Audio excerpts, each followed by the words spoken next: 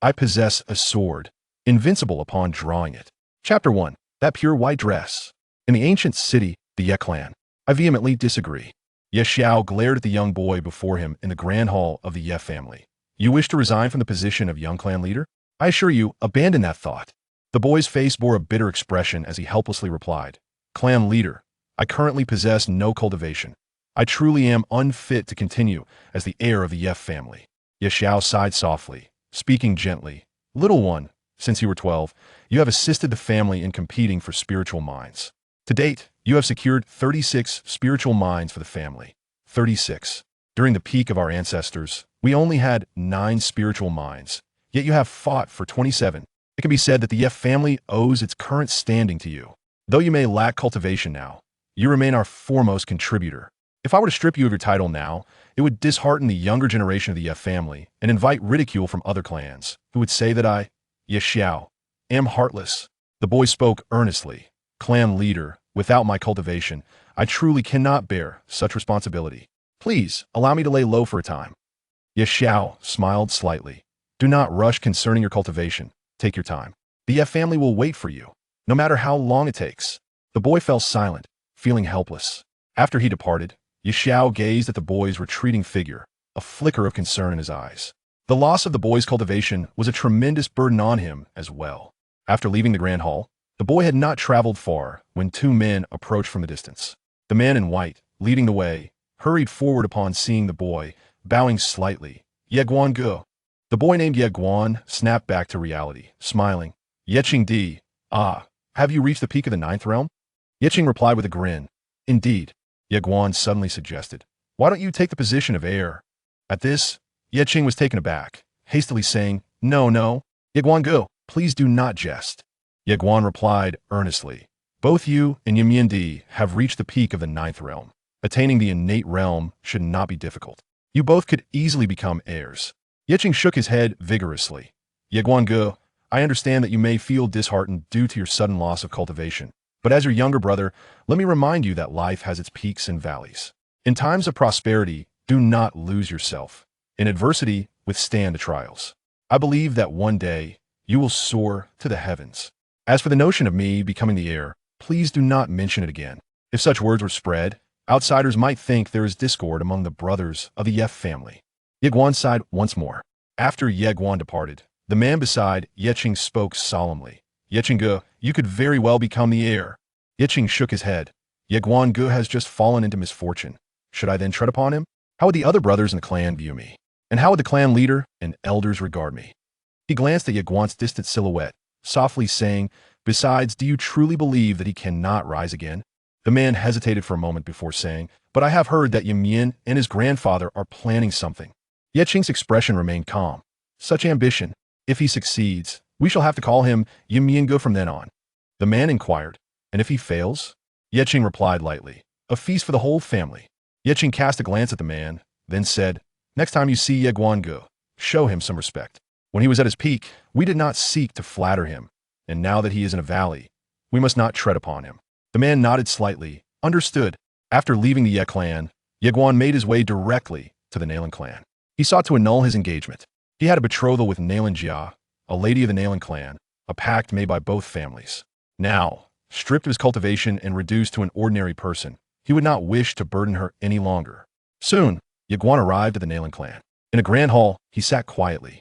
At that moment, a young woman gracefully emerged. Xianxia, clad in a pure white dress, was immaculate in appearance, her beauty unparalleled, particularly her figure, curvaceous and alluring, enough to captivate any man. In her hand, she held an ancient tome. Xianxia, the most beautiful in the northern part of Nanzhou, one of the 2 renowned beauties of the region. Beside her stood an elderly man in black robes. Xianxia suddenly sat before Ye Guan, who promptly produced the engagement document and placed it in front of her. Xianxia, I have come to annul our engagement. Rest assured, I am a man of self-awareness. I will not cling tenaciously. Here is the document, and from now on, let us each find peace. Having said that, he set down the engagement document and turned to flee. Xianxia called out suddenly, Wait. Ye Guan halted and turned back to look at her, puzzled.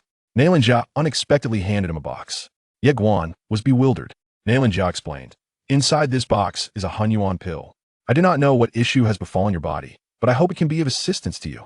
Miss, the elderly man in black immediately changed countenance. This spiritual Hunyuan pill was given by Master Fei for your cultivation. Such items are exceedingly rare in the Guanshuan Academy. Xianxia shot a glance at the elderly man, who suddenly turned pale, not daring to retort. Staring at the box before him, Yeguan was momentarily stunned. A spiritual product. Pills are categorized from 1 to 9, with 9 being the highest, and above that, spiritual products. A single spiritual pill is worth at least 20,000 spiritual crystals. As the heir, he received only 100 spiritual crystals monthly from the heir residence. A spiritual pill worth 20,000 crystals is truly invaluable. Yeguan gazed in astonishment at the box. Xianxia suddenly placed the engagement document back in his hands, softly saying, "If this pill proves useless, then I shall take you to the Guanshuan Academy to seek my master's help in examining your body." Yeguan hesitated, then replied, "Xianxia this." Xianxia looked at him and smiled. "Do your best." With that, she rose and departed. Yeguan stared at the engagement document before him, lost in thought for a long while. In the inner hall, beside Xianxia, the elderly man in black wore a grim expression. "Miss, why did you not accept him? He has lost his cultivation and is now an ordinary person. Moreover, I understand he is about to be expelled from the Guanshuan Academy. Once he is expelled, he will have no value left, and the Ye clan will surely abandon him. You, however, have not only become Master Fei's direct disciple, but you have also awakened the legendary sacred spirit physique, potentially becoming the top student of the Guanshuan Academy. You are fundamentally from different worlds." Xianxia suddenly turned and slapped him.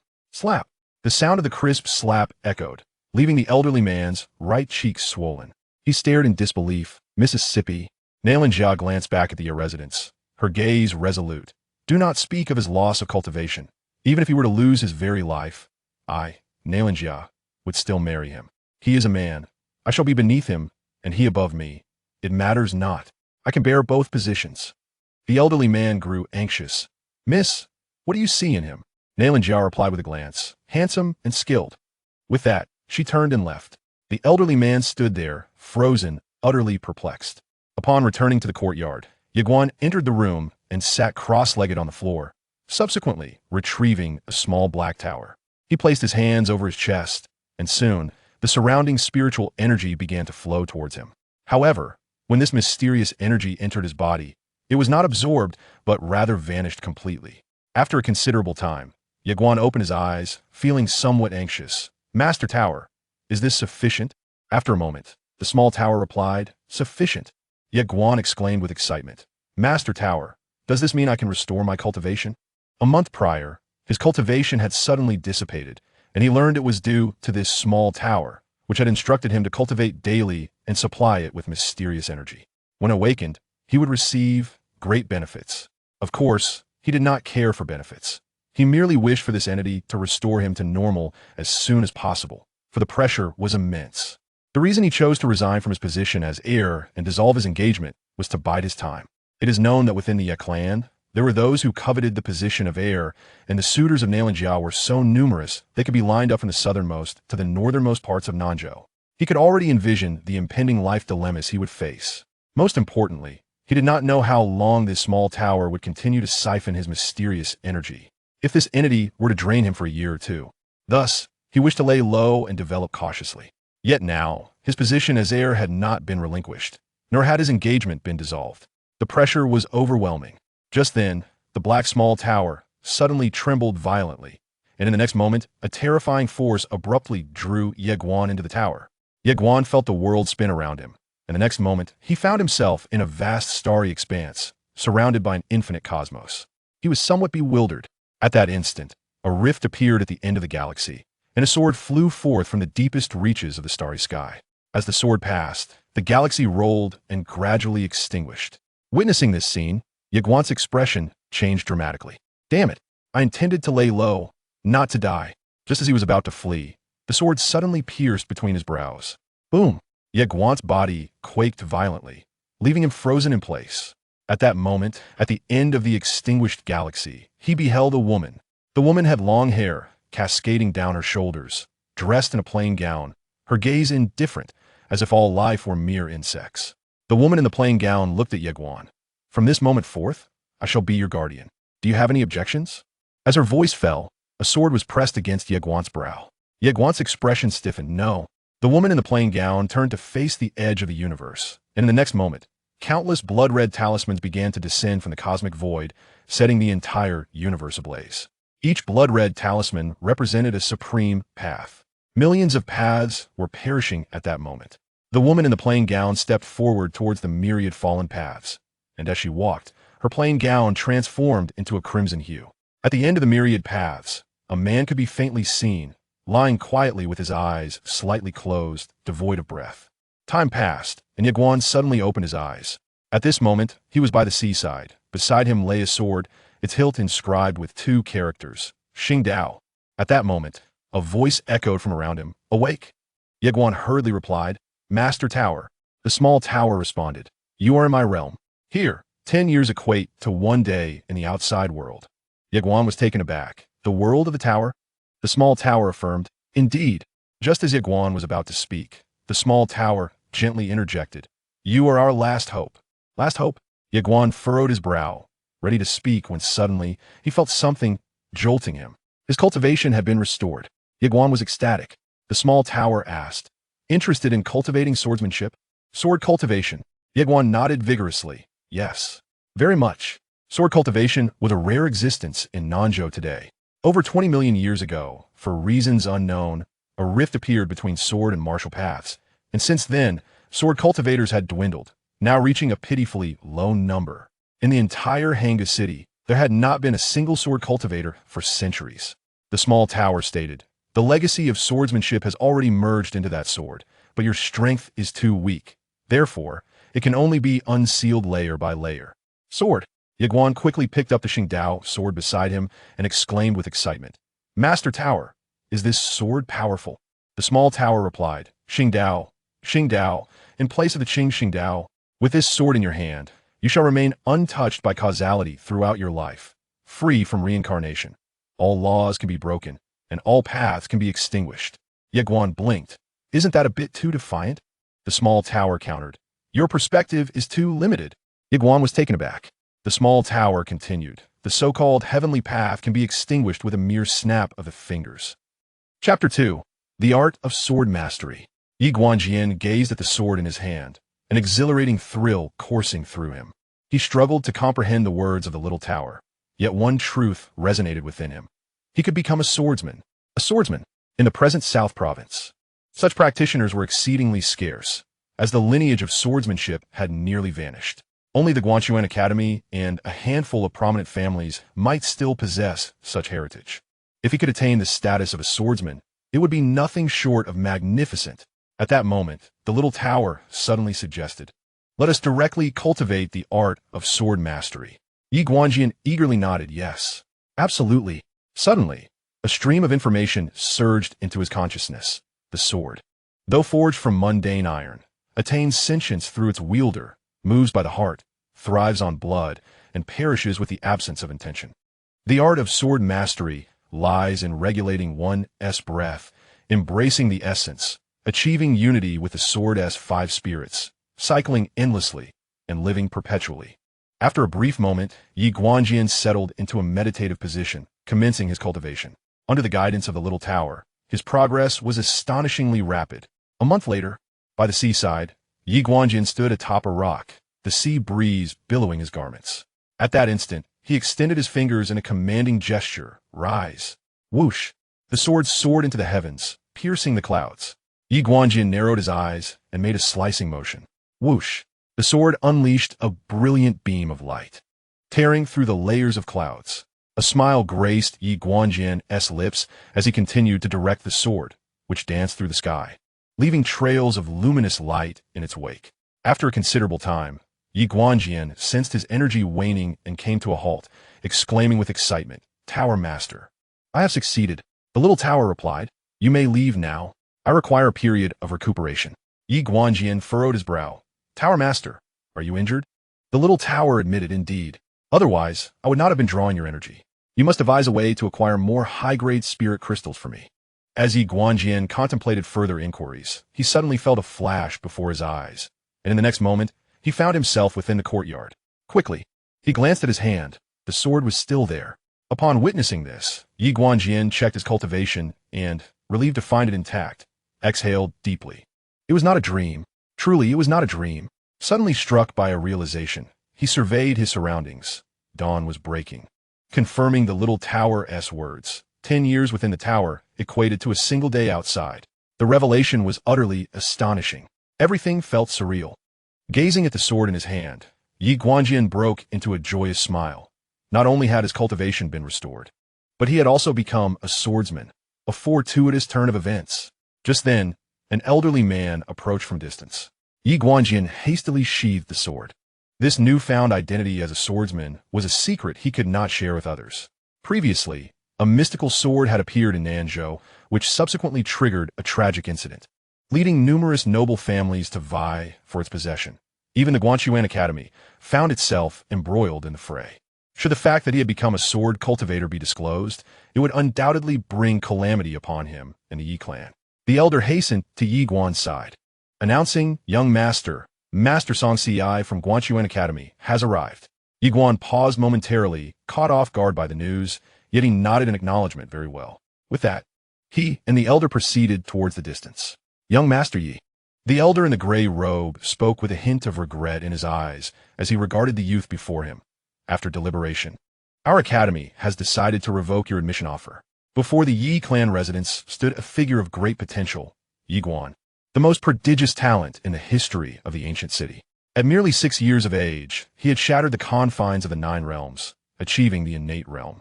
By 10, he had surmounted the innate realm to reach the divine embryo realm, successfully cultivating the divine embryo. And by 16, he had transcended his limitations to attain the true law realm, mastering divine techniques. Such extraordinary talent was exceedingly rare not only in the ancient city, but throughout Nanzhou. Thus, the academy had extended its highest privileges to him, allowing direct admission without examinations, and upon entry, he would have been taught by a senior mentor, second only to the academy head. Regrettably, a month prior, perhaps due to the heavens' envy of his brilliance, the youth's cultivation had inexplicably vanished, rendering him an ordinary person. As an ordinary individual, he could no longer receive the academy's special treatment. The academy does not accept mediocrity. Upon hearing Master Xianxia's words, Yi Guan was momentarily taken aback. "But, Master Xianxia, isn't there still a month until the school year begins?" "Indeed," Xianxia replied with a slight nod. After a moment of hesitation, Yi Guan began, "Actually, my cultivation." However, Xianxia abruptly interrupted him. "To be frank, we have already awarded your place to young Master Li Chuan of the Li clan." Yi Guan was stunned. Li Chuan, a superlative genius of the Li clan, a month ago, had seemed quite ordinary in Yi Guan's presence. "Young Master Yi," Xianxia continued, "the decennial martial examination is approaching, and our academy requires a prodigy to secure a favorable ranking, thereby enabling us to negotiate for better educational resources from the main academy. You were once the most suitable candidate. However, I must candidly state that your current situation renders your presence at the academy futile." Although his words were harsh, they were the stark truth. With that, he extended his right hand, requesting, "Young master, please return the Guanchuan wooden token to me." Yi Guan smiled faintly. "Very well." He produced the token, a symbol of his affiliation with Guanchuan Academy, and handed it to Xianxia. With the conversation having reached this point, there was no reason for him to beg for favor. Xianxia accepted the token without further ado and turned to leave without uttering another word. As soon as Xianxia departed, a somewhat hunchbacked disciple of the Yi clan rushed excitedly towards the clan's interior, shouting as he ran, "Elder, the heir Yi Guan has been disqualified from enrollment." "He has been disqualified?" "Ah, Yi Guan." Before long, an elderly man abruptly emerged from the distant hall. "Sivifti apronchink Yi Guan." "Yi Guan, the elder has invoked his privilege to convene a family assembly at the ancestral shrine. You must go immediately." "Yi Guan repeat kindly. Is it to revoke my status as heir?" The elder hesitated for a moment before responding, "I am uncertain." Yi Guan nodded slightly and proceeded towards the ancestral shrine. Upon entering the Yi clan's ancestral shrine, Yi Guan saw the clan leader, Yi Xiao, slam his hand on the table. "To revoke Yi Guan? I absolutely do not agree." Yi Guan was taken aback. He surveyed the shrine, where several elders of the Yi family had already gathered. Seated at the head was the clan leader, Yi Xiao, with the elders sitting prominently to his left. At this moment, everyone turned their complex gazes towards Yi Guan as he entered. How could such a promising talent have fallen to the status of a waste? Yiguan slightly bowed to Yi Xiao and said, "Clan leader." Upon seeing Yiguan, Yi Xiao nodded, his expression softening considerably. "Seat." An attendant promptly brought forth a stool. As soon as Yiguan sat down, the elder suddenly spoke up, "Clan leader, what virtue or ability does Yi Guan possess now to remain our Yi clan's heir?" The assembly turned their attention to the elder, who stood up and looked down at Yi Guan. "I acknowledge that Yi Guan has fought valiantly for our clan over the years, shedding blood and sweat. The clan now possesses 26 spirit mines, largely thanks to him. However, he currently lacks any cultivation and is nothing but an ordinary person. If we allow him to continue as our clan's heir, we will become the laughingstock of the entire ancient city. Furthermore, our clan's heir is not merely a figurehead. He must go forth and contribute to our clan's accomplishments. I ask you, does Yi Guan possess such capability now?" His words resonated powerfully within the shrine. The elders remained silent. Yi Guan glanced at the assembly without speaking. He wished to discern how many truly cared for him after the loss of his strength, and how many would take the opportunity to kick him while he was down. One can only see the true nature of those around them when they're in decline. When an individual loses honor and power, those surrounding them will reveal their true selves. At the head of the assembly, Yi Zhao's expression darkened. "Elder, you yourself acknowledged that Yi Guan has made invaluable contributions to our clan. Then let me ask you this. He has just been expelled from the Guanyuan Academy, and our clan immediately seeks to revoke and abandon him. What difference is there between such behavior and that of beasts?" As he spoke, he turned to Yi Guan. "Yi Guan, remove your garments." Yi Guan glanced at Yi Xiao before shedding his robe, revealing a body marred with scars. Yi Xiao cast a cold glance at the assembly surrounding him. Upon his body, there lay a total of 96 scars, each a testament to his sacrifices made for the Yi clan. The elders on either side observed Yi Guan's injuries in profound silence. Suddenly, the Grand Elder rose to his feet, asserting, "I do not deny the contributions Yi Guan has made to our family. However, the Yi clan is not a charitable organization. We must contend for our interests against other clans. Moreover, our heir must embody the strength and resolve to lead our young warriors into battle. Do you believe Yi Guan is suited for this responsibility at present?" At that moment, an elder stepped forward, sighing softly. "Clan leader, I concur with the Grand Elder. While Yi Guan has indeed rendered service, our family is not a charity. What does it matter if one has merit? Who among us does not? We require an heir capable of securing benefits for our clan. If he is unfit, he must relinquish his position to Yi Mian. Furthermore, I must speak frankly. The clan's decision to retain his privileges despite his loss of cultivation is already an act of great mercy." Yi Guan cast a glance at the elder, the third elder, with whom he had previously shared a closer rapport. Upon hearing the third elder's words, the assembly of elders turned their attention towards Yi Xiao. Yi Xiao looked at the Grand Elder, suspecting, "You desire your grandson, Yi Mian, to ascend." The Grand Elder's expression remained impassive. Yi Mian possesses the capability. Upon learning that Yi Guan had been expelled from the academy, the Grand Elder recognized that his opportunity had arrived. Should Yi Mian become the heir, his own standing within the Yi clan would be significantly enhanced. Yi Guan sudendi intergested. "Esteemed elders, may I request a month as time? If my health does not improve within that period, I am willing to voluntarily relinquish my position as heir." "No." Before the Grand Elder could respond, the third elder spoke up directly, his gaze fixed upon Yi Guan. "The position of heir is of utmost importance. It cannot be postponed indefinitely." At this juncture, the sixth elder also stepped forward, nodding in agreement. What the third elder states is indeed correct. The heir's role is crucial to our clan's interests, and we cannot afford further delays. He then turned to the Grand Elder, smiling. "Yi Mian is young and capable. I believe he is suitable." It was evident that he was aligning himself with the faction in favor of Yi Mian. Soon, two more elders emerged to echo this sentiment. The time to choose sides had arrived.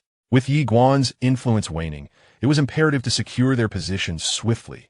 Should Yi Mian ascend to heir, it would be exceedingly disadvantageous for them. Seeing 5 or 6 elders rallying to his cause, the Grand Elder's expression brightened, and he nodded slightly in acknowledgement. He then directed his gaze towards the second elder, a figure of substantial authority, overseeing much of the clan's enterprises and wielding significant influence. The second elder glanced at the composed Yi Guan, fell silent for a moment, and then gradually closed his eyes, choosing not to voice an opinion. Whoever becomes the heir will not affect his interests, for his inept grandson cannot ascend to that position. Therefore, let you all contend. Whosoever emerges victorious, I shall align myself with them. Noticing the second elder's neutrality, the first elder paid it no mind as he turned his gaze towards Yiguan. About to speak when Yi Xiao suddenly rose, glaring at the first elder. Yi Kuan, do you truly wish to sever all ties? Yi Kuan remained impassive. Mianea. With his words, a youth suddenly entered the ancestral hall. The newcomer was none other than Yi Mian. Yi Mian offered a slight bow to the assembly and then turned to Yiguan, smiling. According to clan rules, I can challenge the heir. Yiguan, I now challenge you. A life and death challenge. The crowd gasped. The Yi clan challenges come in two forms. The first, a fair contest, where only victory or defeat is determined. And the second, a life and death challenge, which decides both victory and life. This was to utterly resolve the matter. Yi Xiao glared fiercely at Yi Kuan, who calmly replied, if the clan leader possesses the capability, then amend the clan rules. Yi Xiao's face darkened with anger. At that moment, Yiguan abruptly stood and declared with a smile, I accept. I agree. Within the hall, the elders turned their attention to Yiguan, who then looked at Yi Kuan. In 10 days, I shall face Yi Mian. No. Yi Kuan fixed his gaze on Yiguan. In 5 days. No, tomorrow. Tomorrow, we shall battle. Yiguan gnanjit at Yikun. Very well. Afterward, he offered a slight bow to Yi Xiao and turned it apart. Sudenlu, Yikun soted. No. Now. Right now. Yiguan's calm demeanor stirred a hint of unease within him. Damn it. I cannot afford to give this fellow any opportunity. Yikun aprurochit Yimian. Kill him. You shall become the heir, and your life will be transformed. Beside them, Yiguan hesitated before saying, First elder, we are all kin. There is no need to be so ruthless. Let's spar instead. Who are you to speak of kin? You are but a foster son of the Yi clan. Afustefson. The first elder shot a cold glance at Yiguan before turning to Yi Mian. Remember, do not show mercy, never show mercy. To be kind to one's enemies is to be cruel to oneself. Do you understand? Chapter 3. Truly, the beauty of this chapter is remarkable. Hearing Yi Kuan's words, Yi Xiao was instantly filled with rage. Yi Kuan, do you truly wish to take this to such extremes, leaving no room for negotiation? Yi Kuan remained expressionless. In the path of martial arts, one must contend with others and with fate. Why should my grandson not fight? Let's engage today. Yi Xiao's expression was exceedingly grim. At that moment, Yi Kuan turned to Yi Mian. Eliminate him. Upon hearing Yi Kuan's command, Yi Mian charged at Yiguan, moving with astonishing speed, closing the distance in an instant, and then launched a punch aimed at Yiguan's throat. A deadly strike. As he threw the punch, a current of energy radiated from his fist. The innate energy. This signifies the attainment of the primordial realm. The elders present were taken aback. In the next moment, under the watchful gaze of the assembly, Yiguan deftly intercepted Yi Mian's lethal punch with his right hand. Before anyone could react, he forcefully twisted. Crack! A sharp sound of bone fracturing reverberated throughout the arena. At that instant, Yiguan surged forward, landing a punch squarely on Yi Mian's abdomen. Bang! Yi Mian was sent flying, and as soon as he hit the ground, a foot pressed down upon his belly. The spectators were left in stunned silence. He had not lost his cultivation. Yiguan had remarkably retained his powers. The first to regain composure was the Grand Elder, Yi Kuan, who hastily exclaimed, Yiguan. Yiguan turned to regard the Grand Elder, smiling. What is it? Yi Kuan, trembling, implored. We are all of the same kin. I beseech you to show mercy. Yiguan blinked, retorting, Who are you calling kin? I am an adopted son. An adopted son. With that, he forcefully placed a foot on Yi Mian's throat. Crack! Yi Kuan's eyes widened, blood gushing from his mouth. The Grand Elder, in a frenzy, charged at Yiguan, but in the next moment, Yi Xiao appeared before him, delivering a powerful punch. Boom! With a resounding thud, Yi Kuan staggered back several paces. Yi Xiao regarded the frenzied Grand Elder with cold indifference. This was a fair duel. Yi Kuan's expression darkened significantly. He cast a venomous glance at Yiguan, uttering not a word, and turned to leave. Just then, a shadow darted across the arena. Yi Kuan's countenance shifted dramatically as he spun around, only to have a fist collide with his throat. Crack! Yi Kuan's eyes bulged before he collapsed to the ground. The elders were left dumbfounded, staring in shock at Yiguan, the assailant.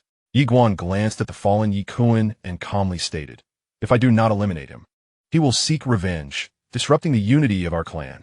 Silence enveloped the crowd. Although this seemed excessive, No one dared to oppose Yi Guan at that moment. The outcome was sealed. Suddenly, Yi Xiao commanded, "Remove the bodies of Yi Kuan and Yi Mian." Upon hearing this, two individuals swiftly moved forward to carry the corpses away. Yi Xiao turned to Yi Guan, his expression complex. "Little Guan, your cultivation." Yi Guan smiled gently. "Clan leader, I did not intend to feign. I was indeed experiencing difficulties earlier, but that issue has now been resolved." Yi Xiao chuckled. "As long as it is resolved." At this, the assembly of elders broke into smiles. Yet the third elder and sixth elder appeared, as pale as death. It was all over.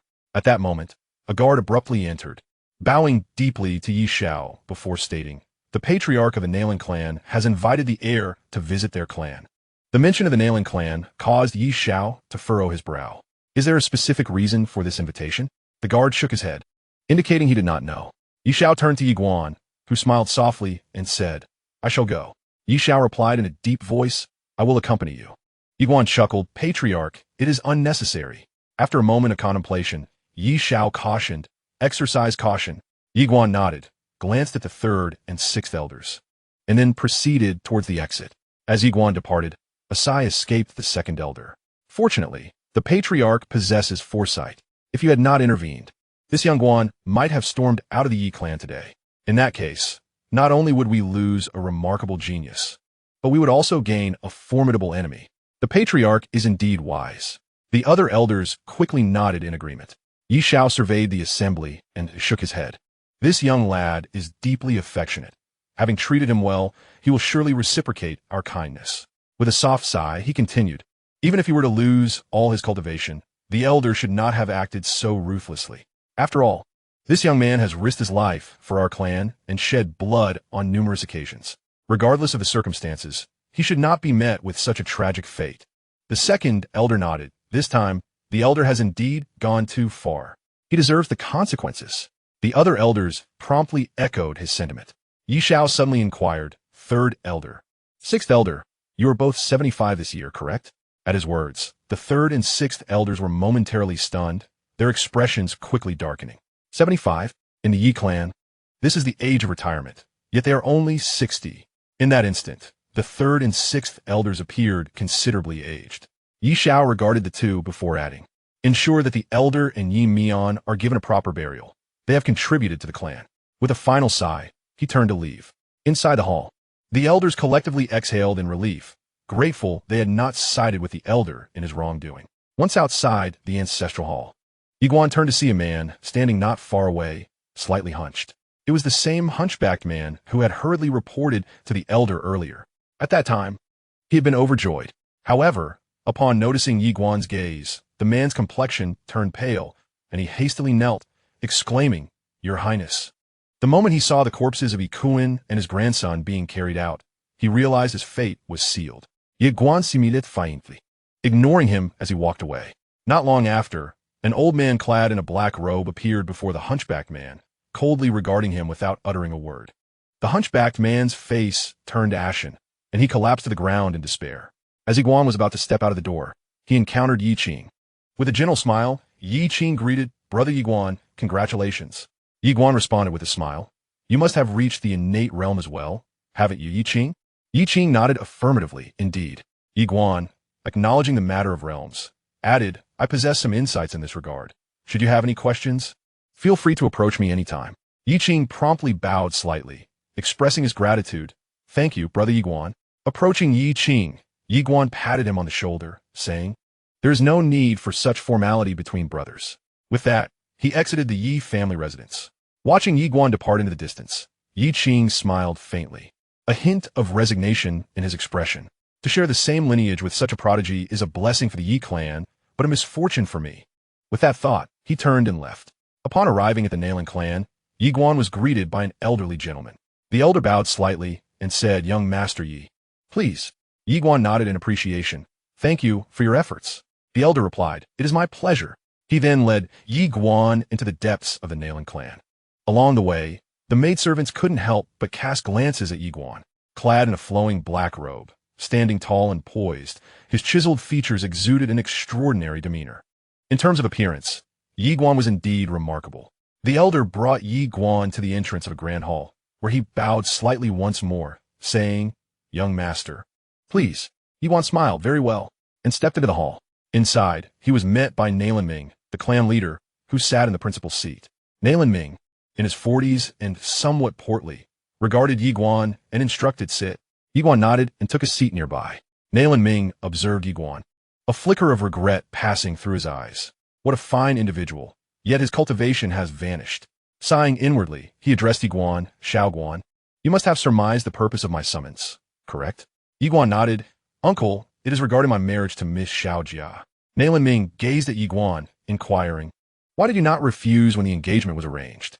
Yiguan smiled. "Why should I refuse?" Nalan Ming furrowed his brow slightly. Yiguan continued with a soft smile.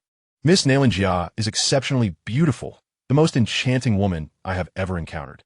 To have her as my wife would indeed be my honor." In a corner, Xianxia, engrossed in her reading, allowed a slight smile to grace her lips as she glanced at Yiguan seated in the hall before returning to her book. Nalan Ming scrutinized Yiguan, and after a moment, he sighed softly. "Xiaoguan, forgive my candor. The reason I did not oppose your union with Xiaojia back then is twofold. First, your character is commendable, despite being a young master of the Yi clan. You exhibit no vices. Second, your exceptional talent promises a boundless future, and you are also a recommended student of the Guan Xian Academy. However, at this point, he paused momentarily before continuing. Things are different now." Yiguan nodded. "I understand." A complex glimmer flickered in Nalan Ming's eyes. "Xiaoguan, I tend to contemplate more deeply. Xiaojia has been accepted as a direct disciple by Master Fei, and she possesses a unique constitution, offering her boundless potential. To speak frankly, if you remain together, the disparity between you will only widen, leading to mutual suffering." Yiguan simulait faintly, "On comprehend." "Uncle wishes for me to dissolve the engagement with Xiaojia, and I fully understand." "You are mistaken." Nalan Ming suddenly shook his head. "You have misunderstood. I, Nalan Ming, am not a man of empty words. What I express is not an attempt to dissuade you, but rather to make you aware of your current situation. A man must possess strength. Only with strength comes confidence, and with confidence, one has the means to pursue their desires." Yixin fell silent, somewhat taken aback. Nalan Ming continued, "Xiaoguan, you are at a low point in your life. I will not add to your burdens at this moment, but all forthcoming matters must be resolved by you. To speak candidly, Xiaojia is under immense pressure, as am I. For Master Fei of the Academy has consistently opposed a relationship with you. Furthermore, Xiaojia has many suitors at the Guanshuan Academy, some of whom are not only extraordinary themselves, but also backed by formidable forces." Saying this, he fixed his gaze on Yiguan. "These matters must be dealt with by you alone." Yiguan nodded slightly, understanding. He then rose and approached Xianxia. Nalan Ming chose to remain silent. When Yiguan stood before Xianxia, she offered a slight smile. Yiguan inquired, "Do you like me?" Xianxia shook her head, "Not quite, but I do not dislike you." Yiguan smiled gently. "Why did you agree to our engagement back then?" Xianxia gazed at him. "You are quite handsome." Yiguan replied with a smile, "Our marriage is a matter between the two of us. I can annul the engagement, and so can you, but outsiders cannot intervene." Xianxia blinked. "My master will arrive tomorrow, coming for you. She has a rather volatile temper and is quite deadly." Yiguan blinked back. "I am a person who values reason." With that, he produced the Hunyuan pill and said earnestly, "Thank you for your elixir. Regardless of whether we become husband and wife in the future, I, Yiguan, will cherish this gift throughout my life." He then turned and departed. Upon reaching the hall, he offered a slight bow to Nalan Ming. "Uncle, I take my leave." After saying this, he turned to leave. Nalan Ming glanced at Yiguan before approaching Xianxia and softly remarked, "This young man is composed and unruffled. Such demeanor is rare among the current generation." Xianxia suddenly interjected, "He's been maintaining eye contact with me." Nalan Ming gazed at Xianxia, who offered a subtle smile, exuding confidence. A man's confidence often stems from two sources, strength and background. What, I wonder, fuels his self-assurance? Nalan Ming was momentarily taken aback. Xianxia then glanced at the ancient text in his hands and remarked, "I find myself rather fond of him." Nalan Ming turned his gaze towards Xianxia, who smiled again, appreciating his confidence, his composure, his authenticity, and undeniably, his striking good looks. How remarkably handsome he is. Nalan Ming's expression stiffened. Chapter 4. The Illegitimate Son. Upon returning to the Yi clan, Yiguan made his way to the back mountains of the Yi estate. This was a secluded spot he frequently visited to hone his skills, free from the prying eyes of outsiders. Standing atop the mountain, he gradually closed his eyes. After a considerable time, he extended his fingers, and the sword of the path soared forth, slicing through the air and tearing apart the clouds. The sword, under Yi Guan's command, flitted through the layers of clouds like a butterfly dancing among flowers. After a while, Yi Guan's complexion paled, and he retracted his fingers, summoning the sword of the path back to his side. The exertion was overwhelming. This technique of sword control was potent, yet it came at a considerable cost. In the southern region, cultivation is divided into 9 levels of the physical body. Beyond these 9 levels, upon cultivating innate energy, one enters the innate realm. Above, that is the realm where the innate energy within the body coalesces into a divine infant, akin to a second Dantian, allowing for a doubling of the stored mysterious energy. Above the divine infant realm lies the true law realm, which requires the transformation of the mysterious energy within the body, enabling its external manifestation and the formation of spells. He currently resided in the true law realm. Above the true law realm is the realm of 10,000 laws. Attaining this realm grants the ability to traverse the skies. Such powerful beings can invoke special energies from the heavens and earth with mere gestures, such as lightning and celestial fire. Their destructive capability is truly formidable. Presently, he was confident in his ability to vanquish those in the realm of 10,000 laws, thanks to his sword technique. Moreover, with a stealthy approach, even those of the ethereal realm above could be taken down. Yi Guan looked at the sword of the path in his hand, a slight smile tugging at the corners of his mouth. Soon, as if struck by an idea, he sighed softly, lamenting the inability to fly with the sword. "Who says you cannot?" came the voice of the little tower once more. "You can indeed fly with the sword." Yi Guan was momentarily stunned, then inquired, "How do I fly with the sword?"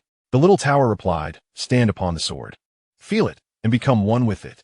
After a moment of contemplation, Yi Guan extended his fingers, and the sword of the path descended before him. He leaped onto it, gradually closing his eyes.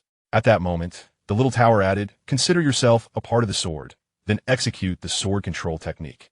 Before the words had fully left its lips, Yi Guan suddenly soared into the air. In the blink of an eye, he had entered the clouds. Suddenly, Little Tower whispered, "This talent surpasses that of the previous inheritor of destiny by a considerable margin." Amidst the clouds, Yi Guan observed the towering mountains and the ancient city below rapidly diminishing in size, an exhilarating blend of tension and excitement coursing through him. The art of sword control.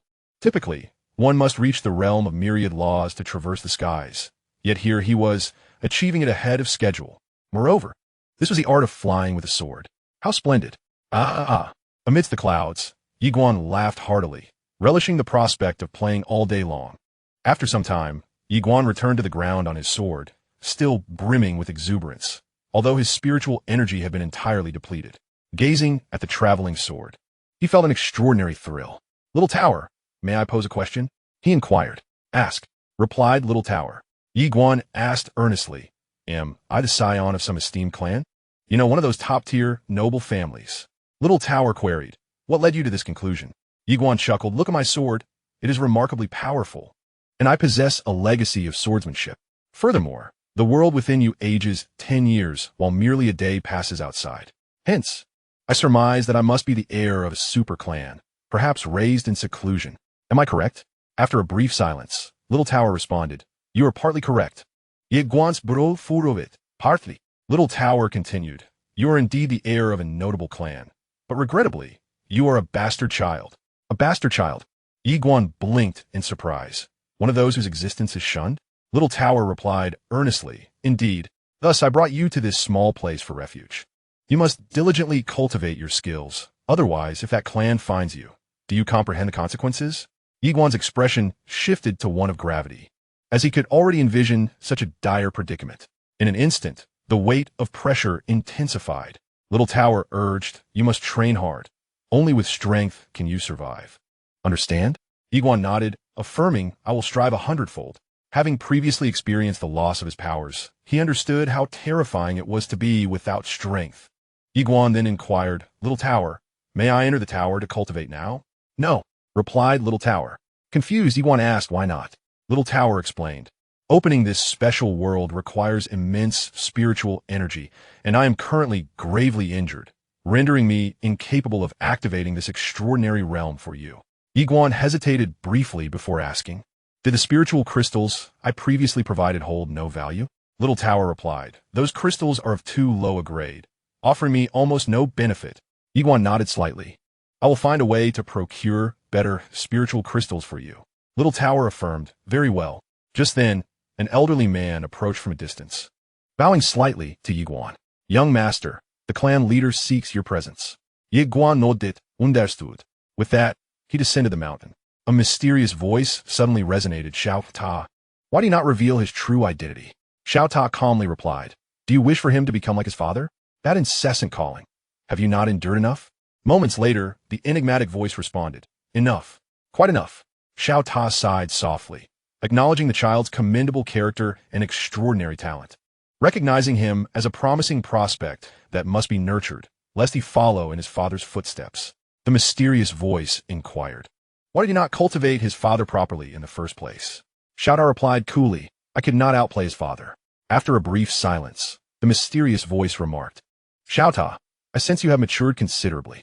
Xiao Ta softly responded, "One day, when the universe collapses and the great paths disintegrate, when once beloved souls return to the earth and slumber beneath it, how could one not mature?" He paused, then added quietly, "Moreover, in this world, no one protects me, Xiao Ta, any longer." In the Leaf Clan's council hall, Yi Guan arrived to find Yi Xiao and several elders already awaiting him. A glance revealed the absence of 5 or 6 elders. Yi Xiao commanded, "Sit." Yi Guan nodded and took a seat to the side. Yi Xiao looked at Yi Guan and disclosed, "We have recently received news of a secret realm appearing in the southern mountains, where an exceptionally pure aura of spiritual energy is leaking. According to our scouts, there is a high possibility of a purple crystal mine within." The mention of the purple crystal left Yi Guan momentarily stunned. In the southern state, the common currency was the spiritual crystal, which is categorized into low grade, mid grade, and high grade, with the pinnacle being the superior spiritual crystal, and above that, the purple crystal. The rarity of purple crystals is immense. Even the Leaf Clan does not possess such a treasure. Pondering this, Yi Guan recalled that he had previously provided Master Ta with high-grade spiritual crystals, which had yielded little effect. Perhaps the purple crystal could aid in his recovery. Not only would it benefit Master Ta, but it would also greatly assist the Leaf Clan and himself. With this thought, Yi Guan resolved within his heart. At that moment, Yi Xiao suddenly asked, "Do you wish to take a look?" Yi Guan nodded. "Indeed." Yi Xiao solemnly stated, "Our intention aligns with yours. However, you understand that this secret realm in the southern mountains is likely not an ordinary one, and it must be fraught with peril. Furthermore, we have received news that the Li clan and the Nan clan have already dispatched individuals there. Additionally, it is likely that the nearby Xianxia city has sent people as well. Hence," Yi Guan smiled and reassured, "Rest assured, clan leader, I shall exercise caution." Yi Xiao nodded, acknowledging Yi Guan's meticulous nature and prudence. He paused briefly before continuing, "Remember, this secret realm will undoubtedly witness a struggle among multiple factions. If you can seize an opportunity from within, that would be ideal, but if not, do not succumb to greed. To our Leaf Clan, you are more important than anything." The second elder approached solemnly and remarked, "Xiao Guan, your qualities are commendable, yet your actions lack the necessary ruthlessness. In such a secret realm, kindness and leniency are grave missteps. You must bear this in mind." Yi Guan nodded slightly, understanding. Suddenly, Yi Xiao produced a piece of black soft armor and handed it to Yi Guan. "This is for you." The black armor left Yi Guan momentarily stunned. Within the hall, the elders were equally taken aback. In the southern state, treasures are categorized into various ranks: Xian, Ling, Bao, Fa, Dao, Xian, and Shun artifacts. This particular black soft armor is the sole Ling artifact of a Yi clan. Alas, the Yi clan is impoverished. This Ling artifact has been passed down through generations, and only the clan leader is permitted to don it. Equipment holds great significance. Oftentimes, when strength is lacking, one must rely on their gear. As Yi Guan gazed upon the black soft armor, a warm current flowed through his heart. He was about to decline, but Yi Xiao firmly placed it in his hands, insisting, "Stop being indecisive. Take it." After a moment of hesitation, Yi Guan nodded, "All right." He then carefully stowed away the black soft armor. With a slight bow, he declared, "I shall take my leave," and turned to depart. Inside the hall, Yi Xiao watched Yi Guan leave, his gaze contemplative, lost in thought. At that moment, the second elder softly remarked, I now comprehend why the late clan leader appointed you as the clan chief. The first elder is domineering and short-sighted, only concerned with immediate gains, while I am adept in strategy and cunning. You, however, value loyalty and prioritize the greater good of the clan. He shook his head slightly. We fall short in comparison to you. Yi Xiao glanced at the second elder. What is your opinion of Xiao Guan? The second elder replied gravely. He is composed and meticulous, values loyalty, yet is not timid, acts decisively, and possesses both courage and wisdom. As he spoke, a realization seemed to dawn upon him, and he looked at Yi Xiao in disbelief, clan leader. Yi Xiao responded softly, we have aged. In the southern mountain, which spans a vast expanse of 1,000 miles and is dotted with numerous peaks, there dwell primordial beasts. These creatures coexist peacefully with humanity. A harmony established 30 million years ago when a master of swords subdued all beast kind, leading to a long-standing era of coexistence. Of course, underlying conflicts persist, yet a war between humans and beasts has not erupted for 3 million years. Upon arriving at the southern mountain range, Yi Guan found it bustling with formidable individuals, a stark contrast to its usual desolation. In addition to those from the ancient city, many strong warriors from surrounding towns had gathered. The ancient city lies on the far left of the southern state, and in this southern region, there are at least 100 small towns akin to the ancient city.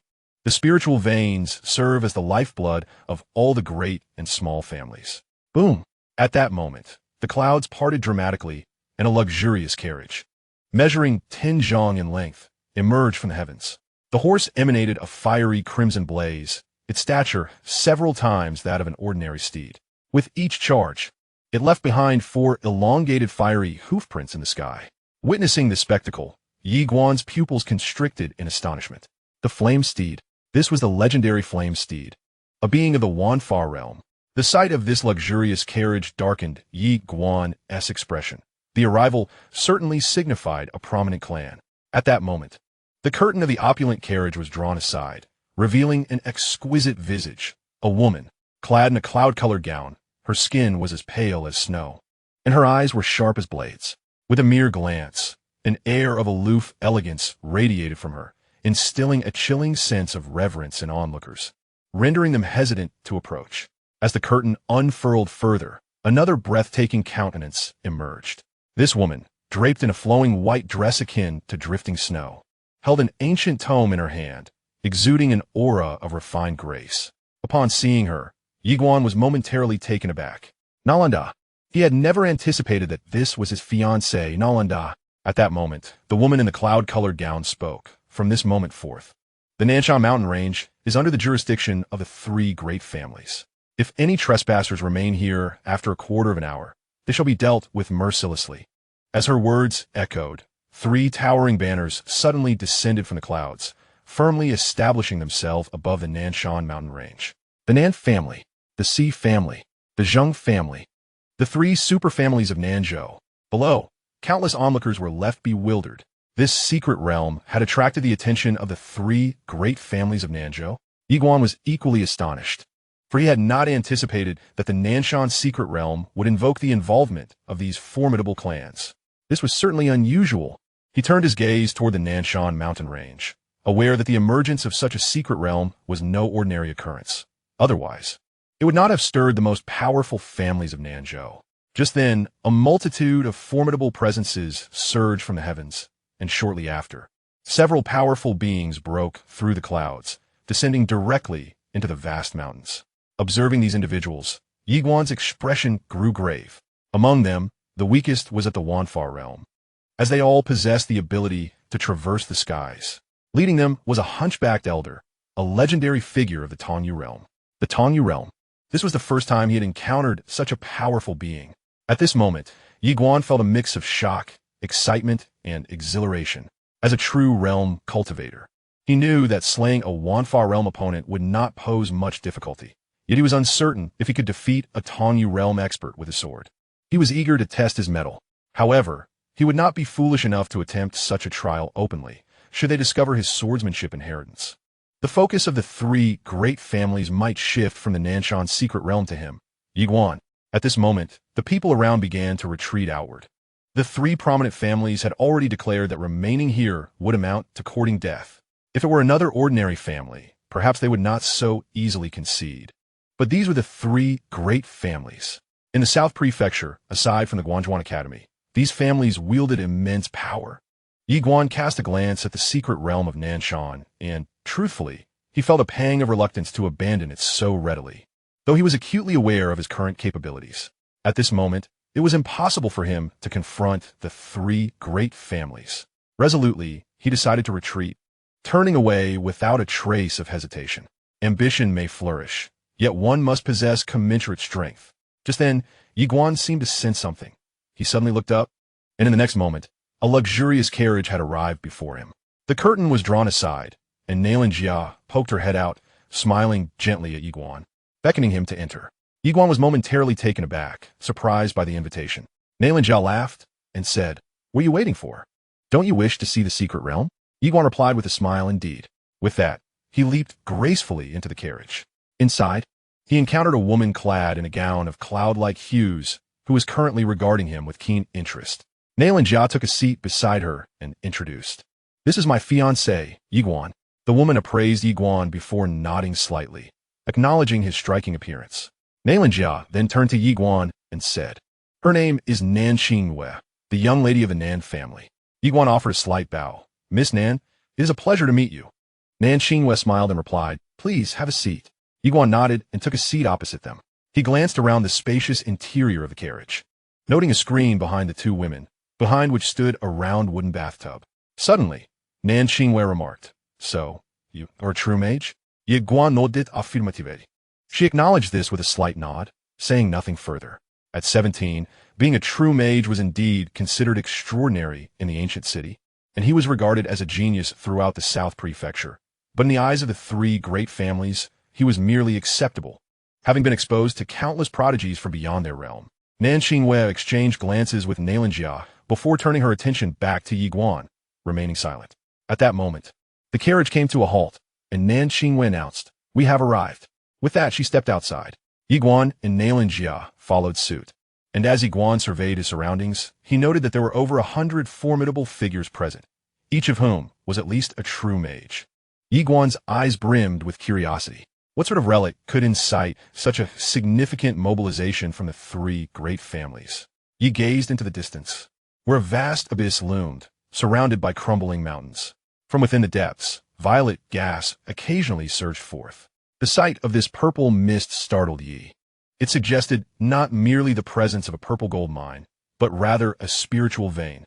In the southern province, there exist spiritual mines, spiritual veins, dragon veins, earth veins, celestial veins, and immortal veins. Spiritual mines are the most rudimentary, yielding only ordinary spiritual crystals. In contrast, spiritual veins have the potential to continuously supply spiritual energy. And the discovery of a new vein often indicates the presence of abundant spiritual crystals in its vicinity. The violet gas erupting from the abyss implied at least one purple spiritual vein within, perhaps even a premium one. In that moment, he comprehended why the three great families were so stirred. At that instant, a man appeared, clad in snow-white robes, wielding a folding fan, his face adorned with a gentle smile. Upon seeing him, Nan Xinwei smiled slightly. "Young Master Zhonglin." The man, identified as Zhonglin, replied, "Miss Nan, you arrived quite promptly." He paused, then turned to the side, inquiring about the lady beside him. "And who might this young lady be?" Xianxia smiled softly. "I am Xianxia." "Miss Naylan," Zhonglin exclaimed, astonished. "You are the one endowed with the legendary saint's spirit body, one of the three divine physiques." Xianxia smiled, but did not respond. "Pleased to meet you," Zhonglin continued, shifting his attention to Yi. "And this gentleman is?" Xianxia replied, "This is my fiancée, Yi Guan." "Fiancée?" Zhonglin was taken aback, then turned to Yi. "You hail from the Yi family of the north, correct?" Yi shook his head. "I belong to the Yi family of the ancient city." "Ancient city?" Zhonglin blinked, then smiled, choosing not to comment further.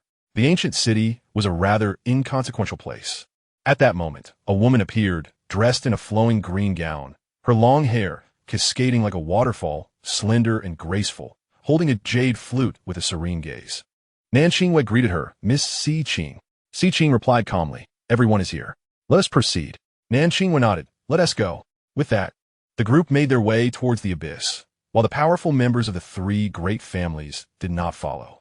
Along the journey, Nan Xingyue and her companions laughed and chatted, leaving Yiguan and Xianxia feeling somewhat isolated.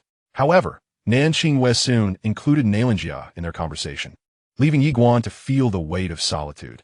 Yet, he remained unfazed by this.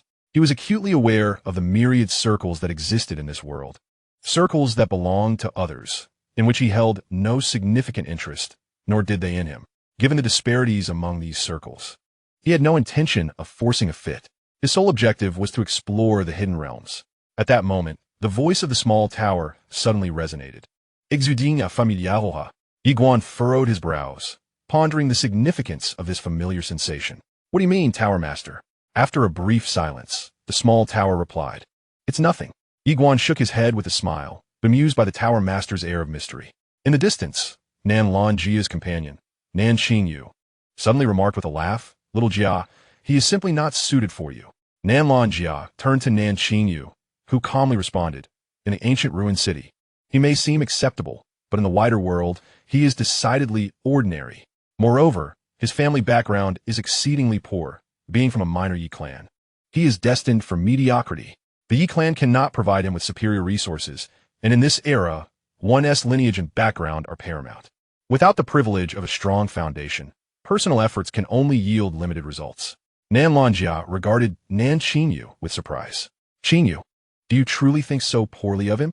Nan Xingyu glanced at Yiguan, who was at a considerable distance from them, and remarked, Just look at his emotional intelligence. It is quite lacking. Were I in his position, I would humbly seek to connect with individuals like us, rather than feigning superiority. Of course, it is not unusual. Many possess little capability, yet harbor lofty aspirations, believing themselves to be on par with others. What he fails to realize is that by currying favor with us, he could significantly enhance his future prospects. As she spoke, she gently shook her head. I share this, not to suggest that he should flatter me, but to highlight that he had a splendid opportunity for ascension, which he has chosen to forego. Nan Lanjia chuckled. If he were to exert himself to curry favor upon meeting you, then I would have misjudged his character. Nan Xingyu's brows knitted slightly in contemplation. Moments later, Nan Lanjia approached Yiguan with a smile. Xingyu is a student at the academy, and she studies under Mentor Yang, hence our acquaintance. Upon seeing you, I understood your desire to explore this hidden realm, and my invitation was not meant to place you in an uncomfortable position. She could easily discern that Yiguan felt marginalized. She was also aware that the culture of exclusivity was particularly pronounced in these circles, intensifying as one ascended. The offspring of noble families were exceedingly pragmatic. Just as Yiguan was about to respond, Nan Xingyu suddenly exclaimed, spiritual vein. At her words, both Yiguan and Nan Lanjia turned to her, observing as she held a compass that spun rapidly in her grasp. Beside her, Zheng Lin's eyes gleamed with excitement and fervor, while Si Qing appeared equally taken aback. Without hesitation, Nan Xingyu declared, Let us go down and take a look. With that, she soared into the air, descending swiftly. Si Qing and Zheng Lin promptly followed suit. Nan Lanjia turned to Yiguan, asking, Shall we go and see? As Yiguanshan and the other two plunged into the abyss, time seemed to lose its meaning. Eventually, they landed on solid ground, where, in the distance, loomed a vast, pitch-black cavern. Beside this cavern stood an immense tree, several meters high, adorned with dozens of blood-red fruits. Upon sighting these fruits, the leader, Nan Xingyue, felt an intense surge of excitement. These were fire spirit fruits. Consuming just one would enhance one's cultivation by at least a decade. The fire spirit fruit, a rare treasure of the earth, was valued at no less than 100,000 spirit crystals. Beside Nan Xingyue, Zheng Lin was instantly electrified with enthusiasm, while Si Qing remained composed, betraying no emotion. Exchanging glances, the trio of Nan Xingyue, Zheng Lin, and Si Qing knew what to do. With a flourish of his sleeve, Nan Xingyue unleashed a gust of energy, causing the fruits to cascade from the tree, swiftly carried to their presence by the wind. He divided the bounty into 3 portions, bestowing 12 fruits upon each of them. Suddenly, Nan Xingyue approached Xianxia, extending 2 fire spirit fruits with an amiable smile. Little Jia, these will benefit you as well. Xianxia graciously accepted with a slight smile. Thank you. At that moment, Zheng Lin also stepped forward, presenting 2 fire spirit fruits to Xianxia with a gentle smile. Miss Nailin, this is but a small token of my regard. I hope you'll accept it. Xianxia glanced at the fruits and shook her head, replying, Your kindness is appreciated, but I must decline. Zheng Lin was taken aback for a moment before chuckling. Is Miss Nailan concerned about what young master you might think? He then directed a playful smile toward Yi Guan, adding, I trust young master Yi is not so petty, after all. However, to be candid, I did not really care about his thoughts. With that, he once again offered the fire spirit fruits to Xianxia, this time with 5 fruits in hand, confident that this woman could not resist such temptation. When it comes to women, 1 word suffices, money. If that fails, 2 words, more money. Xianxia cast a knowing glance at Yi Guan, a playful smile gracing his lips. Meanwhile, Xianxia's brows furrowed slightly. This was not merely a slight against Yi Guan. It was an affront to her as well.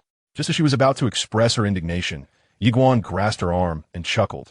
Little Jia, since they're given to you, you should accept them. We wouldn't want them to think I'm stingy. Xianxia met Yi Guan's gaze and, seeing his encouraging smile, understood his intent. She accepted the 5 fire spirit fruits without hesitation.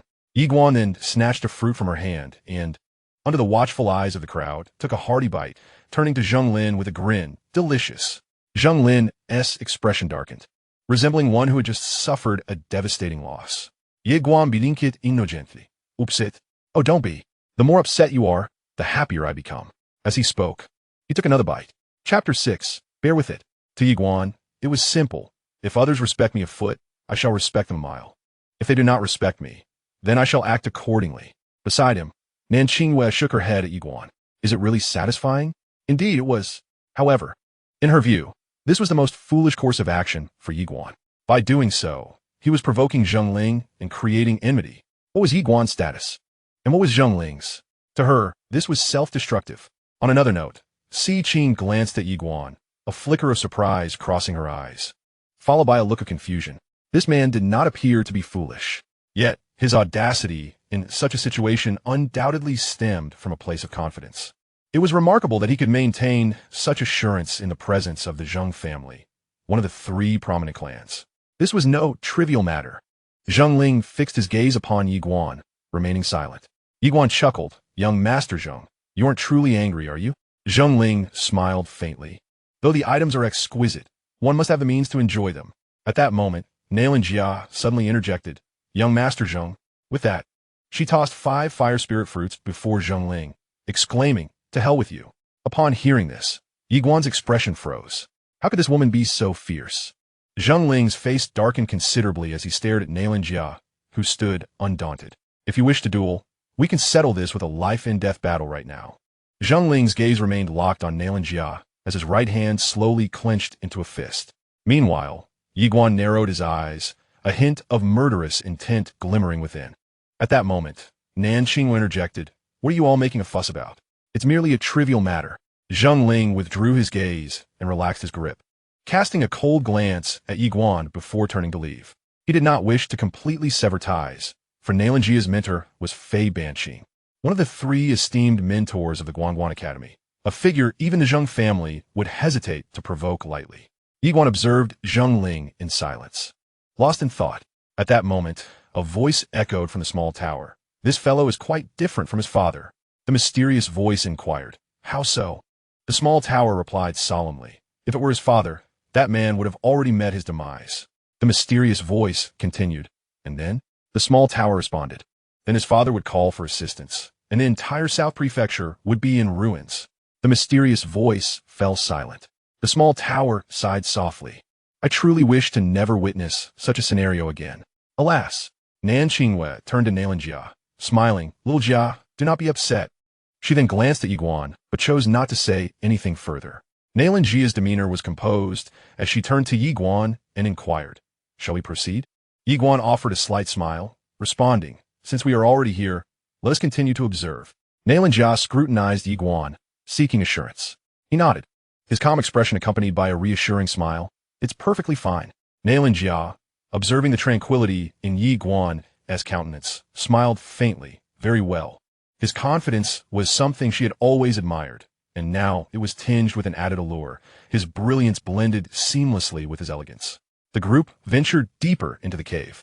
At that moment, Si Qing approached them, unexpectedly producing 2 sacred spirit fruits and presenting them to both Yi Guan and Xianxia. The two were momentarily taken aback. Xiqing glanced at them and declared, "To forge a benevolent connection." Yiguan hesitated before responding, "Miss Xiqing." However, Xiqing promptly placed the fruits into their hands and turned, walking away into the distance. Were the sacred spirit fruits precious? Indeed, they were. Yet, she wished to take a gamble, to cultivate a good relationship. After all, what if this fellow was a hidden powerhouse? Even if it turned out to be a loss, it wouldn't be significant. Xianxia exchanged glances with Yiguan, who smiled and encouraged. "Let us accept them." He then stowed the fruits away. If this fire spirit fruit were to be taken back to the clan leader, it would undoubtedly enhance his cultivation. Each advancement in cultivation could extend one's lifespan, and the clan leader's remaining time was already a concern.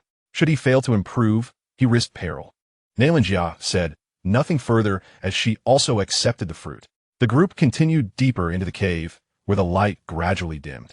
Leading the way, Xianxia produced a moonlight stone, illuminating the surroundings and significantly enhancing visibility within the cave. Yiguan surveyed the area and then glanced at Zhenglin, his instincts alerting him to potential danger. Before long, Xianxia suddenly crouched down, gently sweeping her right hand, revealing a thumb-sized crystal before the group. It was a purple spirit crystal. Witnessing this spectacle, everyone's expressions shifted with intrigue.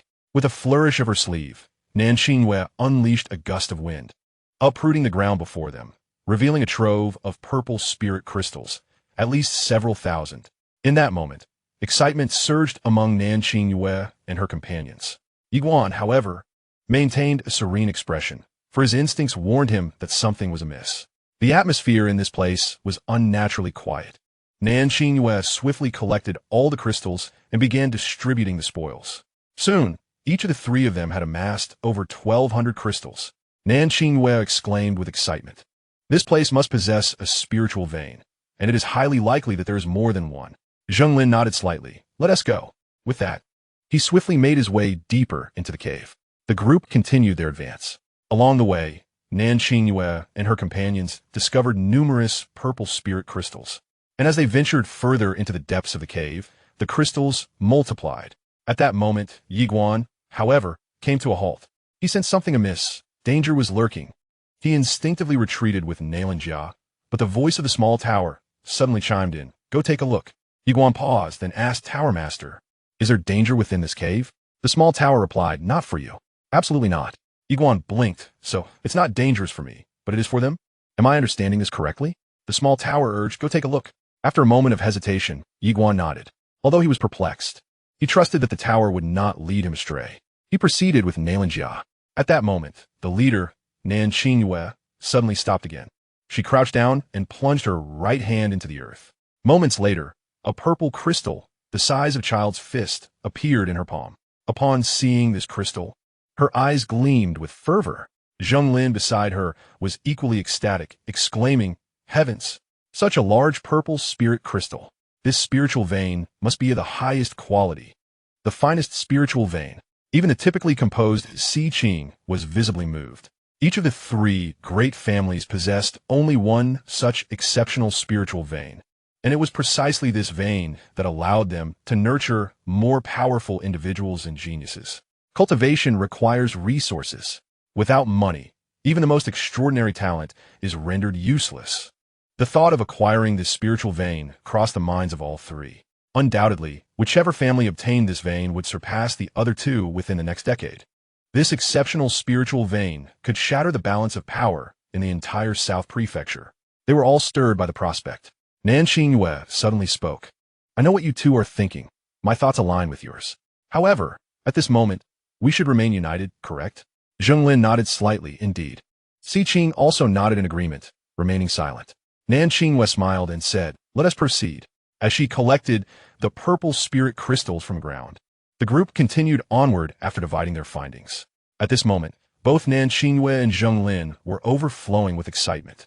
An exceptional spiritual vein. This was a monumental discovery. Xiqing remained relatively composed, yet it was evident that she too was delighted. So many purple spirit crystals, and of the finest quality.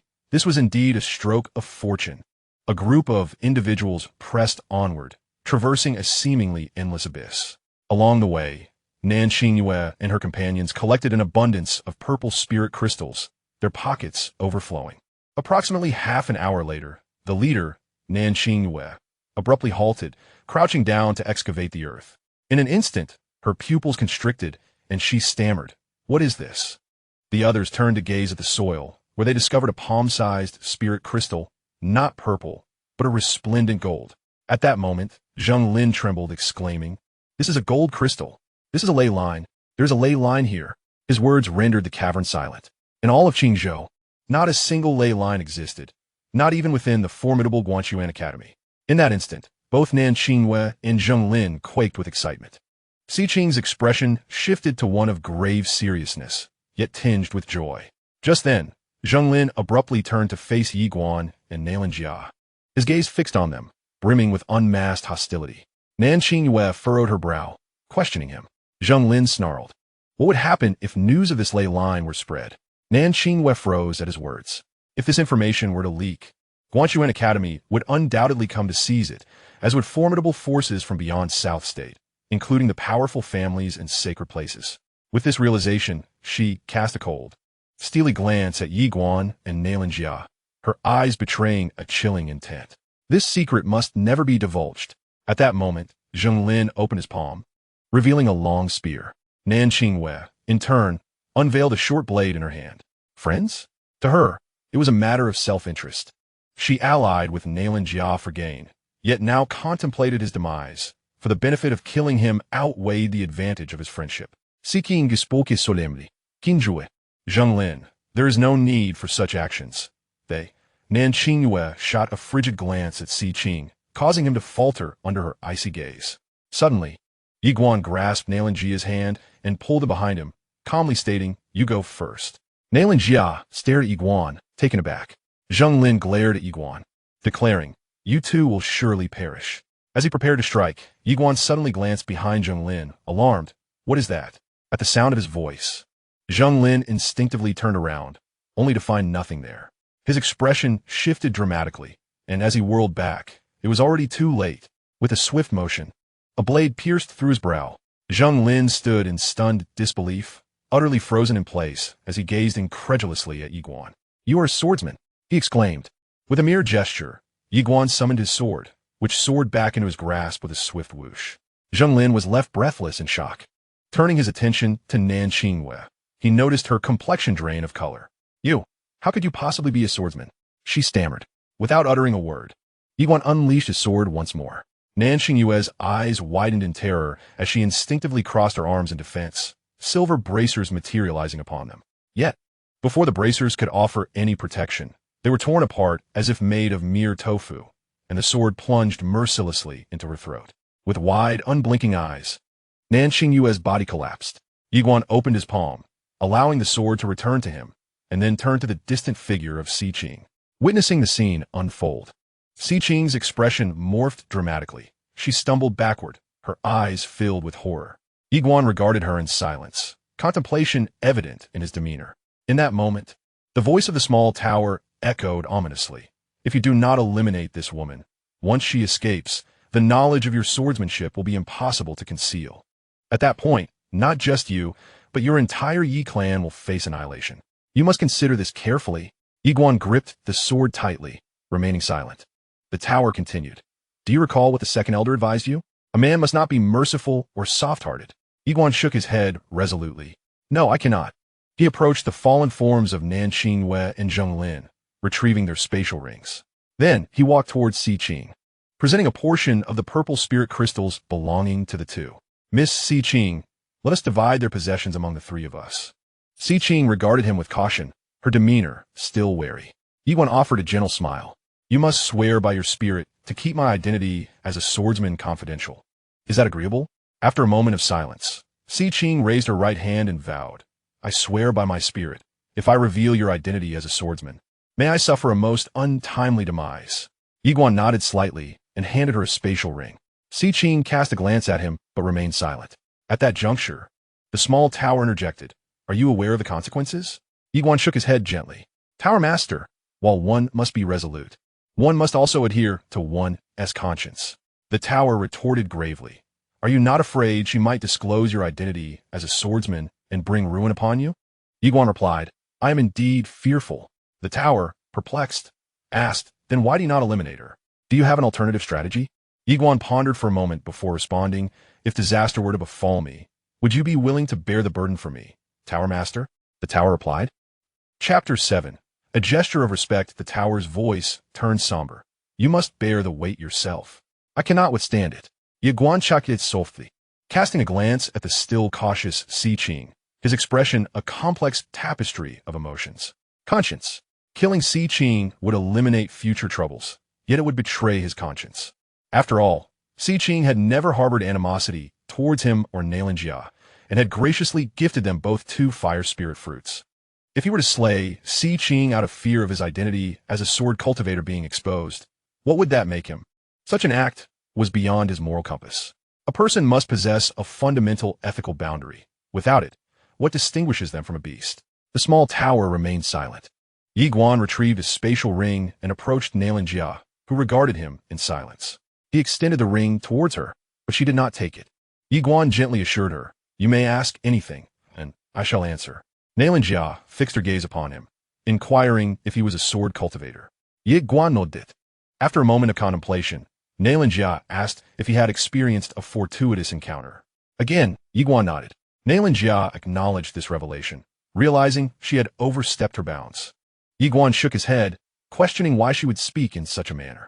Xianxia regarded him thoughtfully as he earnestly stated, is it not possible for men and women to simply like each other, regardless of status, background, or wealth? A faint smile graced Xianxia's lips. Then what is it that you find appealing about me? Yiguan replied with sincerity, your beauty. The smile on Xianxia's face widened. With a slight smile, Yiguan placed the spatial ring in her hand, declaring, this is what you deserve. Xianxia accepted the ring without refusal, as if struck by a thought. She glanced at the 2 corpses in the distance, pondering what should be done next. Yiguan fell into silence. The deaths of 2 top geniuses from prominent families was a grave matter. At that moment, Xianxia spoke up. I can assert that they perished at the hands of the beasts here. Yiguan and Xianxia turned their attention to Xianxia, who continued solemnly, if I testify, their families will have no justification to target you openly. However, they certainly will not let this go easily. I have the backing of the Xi family, so I will not face significant repercussions, and Miss Nailin has the support of Master Fei, ensuring her safety. She then turned to Yiguan, adding, but you will undoubtedly face trouble. Yiguan remained silent, aware of the gravity of the situation. Xianxia continued, you have 2 paths before you. The first, as a sword cultivator, you must possess some mysterious power or ally. If they are willing to assist, you should be fine. Yiguan's thoughts raced. Tower Master, are you afraid of the 2 great families from Nanzhou? The small tower replied, indeed, I am terrified. Yiguan's expression darkened. I find you quite formidable. Even you are afraid? The small tower replied calmly. After all, I have been injured. Yiguan sighed softly, then turned to Xianxia. What is the second path? Xianxia replied gravely. Join the Guanchuan Academy and receive its protection. Guanchuan Academy. Yiguan fell into contemplative silence. Xianxia remarked, if you wish to join the Guanyuan Academy, it would certainly be an effortless endeavor. However, mere admission is insufficient. You must also seek a mentor of significant stature, akin to Master Fei. Only individuals of such caliber can stand undaunted against the Nan and Zheng families. Yiguan nodded slightly, acknowledging her words. Xianxia cast a glance at Yiguan, her expression laden with complexity. She had not anticipated that this seemingly unassuming individual before her was, in fact, a swordsman, and moreover, proficient in a legendary sword control technique. How formidable! It was truly a misjudgment on her part. Yiguan suddenly suggested, shall we proceed? The 2 women turned their gaze towards him, and he continued in a grave tone, this place harbors not only spiritual veins but also earthly veins. If we delve further, we should be able to uncover even greater treasures. The 2 women exchanged glances, both visibly intrigued. Yiguan smiled and declared, let us go. With that, the trio continued onward. As they journeyed, they amassed a considerable collection of exquisite purple spirit crystals, all of the highest quality. In addition, they also acquired numerous golden crystals, their bounty abundant. At that moment, Yiguan abruptly halted, turning to the 2 women beside him. Please stay a bit behind, he instructed. The women looked at him curiously, and he added, this area is unusually quiet. I sense there may be danger lurking. With that, he drew his travel sword and positioned himself at the forefront. Xianxia cast a glance at Yi Guan, offering a faint smile before following suit. Qing, too, regarded him silently before hastening to keep pace. After approximately a quarter of an hour, Yi Guan suddenly stopped, thrusting his sword into the ground before making a swift, decisive cut. With a resounding rip, the earth was torn asunder, revealing a white river coursing deep below, spanning several dozen yards. The sight left all three in awe. An exquisite spiritual vein.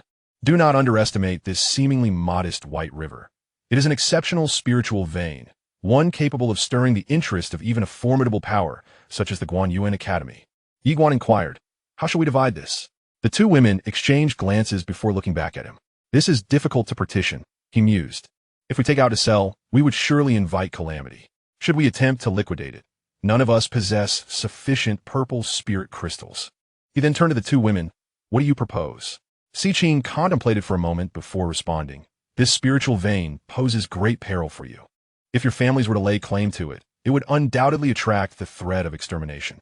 However, if you are willing to relinquish it to me, I shall offer you all my exquisite purple crystals and golden crystals in return, as well as share 3 volumes of Earth Tier techniques from my family, free of charge." Earth Tier techniques. Yi Guan exchanged a glance with Xianxia, who smiled subtly. "Look at you." She was currently practicing Earth Tier techniques, being a direct disciple of Master Fei. Yi Guan felt a flicker of temptation. The value of this spiritual vein undoubtedly far exceeds that of the 3 volumes of Earth-level martial arts. However, even if he were to acquire it, he could not offer it to the Yi family. As Qing mentioned, should the Yi family come into possession of such a premium spiritual vein, they would be annihilated by the next day. Conversely, the 3 volumes of Earth-level martial arts hold significant importance for the Yi family. The martial arts are categorized into human, spiritual, king, earth, heaven, saint, and divine levels. Earth-level martial arts are considered exceedingly precious even within the Guanyuan Academy. Should the Yi family possess such martial arts, it would greatly enhance their overall strength. Furthermore, they could also obtain all the premium purple spirit crystals and gold crystals from Qing. Yi Guan turned to Qing, stating, "Miss Qing, I can offer you the spiritual vein. However, I have one more request. Any future spiritual veins must belong to us." Qing nodded in agreement. If she could bring back a premium spiritual vein, the Xi family would undoubtedly go into a frenzy. Yi Guan promptly placed the spiritual vein into a spatial ring and handed it to Qing. She accepted the ring and quickly produced 3 black ancient scrolls, handing them to Yi Guan, while simultaneously offering him all the purple spirit crystals and gold crystals. Yi Guan graciously accepted them, then shared half with Xianxia. The 3 exchanged satisfied smiles before continuing on their journey. Subsequently, they all acquired gold crystals, and their quantity continued to increase. Eventually, Yi Guan noticed the growing number of gold crystals and proactively offered 1,000 to Qing, saying, "Here you go." Qing looked at Yi Guan and reminded him, "As I mentioned before, I do not wish for anything further." Yi Guan replied with a smile, "I did not anticipate there would be so many more. Please keep them as a gesture of goodwill." Goodwill. Qing glanced at Yi Guan before accepting the offer. Xianxia observed both Qing and Yi Guan, remaining silent. The trio proceeded forward, and after approximately a quarter of an hour, Yi Guan, leading the group, suddenly halted. He struck the ground with his sword, creating a fissure through which he peered down, revealing a golden river several yards below, stretching for dozens of yards. Earth vein. The 3 were momentarily stunned. There truly was an earth vein. Just then, the sound of footsteps echoed from a short distance away. The expressions of the 3 shifted dramatically. Yi Guan swiftly pulled Xianxia behind him, his demeanor alert and vigilant. Before their eyes, a beast emerged slowly. This creature resembled a dog, adorned with 2 horns.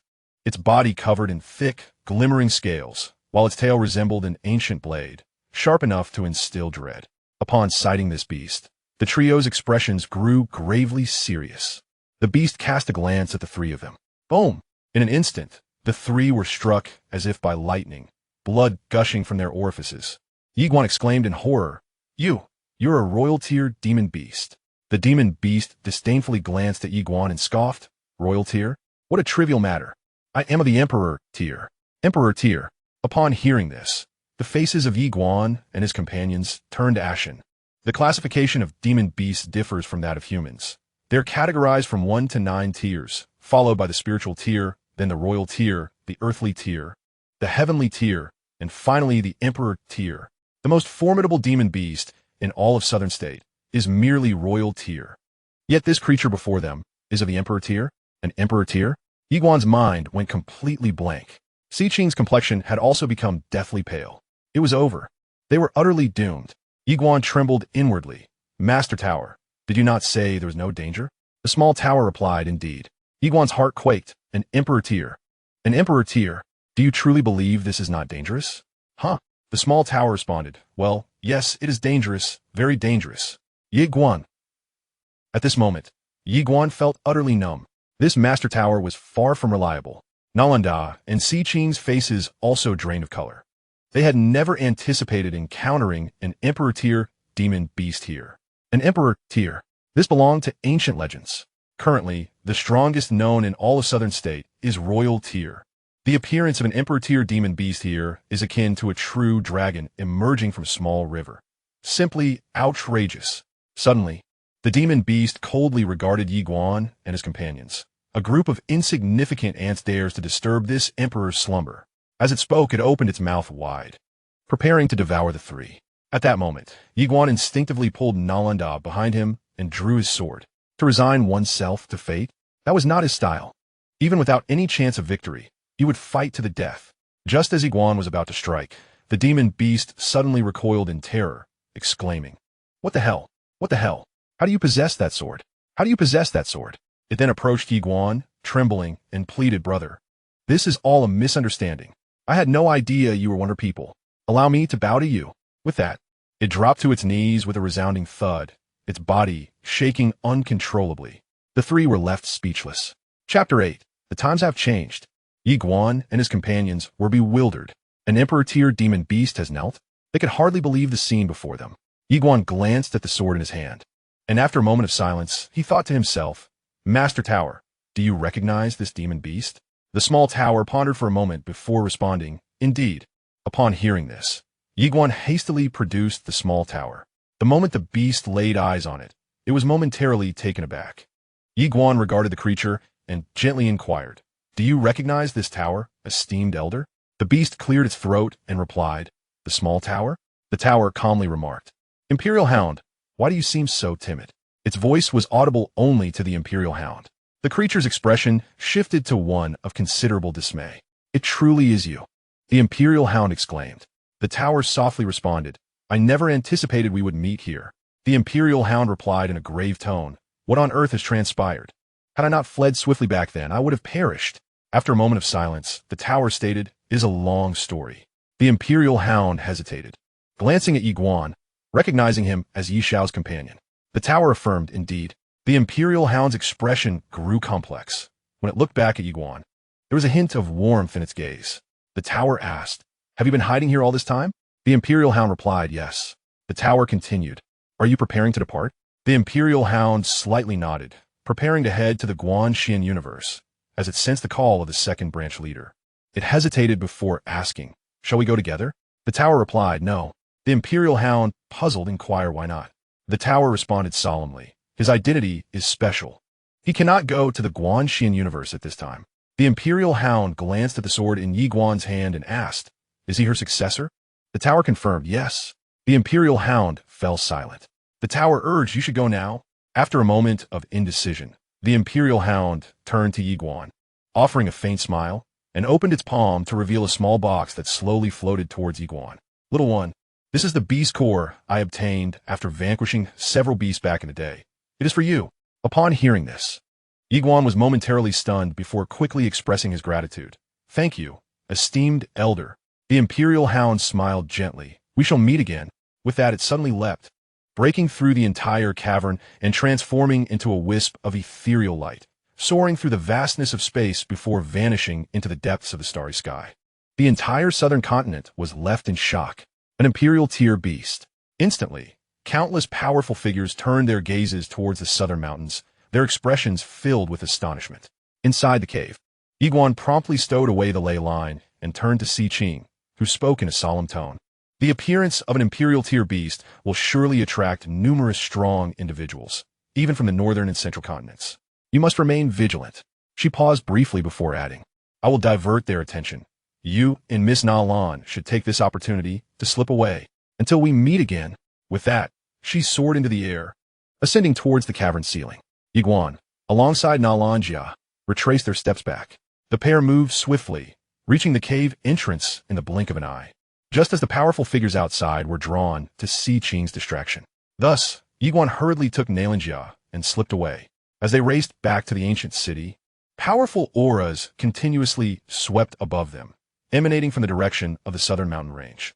Yiguan's expression turned grave. The emergence of imperial-grade demonic beasts in this area was exceedingly unusual, undoubtedly attracting numerous formidable individuals to investigate. Soon, they arrived at the ancient city. At the city gate, Yiguan produced the box that the imperial dog had given him, revealing 6 inner cores of demonic beasts, 1 from an imperial-grade beast and 5 from heavenly-grade beasts. A treasure beyond compare. Upon witnessing this, Yiguan's countenance shifted dramatically. An imperial-grade inner core. Should this precious item circulate, it would undoubtedly incite madness. For certain demonic beasts, consuming inner cores of the same rank could yield tremendous enhancements. Furthermore, these inner cores harbored immensely potent energy, proving highly beneficial to humans as well. It could be said that the value of these inner cores was unparalleled. Xianxia gazed at the inner cores before her, her beautiful eyes brimming with astonishment. Truly extravagant. At that moment, Yiguan placed 3 heavenly-grade inner cores into Xianxia's hands. Here for you. Xianxia was taken aback. Yiguan spoke solemnly. I must return to the Yi clan. Little Jia, we shall meet again. With that, he turned to leave, but was halted by Xianxia. He turned back to face her, and Xianxia fixed her gaze upon him, exclaiming, These are heavenly-grade inner cores. You are giving them to me? Yiguan paused momentarily before responding. What is it? Xianxia remained silent, her eyes locked onto Yiguan.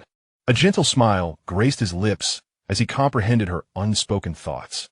He extracted a single pill, the primordial pill that Xianxia had originally bestowed upon him. To me, not even 300, or 3,000 heavenly-grade inner cores could ever compare in value to this primordial pill, he declared before turning to depart.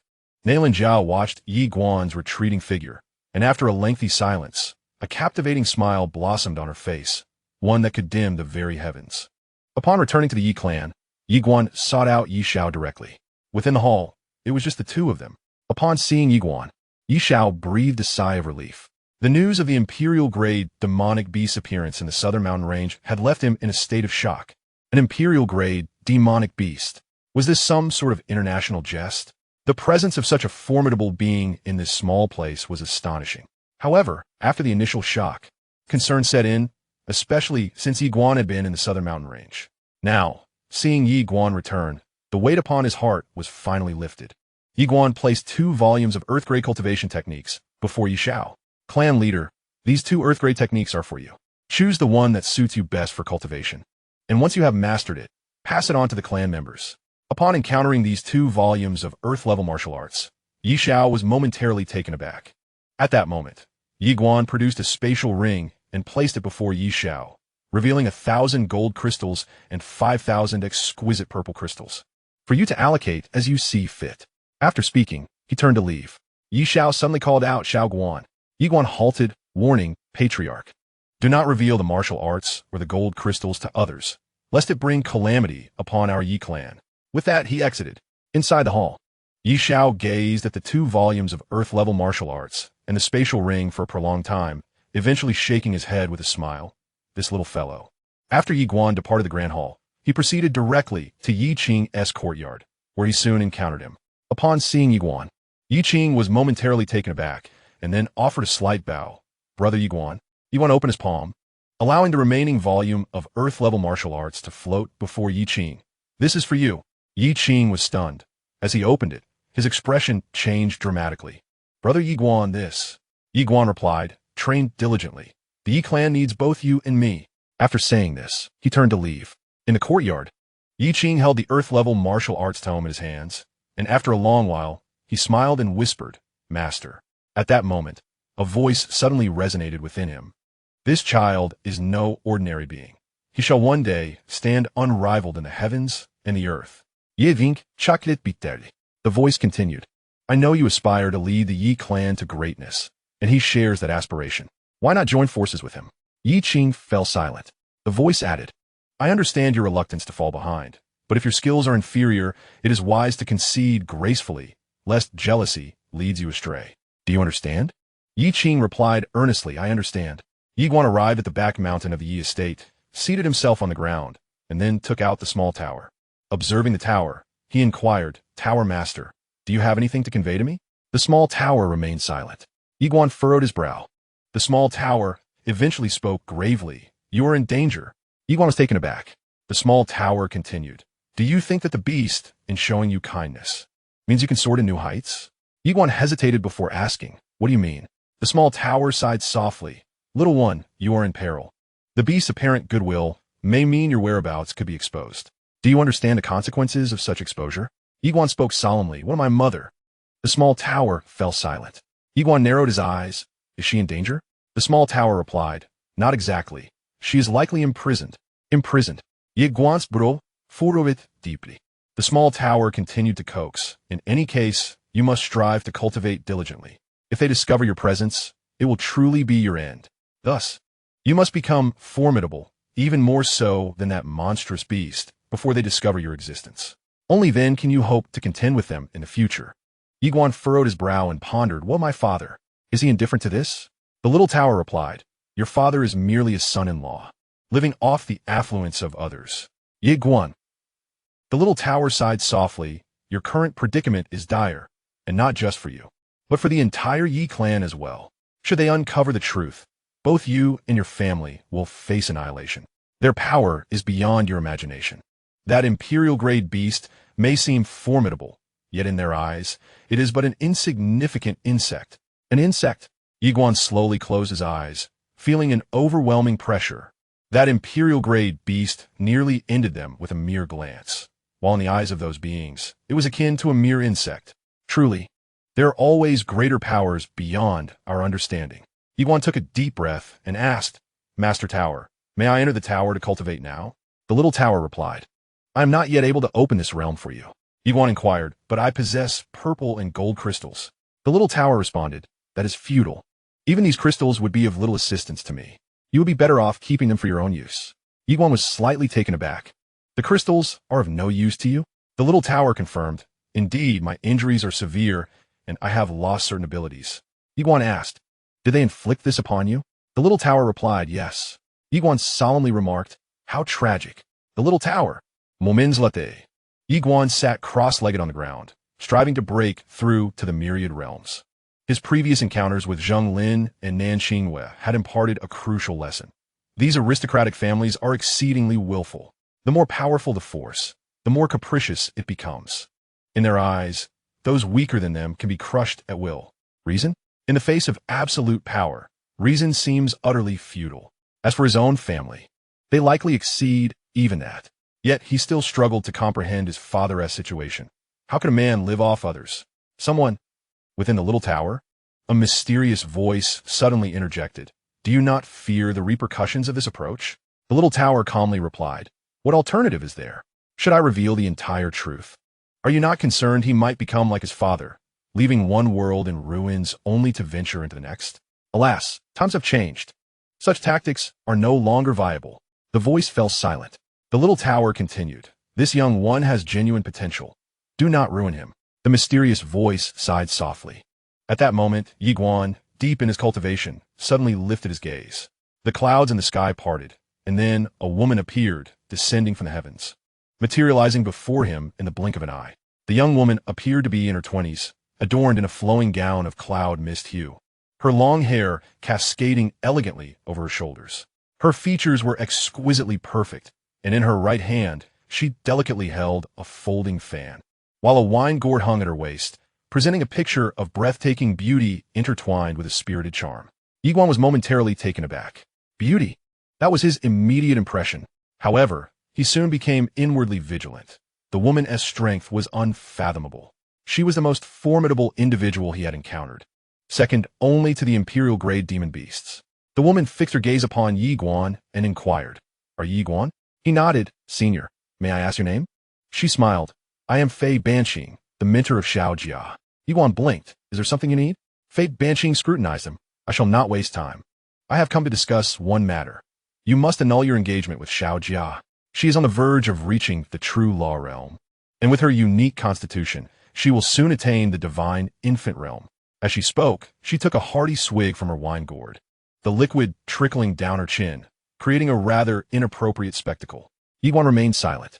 After finishing her drink, Fei Banqing continued. Once she reaches the divine infant realm, she will undoubtedly become the top student of this cohort and represent us in the galaxy for the decennial martial examination. There, she will encounter more exceptional individuals and gain access to greater resources. In short, she will only become more outstanding. Yiguan cast a glance at Fei Banqing, but remained silent. Fei Banqing took another generous gulp and added, I am a pragmatic person who speaks the truth. Young man, you and Xiaojia are not of the same world. If you forcefully remain together, you will discover that the future will bring you immense suffering. She glanced at Yiguan and continued, she is still young and naive, but as the gap between you widens, you will realize the agony and despair of being with someone from an entirely different echelon. Furthermore, you cannot survive alongside her. Not only is she extraordinarily talented, but she is also strikingly beautiful. Do you have any idea how many admirers pursue her at Guanyuan Academy? They are not only gifted, but also come from powerful backgrounds. At that moment, Yiguan suddenly spread his palm. With a swift motion, a sword shot forth from within him, landing steadily in his grasp, immediately enveloping Fei Banqing in an aura of fierce sword intent. Fei Banqing stared intently at the sword in Yiguan's hand, her right hand gripping the wine gourd tightly, the remnants of her drink trailing down her chin, creating a captivating yet delicate scene. After a long pause, Fei Banqing released her grip on the wine gourd and smiled. Young Master Yi, please disregard my previous remarks and allow me to rephrase. She then stepped closer to Yiguan, gripping his hand tightly, her gaze intense. Become my disciple, and I shall officiate your union with Xiaojia. Anyone who dares to oppose us, I will personally crush them. Yiguan remained silent. Chapter 9. The Unreliable Tower Master. At this moment, Yiguan stood in close proximity to Fei Banqing, able to distinctly perceive her alluring fragrance. He quickly stepped back a couple of paces. Observing this scene, a flicker of surprise crossed Fei Banqing's eyes, which soon transformed into admiration. In a serious tone, Yiguan addressed her. Senior, I wish to become your disciple, but I have a modest request. May I? Fei Banqing immediately responded with a smile. We are all on the same side. No need for such formality. Feel free to ask. Yiguan glanced at her, taken aback by her swift change in demeanor. The reason he revealed his identity as a sword cultivator was twofold. Firstly, he aimed to enter the Guanyuan Academy, for cultivation is akin to ascending a staircase. The higher one climbs, the more arduous it becomes. Thus, he required a grander stage, that being the Guanyuan Academy, the largest superpower in the southern region. There, he could acquire greater knowledge and enhance his strength, especially since the Tower Master was currently unable to access his realm and could not frequently enter. Furthermore, the Tower Master was injured and required superior spiritual crystals, leading him to believe that the Guanyuan Academy might possess what he needed. After all, aside from his traveling sword, he was woefully impoverished. Another reason was the Yi clan. He was aware of the situation in the Nanshan Mountains, recognizing it as a potential threat. 3 out of the few who entered had emerged alive, and it was evident that something was amiss. Thus, he surmised that the Nan and Zheng families would not let the matter rest. With Si Qing supported by the Si family, safety was assured. With Nalan Jiao backed by Fei Banqing, safety was also guaranteed. And what of himself, the Tower Master? He was unreliable and posed a risk. Therefore, he needed to seek a new ally to avoid implicating the Yi clan. Fei Banqing appeared to be a suitable choice. Of course, he had no better options at present, so he had to take a gamble. Suddenly, Fei Banqing remarked with a smile, Go ahead. Don't hold back. Yiguan replied gravely, Previously, I ventured into the Nanshan Mountains, where I clashed with Nan Qingwei of the Nan family and Zhenglin. Fei Banqing fixed her gaze on Yiguan, recalling that both had perished. After a moment of silence, Yiguan confessed, I killed them. Being forthright, he recognized that this woman was undoubtedly astute. When dealing with intelligent individuals, it was best to avoid games of deception unless one was stronger than they. 4. If one refrained from honesty, they could still be anticipated. Indeed, upon hearing Yiguan's admission, the corners of Fei Banqing's mouth lifted slightly. How refreshing to find such honesty. Yiguan regarded her in silence. Fei Banqing returned his gaze, equally mute. Suddenly, Yi Guan opened his palm, gestured with his fingers, and his sword soared skyward, piercing through the clouds. The sword's momentum.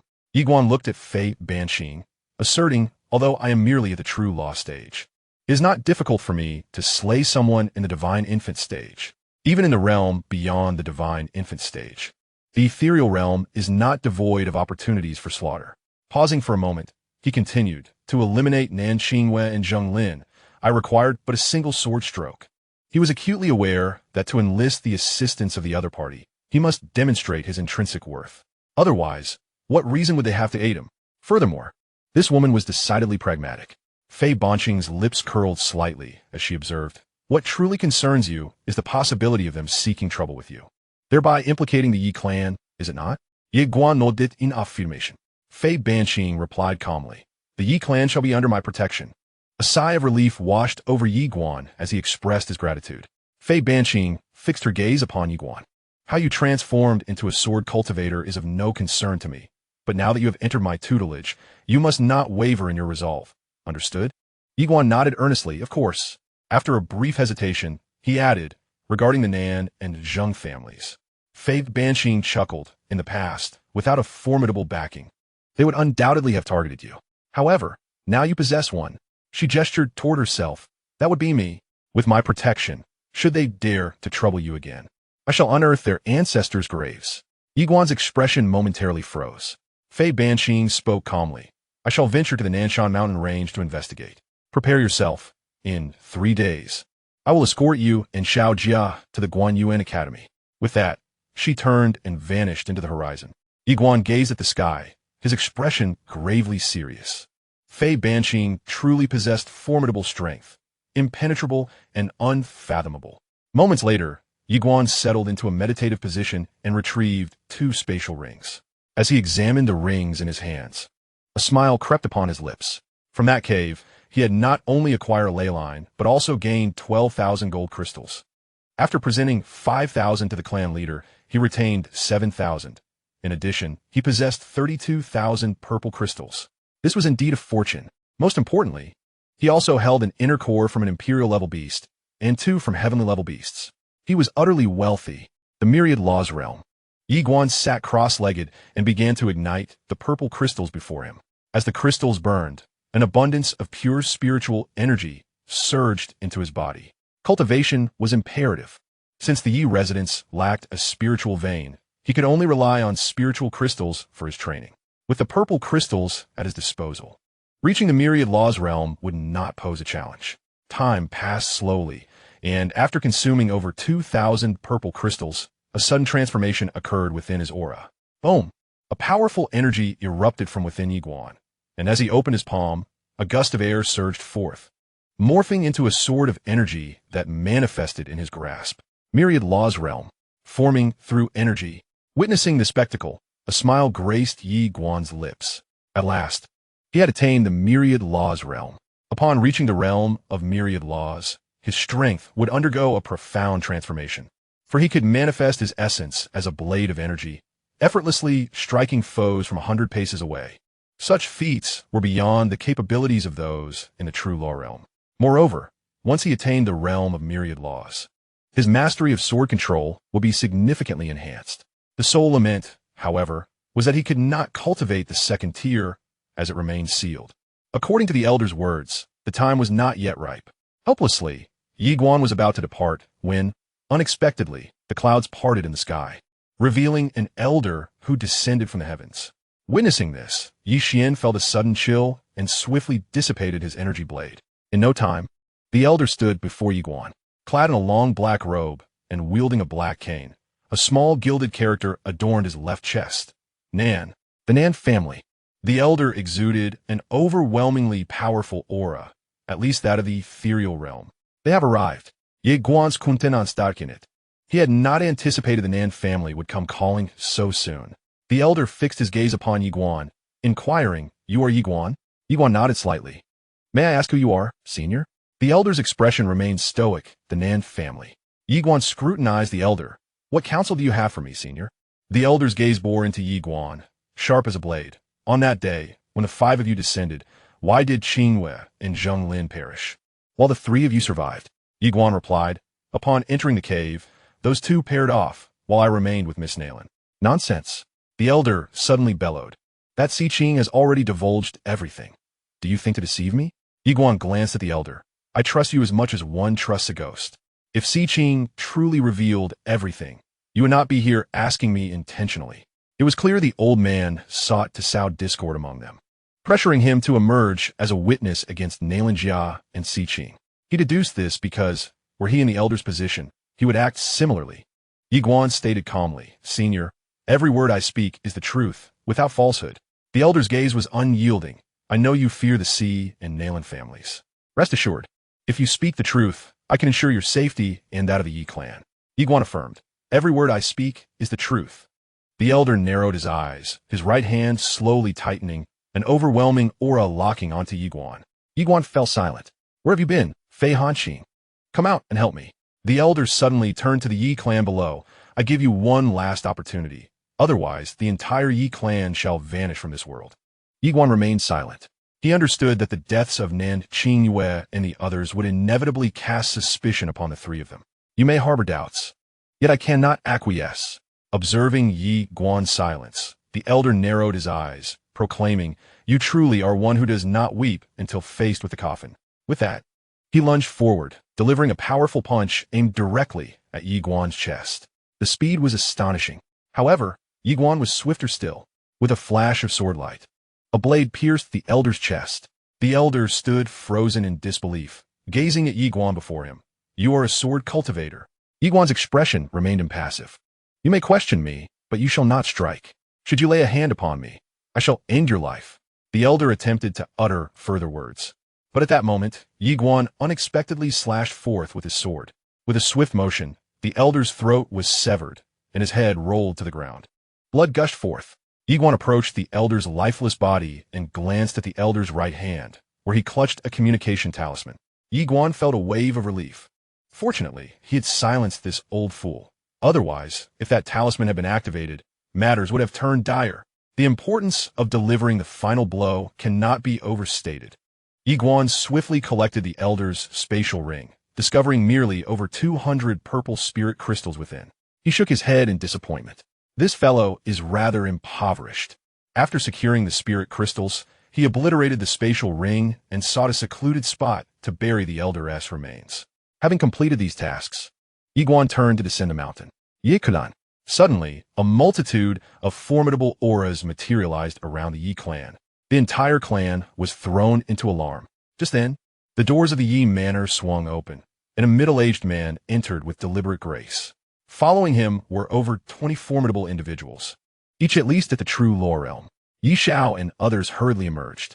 The middle-aged man surveyed the surroundings, inquiring, Where is Yi Guan? Startlet, Yi Xiao stamirit. May I ask who you are? Without indulging in pleasantries, the middle-aged man stepped forward and struck a palm towards Yi Xiao. Yi Xiao's countenance shifted dramatically as he quickly raised his arms to defend.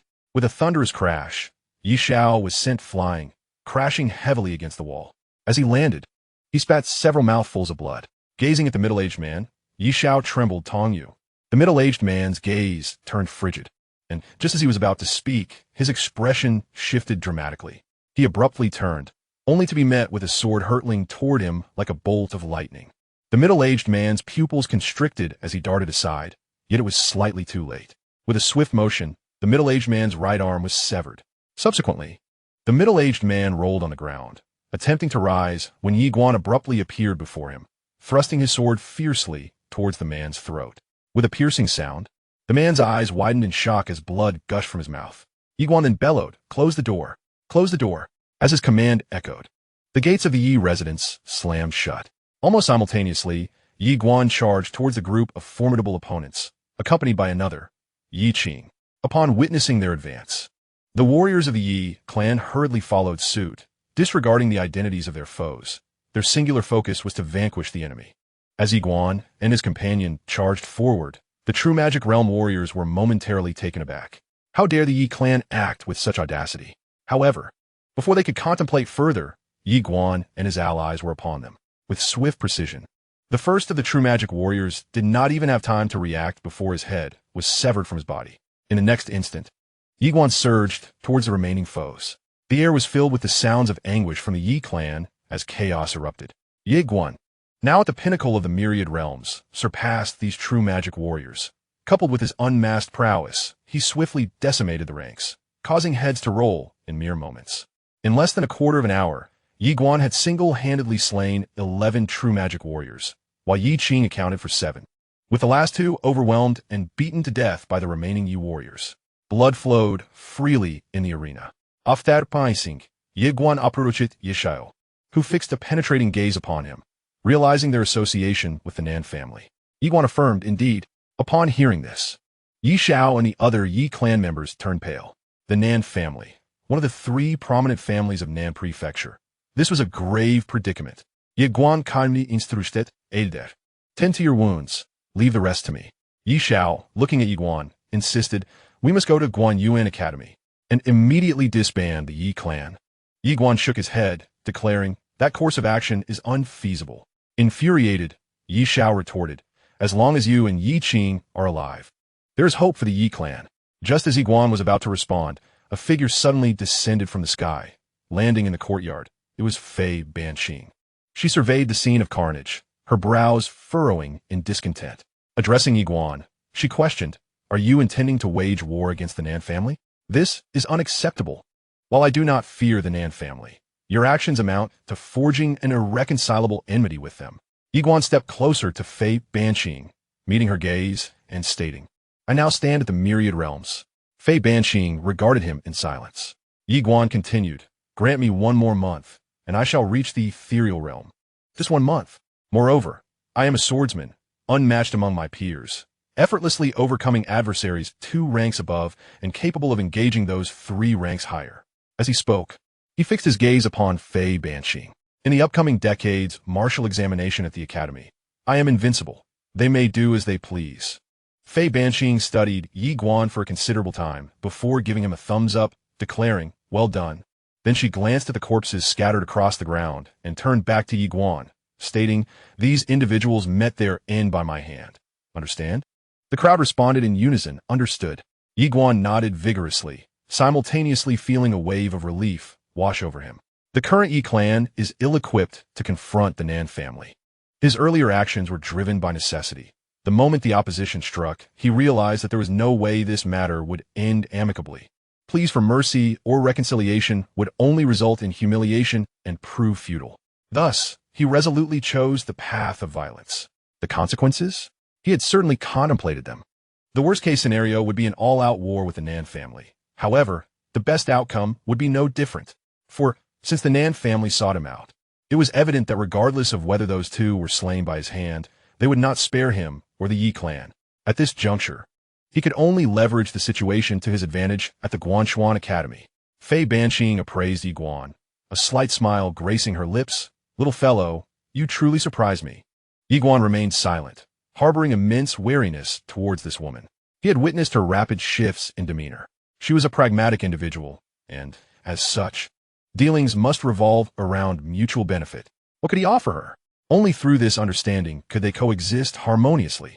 At that moment, Fei Banqing suddenly turned to the side, regarding Yi Qing. Upon noticing her gaze, Yi Qing offered a slight bow.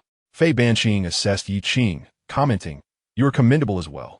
Would you care to join the Guanshuan Academy? Yi Qing hesitated for a moment before responding. Thank you for your kind offer, senior. I appreciate it. Fei Banqing did not press further, stating, since you have other opportunities, I shall not covet what others cherish. She then turned to Yi Guan. We shall return to the academy tomorrow. Of course, I am aware of your concerns.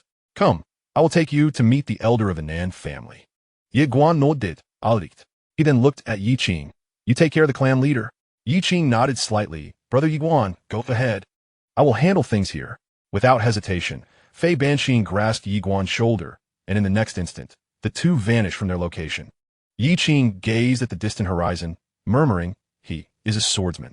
At that moment, a mysterious voice resonated within his mind. This individual possesses extraordinary fortune. Yi Qing nodded slightly, saying nothing further. For him, Yi Guan's strength was indeed a boon. The path of martial arts demands competition. However, it does not preclude the existence of camaraderie. Is it not better to have more brothers competing together? At this moment, Yi Xiao suddenly exclaimed, Xiao Qing. Upon hearing this, Yi Ving hurriedly approached, Kunan lider. Yi Xiao looked at Yi Qing with a wry smile. You two have concealed your strength. Yi Qing nodded slightly. After a moment's hesitation, Yi Xiao continued, Unity is paramount for a family. Yi Qing smiled faintly. Clan leader, I understand your meaning. Brother Yi Guan is stronger than I am. I accept my defeat willingly. If I were to surpass him, I believe he would also accept it gracefully. Upon hearing this, a smile blossomed on Yi Xiao's face. Yi Qing then said, Clan leader, allow me to escort you for treatment. With that, he helped Yi Xiao and they walked toward the hall. Moments later, Yi Guan followed Fei Banqing to the South Mountain Range. At this time, the South Mountain Range was still teeming with powerful beings, not only from the southern province, but also from the northern and central provinces. The presence of imperial-grade demon beasts was enough to capture the attention of all formidable forces across the three provinces. Upon reaching a mountain peak, Fei Banqing led Yi Guan towards the distance. Yi Guan trailed behind Fei Banqing, stealing a glance at her. Today, she donned a dark green gown embroidered with delicate plum blossoms, exuding an enchanting yet serene aura. Her slender waist was accentuated by a pure white jade belt, exquisite in its beauty. One must admit that Fei Banqing was indeed captivating. However, Yi Guan found himself curious about her age. Of course, he would not be foolish enough to inquire. Wasn't that courting disaster? Just then, Fei Banqing suddenly turned to look at Yi Guan. Is it beautiful? Yi Guan was momentarily taken aback, then nodded. Yes, it is beautiful. Fei Banqing gazed at Yi Guan without uttering a word. After a moment of hesitation, Yi Guan spoke. Instructor Fei, why do you look at me like that? I'm merely observing, without any ill intentions. Fei Banqing glanced at Yi Guan and remarked, I have suddenly realized that you, young one, possess a certain allure for women. If you were to attend the academy and reveal your identity as a sword cultivator, you would undoubtedly attract countless lovesick maidens. Yi Guan chuckled and shook his head. I am already betrothed. Fei Banqing replied, shaking her head. In this era, it is not uncommon for men to have multiple wives. Yi Guan fell silent. It was best not to comment on that. Fei Banqing did not say anything further and led Yi Guan to a rocky cliff where several individuals turned their attention towards her. She approached an elderly man clad in gray robes.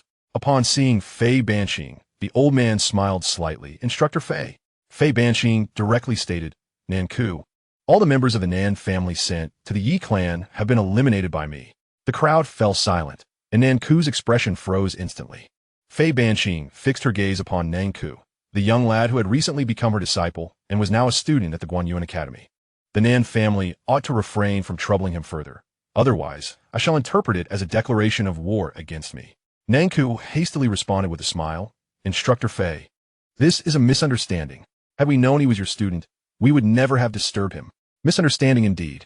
Fei Banqing cast a glance at Nanku, thinking that if a member of the Yi clan were to perish, two from the Nan family would meet the same fate. With that, she turned and departed with Yi Guan. Behind them, Nanku maintained a forced smile, showing no signs of anger. Yi Guan glanced back at Nanku, who was still smiling, devoid of any hostility or dissatisfaction. Yi Guan's expression darkened. Damn it, the most formidable opponents are those who can endure. Such individuals, with their outwardly cheerful demeanor, often engage in underhanded tactics, making them particularly vexatious. At that moment, Fei Banqing suddenly remarked, Stop looking. Yi Guan withdrew his gaze and replied, Instructor, that old man is not benevolent. Fei Banqing shot him a look, and you consider yourself virtuous? Yi Guan chuckled awkwardly and fell silent. Fei Banqing calmly stated, Had he shown the slightest discontent just now, I would have had no qualms about eliminating him. Yi Guan hesitated for a moment, then asked, Isn't it said that the three great noble families possess strength comparable to the Guanyuan Academy? Fei Banqing replied, In Southern Prefecture, the power of the three noble families is indeed formidable. However, our Guanyuan Academy here is merely a minor branch in the lower realms. We have connections upward, while they have none at all. Yi Guan's expression froze. Fei Banqing continued, In this world, one cannot thrive in isolation. To navigate through life, one must have allies. Yi Guan nodded slightly, grasping the implication. Fei Banqing then led him to a middle-aged man accompanied by a man in white. Upon seeing Fei Banqing, the middle-aged man smiled. Instructor Fei, it has been 20 years since we last parted. I trust you have fared well. Hearing this, Yi Guan glanced at Fei Banqing, realizing she had aged considerably. Fei Banqing replied coolly, Instructor Zhua, after all these years, why has your strength seen no improvement? Instructor Zhua laughed heartily and then turned to Yi Guan. Is this your student? Fei Banqing nodded. Instructor Zhua regarded Yi Guan and remarked, he possesses an imposing presence and remains composed. A remarkable talent indeed. Suddenly, he shifted his tone. How about letting him spar with my student? At these words, the man in white immediately turned to Yi Guan. I would be honored to receive your guidance. Just as Yi Guan was about to respond, Instructor Fei interjected calmly. No need. He is an adept at fighting. The one skilled in combat is in the ancient city and did not come. With that, she glanced at the man in white and turned to leave with Yi Guan. Instructor Zhuo watched Yi Guan retreat into the distance, pondering his true nature. The man in white shook his head, displaying a demeanor of calmness and composure. Yet nothing more could be discerned. Master Zhuo chuckled. Do you understand why I encourage you to spar with him? The man in white bowed slightly, requesting his master's guidance. Master Zhuo replied coolly. This Mentor Fei has always relished competition, yet on this occasion, she intervened to stop that young man. Prior to her intervention, the youth exhibited no signs of fear, indicating that he holds no apprehension towards you. However, Mentor Fei chose to intervene. He paused for a moment before continuing. There exists but one explanation. She desires to prevent this young man from revealing his true strength before us. The man in white furrowed his brows. Master Zhuo spoke softly. The martial arts examination, held once every decade, is approaching. Should you encounter this individual in the future, exercise utmost caution and do not underestimate him in the slightest. The man in white bowed slightly, acknowledging his master's wisdom. In the distance, on the road, Yi Guan pondered aloud. Is the mentor attempting to shield me from revealing my capabilities? Fei Banqing nodded. That man in white is Han Jin, a prodigious talent from the North State's Guangzhou Academy. He should currently be at the Profound Realm. Upon hearing this, Yi Guan was taken aback. Such a young individual at the Profound Realm? Fei Banqing glanced at Yi Guan, noting that he was not the most extraordinary genius from the Guangzhou Academy. Yi Guan fell into silence. Fei Banqing suddenly halted, fixing her gaze upon Yi Guan. You once claimed invincibility. Let others be as they may. Yi Guan responded earnestly, I fear no one. Fei Banqing smiled. That is precisely the confidence one should possess. Yi Guan nodded slightly, yet silently reminded himself to strive harder. There are always individuals beyond one's comprehension and realms beyond one's reach. Though he's a sword cultivator, it does not equate to invincibility. Only through relentless effort and self-improvement can he stand against anyone in the future. Fei Banqing continued, Tomorrow we shall arrive at the academy. Once there, you will undoubtedly encounter numerous challenges. Yi Guan inquired, what about Xianxia? Fei Banqing cast a glance at Yi Guan, a hint of astonishment flickering across her features. Their time together had been brief, yet this young lad's cunning and intellect had truly surprised her. He was undeniably clever. Regaining her composure, Fei Banqing nodded slightly. Xianxia possesses a sacred spirit physique, a talent with boundless potential. Coupled with her exceptional gifts and striking beauty, she attracts many suitors, and these individuals are not only prodigious, but also come from formidable backgrounds. Yi Guan suddenly interjected, My background is also quite formidable. Fei Banqing turned her attention towards him, and Yi Guan smiled. My background is you, master. With your protection, I fear no one. Fei Banqing erupted in laughter. Do not flatter me too much. I am not swayed by such flattery. Her smile was radiant. Chapter 11. I shall kill. You clean up. After parting ways with Yi Banqing, Yi Guan returned to the Yi clan. The concerns of the Yi clan have been alleviated, and he now breathes a sigh of relief. Next, he must bid farewell to Yi Xiao and journey to the Guanyuan Academy. In the courtyard, Yi Guan and Yi Xiao sit upon the stone steps, each with a jug of wine before them. Yi Xiao softly inquires, leaving tomorrow? Yi Guan nods in affirmation. A faint smile graces Yi Xiao's face, a good thing. After a moment's hesitation, Yi Guan asks, Clan leader, have you considered passing the title of heir to Sister Nan? Yi Nan, Yi Xiao's Dogdev, had joined the Guanyuan Academy a year prior. Their bond is exceptionally close. Despite lacking blood ties, they are as dear as family. Yi Xiao nods slightly, indeed. I have pondered this. Yi Guan puzzled questions and why not? Yi Xiao chuckles lightly. If you were ordinary, I could not entrust the Yi clan to you. After all, as the clan leader, the lives of our kin are at stake, and I cannot place them in the hands of the mediocre. However, you are remarkable, and your character is commendable. He smiles gently, entrusting the Yi clan to you will surely benefit its future. Yiguan hesitates before replying. But I am merely the adopted son of the Yi clan. Yi Xiao gazes intently at Yiguan. In my heart, you are a member of the Yi clan. Yiguan falls silent. Yi Xiao continues. Young one, your future is boundless. The Yi clan may seem a burden to you. Yiguan sudendi interjects. The Yi clan is not a burden to me. This place is my home. Yi Xiao regards Yiguan, who speaks earnestly. Clan leader, trust me. The future Yi clan will undoubtedly become the foremost clan in all realms.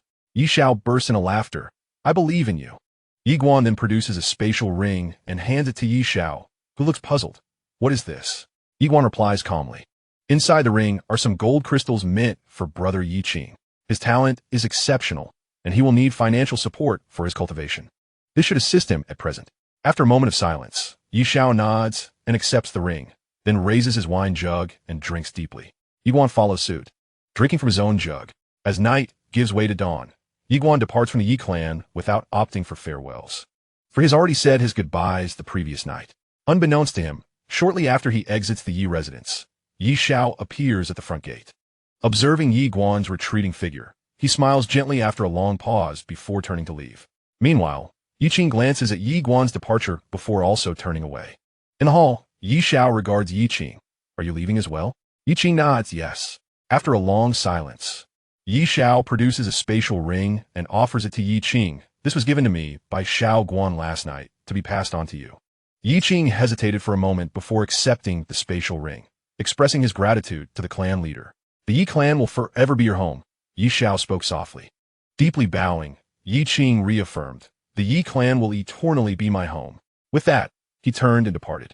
Inside the hall, Yi Xiao watched Yi Qing's retreating figure, feeling a twinge of reluctance, yet predominantly a sense of satisfaction. These two young individuals of the Yi family each possess their own paths in life.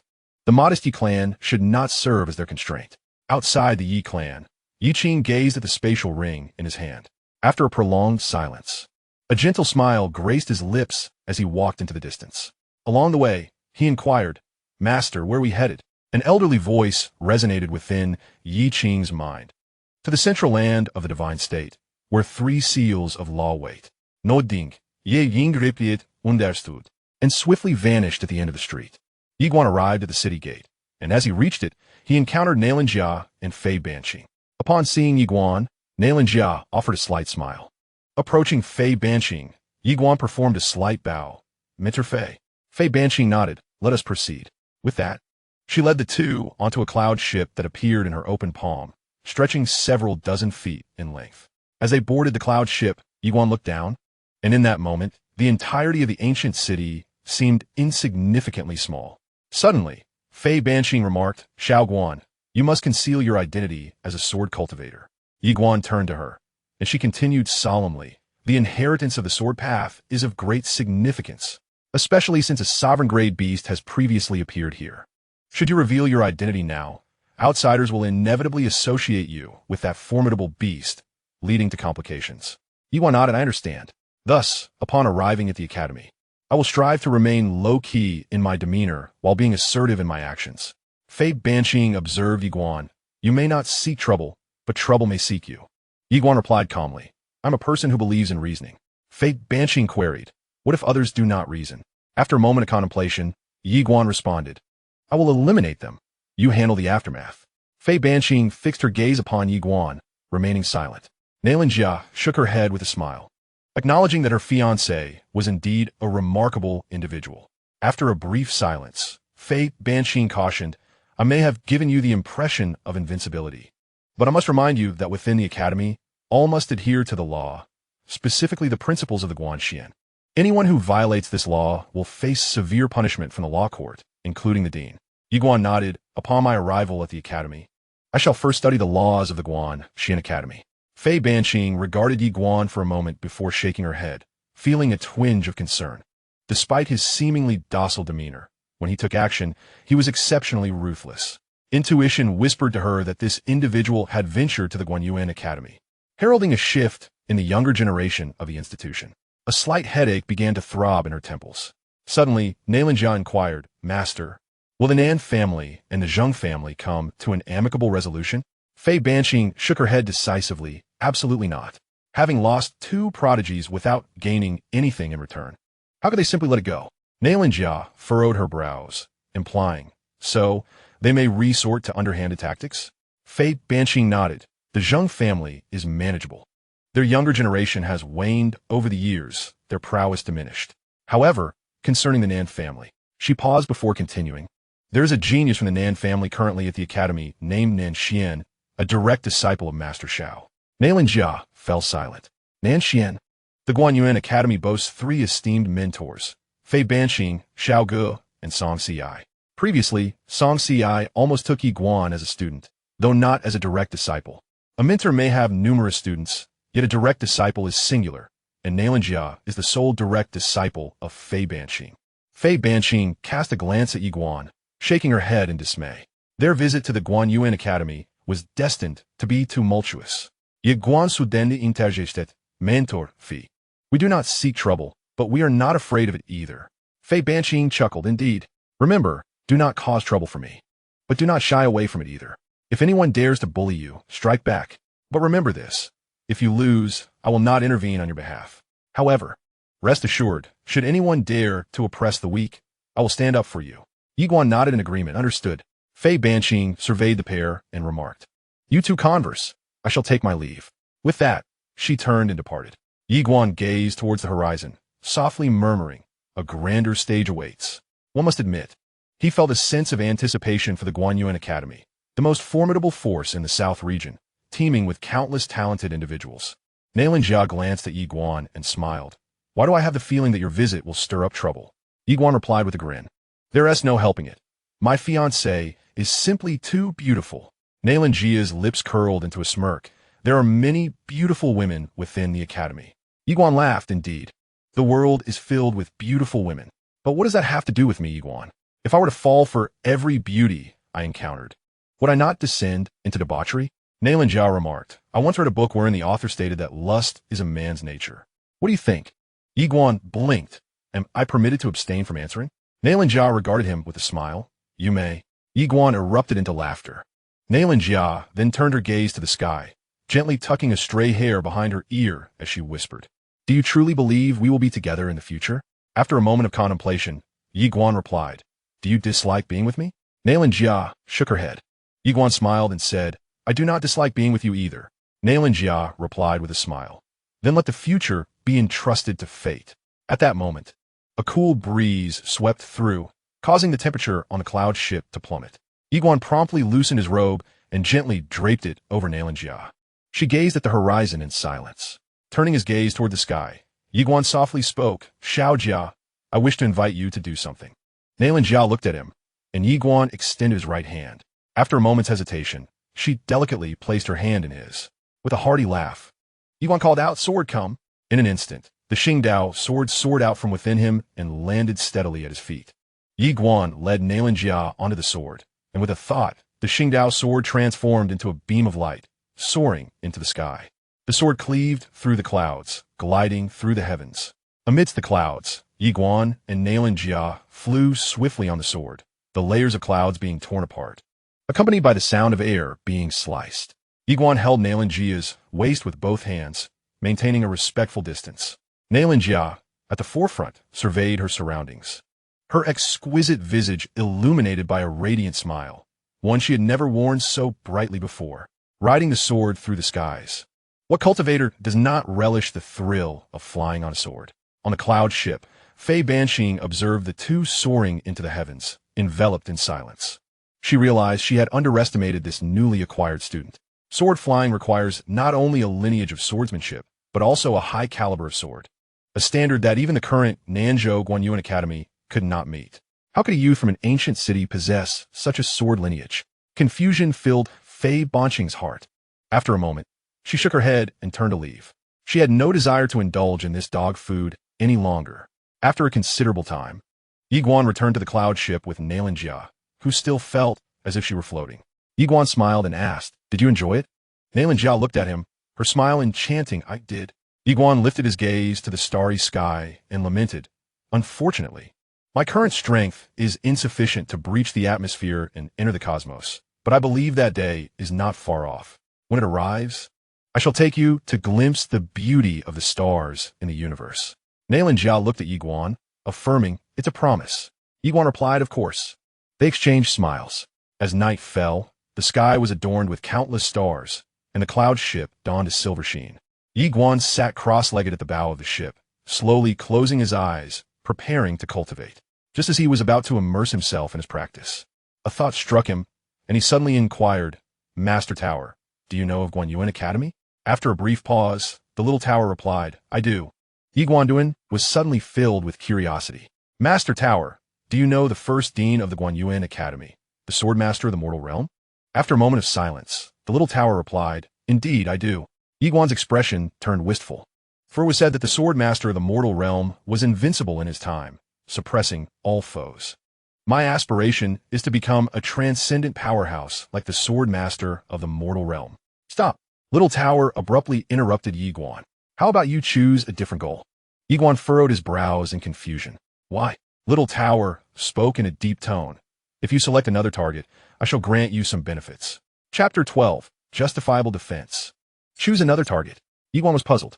"Why?" Little Tower continued. "Change your goal, and I will bestow upon you a formidable sword technique."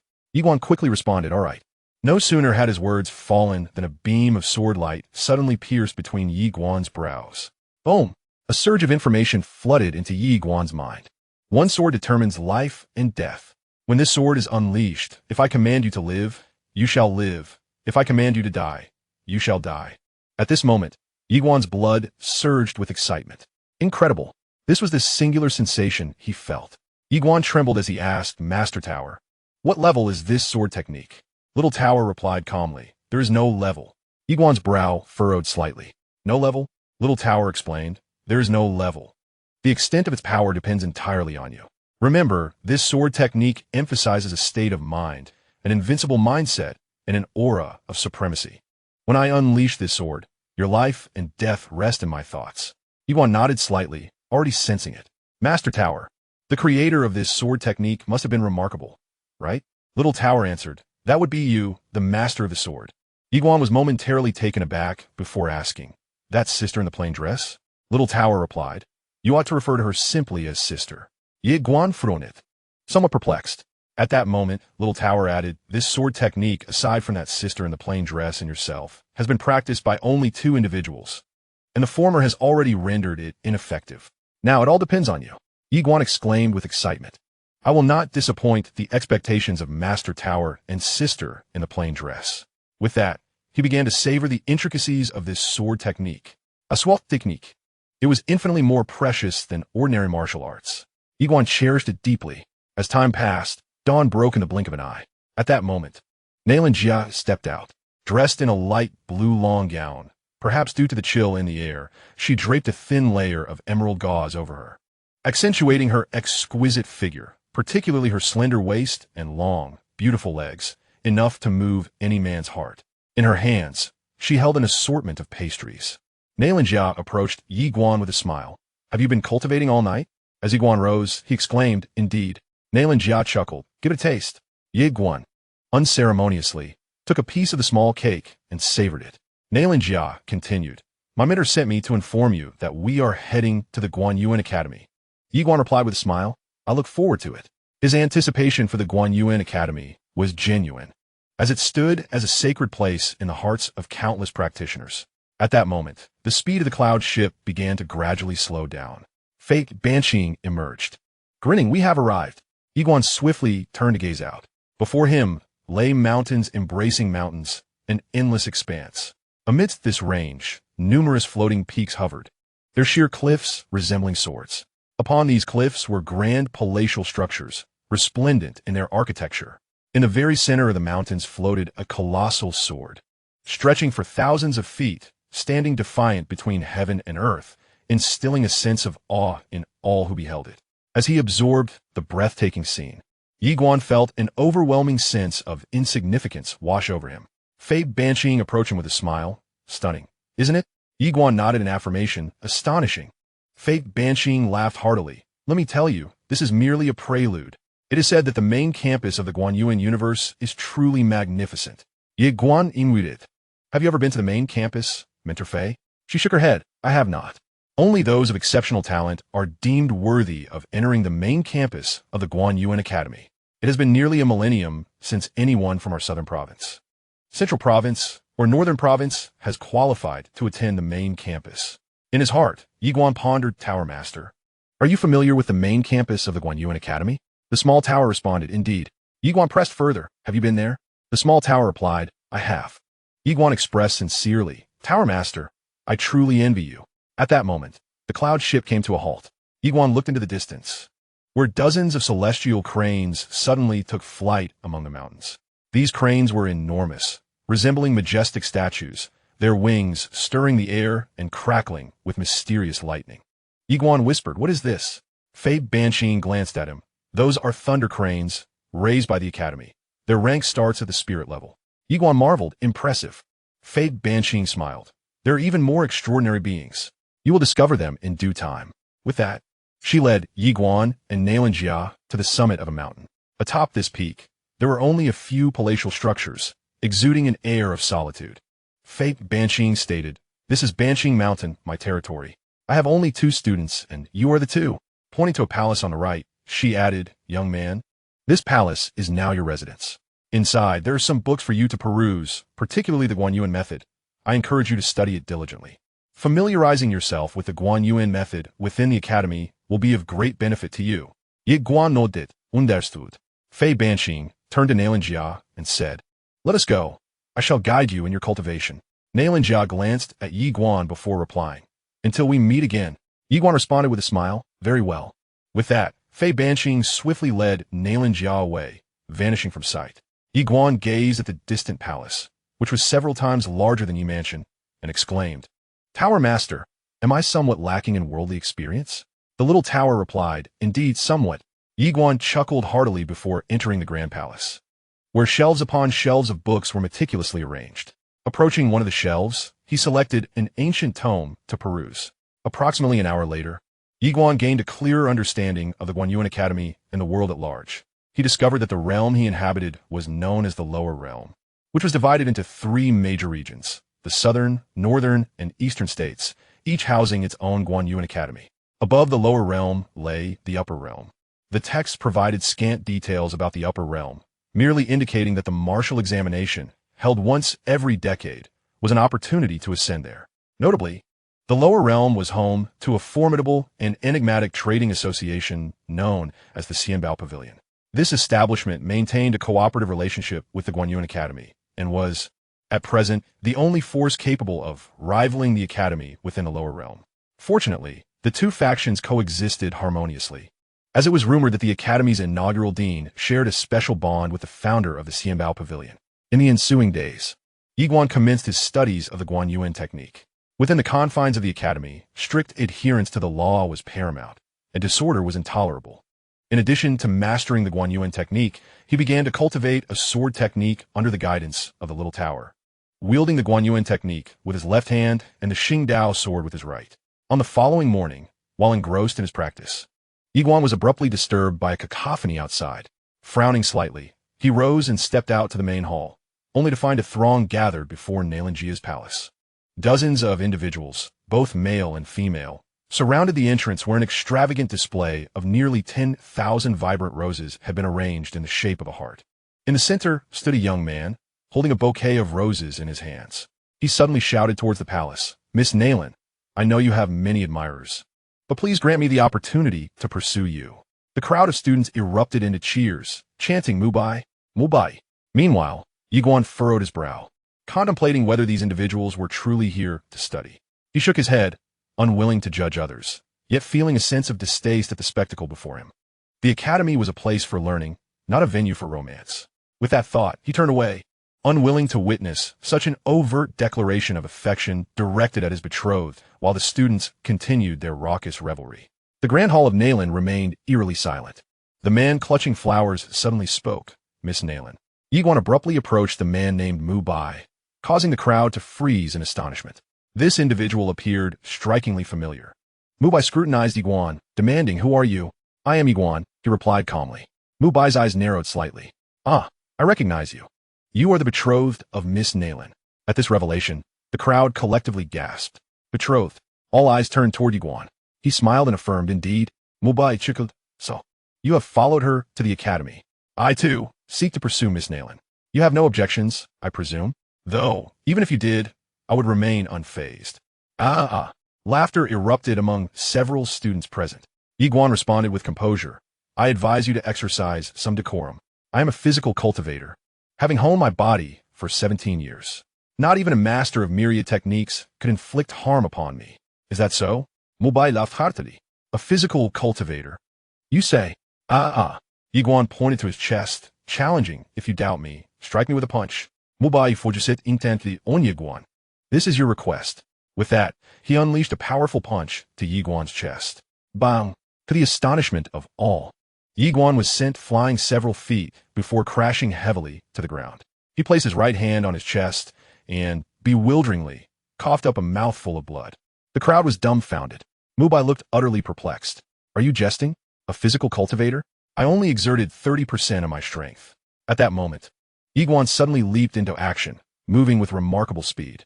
Before Mubai could react, he delivered a resounding slap to his face. Smack! Mubai was sent sprawling. And before he could hit the ground, Yiguan executed a powerful knee strike to his abdomen. Bang! Mubai's eyes widened in shock as he spat out a mouthful of vital blood. Yet, it did not end there. As Mubai descended, Yiguan swiftly placed a foot upon his back. Bang! Mubai crashed to the ground, the stone floor fracturing upon impact, his face colliding intimately with the surface. The spectators stood in stunned silence. Yiguan turned to leave. Suddenly, Mubai raised his head, his face a gruesome mess, his voice a snarl. You dare to ambush me, you wretch. I will make you wish you were never born. Yiguan abruptly turned back, charging forth. In an instant, he delivered a brutal kick to Mubai's throat. Crack! Mubai's head flew from his body, blood spraying across the ground. The crowd remained frozen in shock. He has killed him. In the esteemed Guanjin Academy, the act of murder is strictly prohibited, as it constitutes a grave violation of the law. At that moment, a surge of formidable presences descended from the heavens, and a group of individuals materialized before Yiguan. The countenance of every student in the vicinity shifted dramatically upon the arrival of these figures. They were the enforcement court, a faction within the academy that instilled fear in all students. Leading them was Elder Chio, known as the Azura Monster. Elder Chio cast a glance at the lifeless body on the ground before turning his gaze upon Yiguan, demanding to know who had given him the audacity to commit murder. Yiguan pointed to the blood at the corner of his mouth, asserting, I acted in self-defense. The crowd murmured in disbelief. Elder Chio scrutinized Yiguan, questioning the validity of his claim. Yiguan maintained his stance, stating, he struck me first, shattering my internal organs. Therefore, I was merely defending myself. Elder Chio narrowed his eyes, challenging Yiguan's audacity to argue before him. Yiguan remained unfazed, reiterating, I was acting in self-defense. Enraged, Elder Chio raised his hand and aimed a slap at Yiguan's face. Yet, Yiguan was swifter. At the moment Elder Chio made his move, he surged forward, delivering a knee strike towards Elder Chio. Elder Chio's expression changed instantaneously, realizing he had underestimated his opponent. He was compelled to mitigate the impact, but with a loud thud. He was sent flying several meters away. As soon as he regained his footing, Yiguan charged towards him, executing a powerful kick. Startled, Elder Chio raised his right hand to block the blow, yet he was still sent rolling several yards to the left. Just as Yiguan prepared to strike again, a commanding voice rang out, stop. The onlookers turned to see the grand hall swing open, revealing Fei Banqing, who emerged with an air of authority. The sight of her caused a stir among the students, as they realized the formidable female leader had returned. Fei Banqing approached Yiguan, her gaze falling upon the corpse of Mu Bai beside him. She chastised, brother, did we not agree to maintain a low profile? On your very first day at the academy, you commit murder and assault an elder of the enforcement court. Is this what you call low profile? Yiguan lowered his head slightly, wiping the blood from his lips and presenting it to her, feeling somewhat aggrieved. Look, I've been beaten to the point of vomiting blood. In exasperation, Fei Banqing erupted, stomping her foot in frustration. Chapter 13. A single blow to avoid 100 strikes. At this moment, Fei Banqing was truly overwhelmed. She had once considered herself a troublemaker, but in comparison to this individual, she felt like a model student in her own past. This was a masterclass in instigating chaos. At that moment, Elder Chiu rose angrily and exclaimed, "Is this your student?" Fei Banqing glanced at Elder Chiu and replied calmly, "Indeed." Elder Chiu, unable to contain his fury, pointed at Yi Guan and declared, "He has committed murder and assaulted an elder of the court. What do you propose we do about this?" Fei Banqing looked at Yi Guan and asked, "Was it self-defense?" Yi Guan nodded vigorously, affirming it was self-defense. "Everyone can attest that he struck me first." Fei Banqing then turned to a female student nearby, asking, "Did Mu Bai strike him first?" The girl hesitated before nodding, "Yes, but..." Fei Banqing directed his gaze back to Elder Chiu, insisting, "Elder Chiu, you heard it too. Mu Bai initiated the attack, and my student acted in self-defense." Elder Chiu glared at Fei Banqing, accusingly stating, "Are you attempting to shield him?" Fei Banqing furrowed his brow, retorting, "When have I ever said I would protect him? Are your ears deaf? Mu Bai struck first, and my student was merely defending himself. Legitimately defending himself." Elder Chiu's face turned a shade of deep anger, asserting that even if it were self-defense, it could be deemed excessive. According to the law, once Mu Bai was no longer capable of retaliation, he should have ceased his assault. Fei Banqing turned to Yi Guan, who hesitated before saying, "He threatened me, saying I would not have a good end. Therefore, I killed him. This qualifies as an emergency avoidance." Emergency avoidance. Fei Banqing's brows knitted together as he softly questioned, "Is there such a law?" Yi Guan replied quietly, "I just added it." Fei Banqing stared at Yi Guan in silence, a torrent of thoughts racing through his mind. What the hell? Emergency avoidance. Elder Chiu erupted, "You think I haven't read the Guanyuan law? There is no such clause. You are guilty of intentional murder." Yi Guan responded calmly, "I was merely defending myself." Seeing Yi Guan's defiance, Elder Chiu's anger nearly reached its boiling point. "Do you even know where you are?" Fei Banqing stepped closer to Yi Guan, warning softly, "Do not act recklessly." Just then, an elderly man approached from the side. Upon seeing him, Elder Chiu quickly exclaimed, "Vice Dean, Vice Dean." The newcomer was Lu Chun, the Vice Dean of the court. Upon his arrival, Fei Banqing's expression darkened significantly. This matter was becoming increasingly difficult to resolve. It wouldn't be so easily managed. Yi Guan observed Fei Banqing's troubled countenance before turning his gaze to Lu Chun. Pondering his next move, Lu Chun entered the fray, casting a glance at Mu Bai's lifeless body before looking at Fei Banqing with a smile. "Mentor Fei." Suddenly, Yi Guan stepped forward to Lu Chun, offering a slight bow. "Senior, may I have a word?" Lu Chun regarded Yi Guan, inquiring, "What is it?" Yi Guan gestured invitingly and began to walk aside. Lu Chun furrowed his brow slightly, not pondering too much, and followed suit. Fei Banqing's delicate brows knitted in confusion as she wondered what this fellow intended to do. Meanwhile, Elder Chiu wore a perplexed expression. In the distance, Yi Guan turned his back to the crowd, and in a manner undetectable to those around, he subtly slipped a storage ring into Lu Chen's hand. Lu Chen was taken aback. A bribe? His brows knitted tightly as his gaze turned icy, ready to erupt. Yet in the next moment, upon discovering that the storage ring contained 1,000 gold crystals, he was struck dumb once more. 1,000 gold crystals. Lu Chun paused momentarily, a flicker of astonishment crossing his eyes. These gold crystals were evidently of the highest quality, far surpassing those provided by the Guanchuan Academy. Yi Guan suddenly spoke, "Senior, I was indeed acting in self-defense. He struck me once, nearly taking my life, hence." Lu Chun discreetly pocketed the ring and replied with a smile, "I understand. I understand." Yi Guan fell silent, refraining from further comment. If one possesses power, the rules serve them. If one possesses wealth, the rules can be bent. But if one lacks both power and wealth, then the rules are tailor-made for them. At that moment, Lu Chun abruptly turned to face the crowd, declaring, "I have grasped the full context. This young brother was indeed acting in self-defense. Everything is a consequence of Mu Baijiu's own actions." Elder Chiu was momentarily stunned, then exclaimed in disbelief, "Vice Dean." Lu Chun shot a cold glance at Elder Chiu, stating, "How many times have I told you?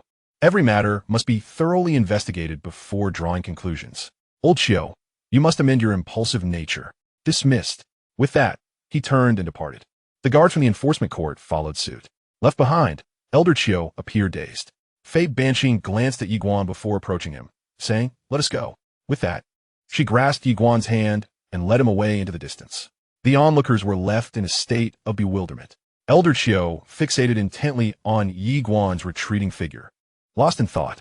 At that moment, Yi Guan turned his head to glance at Elder Chiu, remaining silent. Within the hall, Fei Banqing regarded Yi Guan. So you did bribe him? Yi Guan nodded. How much? She inquired. 1,000 gold crystals, he replied. Fei Banqing narrowed her eyes slightly. You truly are wealthy. Yi Guan remained silent. After a brief pause, Fei Banqing remarked, his crime does not warrant death. Yi Guan shook his head. That is because he is dead. In the eyes of the mentor, I am now the weaker party. Yet if I lack strength, how would I fare today? I did attempt to reason with him, but was met with disregard and escalating mockery.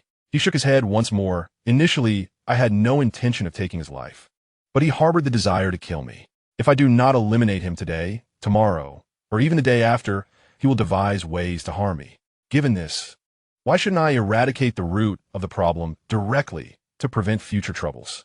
Fei Banqing fixed her gaze on Yi Guan, feeling an unsettling fear at this moment. The meticulousness of his thoughts was indeed alarming. Her expression was complex as she replied, but you must understand, there are many who pursue Xianxia.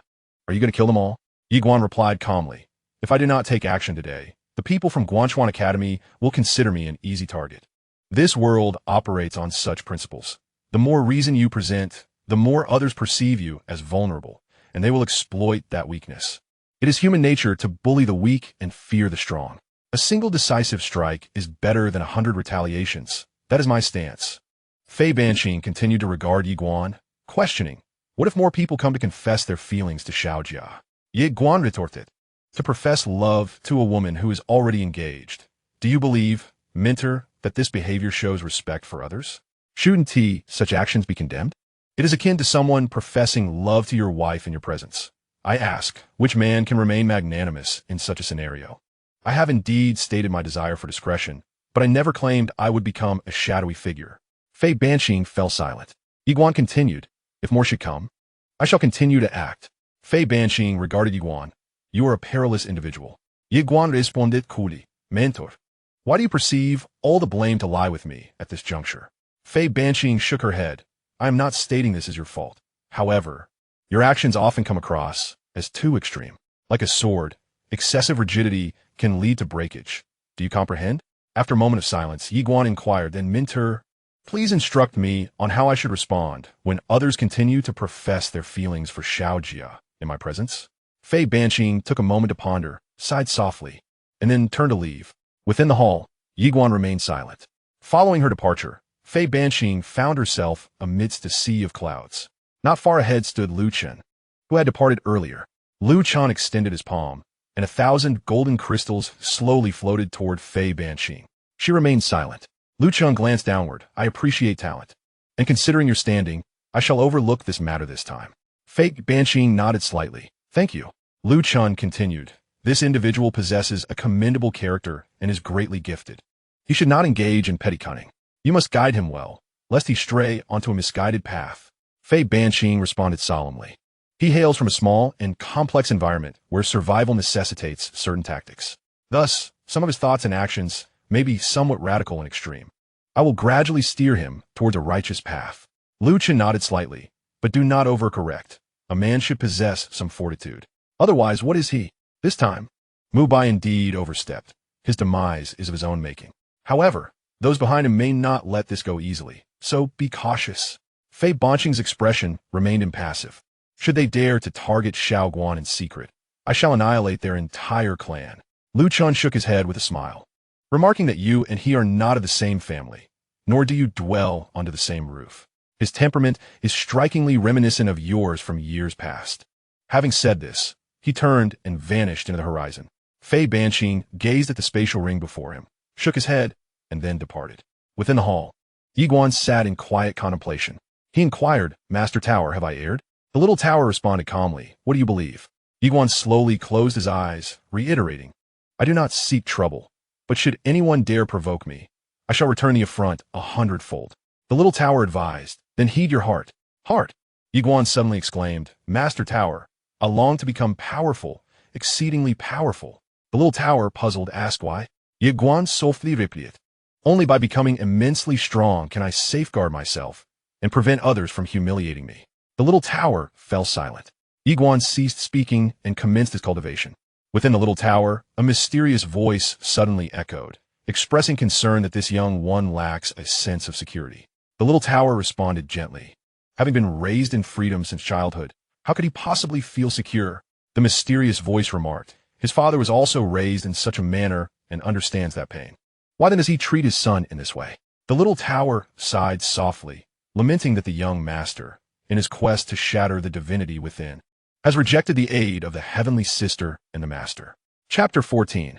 The Need for Frugal Upbringing. In the hall, Yi Guan stood quietly, wielding the wandering sword. During this period, he had been diligently practicing the sword technique that determines life and death. The essence lies in the momentum and state of mind. This is the core of the wandering sword. Mastering this technique necessitates a disposition that scorns one's adversaries. When the sword is unsheathed, it must bring about life or death. How, then, can one cultivate such an invincible mindset and aura? Yi Guan himself remained uncertain. He only understood that at the moment of drawing the sword, the adversary must be met with death. The sword is a lethal instrument. To draw the sword is to kill. In addition to his training, Yi Guan also took the opportunity to familiarize himself with the Guanyuan Academy. Currently, the academy boasts 3 extraordinary prodigies: Xianxia under Fei Banqing, Nan Xian under Mentor Xiao Ge, and Sun Xiong under Mentor Xianxia. These 3 represent the pinnacle of talent at Guanyuan Academy. Aside from Xianxia, the other 2 have already attained the ethereal realm. Notably, the position of student leader at Guanyuan Academy remains vacant. What does it mean to be the student leader? It signifies the chief among all students, wielding immense power, with the authority to oversee all students, and possessing the privilege to mobilize a segment of the Academy's military forces. It can be said that the power is indeed substantial. Within the hall, Yi Guan sat cross-legged on the ground, deep in thought. Since his arrival, there have been individuals approaching Xianxia to declare their feelings and stir up trouble. Could this be mere coincidence? In his perspective, it is hardly a coincidence. Clearly, someone may be targeting him. Who? Undoubtedly, there is only one individual, and that is the Nan family, who harbors animosity towards him. Nan Xian belongs to the Nan clan. Yi Guan narrowed his eyes slightly and murmured, "That Mu Bai must have been manipulated by someone to probe my strengths and weaknesses, or perhaps to orchestrate harm against me." Nan Xian. As he spoke, a glint of coldness flashed in his gaze. One must never harbor malicious intentions towards others, yet one must remain vigilant against potential threats. Suddenly, Yi Guan inquired, "Master Tower, do you possess any exceptional cultivation techniques? I wish to strive for the Tongyu realm." Tongyu. He currently lacks not wealth, but rather superior methods of cultivation. To ascend to a higher realm, one must possess advanced techniques. The little tower replied, "I have techniques, but they are not suitable for you at this moment. Rather, it would be more accurate to say they're ill-suited for this environment." Yi Guan furrowed his brow, questioning, "Why?" The little tower answered calmly, "Because they are exceedingly formidable, and the spiritual energy here is insufficient to support such a method of cultivation." Yi Guan's expression stiffened. The little tower continued, "First, focus on enhancing your strength. Once you reach the upper realm, it should be attainable." After a brief silence, Yi Guan resolved, "Then I shall have to find a way myself." The little tower nodded. Yi Guan stood up and departed. He needed to procure a suitable cultivation method.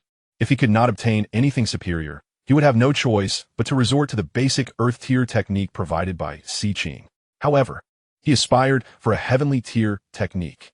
The better the technique, the faster the cultivation, and the higher the quality of the mysterious energy.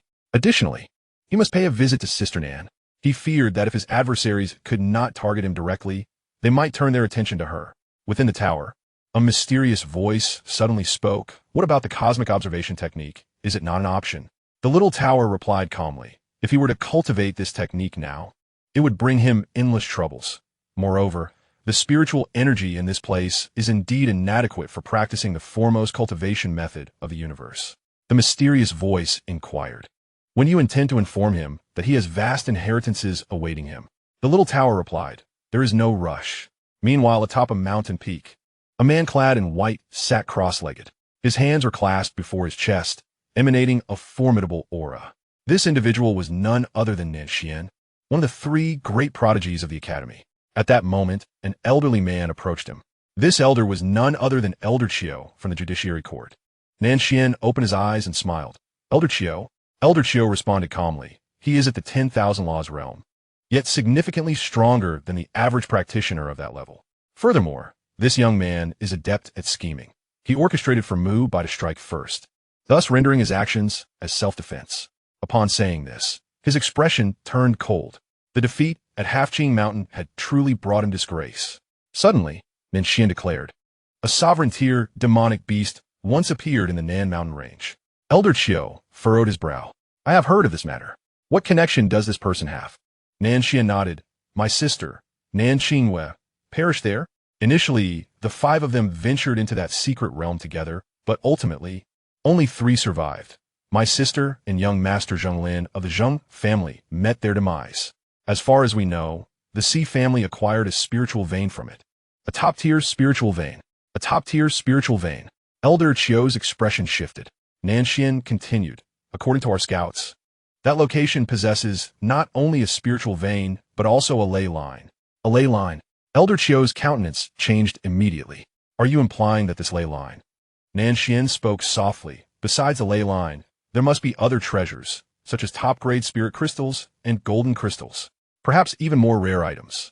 Elder Qiu's voice turned grave. He is currently under the protection of Master Fei. We cannot act against him. Xian smiled. Hasn't Sun Xiong been pursuing that young lady? Naylan? Elder Qiu narrowed his eyes. Are you suggesting we incite discord between them, leading them to turn on each other? Xian shook his head. There's no need for us to instigate. Sun Xiong will seek trouble on his own. However, we must stoke the flames. Elder Qiu's tone was serious. How we do that? Xian grinned. It's quite simple. Just say that this young Master Yi and Miss Naylan are together on the same mountain peak. Elder Qiu frowned slightly. Is it truly that straightforward? Xian laughed heartily. Elder Qiu, you do not understand. A man cannot abide even a grain of sand in his eye. Once this news spreads, it will surely be distorted, and eventually, it will morph into the tale that young Master Yi and Miss Naylan are cohabiting. By that time, how could Sun Xiong possibly restrain himself? Elder Qiu smiled faintly. Rumors can be deadly. Xian nodded. Let us not have our people spread this rumor. Let others do it. Elder Qiu nodded slightly, understood. Having said that, he turned to leave. Xian slowly closed his eyes. Sister, do not worry. I will not only make him pay with his life, but I will also ensure that the entire Yi clan pays for you. Yiguan found Fei Banqing. Fei Banqing looked at Yiguan. You seek the celestial tier technique? Yiguan nodded. Fei Banqing shook his head. I cannot assist you with that. Yiguan was puzzled. Why not? Fei Banqing replied calmly. To be frank, the Academy possesses only 3 volumes of celestial tier techniques, all housed in the scripture pavilion, and they are generally inaccessible to ordinary individuals. Yiguan hesitated for a moment before asking, Master, what technique do you cultivate? Fei Banqing said flatly, do not harbor any thoughts of acquiring it from me. I indeed practice a celestial tier technique, but the Academy has strict orders against sharing it with students. If a student wishes to obtain a celestial tier technique, they must exchange sufficient credits for it. Yiguan's bro furovit credits. Fei Banqing nodded, explaining that there were 2 methods to acquire credits. The first involved completing tasks assigned by the Academy, such as hunting down individuals wanted by the institution or those who had rendered significant service to it. However, relying on this method to obtain the celestial level martial arts would take at least a decade, 10 long years. Yiguan shook his head in disapproval, suggesting an alternative approach. Fei Banqing fixed her gaze on Yiguan and proposed a more audacious plan. To seize it, Yiguan hesitated and then inquired about the strength of the Guardians. Fei Banqing, exasperated, tapped Yiguan's head and glared at him, incredulous at his willingness to attempt such a robbery. Yiguan managed a sheepish smile. Do not act recklessly. Fei Banqing warned. If you attempt to raid the scripture pavilion, not even the head of the Academy can ensure your safety. Yiguan felt a headache coming on. Was he truly left with no choice but to resort to Earth-level martial arts? Come, I will take you somewhere, she said, leading Yiguan away from the Grand Hall. Before long, they arrived at the entrance of an ancient city known as Xian City, nestled at the foot of the Guangguan Academy, bustling with activity. As they walked through the lively streets, Yiguan, filled with curiosity, asked, Mentor, where are we headed? To the Xianbao Pavilion. Fei Banqing responded. The largest trading association in Nanzhou? Yiguan exclaimed, to which Fei Banqing nodded. Yiguan was about to say more when they arrived at their destination. As they reached the entrance of the Xianbao Pavilion, an elderly man in gray robes greeted them with a smile. Mentor Fei, what brings you to the Xianbao Pavilion today? I wish to purchase a scroll of celestial level martial arts. Fei Banqing replied. The old man paused, then gestured for them to enter. Inside a private room, he looked at Fei Banqing and stated, a scroll of celestial-level martial arts requires a minimum of 50,000 golden crystals. That is my lowest offer. 50,000. Yi Guan's expression changed drastically. He had barely 1,000 crystals to his name. The exorbitant price made him acutely aware of his impoverished state for the first time. At that moment, Fei Banqing produced a spatial ring and placed it before the old man. Take this, she commanded. The old man, eager, swiftly accepted the ring and said, please wait a moment. He then turned and exited the room. Yi Guan looked at Fei Banqing, bewildered. Minter, Fei Banqing calmly replied, a small sum. Yi Guan say it. Are you certain? Fei Banqing assured him, as a mentor at Guangguan Academy, I can easily recoup a small amount. Just then, the gray-clad elder returned, presenting a black scroll to Fei Banqing. She glanced at it briefly before handing it to Yi Guan. Go. Having spoken, she rose and departed. Yi Guan hesitated for a moment before also standing up and leaving. However, just as he was about to walk away, he suddenly turned his head back. Not far away, on the wall, hung a portrait of a woman. She had short hair, wore a short-sleeved top, and a small cloth skirt, with a little pouch hanging at her waist. As Yi Guan gazed at the woman, he unexpectedly approached the portrait and gently caressed it. At that moment, the old man in gray and Fei Banqing turned their attention towards Yi Guan, who softly inquired, Senior, who is this? The old man chuckled and replied, she is the founder of my immortal treasure pavilion. Yi Guan further questioned, what is her name? The old man responded, Qin Guan. Qin Guan. Yi Guan stared at the woman, momentarily lost in thought. Inside the small tower, the tower quietly remarked, fortunately, I did not give him that small pouch in advance. The mysterious voice responded, when you plan to give it to him? The small tower softly replied, I intended to give it to him right away. But considering his father, perhaps it is better to wait a bit longer. Let him endure some hardships. It is not a bad thing. The old master once said, boys should be raised in poverty. Chapter 15, Minter, do not use force. In the private room, both the old man in gray and Fei Banqing were observing Yi Guan, their eyes filled with confusion.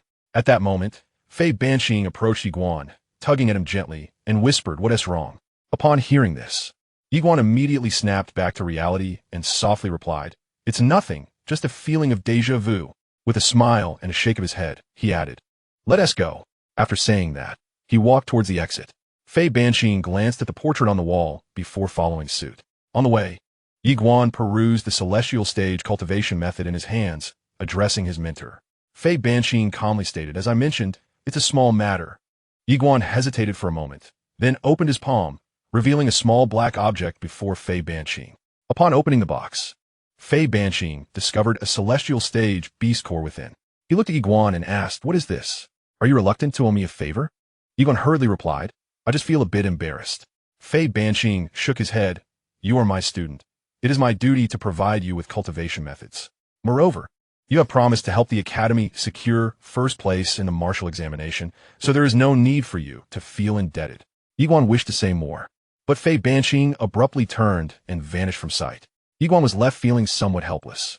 Upon returning to the Academy, Yi Guan was about to begin his cultivation when a man suddenly blocked his path. The man was somewhat stout, dressed in a tight black robe, his body muscular and exuding explosive strength. He looked at Yi Guan and asked, are you the fiancé of Miss Naylan? Yi Guan nodded. And you are? The man fixed his gaze on Yi Guan. Sun Xiong. Sun Xiong, one of the three great geniuses. Yi Guan cast a glance at Sun Xiong and inquired, is there something you need? Sun Xiong chuckled, to the life and death arena. To the life and death arena. Yi Guan replied calmly, very well. Sun Xiong laughed heartily. Without a doubt, you possess courage. Let us go. With that, he turned and soared into the sky. Yi Guan lightly tapped his toes and leaped into the air, following closely behind. The reason? He did not ask. Why? It was unnecessary. If a fight was to ensue, then let it be. Soon, Yi Guan accompanied Sun Xiong to the summit of a mountain, where a colossal stone arena lay, measuring 1,000 feet in length and width, flanked by deep abysses on either side, and surrounded by towering stone pillars reaching heights of 10 feet. The life and death arena, within the Guanxian Academy. When irreconcilable conflict arises between parties, they may agree to settle their disputes in the life and death arena. Once one steps onto the arena, their fate is left to the heavens. The news of Yi Guan and Sun Xiong's imminent confrontation rapidly spread throughout the Guanxian Academy, and before long, thousands gathered around the arena. On a nearby high platform, Fei Banqing observed Yi Guan in the distance, refraining from intervening. Why should she intervene? Her principle is simple. Do not provoke trouble, yet do not fear it. If others challenge him, and Yi Guan refuses to fight, she would lose respect for him. At that moment, Lu Chan appeared beside Fei Banqing, eyeing Yi Guan in the distance, aware that someone was instigating from the shadows. Fei Banqing responded calmly, I am aware. Lu Chan turned to her, and she continued, regardless, let the younger generation contend amongst themselves. Lu Chan nodded slightly in agreement. The Guanxin Academy is not a sacred ground of the Buddhist faith. It permits conflict. Without strife, these students would become mere bookworms devoid of spirit. And that would spell the true demise of the Guanxin Academy. It is noteworthy that throughout the ages, the head of the Guanxin Academy has always been the victor of the previous palace competition. At that moment, an elder stepped onto the scene. The newcomer was none other than Xianxia. He gazed at Yi Guan from afar, his expression quite intricate. On that fateful day, Yi Guan had nearly become a student. Yet he ultimately relinquished that opportunity to Li Chuan of the Li family. He had not anticipated that this young man would eventually arrive at the Guanxin Academy. In the distance, on the life and death arena, Sun Xiong looked at Yi Guan and urged, make your move. Yi Guan nodded slightly and suddenly surged forward with incredible speed, tearing through the air. Sun Xiong narrowed his eyes, tightly clenched his right fist, and a flame began to coalesce in his palm. In the next moment, he too charged forward, delivering a powerful punch towards Yi Guan. A clash was imminent. As the fiery fist hurtled toward him, Yi Guan narrowed his eyes. Just as their fists were about to collide, Yi Guan's right fist transformed into an open palm, striking directly at Sun Xiong's throat along his arm. Almost simultaneously, Sun Xiong's fist crashed into Yi Guan's chest. Crack! Bang! Both men staggered backward at nearly the same instant. Witnessing this scene, Lu Chan atop the stone pillar grew solemn. Was this reckless fighting style something you taught him? Fei Banqing shook her head, her gaze drifting to Yi Guan in the distance, her expression intricately complex. This fellow truly dared to gamble with his life. On the life and death platform, Yi Guan had yet to retreat and spat out a mouthful of blood. However, the next moment, he suppressed the discomfort in his abdomen and surged forward like a cheetah, pouncing upon its prey, charging at Sun Xiong. At this moment, Sun Xiong's eyes widened, his right hand tightly guarding his throat, blood seeping from his 7 orifices. He had not anticipated that the man before him would employ such a life-risking tactic. His strength was formidable, but his speed was lacking, which allowed Yi Guan to exchange injury for injury so effectively. The brutal blow to his throat left him severely wounded. Yet as he saw Yi Guan advancing, a fierce glint flashed in his eyes. Ignoring the excruciating pain in his throat, he charged forward once more, delivering a punch toward Yi Guan, this time with flames roaring around his right hand. Observing Sun Xiong's all-out strike, Yi Guan suddenly rolled to the right, creating distance between them. Bang! Sun Xiong's punch struck nothing but air, causing an explosive sound that pierced the atmosphere. In an instant, Sun Xiong's expression shifted dramatically, for Yi Guan had already rolled beneath him. Just as Sun Xiong prepared to throw another punch, Yi Guan executed a sweeping kick at Sun Xiong's feet. Bang! Struck by Yi Guan, Sun Xiong lost all balance and was propelled backward. At that moment, Yi Guan leaped, delivering a forceful kick to Sun Xiong's abdomen. Bang! Sun Xiong crashed heavily onto the ground, blood spurting from his mouth. Subsequently, Yi Guan bent down, gripping Sun Xiong's throat with his right hand. Yi Guan. At that moment, Xianxia from a stone platform suddenly spoke up. Fei Banqing glanced at Xianxia, her expression unchanging. Lu Chen looked to Yi Guan, remaining silent. Yi Guan slowly raised his head to meet Xianxi's gaze. Seeing the crimson rage in Yi Guan's eyes, Xianxia hesitated for a moment before asking, "Could you spare him?" Yi Guan replied calmly, "Certainly." After saying this, he released Sun Xiong and stood up. Everyone was left in stunned silence. Xianxia was equally astonished. He had not expected Yi Guan to genuinely choose to spare Sun Xiong. After taking a glance, Yi Guan wiped the blood from the corner of his mouth and, under the gaze of the crowd, stepped aside. He fixed his eyes on a distant stone pillar, where stood a man clad in white, Nan Xian. In the eyes of all present, Yi Guan stared directly at Nan Xian, knowing that he was the one pulling the strings behind the scenes. "Since you wish for my demise, very well, I now grant you this opportunity. Come down to the arena, and let us settle this once and for all." At these words, the crowd fell into stunned silence, then turned their attention towards Nanxian. Fei Hanqing glanced at Nanxian, but remained silent. Nanxian fixed his gaze on Yi Guan, and after a moment, he suddenly chuckled. "Brother Yi, I do not comprehend what you are implying. Get down here." Yi Guan roared suddenly, cutting through the tension. "Enough of your nonsense. Today, I shall take you down. Come and meet your end." At this, Nanxian's expression darkened considerably. He had never anticipated that Yi Guan would confront him so boldly in front of everyone. He was aware that Yi Guan suspected him of being behind Sun Xiong's troubles. Yet he was confident that Yi Guan lacked any evidence. And yet, this fellow was challenging him without needing proof. At that moment, Xianxia, who stood nearby, also directed a cold gaze at Nanxian. He realized that his somewhat naive student had been manipulated. Nanxian then smiled again. "Brother Yi, is there some misunderstanding between us?" Yi Guan interjected. "Are you backing down?" The students surrounding them exchanged peculiar glances at Nanxian. His expression gradually turned icy. He understood that if he did not accept the challenge today, his reputation would be tarnished. Just as he was about to respond, an elderly figure suddenly appeared beside him. It was Xiao Gu, one of the 3 esteemed mentors. Xiao Gu regarded Yi Guan and said, "If you wish to engage in a life-and-death challenge, that is acceptable. However, we shall not take advantage of your vulnerability. 1 month from now, after you have healed, you two shall meet again on this stage." With that, he led Nanxian away, vanishing from sight. Witnessing this, Yi Guan's expression darkened. After a moment, he turned and walked away. At that moment, Sun Xiong, who lay on the ground, rasped, "Why did you not kill me?" Yi Guan glanced at Sun Xiong and pointed towards the abyss nearby. "If you find failure disgraceful, then jump." Sun Xiong stared at Yi Guan. Yi Guan kindly replied, "Is failure truly so terrifying?" "It is not. What you should contemplate now is why you succumb to me, rather than wallowing in humiliation. A true man must be adaptable. If one cannot endure a single failure, what sort of man is he?" With that, he walked away into the distance. "Remember, you owe me a favor. Moreover, do not solely focus on cultivating your strength.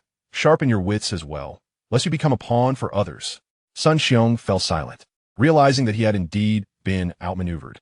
Surrounded by fellow students, all gazed at Yi Guan, who was striding into the distance. Their expressions varied and filled with astonishment.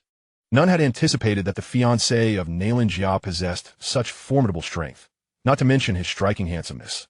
Some female students began to regard him with newfound admiration. On a nearby stone pillar, Fei Banqing observed Yi Guan's retreating figure, a faint smile gracing her lips. Lu Chen remarked, "This young fellow is quite remarkable."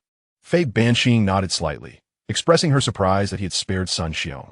Lu Chen concurred, noting that Sun Xiong was rather naive, while Nanxian was overly scheming, and Xiao Jia's agreeable nature rendered them all nearly unfit for the position of student leader. Fei Banqing turned her gaze to Lu Chen, inquiring about that other individual. Lu Chen fell silent. In truth, Guangguan Academy harbored not merely 3 prodigies, but also a hidden genius, personally guided by the Academy's head. Lu Chen whispered, "This young man possesses both courage and strategy. His character is commendable, yet in terms of strength, he pales in comparison to that individual." A sly smile played on Fei Banqing's lips as she questioned, "Do you believe he is merely as he seems?" Lu Chen was taken aback. Suddenly, Fei Banqing declared, "Let's depart. I need to borrow some fun from the Academy head. I can barely afford a meal." With that, she turned and left. Upon returning to his grand hall, Yi Guan encountered Fei Banqing. Calmly, she commanded, "Lie down." Yi Guan was taken aback, but Fei Banqing swiftly pushed him to the ground, tearing his clothing with ease.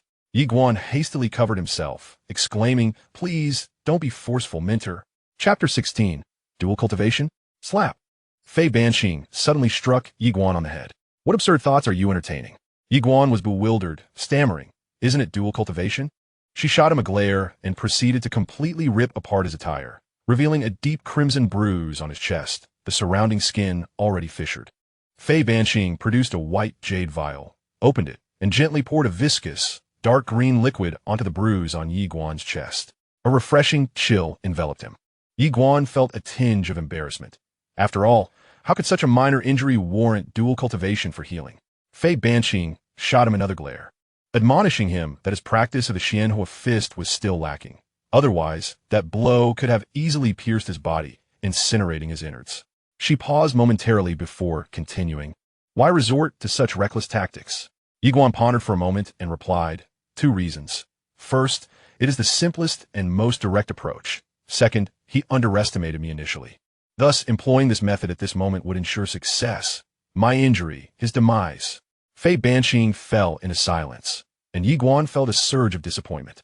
He had initially intended to slay Nanshan, yet it seemed that opportunity had slipped away. Fei Banqing softly remarked, "There are plenty of opportunities." Yi Guan turned his gaze towards Fei Banqing, inquiring whether the academy prohibited internal strife. Fei Banqing shook her head, explaining that to ban such conflicts would be tantamount to crippling one's own abilities. Naturally, such internal disputes must be measured. If they become excessive, we shall intervene. This time, he cleverly orchestrated for Sun Xiong to seek you out, executing it with utmost precision, leaving no incriminating evidence, only to lament that Sun Xiong's intellect is rather simplistic. Yi Guan nodded slightly, comprehending her words. Fei Banqing glanced at Yi Xian before advising, "Focus on healing and then on your cultivation." As she stood to depart, a sudden thought struck her, and she playfully kicked Yi Xian at the waist, admonishing him not to let his thoughts wander into frivolous matters, affirming her role as his mentor. With that, she turned and walked away. Yi Guan felt a tinge of embarrassment. His thoughts had indeed strayed. Not dwelling on it further, Yi Guan sat up and examined his abdomen, noting that his injuries had significantly healed. Clearly, the healing medicine Fei Banqing provided was far from ordinary. He took a deep breath and retrieved the scroll of the celestial level technique. Upon unrolling it, the scroll transformed into a beam of white light that entered his brow. Moments later, Yi Guan began to channel the technique, and soon, the surrounding spiritual energy surged towards him rapidly. Witnessing this, a smile spread across Yi Guan's face. This celestial level technique is truly remarkable. At this pace, reaching the ethereal realm would require less than a month. As if struck by a thought, Yi Guan suddenly asked, "Tower Master, what do you think of my talent?" The little tower replied calmly, "Not impressive." Yi Guan was taken aback. The little tower continued in distant lands. There are individuals who reach the legendary Emperor realm by the age of 10, equivalent to hundreds of Emperor-tier beasts. Upon hearing this, Yi Guan's expression shifted. It seemed he had been viewing the world through a narrow lens. He resolved to strive even harder. With that, he fell silent and immersed himself in his cultivation. Inside the little tower, a mysterious voice suddenly remarked that his talent was indeed commendable. The little tower replied, "How did his father fall from grace? He became complacent. Do you wish for him to become the same?" The mysterious voice fell silent. The little tower added, "In this world, we can never allow another Wang Kaishan to emerge." The mysterious voice concurred indeed. Meanwhile, atop a mountain peak, an elder and a youth stood together, Xiao Gu and Nanshan. Xiao Gu regarded Nanshan without uttering a word, while Nanshan remained silent. After a moment, Xiao Gu suddenly stated, "His audacity to challenge you while injured can only mean one thing. He is confident in his ability to kill you." Nanshan replied calmly, "I too am confident in my ability to kill him." Xiao Gu then asked, "Can you defeat Sun Xiong in such a short span of time?" Nanshan fell silent. Xiao Gu shook his head slightly, having heard of the events in the Nan Mountain Range. Desiring vengeance is understandable, yet your impatience is rather excessive. Furthermore, this time, you have not only exposed yourself, but also established Sun Xiong as your adversary. Alas, Nanshan slowly clenched his right hand, remaining silent. Suddenly, Xiao Gu unfurled his palm, and a scroll materialized before Nanshan. Nanshan stared in astonishment. "What is this?" Xiao Gu calmly instructed, "Open it." Upon doing so, Nanshan's expression shifted dramatically. He recognized it as a celestial-grade profound technique. Xiaoyi nodded affirmatively. Nanshan immediately bowed deeply to Xiao Gu, expressing his gratitude. "Thank you, master." Xiao Gu replied, "I shall take you to a place for cultivation." With that, he whisked Nanshan away, vanishing from the spot. Inside the hall, a voice suddenly jolted Yi Guan from his thoughts. He turned to see a woman smiling at him from a short distance away, clad in a flowing black gown. She was a vision of grace, standing tall with her hands playfully clasped behind her back. Upon spotting her, Yi Guan quickly rose and approached, without a hint of reservation. He gently embraced her, exclaiming, "Sister Nan, Yinan, daughter of Yi Shao." Yinan shot him a playful glare. "You've been here for days, and Haven Tea come to find me." Yi Guan chuckled sheepishly, "My apologies." Yinan then playfully rose onto her toes and remarked, "You've grown taller than me now." Yi Guan inquired, "Sister Nan, how are things at Guanxian Academy?" Yinan nodded, "It's quite pleasant here." though I do miss home. I can only return once a year during the holiday. She looked at Yiguan and smiled. I'm truly glad to see you. Yiguan scrutinized her for a moment before asking, True Laurelm? Yinan confirmed indeed. Yiguan glanced around, then produced a storage ring, offering it to Yinan. She looked at it, her eyes widening in surprise. Gold crystals? Yiguan affirmed, 2,000 of them. Keep them for yourself. Yinan shook her head. This is far too valuable. Yiguan replied with a grin. With these gold crystals, you can swiftly reach the 10,000 laws realm. Yinan hesitated still. Yiguan, slightly displeased, remarked, Sister Nan, when did we become so distant? Yinan rolled her eyes at him. All right then. With that, she accepted the storage ring. As she surveyed her surroundings, her excitement bubbled over. I never imagined you would become Master Fei's student and have your own palace. How enviable. Yiguan chuckled. If you like it, you're welcome to stay here. Yinan shook her head. I can't disrupt the rules. Suddenly, she produced a small box and handed it to Yiguan. He was taken aback. What is this? Yinan smiled. Open it and see. Upon opening the box, he was greeted by the enticing aroma of a roasted chicken. Upon witnessing the scene, Yiguan was instantly filled with exuberance. Yinan chuckled. This is your favorite dish. Without hesitation, Yiguan settled down and began to feast. Cultivators may practice abstinence from food, yet this pertains only to the most elite practitioners. Those of their caliber still require sustenance. To suggest otherwise would be sheer nonsense. Nutritional intake is essential. Not only must one eat, but one must also indulge in the finest offerings. If circumstances permitted, he would yearn for dragon meat. With this thought, Yiguan suddenly inquired, Master Tower, have you ever seen dragon? The little tower responded, Indeed, I have. Yiguan expressed his admiration. Master Tower, I truly envy you. You've witnessed so much. You are truly remarkable. The little tower remained speechless. Yinan adjusted her dress and crouched down, observing Yiguan as he ate. As Yiguan was the adopted son, she had spent the most time with him during their childhood, which fostered a deep bond between the siblings. In their youth, whenever she was in trouble, Yiguan invariably took the blame. She, in turn, would stealthily prepare food for him when he was punished. Yiguan suddenly turned to Yinan, Sister Nan. Aren't you going to eat? Yinan shook her head. You go ahead. Yiguan grinned widely and devoured a chicken leg. Yinan then remarked, You were truly impressive on the life and death platform. Did you know that? Many of my sisters have taken a liking to you. Yiguan chuckled and shook his head. I was risking my life, not try to show off. Yinan teased, What is the extent of your relationship with Xianxia? Have you two moved in together? Yiguan's expression darkened. We are pure in our intentions. Yinan rolled her eyes at him. What purity are you talking about? You should be bolder. I'll tell you, when a girl likes a boy, she hopes he could be a bit more assertive. Understand? Yiguan was momentarily at a loss for words. Observing his speechlessness, Yinan shook her head with a smile. You blockhead. With that, she picked up her basket and declared, I'll make you food whenever I have the chance. I'm off now. Yiguan suddenly warned, Sister Nan, do be cautious. Yinan glanced at him, and he solemnly reiterated, Just be careful. She nodded, all right. With that, she departed with her basket. Yiguan's expression darkened as he immediately set out to find Fei Banqing. Caution is the mother of safety. When enemies cannot deal with him, they may resort to targeting his loved ones, using them as leverage against him. Such melodramatic scenarios must be prevented at all costs. Before long, Yiguan located Fei Banqing. Upon learning the purpose of Yiguan's visit, Fei Banqing calmly assured him, Rest assured, no one dares to commit acts of violence within the academy. Yiguan remained silent, for he had previously engaged in such deeds himself. Fei Banqing shook her head and said, Your sister. I will ensure that the mentors from the external department pay special attention to her. Additionally, I will provide her with a communication talisman, should any danger arise. I will rush to her side personally.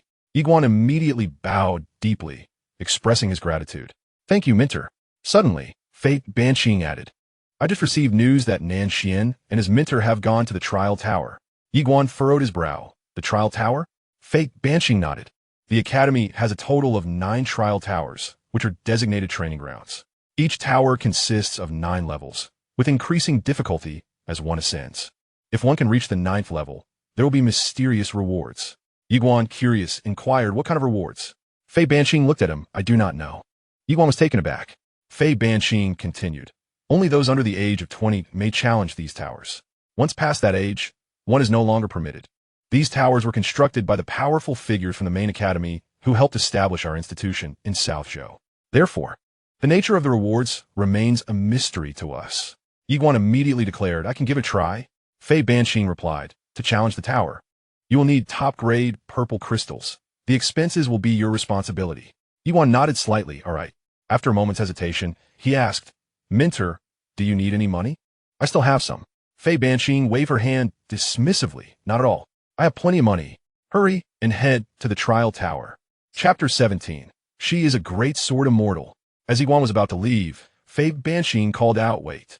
Yiguan turned to face her, and she fixed him with a stern gaze. "Remember, you have agreed to a life-and-death contest with Xianxia a month from now. A month means a month. Do not attempt to eliminate him at this moment, or you will be breaching the rules, which could lead to considerable trouble." Yiguan fell silent, shock coursing through him. He had not anticipated that this woman would see through his intentions. In truth, he had indeed planned to secretly eliminate Xianxia. He preferred to settle scores immediately. Fei Banqing sighed softly. "A strong individual can be willful, but you must remember that you have not yet reached an invincible status within the academy. If you disregard all the rules, you will be collectively suppressed by everyone above you." Yiguan nodded slightly. "I understand." Fei Banqing smiled. "Go ahead." Yiguan bowed slightly once more before turning to leave. Fei Banqing shook her head gently, contemplating how her disciple was commendable in many ways, yet overly decisive in matters of conflict, often lacking in careful consideration. Nevertheless, this was also the reason she found him endearing, as she had once been the same. Reflecting on this, she smiled, now able to empathize with the feelings her own mentor must have experienced in dealing with a headstrong student. The trial tower is situated at the southern end of the Guanyuan Academy, atop the imposing trial peak, which spans hundreds of miles and features 9 towering summits, each crowned with a trial tower. These towers serve as the primary training grounds for the students of Guanyuan Academy. Yiguan arrived at one of the trial peaks via the teleportation array. Gazing at the distant trial tower, a faint smile graced his lips. Indeed, he yearned for combat. It is only through battle that one can continually push the boundaries of their potential. In his encounter with Sun Xiong, he discerned the latter's vulnerability, stemming from a lack of genuine life-and-death struggles. Such true scions of noble families, blessed with affluent backgrounds and abundant cultivation resources, possess both advantages and disadvantages. Their inclination to cherish life renders them susceptible when confronting those who are truly reckless. It is only natural. How could a wealthy heir ever risk his life against a petty thug, having navigated the perils of the ancient city for many years? Yiguan had come to a singular realization. In a fight, one must be ruthless. If you are not fierce, you are destined for demise. Upon arriving at the base of the trial tower, an elderly man stood at the entrance. Upon noticing Yiguan, the old man regarded him and stated, 1 hour. 100 purple crystals. Yiguan nodded and promptly produced 200 crystals, handing them to the elder.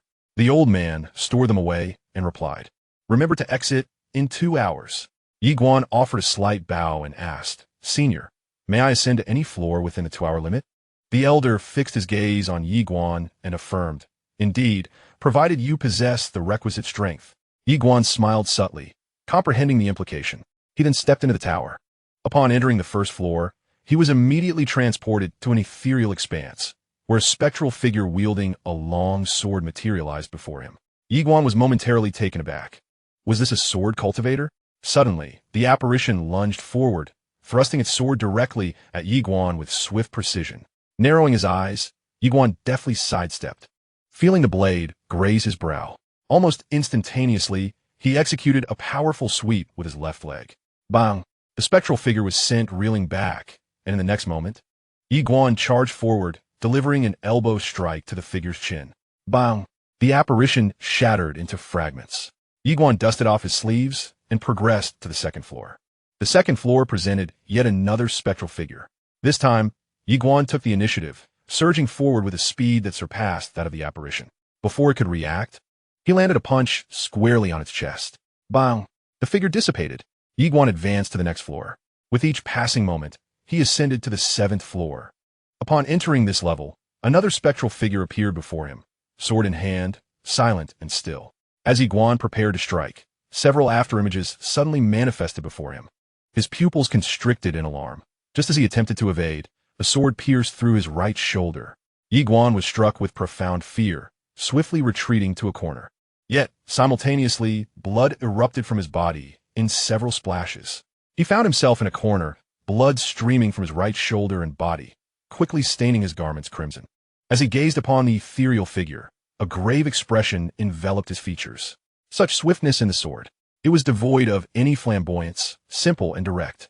In that moment, the phantom suddenly transformed into a series of afterimages, lunging toward Yiguan.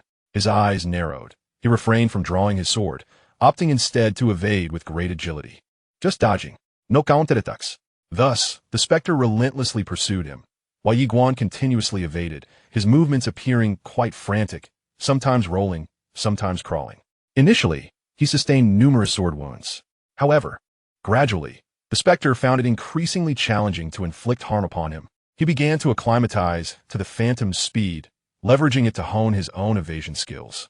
Days turned into 2, and by the 3rd day, Yiguan had thoroughly adapted to the opponent's velocity, discerning its patterns. When the phantom could no longer touch him, it lunged toward his face with a sword. In a flash, he charged forward, ducked, and delivered a powerful punch to the phantom's abdomen. Bang! The specter instantly dissipated. Yiguan exhaled deeply, then sat cross-legged on the ground to begin healing. At this moment, he was covered in blood. The speed of this phantom undoubtedly surpassed many formidable practitioners of the ethereal realm, and its sword technique was both fierce and straightforward, making it nearly impossible for ordinary individuals to withstand. Even more terrifying was the singular focus of this phantom. It sought only speed. When velocity reached a certain level, it became truly fearsome. Approximately an hour later, Yiguan's wounds began to heal gradually. He changed into a clean robe and looked toward a nearby teleportation array. Stepping into it would transport him to the 8th layer. The 8th layer was assuredly more terrifying. Fear? No, only exhilaration. Yiguan strode confidently into the teleportation array, and in an instant, he found himself in a boundless void. Not far ahead, an ethereal figure suddenly materialized, still wielding a sword. Yiguan's countenance became guarded, his right hand slowly tightening into a fist. At that very moment, the phantom abruptly swung its sword, and a flash of sword light streaked across the space. Witnessing this, Yiguan's expression shifted dramatically. Sword energy. Damn it, this creature could actually wield sword energy. It was well known that although he was now a swordsman, he could only unleash sword intent and not sword energy. Yet, this specter was capable of employing sword energy in an astonishing speed, closing in on him in the blink of an eye. The speed surpassed that of the phantom on the 7th layer by several folds. This is perilous. Yiguan dared not confront this sword energy head-on. He could only instinctively sidestep to the side. Fortunately, he had grown accustomed to evading down below. Thus, with a swift movement, he narrowly avoided the oncoming sword energy. However, in the next instant, another wave of sword energy struck forth. Yiguan's pupils constricted sharply. At that moment, he sensed the chilling breath of death. He could no longer conceal his true strength. He summoned the Xingdao sword without hesitation. Whoosh! The Xingdao sword soared forth, cleaving through the sword energy. The energy shattered with a resounding crash. Yiguan was taken aback. It was that simple? At that moment, from a distance, the sword in the phantom's hand suddenly broke free and floated before him, trembling violently. Fear? Submission? Yiguan was stunned. The phantom in the distance seemed equally bewildered. As Yiguan gazed at the quivering sword, his expression was one of confusion. Soon, he turned his attention to the Xingdao sword in his hand, realizing that it was not afraid of him, but rather of this very sword. Yiguan swallowed hard and inquired, Master Tower, it fears the Xingdao sword, doesn't it? The little tower replied, It seems so. Yiguan puzzled asked why. The little tower fell silent. Yiguan pressed on, but why? After a moment of contemplation, the little tower responded, Perhaps it is simply weary and desires a respite. Yiguan's face darkened. Master Tower, please do not brush me off. The little tower continued, Your sword is quite unique, as it stands. Only 2 swords can stand against it. The rest must submit, too fearful to reveal their sharpness. Yiguan blinked, so, according to you, if I encounter sword cultivators in the future, I would be invincible? The little tower cautioned, I can only say that you may not overpower the sword's master, but your sword will certainly triumph over theirs. Instantly, Yiguan was filled with excitement. How magnificent! Master Tower, was this sister in the plain dress once a grand sword immortal? I have heard that even in the upper realms there are no sword immortals. The little tower remained silent for a moment before affirming, Indeed, she is a grand sword immortal. Yiguan erupted into laughter. I have a grand sword immortal as my master. How impressive is that? Huh. Suddenly recalling something, he hastily inquired, Master Tower, can the sister in the plain dress shatter a mountain with a single strike? A very tall one. The little tower pondered for a moment before replying. If she were to exert her full strength, it should be possible. At this revelation, Yiguan's excitement grew even more fervent. Yet soon, he made a conscious effort to calm himself, reminding himself to remain humble. The sister in the plain dress is formidable. It is not my own prowess. I must continue to strive, aspiring to one day become a sword immortal. The little tower chuckled. Indeed, Yiguan took a deep breath.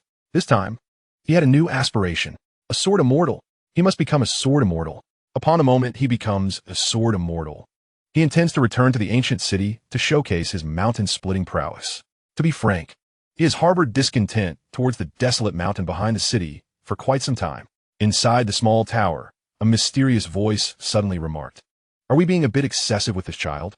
The small tower sighed softly, contemplating his father. The mysterious voice fell into silence.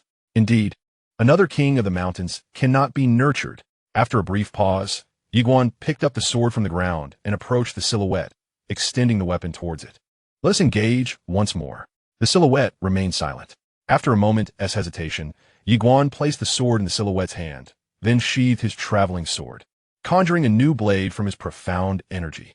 At that instant, the silhouette suddenly swung the sword, unleashing a wave of sword energy. Yiguan narrowed his eyes and charged forward, thrusting his sword to counter the oncoming energy. Bang! The sword energy did not shatter. Yet Yiguan was forced to retreat repeatedly. At that moment, the silhouette lunged forward with great speed, a flash of cold light rushing towards Yiguan. A glint of coldness flickered in Yiguan's eyes. This time, he refrained from striking and chose instead to evade once more. Like before, he began to desperately dodge, fully aware that he could not match his opponent's prowess.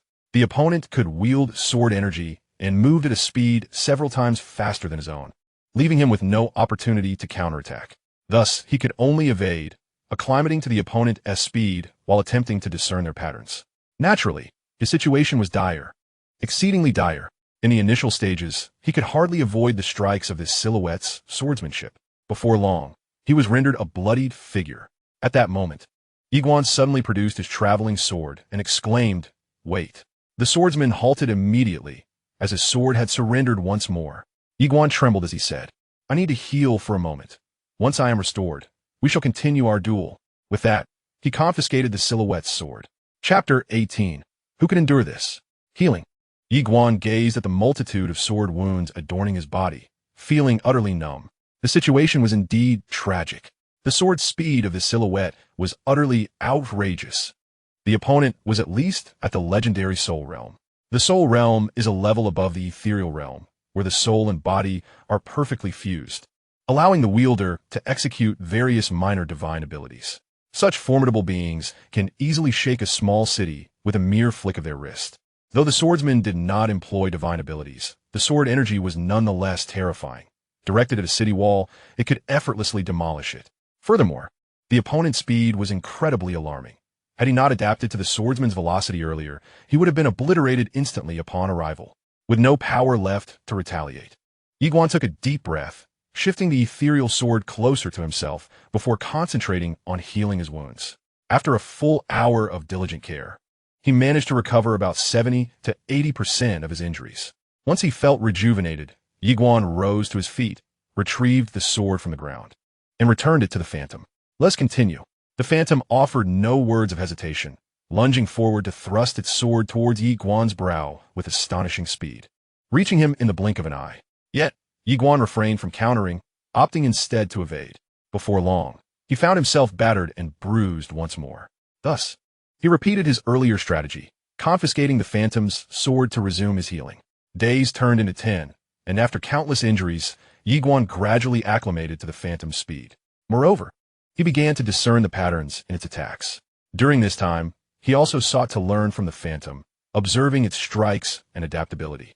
5 days later, amidst the void, the phantom unleashed a flurry of strikes like a tempest, while Yiguan adeptly dodged, narrowly escaping each assault.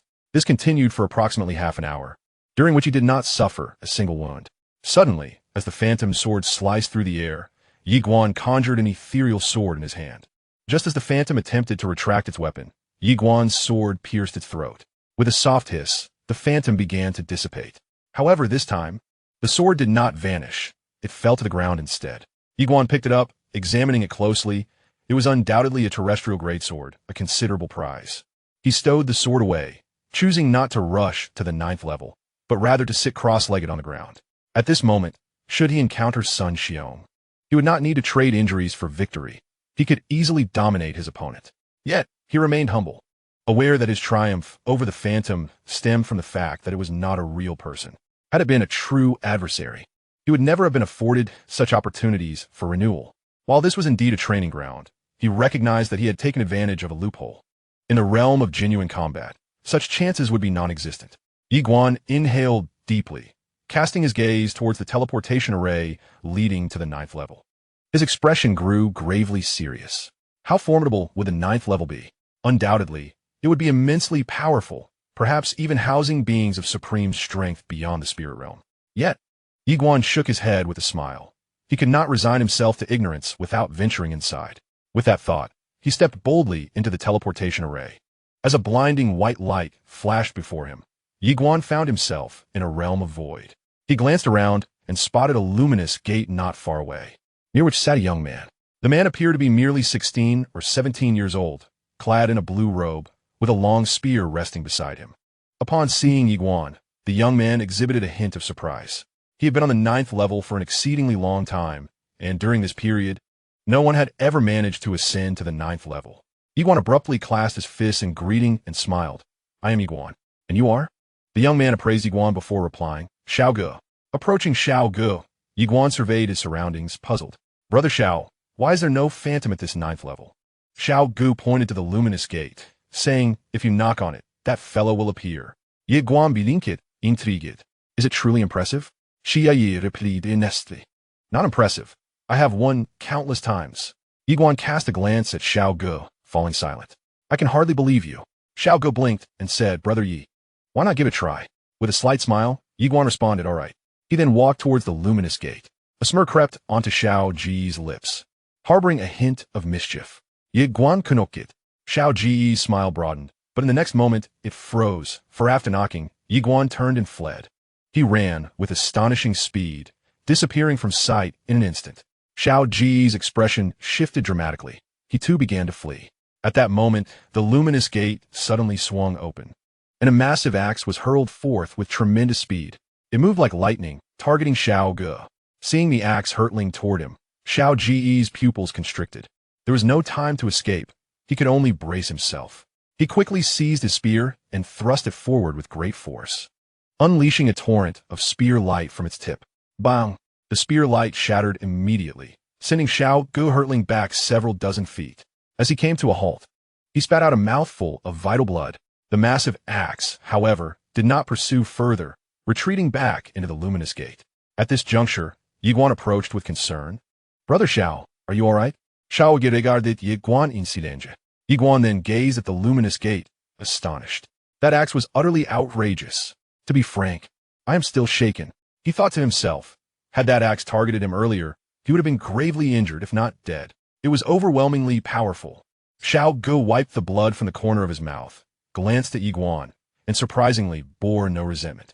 Initially, it was he who sought to outsmart Yi Guan, only to be outmaneuvered himself. One could only admit defeat to superior skill. A true man must learn to win graciously and to lose with dignity. A man unable to bear defeat loses his worth. Yi Guan inquired once more, Brother Xiao, who resides within that radiant portal. Xiao Ge shook his head. I do not know. Yi Guan's brow furrowed. You have not encountered those within? Xiao Ge responded with a slight shake. I cannot even withstand a single strike. How could I possibly meet the real person? As he spoke, he gazed at the luminous gate, a remnant of the formidable beings from the Central Academy, undoubtedly extraordinary. Alas, since the establishment of the Southern Prefecture Academy, no one has managed to breach this door. Generations of talented prodigies have met their end here. Suddenly, Yi Guan proposed, Shall we join forces? Xiao Ge looked at him, astonished. Join forces? Yi Guan nodded. That axe is too powerful. Neither of us stands a chance alone, but together we might have a fighting chance. Xiao Ge scrutinized Yi Guan before asking, Are you certain? Yi Guan affirmed, but let us establish one rule. No betrayal. Xiao Gu replied solemnly, if you do not betray me, I shall not betray you. Yi Guan suggested, you take the lead while I will strike from the side. Xiao Gu countered, why not let you bear the brunt? I will launch a surprise attack. Yi Guan remarked, I observed your spear earlier. Its might is formidable, sweeping and grand, and your strength, though perhaps not equal to that of the giant axe, is not significantly inferior. Xiao Gu looked at Yi Guan, do not flatter me. I do not wish to bear the weight. He extended his right arm. Look, my hand is already cracked and bleeding. Suddenly, Yi Guan opened his palm, and a sword of energy materialized within his grasp. With a swift motion, the blade gleamed, moving with remarkable speed. Xiao Gu's eyes lit up, Brother Yi. You are a sword cultivator. Yi Guan nodded, indeed. Your strength is great, suited for a frontal assault, while I, as a sword cultivator, possess swiftness, making me apt for flanking maneuvers. Xiao Gu fell silent. Yi Guan observed him. Do you not wish to see what lies within? After a moment's contemplation, Xiao Gu resolved. I shall risk it. Yi Guan urged. You go and knock on the door. Xiao Gu replied, I must first tend to my wounds. With that, he produced a thumb-sized pill and swallowed it. Remarkably, the injury on his arm began to heal at a visibly rapid pace. Witnessing this, Yi Guan's eyes brightened. Brother Xiao, do you have any extra of that pill? After a moment of hesitation, Xiao Gu replied, not many, but a few. Yi Guan blinked. Might you lend me two? We may need to exert ourselves shortly, and having those pills would enhance our chances. After a prolonged pause, Xiao Gu conceded, very well. He opened his palm, and two pills flew to Yi Guan. Yi Guan nodded slightly. Thank you. Xiao Gu took a deep breath and declared, Brother Yi, I shall knock on the door. You prepare yourself. Yi Guan nodded in agreement. Xiao Gu approached the luminous portal and gently rapped upon its surface before hastily retreating several paces. Suddenly, the portal swung wide open, and a colossal axe soared forth. Xiao Ji's expression shifted dramatically, yet he remained undaunted. He stepped forward, wielding his spear with fervor, thrusting it into the void of the starry river. With this decisive action, a multitude of spear intents erupted from the tip of his weapon. Witnessing this spectacle, Yi Guan was taken aback. This individual was indeed a genuine soul realm practitioner. Such youth coupled with such power was truly remarkable. Without further contemplation, he charged ahead. Bang! Xiao Ji's spear collided fiercely with the giant axe. A direct confrontation. Boom! With a resounding crash, countless spear lights and shadows shattered, forcing Xiao Gu to stagger backward. Almost simultaneously, Yi Guan had already leapt behind the giant axe, and with a swift motion, he brought his sword crashing down. Bang! As the blade struck, the axe plummeted to the ground, seemingly severed by Yi Guan's strike. Yet soon after, the colossal axe began to tremble ominously. Realizing the urgency of the situation, Yi Guan shouted, Huri!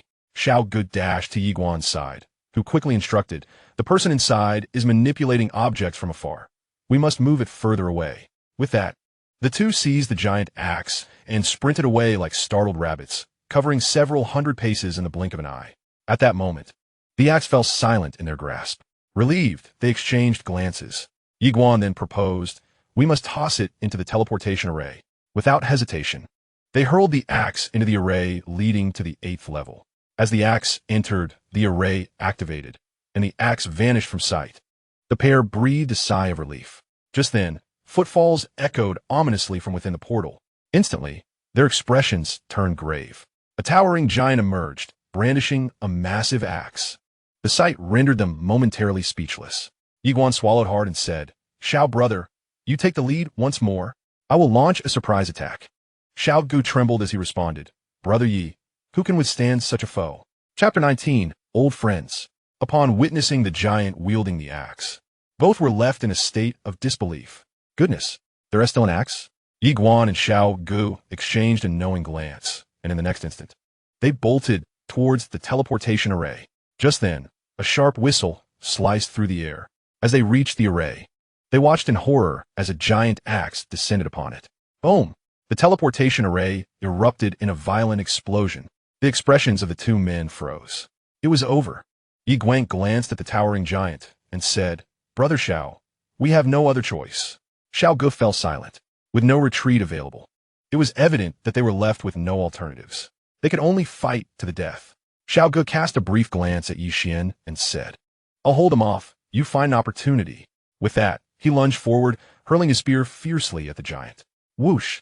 The spear sliced through the air with a terrifying force.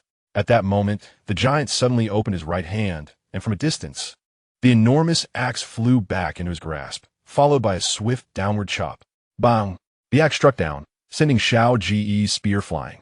Just then, Xiao Ge leaped into the air, catching the spear mid-flight, then executed a swift spin before thrusting it once more at the giant.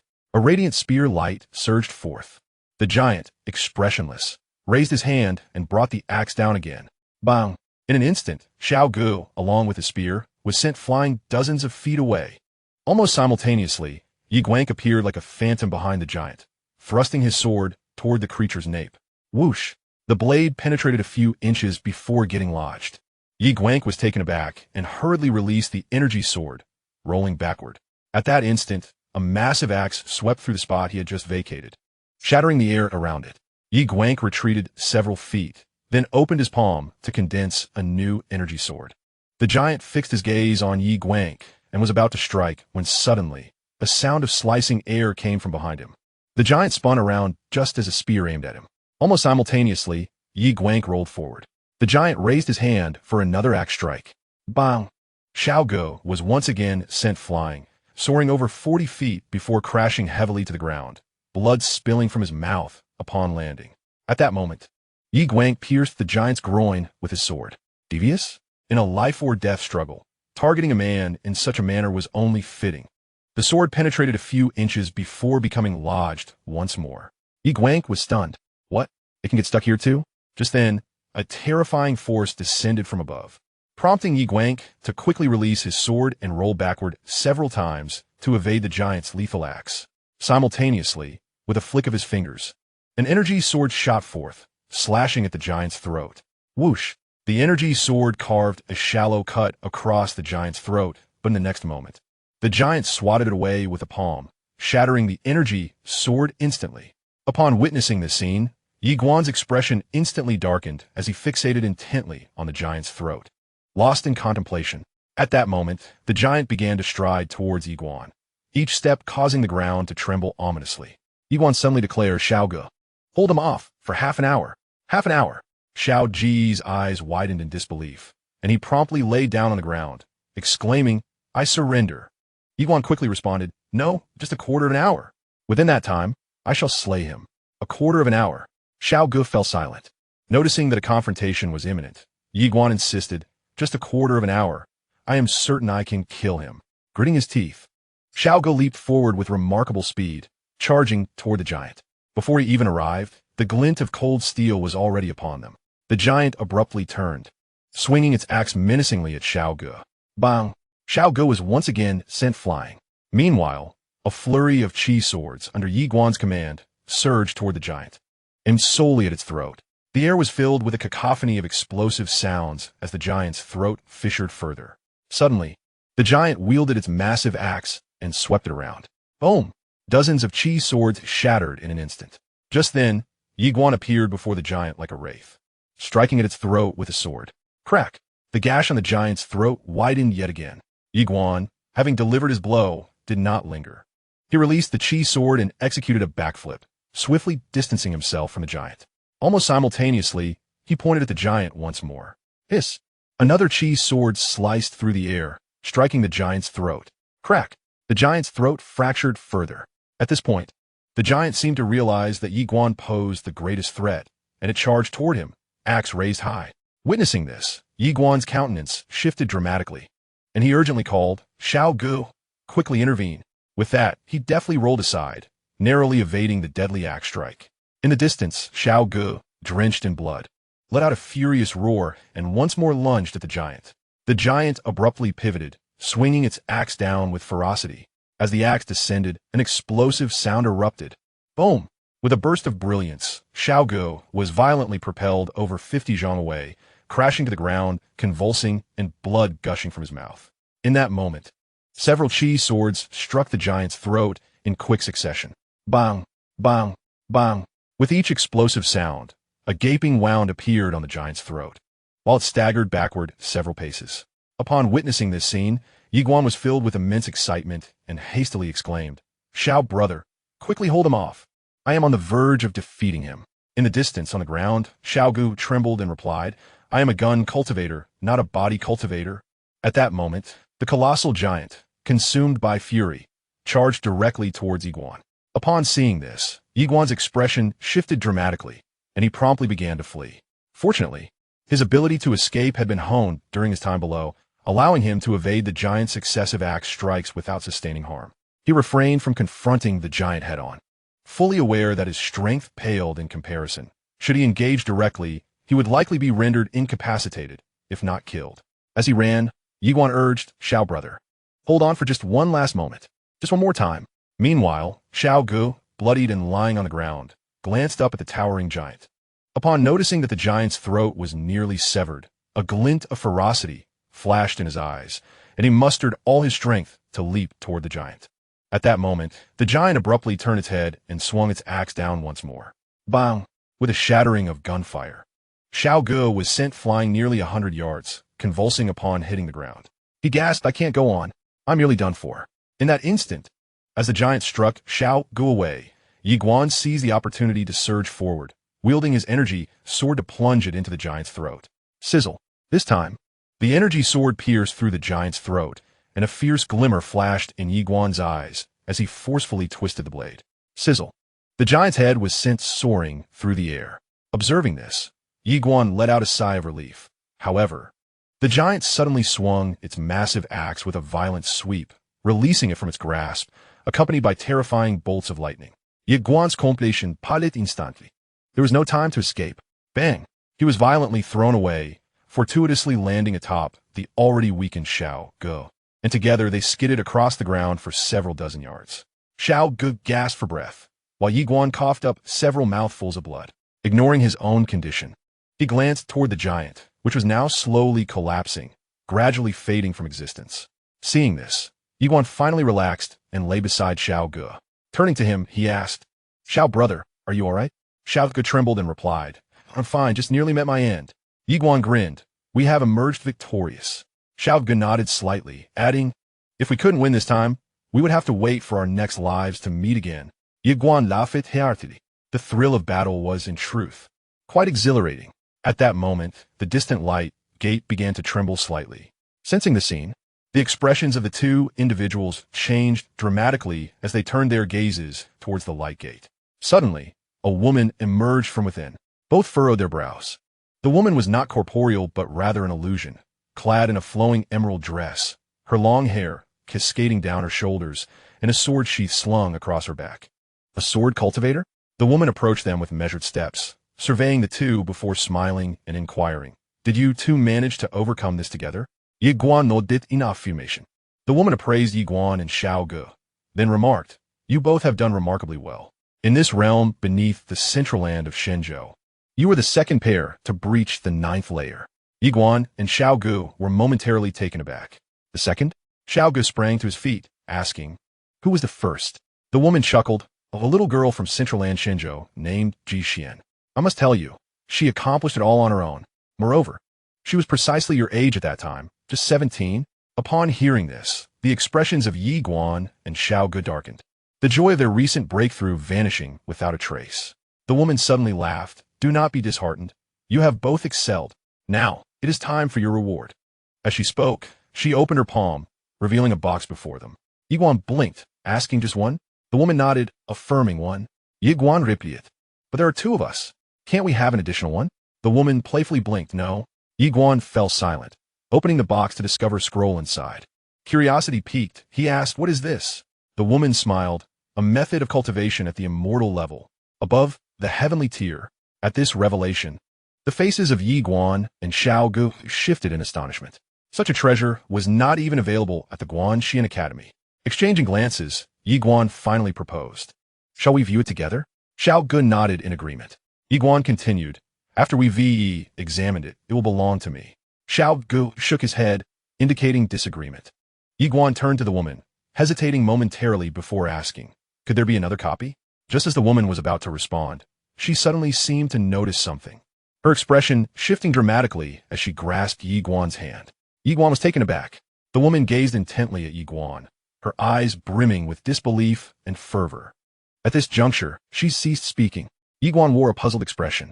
Moments later, the woman regarded Yi Guan deeply, and her gaze softened. Releasing his hand, she smiled, "All right." Saying this, she produced another box and handed it to Yi Guan. At this, both Yi Guan and Xiao Ge were filled with elation. The woman looked at Yi Guan, her eyes reflecting not only warmth, but also a hint of complexity. A moment later, she softly spoke, "My image is about to vanish. I eagerly await your arrival at the main academy." Yi Guan turned to the woman, inquiring if she was a senior from the main academy. The woman smiled and replied, "Indeed, I hail from the observational academy of the Guanxian universe. The main academy is quite the adventure. Do remember to visit." As she finished speaking, she gradually became ethereal and soon disappeared entirely. At that moment, a voice resonated within the small tower. "Yi Yu." I never anticipated encountering her in such a manner at this location. The mysterious voice inquired, "Is she the one?" The small tower responded softly, "When I first met her, she was just a young girl. Who would have thought she has now grown capable of standing on her own?" Chapter 20. Unparalleled Elegance. In the arena, both Yi Guan and Xiao Ge were filled with immense excitement. The method of cultivation at the celestial level. This was truly extraordinary, even throughout the entirety of Southern State. Such a thing was likely non-existent. The two cast aside their previous displeasure, their faces illuminated with brilliant smiles. At that moment, the distant teleportation array suddenly trembled. Upon witnessing this, Yi Guan glanced back, realizing it was certainly the observational academy repairing the teleportation array. After a moment of contemplation, he said, "Brother Xiao Ge, you go ahead first, and then claim that you accomplished this feat alone." Hearing this, Xiao Ge looked puzzled. "Why?" Yi Guan chuckled, "I have enemies within the academy, so I wish to maintain a low profile." Xiao Ge blinked. "You intend to play the fool to catch the tiger?" Yi Guan laughed heartily indeed. After pondering for a moment, Xiao Ge replied, "To be honest, I'm not particularly inclined to engage in such antics, as it feels somewhat shameful." Yi Guan earnestly said, "Consider it a favor to me. An innocent man bears no guilt, yet possessing treasure invites jealousy. I truly desire to keep a low profile. After all, I don't wish to be in others' thoughts every single day. Accumulating wealth quietly is the true path. Reputation? It holds little significance to me." After a brief silence, Xiao Ge agreed, "All right." Yi Guan smiled, "Thank you." Xiao Ge glanced at Yi Guan and asked, "Have you just joined the academy?" Yi Guan nodded, "Yes. I have only recently become a member." Xiao Ge replied with a grin, "In the future, if you have the chance, come to Tianjin Foam. I reside there. Your flying sword is impressive. Do visit me when you have time, and we can spar with each other." Yi Guan smiled, "Sound good." At that moment, the teleportation array suddenly quivered. Yi Guan said, "Brother Xiao, until we meet again." With that, he picked up his box and sought a place to conceal himself.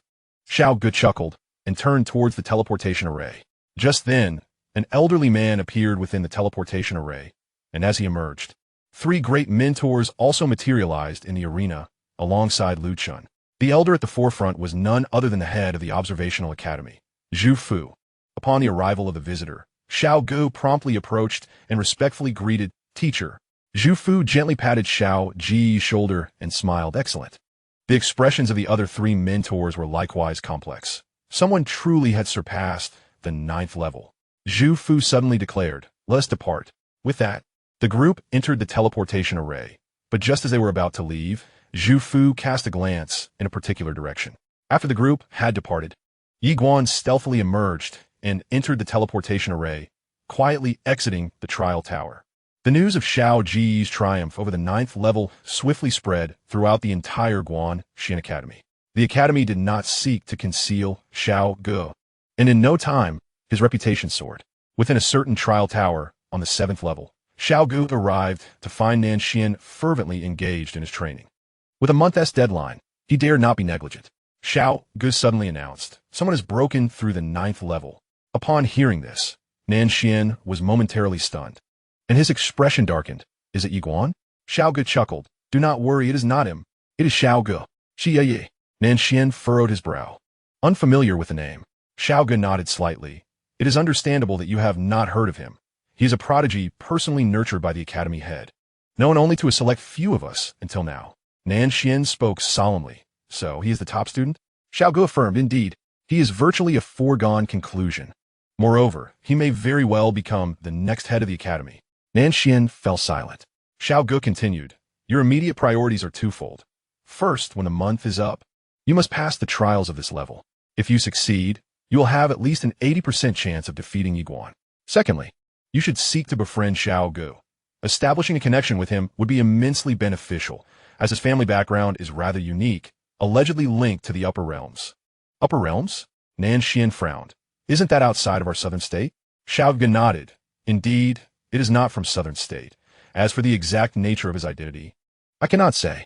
In any case, fostering a good relationship with him holds many advantages.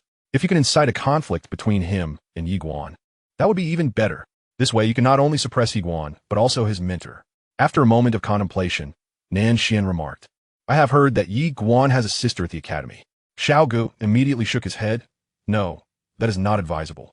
To my knowledge, Yinan is being closely attended to by Fei Banqing. Do not entertain any ulterior motives. Nan Xian nodded slightly. In no more than 5 days, I shall pass this level. At that time, I will establish a rapport with Xiao Gu.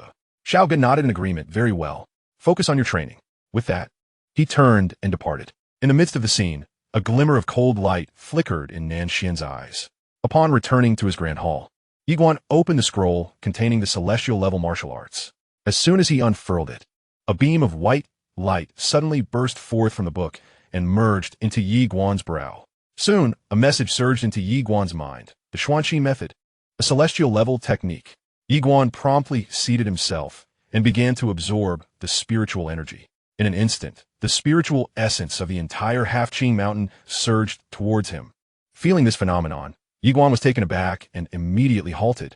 The spiritual energy swiftly returned to normal, dispersing into the surroundings. Yiguan was profoundly startled. How terrifying!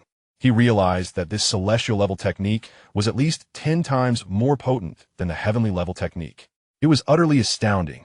As if struck by an idea, Yiguan hastily rose and made his way to Xianxia's grand hall. Just as he was about to knock, the doors suddenly swung open and Xianxia emerged. Today, Xianxia was adorned in a flowing light blue gown, her long hair cascading casually behind her, her skin as fair as jade, and her eyes sparkling like stars, exuding unparalleled elegance. Upon seeing Yiguan, Xianxia offered a slight smile and inquired, Is there something you need? Yiguan nodded, preparing to speak, when he suddenly scrutinized Xianxia. Have you reached the spirit realm? Xianxia nodded, affirming, indeed. At this revelation, Yiguan was astonished. To think that when they departed from the ancient city, Xianxia was merely at the true law realm, and now she had ascended to the spirit realm. She had leaped across 3 realms. Xianxia remarked, My physique is quite special. My master said that I face no obstacles in my initial cultivation.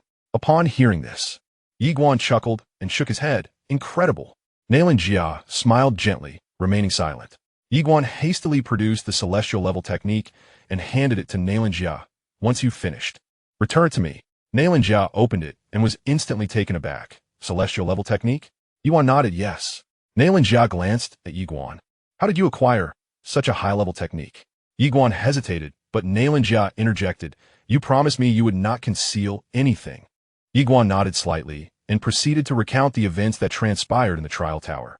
After listening, Xianxia fell silent for a moment before softly stating, I initially thought I could easily defeat you now, but it seems that if it comes to a real fight, I still have no chance. Yiguan chuckled softly. Choosing not to respond, Xianxia gazed at the technique in her hands. She did not refuse it and began to study it intently. After a brief moment, she committed all the contents to memory and then returned the technique to Yiguan. Yiguan tucked the technique away when Xianxia suddenly remarked, You and that Nan Xian have half a month until the life and death arena? Yiguan nodded yes. Xianxia looked at him. I will come to cheer for you. Yiguan replied with a smile. All right. Xianxia smiled faintly. I must begin my training. Yiguan nodded. Okay. With that, he turned to leave. At that moment, Xianxia called out, Wait. Yiguan turned to face Xianxia, who suddenly produced a purple sachet and handed it to him. This is for you. Yiguan accepted the sachet and inquired, Did you sew this by hand? Xianxia nodded, smiling as she replied, Inside are special spices that, when worn, can calm the mind and focus the spirit. Yiguan smiled faintly, expressing his gratitude. Thank you. Xianxia responded, You're welcome. Yiguan hung the sachet at his waist, but Xianxia shook her head, saying, You've hung it incorrectly. She took the sachet back, approached Yiguan, and gently tied it for him. In that moment, they were very close, and Yi Guan could distinctly perceive the subtle fragrance emanating from Xianxia. Gazing at the enchanting figure before him, Yi Guan felt a warmth in his heart. Once Xianxia secured the sachet, she stepped back into the hall and announced, "I have been cultivating." With that, she turned and left. Yi Guan glanced at the sachet at his waist, smiled broadly, and then departed. Just as he left, Xianxia reappeared at the doorway, watching Yi Guan's distant silhouette with a smile gracing her face. After departing from Xianxia's grand hall, Yi Guan arrived at the entrance of Fei Banqing's hall. Just as he was about to knock, he heard Fei Banqing's voice from within. "Come in." Yi Guan gently pushed the door open and entered. He approached Fei Banqing, offering a slight bow. "Master." Fei Banqing regarded Yi Guan and instructed, "Sit." Yi Guan took a seat before him. Fei Banqing calmly inquired, "What is it?" Yi Guan nodded and presented the volume of celestial level cultivation technique before Fei Banqing. Fei Banqing glanced at it, and then turned his gaze back to Yi Guan, remaining silent. After a moment's hesitation, Yi Guan spoke. The 9th layer was completed in collaboration with Brother Xiao. Upon hearing Yi Guan's candid admission, a smile broke across Fei Banqing's face. "This celestial level technique is your reward?" Yi Guan affirmed, "Indeed. One for each of us." Fei Banqing scrutinized Yi Guan, asking, "Are you giving it to me?" Yi Guan nodded yes. "Fei Bon Kuing Choikurth. You are offering it to me because I once purchased a heavenly level technique for you, seeking to repay a favor?" Yi Guan fell silent. Fei Banqing calmly stated, "I understand. You wish to avoid being indebted to me. In that case, keep the technique, and we shall be even." Yi Guan hesitated before responding, "Master, you are mistaken." Fei Banqing looked at Yi Guan, who earnestly declared, "I am indeed giving you this technique out of gratitude, but it is not merely to settle a debt. I believe this technique can also benefit you, and that is all." Fei Banqing regarded Yi Guan without speaking. Yi Guan insisted, "Truly." After a moment of silence, Fei Banqing replied, "I comprehend now." Yi Guan rose, offering a slight bow. "Master, I shall return to my cultivation." With that, he turned and left. After Yi Guan departed, Fei Banqing gazed at the celestial level cultivation technique before her. A moment later, a smile graced her face. Chapter 21. Do I appear foolish? Upon returning to his grand hall, Yi Guan immediately commenced his training, striving for the realm of Tanya.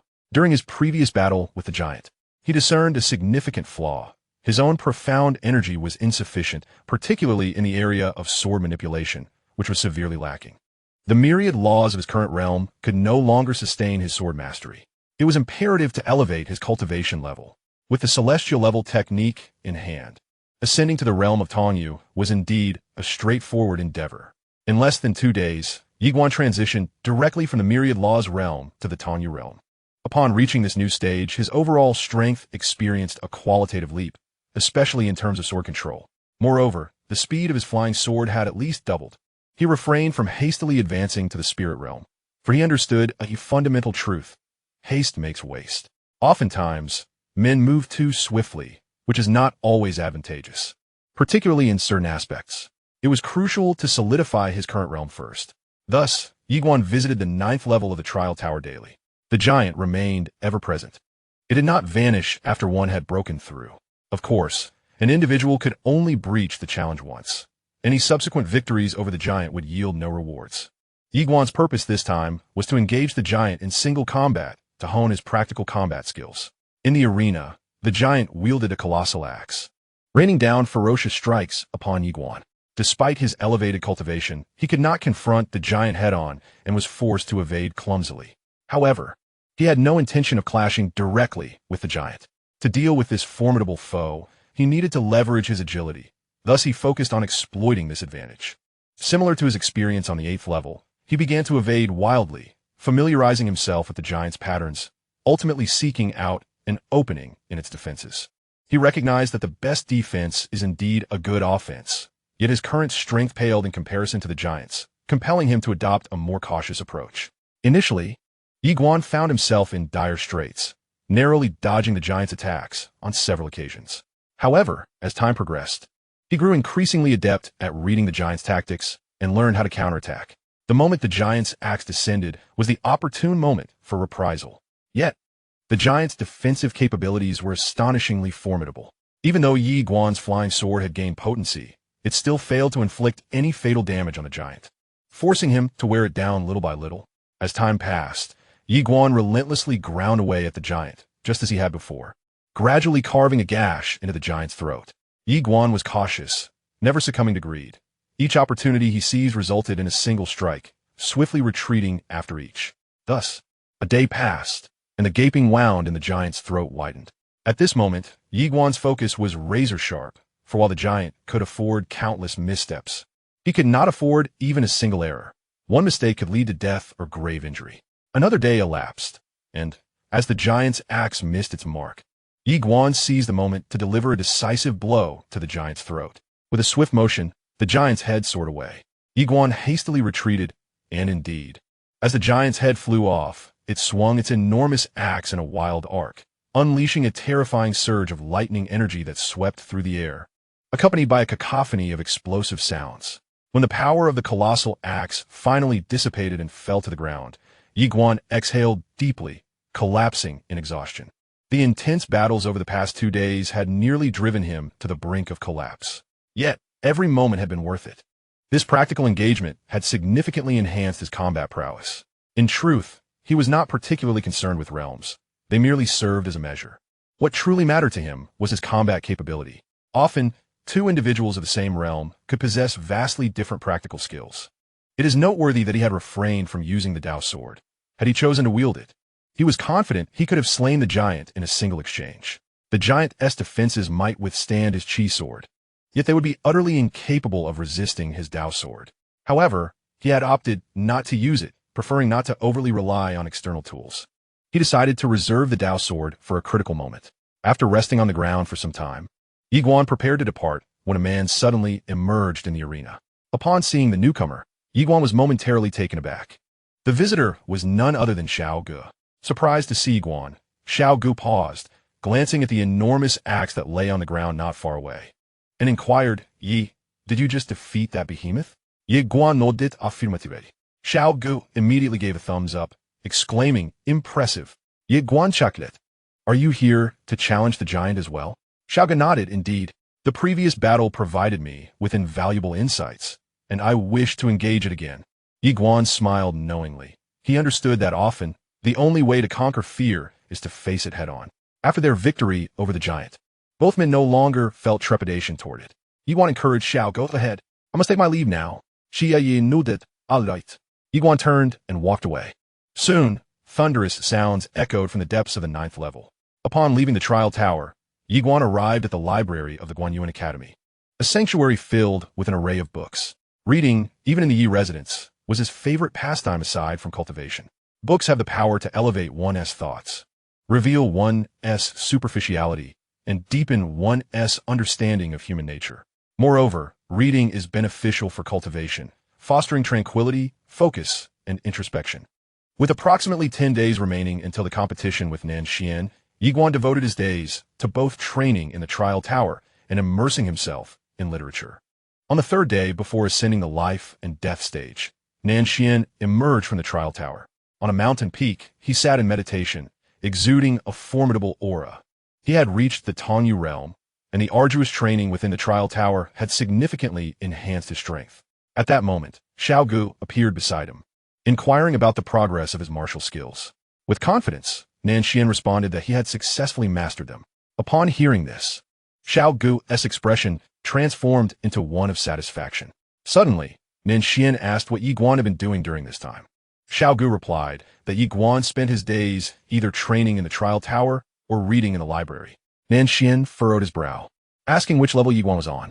Xiao Gu shook his head, unsure, and offered to find out.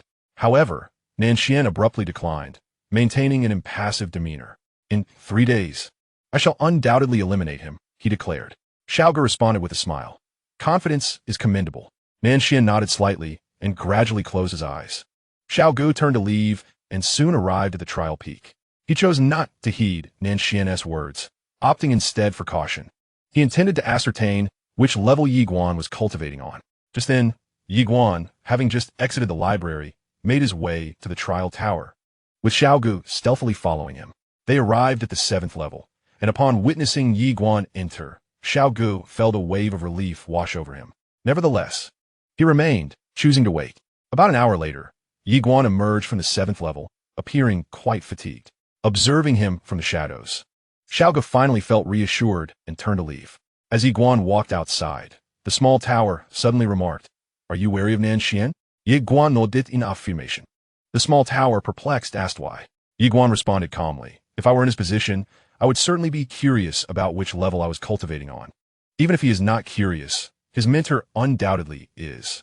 Since the day he passed through, Yiguan had consistently been transported directly from the 7th level to the 8th, then from the 8th to the 9th, before retracing his steps. His cautious approach was a testament to his prudence. He was not afraid of Nanxian, but rather apprehensive that the latter might abandon the life-and-death stage upon discovering his true capabilities. Suddenly, Xiaota interjected, "Caution is indeed warranted, and one should remain vigilant." Yiguan remarked softly, "There are still 3 days remaining." In truth, he wished for not a moment's delay. Yet he found himself not yet invincible enough to disregard the Academy's authority.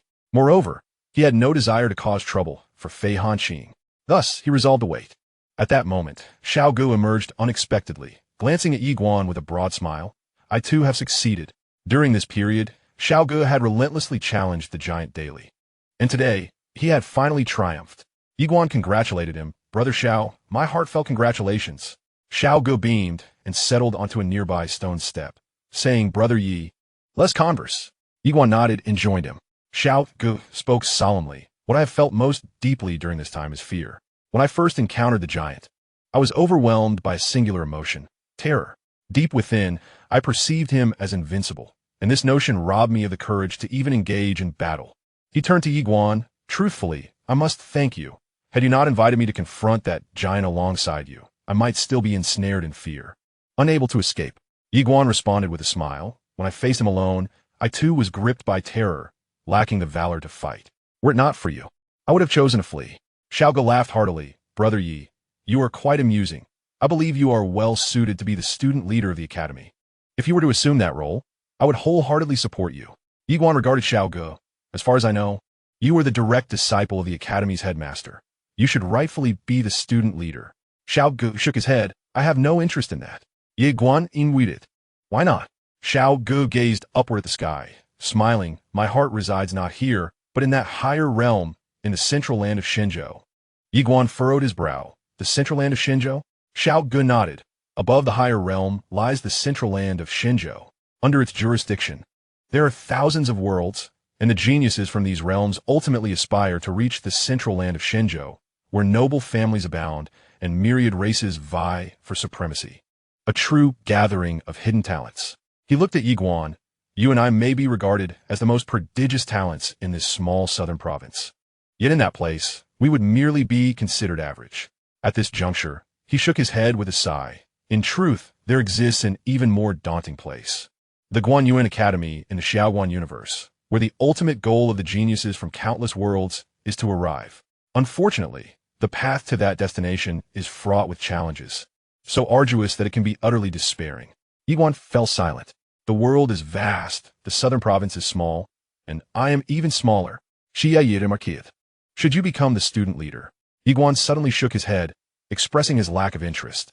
Xiao Gu was taken aback, and Yiguan smiled. Proclaiming his ambition to make a name for himself in the central land of the divine state and to compete with countless prodigies at the Guanyuan Academy. Xianxia, momentarily stunned, burst into laughter, exclaiming, "What a lofty aspiration! By heavens! I too wish to establish my reputation in the divine state and contend with those talented geniuses at the Guanyuan Academy." Yiguan chuckled lightly, then stood up, waving his hand. "I shall go read now. Until we meet again." After Yiguan departed, Xiao Gu also rose to leave. However, after a few steps, a man suddenly appeared before him. It was Nanxian. Upon seeing Nanxian, Xiao Gu was momentarily bewildered. "Who are you?" he inquired. Nanxian clasped his fists and smiled. "Brother Xiao, I am Nanxian from the Nan family." "Nanxian," Xianxia blinked. "Are you the one who is to ascend the life and death platform?" Nanxian nodded, affirming indeed. Xiao Gu smiled and asked, "Do you have something to discuss?" Nanxian replied with a slight smile, "I have heard that Brother Xiao has broken through the 9th layer, and I hold you in the highest esteem. I have come today to get acquainted and hope to befriend you." He paused for a moment before continuing. "The person you were speaking with earlier was Yiguan, correct?" Xiao Gu nodded yes. Nanxian's expression turned serious. "Brother Xiao, you must be cautious of Yiguan." Xiao Gu furrowed his brows. "Why is that?" Xian's face darkened. This individual is ruthless and cunning, delighting in ensnaring and framing others.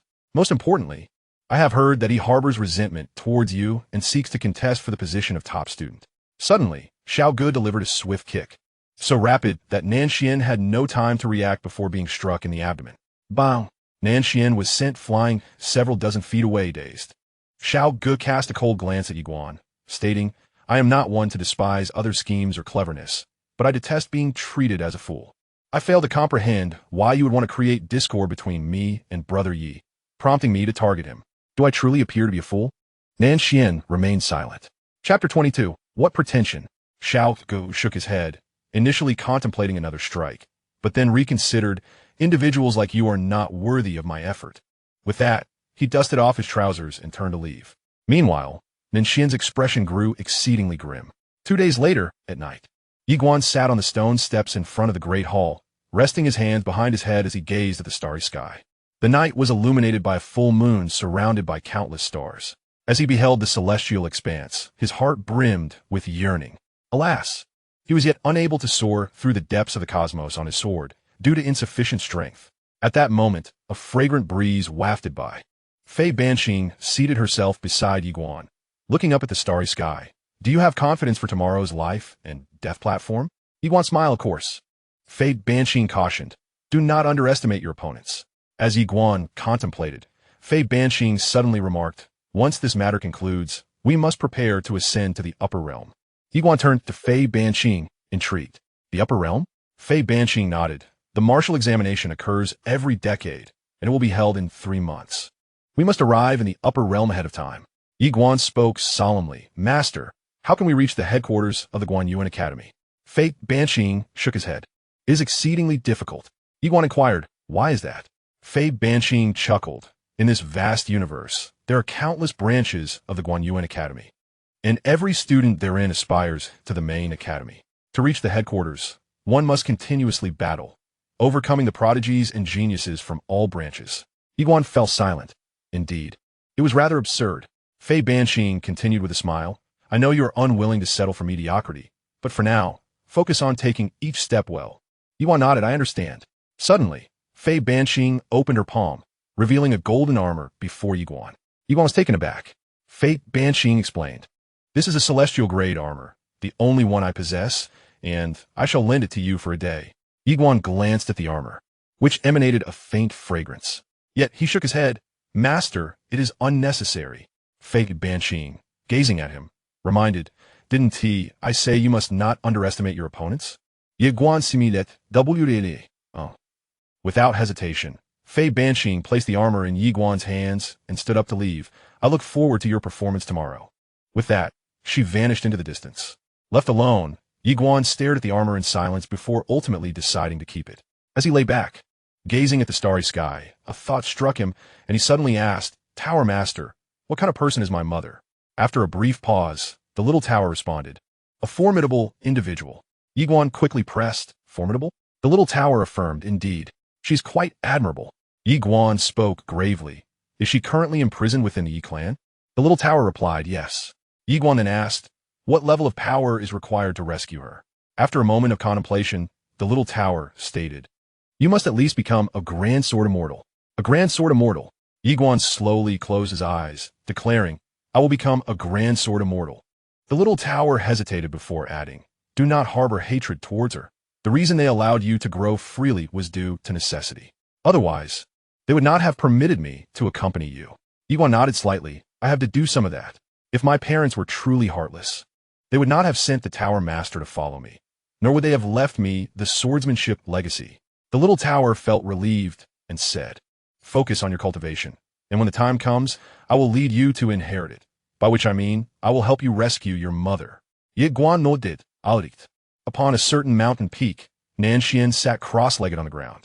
Suddenly, an elderly man appeared before him, bowing deeply as he addressed, young master. He presented a black box to Xian, stating, the family had learned of your impending confrontation at the life and death platform, and thus, he specifically dispatched this old servant to deliver this item to you. Xian opened the box to reveal a pitch-black armor. His eyes narrowed slightly. Heavenly grade armor. The elder spoke in a low voice. This is a premium heavenly grade Xian turtle armor, crafted from 108 scales of heavenly grade Xian turtles, adorned with defensive formations drawn by a master runemaster, capable of withstanding a full force strike from a formidable spirit realm expert in Scathe. Upon hearing this, Nanxian's excitement surged. Uncle Nanzheng, my family possesses such a formidable defense? Nanzheng replied with pride. As one of the 3 great families of Southern Prefecture, how could the Nan family lack such profound heritage? The clan leader was aware of your duel with Yiguan on the morrow, hence he sent me post-haste with this treasure. Gazing at the Xian turtle armor in his hands, Nanxian declared coldly, with this treasure, I shall stand invincible. Nanzheng nodded and then produced a small box, offering it to Nanxian. With a puzzled expression, Nanxian inquired, what is this? Nanzheng smiled. Open it and see. Upon opening the box, Nanxian discovered 2 smooth, lustrous pills, emanating a fragrant aroma that was refreshing to the senses. Nanzheng's eyes widened in astonishment. These are heavenly grade pills? He nodded. Heavenly grade, revitalizing pills. As long as you are not instantly defeated, regardless of the severity of your injuries, these pills can restore you in a short time. He paused before adding, our family possesses only 5 of these pills. Nanxian spoke resolutely. Tomorrow, I shall slay Yiguan. Nanzheng nodded in agreement. The clan leader believes in your strength. Once Yiguan is eliminated, he will lose all value, and then our family can eradicate the Yi clan of the ancient city. A fierce glint flashed in his eyes as he continued. Our family must make it known to the world that those who offend the Nan family shall meet certain death. Nanzheng stored the 2 pills and the Xian turtle armor. Previously, he had only a 70% assurance of defeating Yiguan, but now he felt fully confident. Beyond these 2 pills and the armor, he also possessed a heavenly grade martial skill. It could be said that not only could he contend with a spirit realm expert, but he could also face an ethereal being. After all, both the heavenly grade martial skill and the Xian turtle armor were, at this stage, practically unparalleled. Victory in battle relies not only on strength, but also on wealth and equipment. The Yi clan was merely a minor family. What could they possibly use to contend with the Nan family? With this thought, a smile crept upon Nanxian's lips. Nanzheng added, young master, the clan leader has instructed that Yiguan, recognized by Fei Banqing, must possess exceptional abilities. Therefore, even with your utmost confidence, do not underestimate him to avoid a mishap. Nanxian nodded gently. I understand. Rest assured, I shall not underestimate him. In tomorrow's battle, I will exert my utmost effort, leaving him no opportunity. Nanzheng laughed. That is good to hear. Nanxian slowly closed his eyes, a sense of impatience stirring within him. Nanzheng nodded. Our family is equally eager.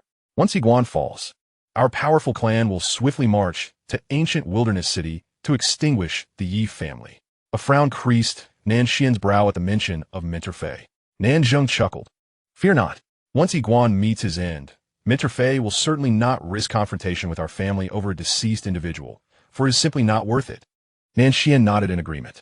After a moment, he turned his gaze toward the direction of Half-Green Mountain, a cold smile gracing his lips. The next day, as the first light of dawn graced the horizon, students of the Guanjuan Academy hastened to the life and death platform. In a short time, thousands of students gathered around the platform.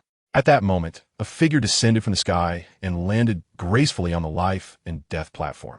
Clad in a flowing cloud-hued robe, with hands clasped behind his back, the man appeared to dance with the wind. It was none other than Nanxian.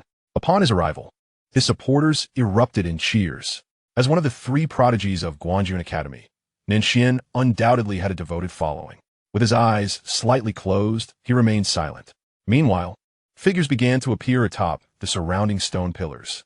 Fei Banqing had also arrived early, her eyes closed in contemplation.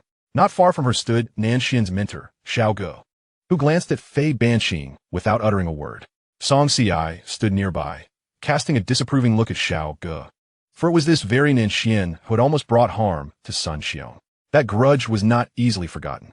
Suddenly, an elder appeared in the arena. Upon recognizing him, the crowd promptly bowed. Greetings, Dean. The newcomer was none other than Zhu Fu, the esteemed head of Guanjuan Academy. With a gentle smile, he addressed them. No need for such formalities. He then turned his gaze to the stone pillar on the right, where stood a man, Xiao Ge. At that moment, a woman gracefully descended from the air, igniting a fervor among the spectators. It was Xianxia. The instant she appeared, the eyes of countless male students widened in admiration. Xianxia was hailed as the most beautiful woman at Guanjun Academy, the object of many affections.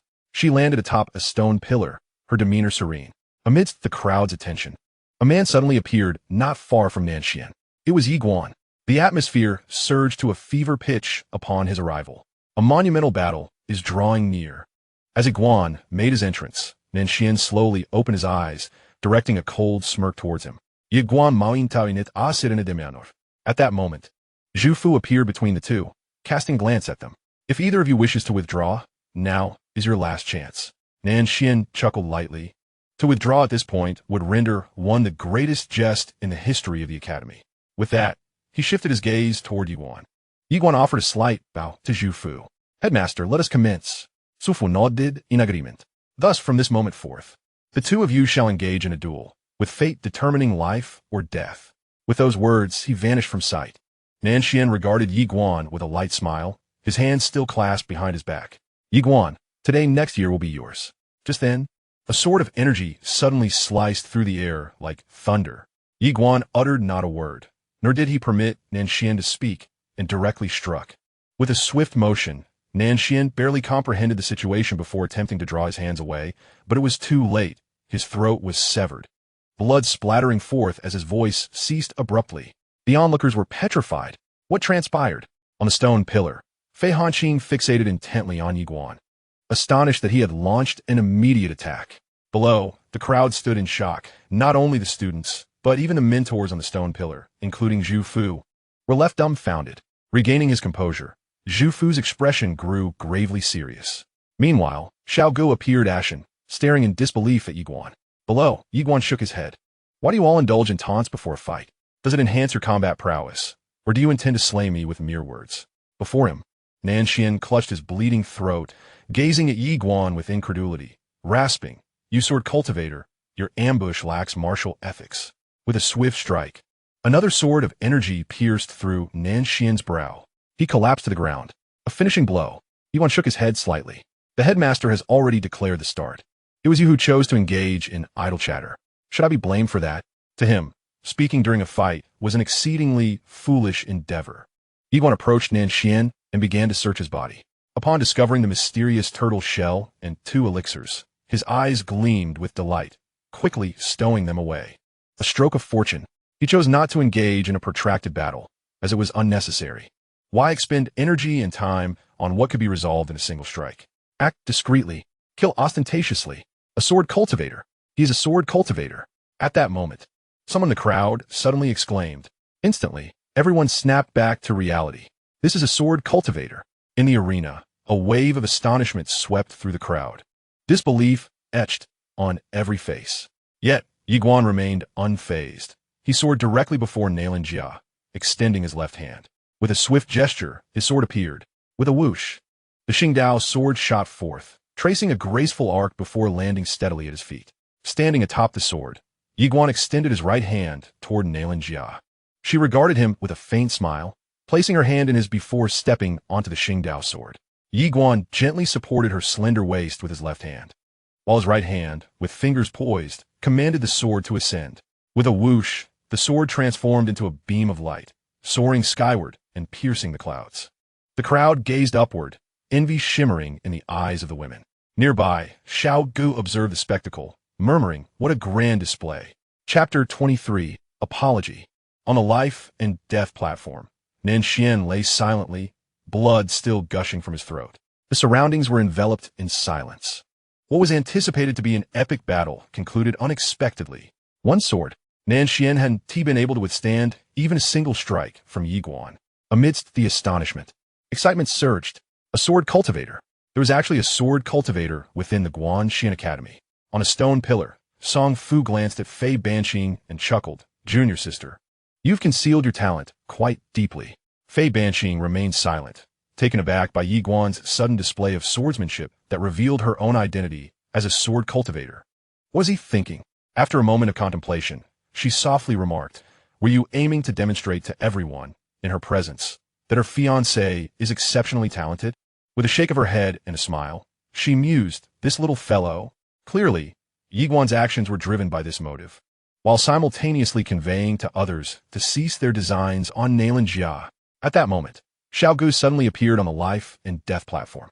He spoke not a word, instead lifting Nanxian's lifeless body and vanishing into the horizon. Fei Banqing cast a glance at the departing Xiaogu, remaining silent. Nearby, Xianxia suddenly spoke, rest assured. You won't act recklessly. Fei Banqing nodded slightly before turning to leave. The crowd gradually dispersed.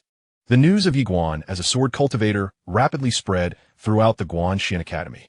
A sword cultivator. Throughout the entirety of Southern Prefecture, sword cultivators were exceedingly rare. And Guanxian Academy had none at present. Yet now one had emerged. Consequently, Yi Guan became the focus of fervent discussion within the academy, a topic of endless chatter. Yi Guan and Xianxia found themselves amidst the clouds, seated upon the Qingxian sword. At the edge of their sight, a crimson sun began its slow ascent.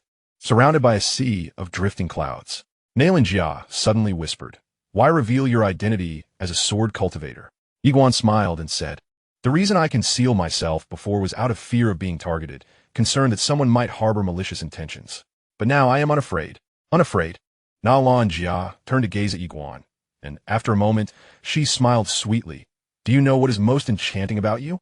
Yi Guan looked at Xianxia, who turned her gaze toward the distant horizon and softly replied, "Confidence." Yi Guan was taken aback. "Confidence?" Xianxia nodded. "I truly admire the confidence you possess." Yi Guan chuckled. "In truth, there is another reason I wield a sword." As he spoke, he turned his gaze toward the horizon. "I wish to proclaim to the world that the person you have chosen is truly remarkable." Xianxia gently affirmed, "I know." Yi Guan smiled slightly and fell silent. The two sat upon the sword, watching the distant horizon. In the grand hall of the Guanxian Academy, Song Fu and a number of mentors had gathered. Song Fu looked down at Fei Banqing, who was seated, and remarked with a smile, "Junior sister, you have truly endured much for us." The others turned their gaze toward Fei Banqing, all shaking their heads with smiles. Indeed, none had anticipated that Yi Guan was a sword cultivator. Xianxia sat silently, his eyes half closed. Fei Banqing calmly stated, "This young lad is quite vigilant. He fears that revealing his identity as a sword cultivator may attract unwanted attention." Song Fu nodded slightly, acknowledging her insight.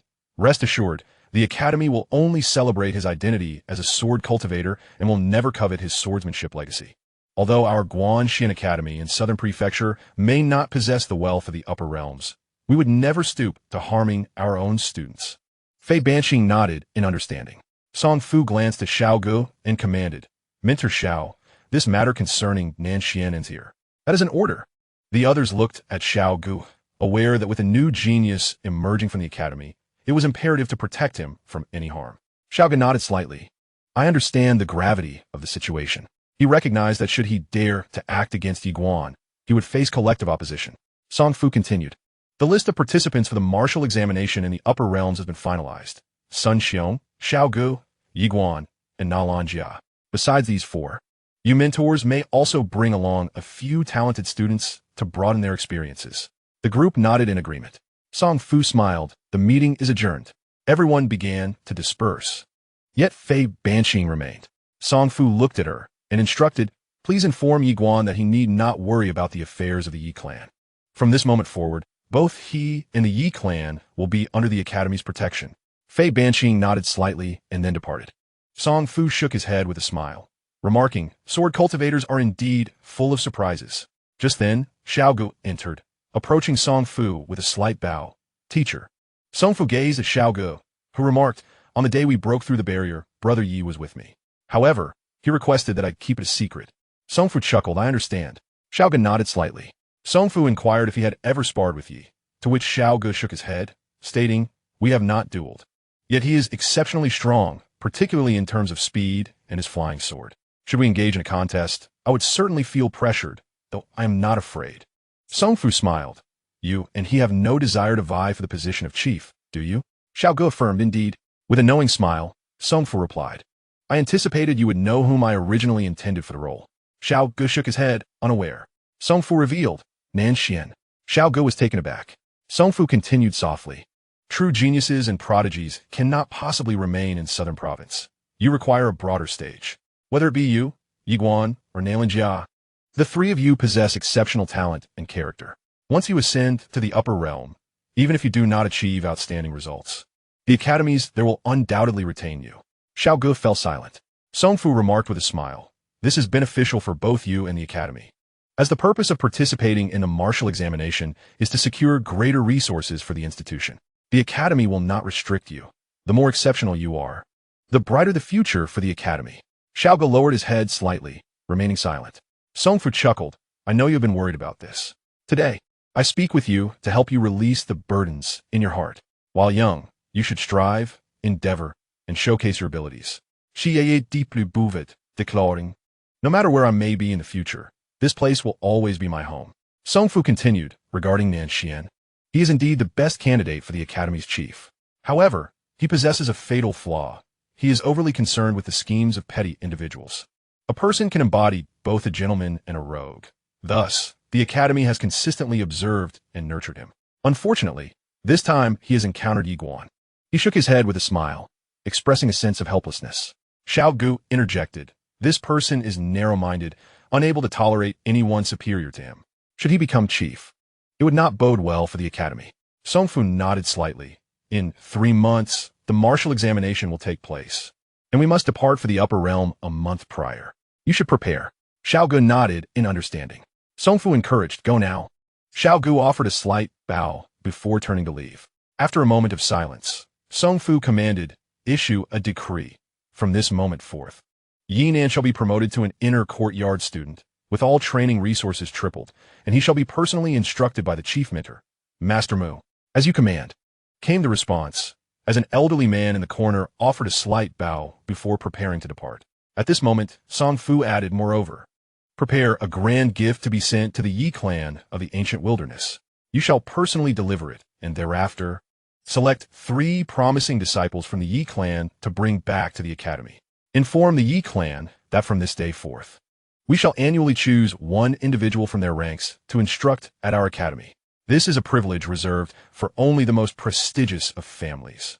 The elder cast a glance at Song Fu, offered a slight bow, and turned to depart. Song Fu slowly closed his eyes. In the grand hall of the Nan family, Xiao Gu stood at the center. Before him lay the lifeless body of Xian.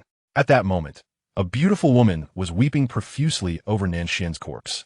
Not far from her stood a middle-aged man, his countenance dark and foreboding as he gazed at the body. These 2 were indeed the parents of Xian. At the front, an elder clad in an ample black robe sat, silently observing the body of Xian, his emotions inscrutable.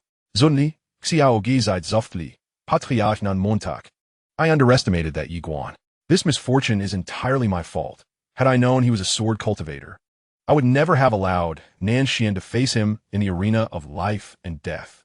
Mo shook his head slightly, saying, "How can this be blamed on you, Master Xiao? It was he who was overconfident." Xiao Gu sighed heavily again and inquired, "Does the Nan family have anyone suitable? If so, I will personally bring them to the academy for instruction." Mo rose, clasped his hands in gratitude. "Thank you." He then called out Xiao Feng.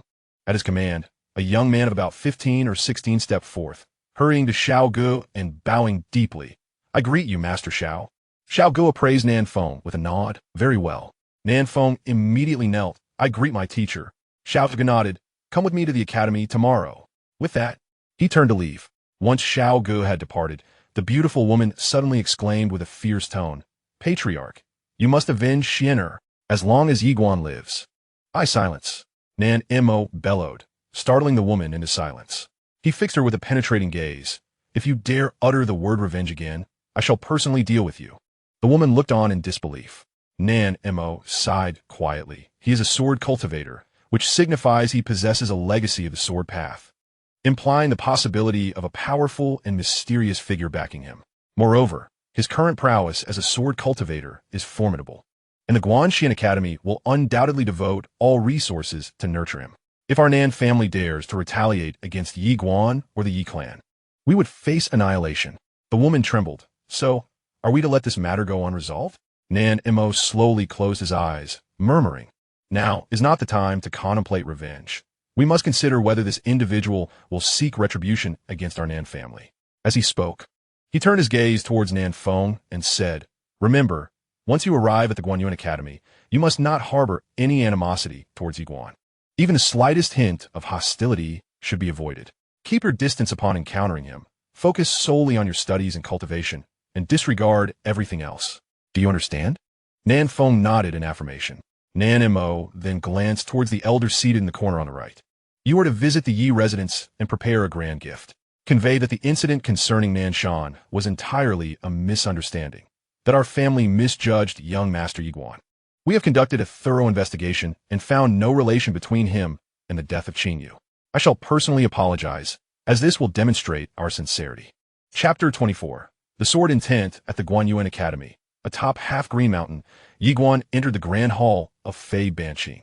Upon seeing Yiguan approach, Fei Banqing smiled and remarked, "Congratulations." Yiguan returned a slight smile and took a seat before him, then produced a box and handed it to Fei Banqing.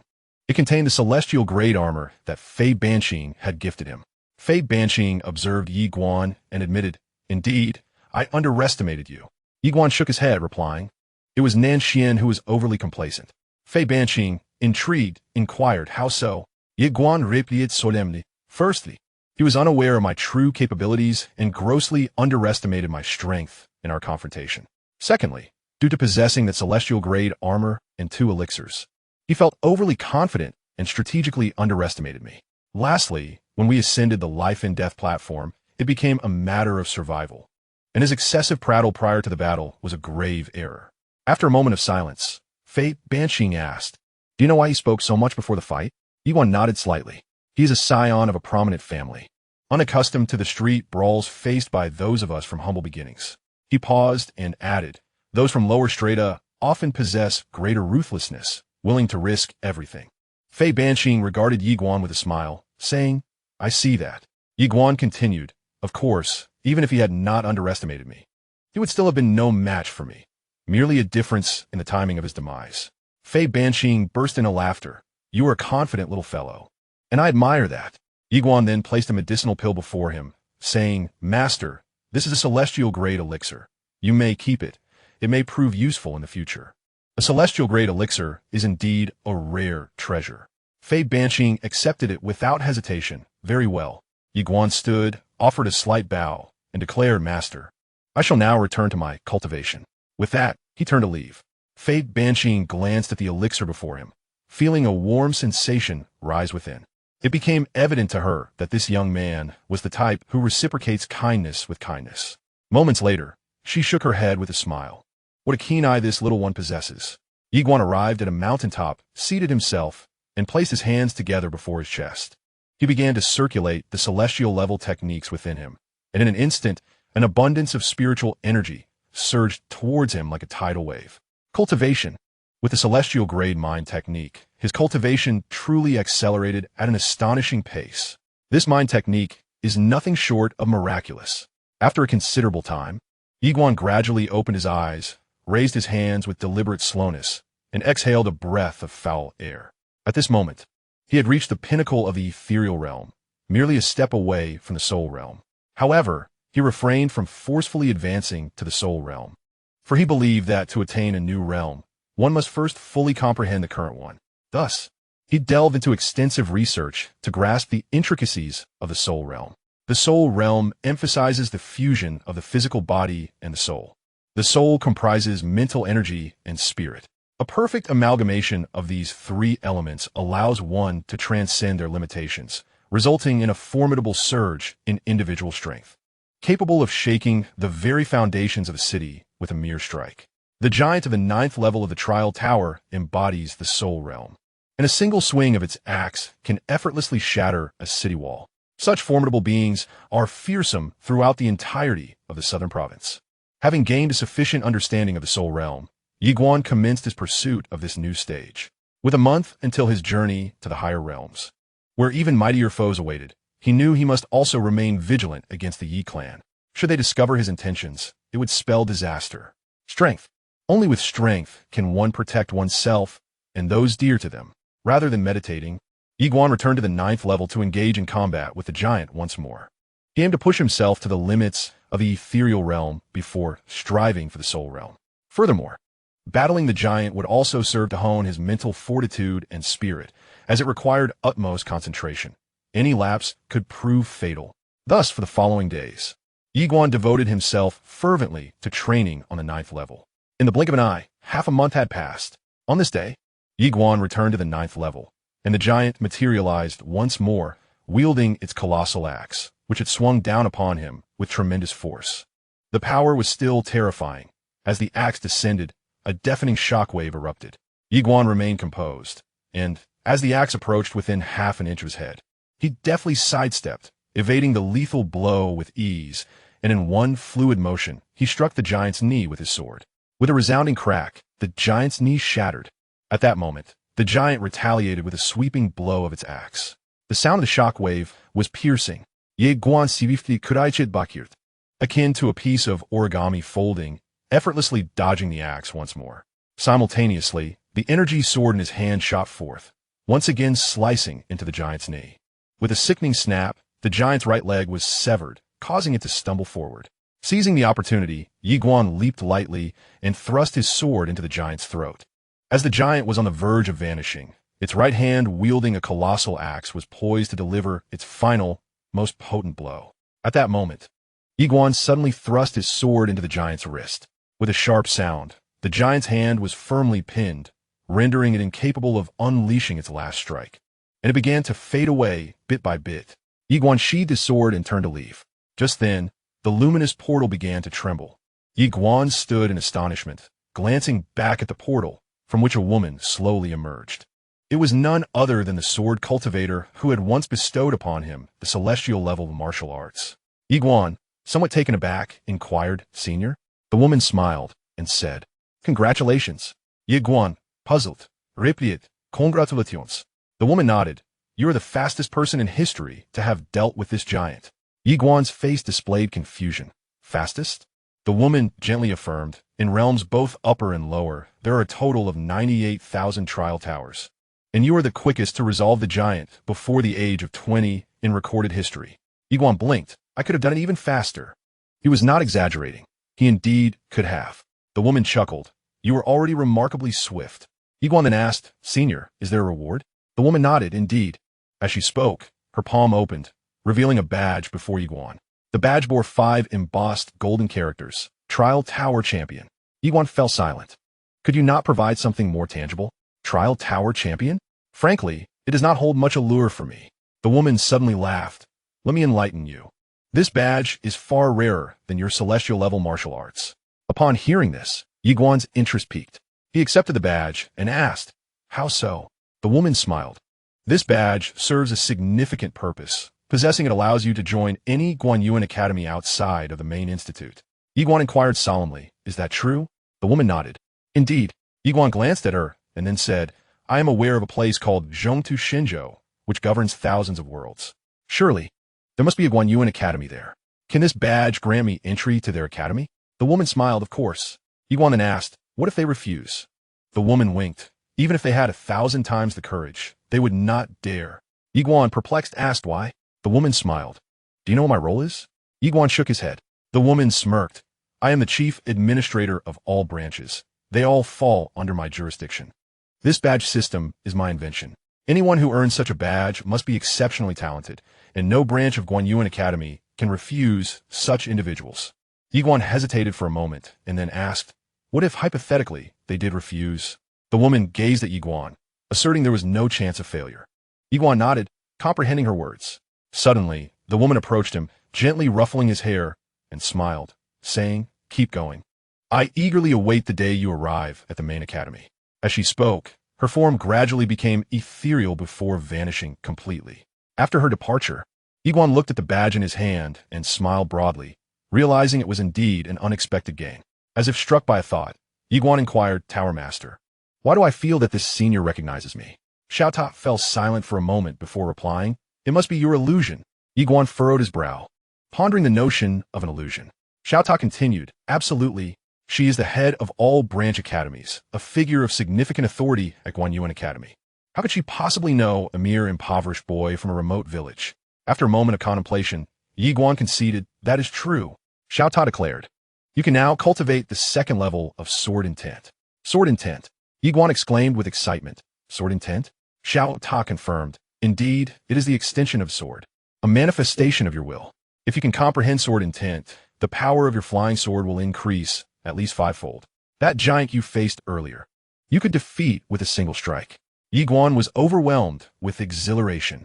He had perused the literature and discovered that only those who cultivate sword intent are deemed true sword cultivators. It was said that in the higher realms, many stagnated at the level of sword momentum, never grasping sword intent throughout their lives. Thus, until one comprehends sword intent, they can only be considered a sword wielder.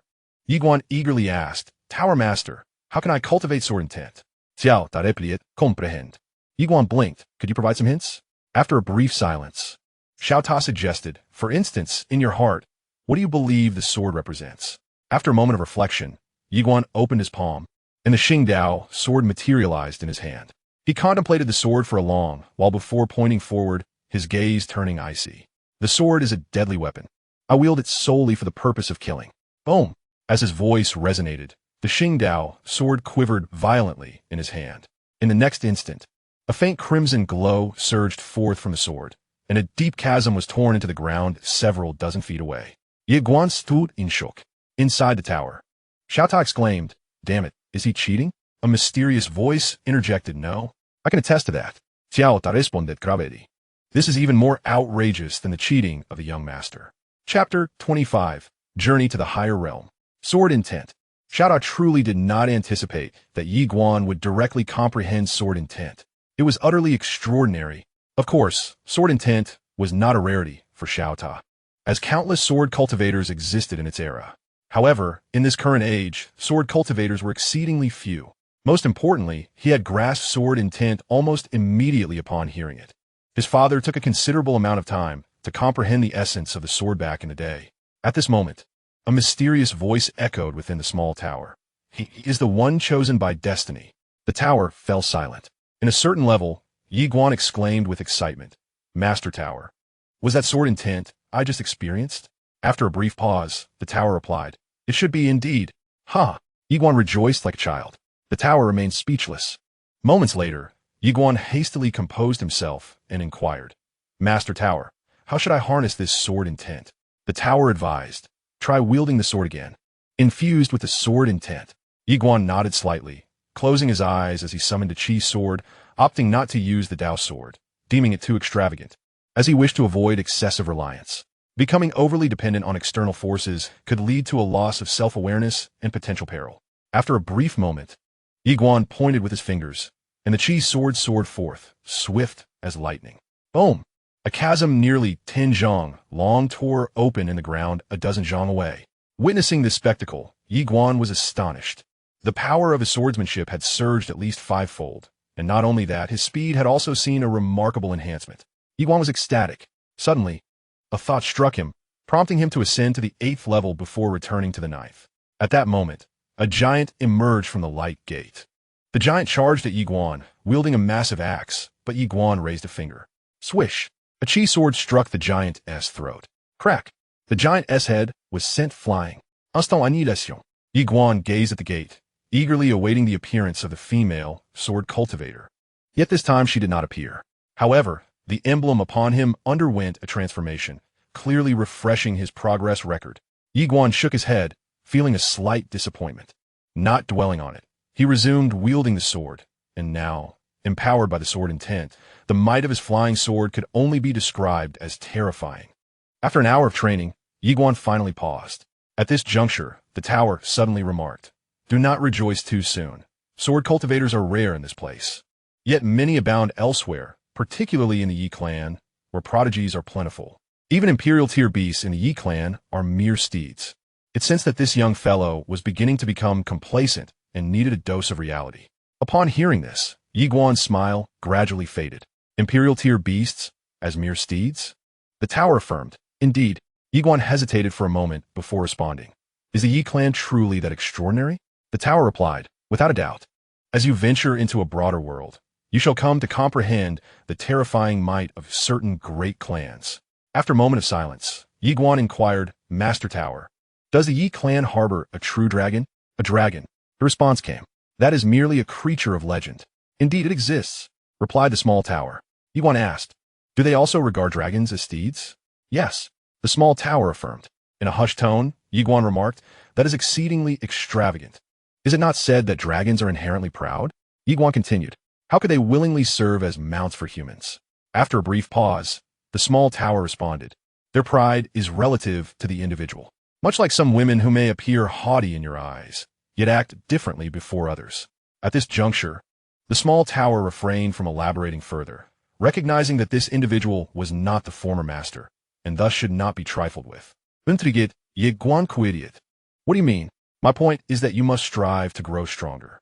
If you become formidable enough, capturing a dragon as a steed may not be beyond the realm of possibility. Yi Guan nodded. I understand. Rest assured, Master Tower, I shall not become arrogant or complacent. I will endeavor to improve. Excellent. Keep up the good work. The small tower encouraged. Taking a deep breath, Yi Guan turned to depart. Upon leaving the trial tower, the sun was high in the sky, casting down its radiant warmth. He raised his gaze to the heavens, allowing the sunlight to bathe him comfortably. At that moment, an elderly man suddenly appeared before him, offering a slight bow. Young Master Yi, your family letter, he announced, extending an envelope towards him. Family letter. Yi Guan quickly accepted the envelope, expressing his gratitude. Thank you. He then produced several amethyst crystals and offered them to the elder. The old man promptly declined. I cannot. However, Yi Guan placed the crystals firmly in his hand, smiling. Your efforts are appreciated. After a moment's hesitation, the elder accepted, smiling. Thank you for your generosity. Young Master Yi. With that, he withdrew. Yi Guan swiftly opened the envelope, revealing a letter from Yi Xiao. After perusing its contents for a moment, he tucked the letter away, astonished to discover that the Nan clan had actually apologized to the Yi clan. This revelation took him by surprise. Moreover, the Guanxin Academy had accepted 3 disciples from the Yi clan, and furthermore, the Yi clan would be permitted to send 1 student each year to study at the academy. Such privileges were typically reserved for only a select few prestigious clans. This meant that in the future, the Yi clan would continually produce talented individuals, closely associated with Guanxin Academy. The Yi clan was bound to become the foremost clan in the ancient city, and potentially evolve into a prominent family in the southern region. Additionally, Yinan would receive special attention, a boon from the academy. After a moment of contemplation, Yi Guan turned to leave. Just as he returned to Banqing Mountain, Fei Banqing appeared before him. Fei Banqing gazed at Yi Guan and inquired with a smile. Have you received the news? Yi Guan nodded. What are your thoughts? Fei Banqing asked. After a brief moment of silence, Yi Guan replied, I am grateful to the academy. Fei Banqing shook her head and smiled. I mean your true thoughts. Yi Guan managed a wry smile, acknowledging, indeed, my genuine feelings are rooted in gratitude. The academy has treated both me and the Yi clan with such kindness. Fei Banqing studied Yi Guan for a moment before softly stating, the academy's intentions are simple. It is well aware of your boundless potential. Thus, this is a means to draw you closer, and indeed, it is a benevolent approach with commendable aims. Do you understand? Yi Guan nodded affirmatively. Comprehend. Fei Banqing continued. We are soon to ascend to the upper realms, and we are aware of your concerns for the safety of the Yi clan. Rest assured, the clan is currently under the protection of the Guanxuan Academy. As long as the Nan family possesses a modicum of intelligence, they will refrain from targeting the Yi clan. Yi Guan responded, I know. Fei Banqing cheerfully remarked, let's not dwell on such matters. You have been cultivating on the 9th level recently. Have you made any progress? Yi Guan hesitated, caught between words. Fei Banqing calmly said, if you prefer not to share, you are under no obligation. I respect your freedom. After a moment's hesitation, Yi Guan declared, I have comprehended the essence of sword intent. Sword intent. Upon hearing this, Fei Banqing's pupils dilated in astonishment. Is that true? Yi Guan affirmed, indeed. As he spoke, he opened his palm to reveal a faint crimson sword intent shimmering within. Witnessing this spectacle, Fei Banqing erupted with excitement, exclaiming, splendid, truly splendid. At this moment, her joy was palpable. The manifestation of sword intent signified that Yi Guan had become a genuine swordsman. Should this news spread, it would undoubtedly astonish the entirety of southern Zhou. This was no ordinary swordsman. The fact that he grasped sword intent at such a young age was nothing short of remarkable. Fei Banqing was genuinely taken aback. No, she was utterly shaken. A swordsman of such youth was a rarity not only in southern Zhou, but also in the upper realms, where such talents were few and far between. Realizing this, Fei Banqing suddenly shook her head and smiled. It appears I have underestimated you. Yi Guan returned her smile. I too did not anticipate grasping the sword intent so swiftly. However, this is merely the beginning for me. I shall continue to strive diligently. Upon hearing this, Fei Banqing's expression grew somewhat complex. At such a young age, to comprehend sword intent and become a true swordsman, most would become conceited. Yet this young man remained remarkably grounded. Such composure was indeed rare. A disciplined and composed individual, Fei Banqing abruptly stated, "Let us keep your comprehension of sword intent confidential for now." Yiguan nodded. "I understand." Fei Banqing smiled. "This time, the martial examination holds great promise for our academy." Yiguan responded with a slight smile. "I shall exert every effort."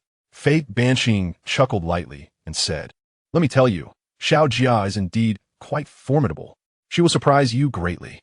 Yiguan inquired, "Mentor, what exactly is the Holy Spirit physique?" Fei Banqing replied with a smile, "I can only share that cultivating this physique presents no obstacles in the early stages. Breaking through is as effortless as dining." Yiguan remarked solemnly, "Xiaojia's physique is truly extraordinary." Fei Banqing nodded slightly. "The resources we can provide her at the academy are limited. Otherwise, her achievements would far exceed what she has now. This journey to the upper realm is an opportunity for her, and the upper realm academies will undoubtedly vie for her attention." Yiguan hesitated before asking, "Is the academy willing to let its students leave?" Fei Banqing replied with a smile, "Absolutely. Whether it is you, Xiaojia, or that Xiao Gu, once you ascend to the upper realm, you will all find yourselves in better circumstances. The academy supports this because we cannot offer you more resources. Keeping you here would only hinder your growth. Allowing you to depart is also beneficial for the academy. As you thrive, you will be in a position to assist us in the future." With a smile, she added, "The academy's vision is indeed quite expansive." Yiguan nodded slightly, understanding her point. Suddenly, Fei Banqing asked, "Can you promise me one thing?" Yiguan paused for a moment before responding, "Mentor, please go ahead." Fei Banqing said earnestly, "Once you reach the upper realm and shine brilliantly, countless factions will extend their olive branches towards you. You may join any faction, but you must not join the Xianxia sect."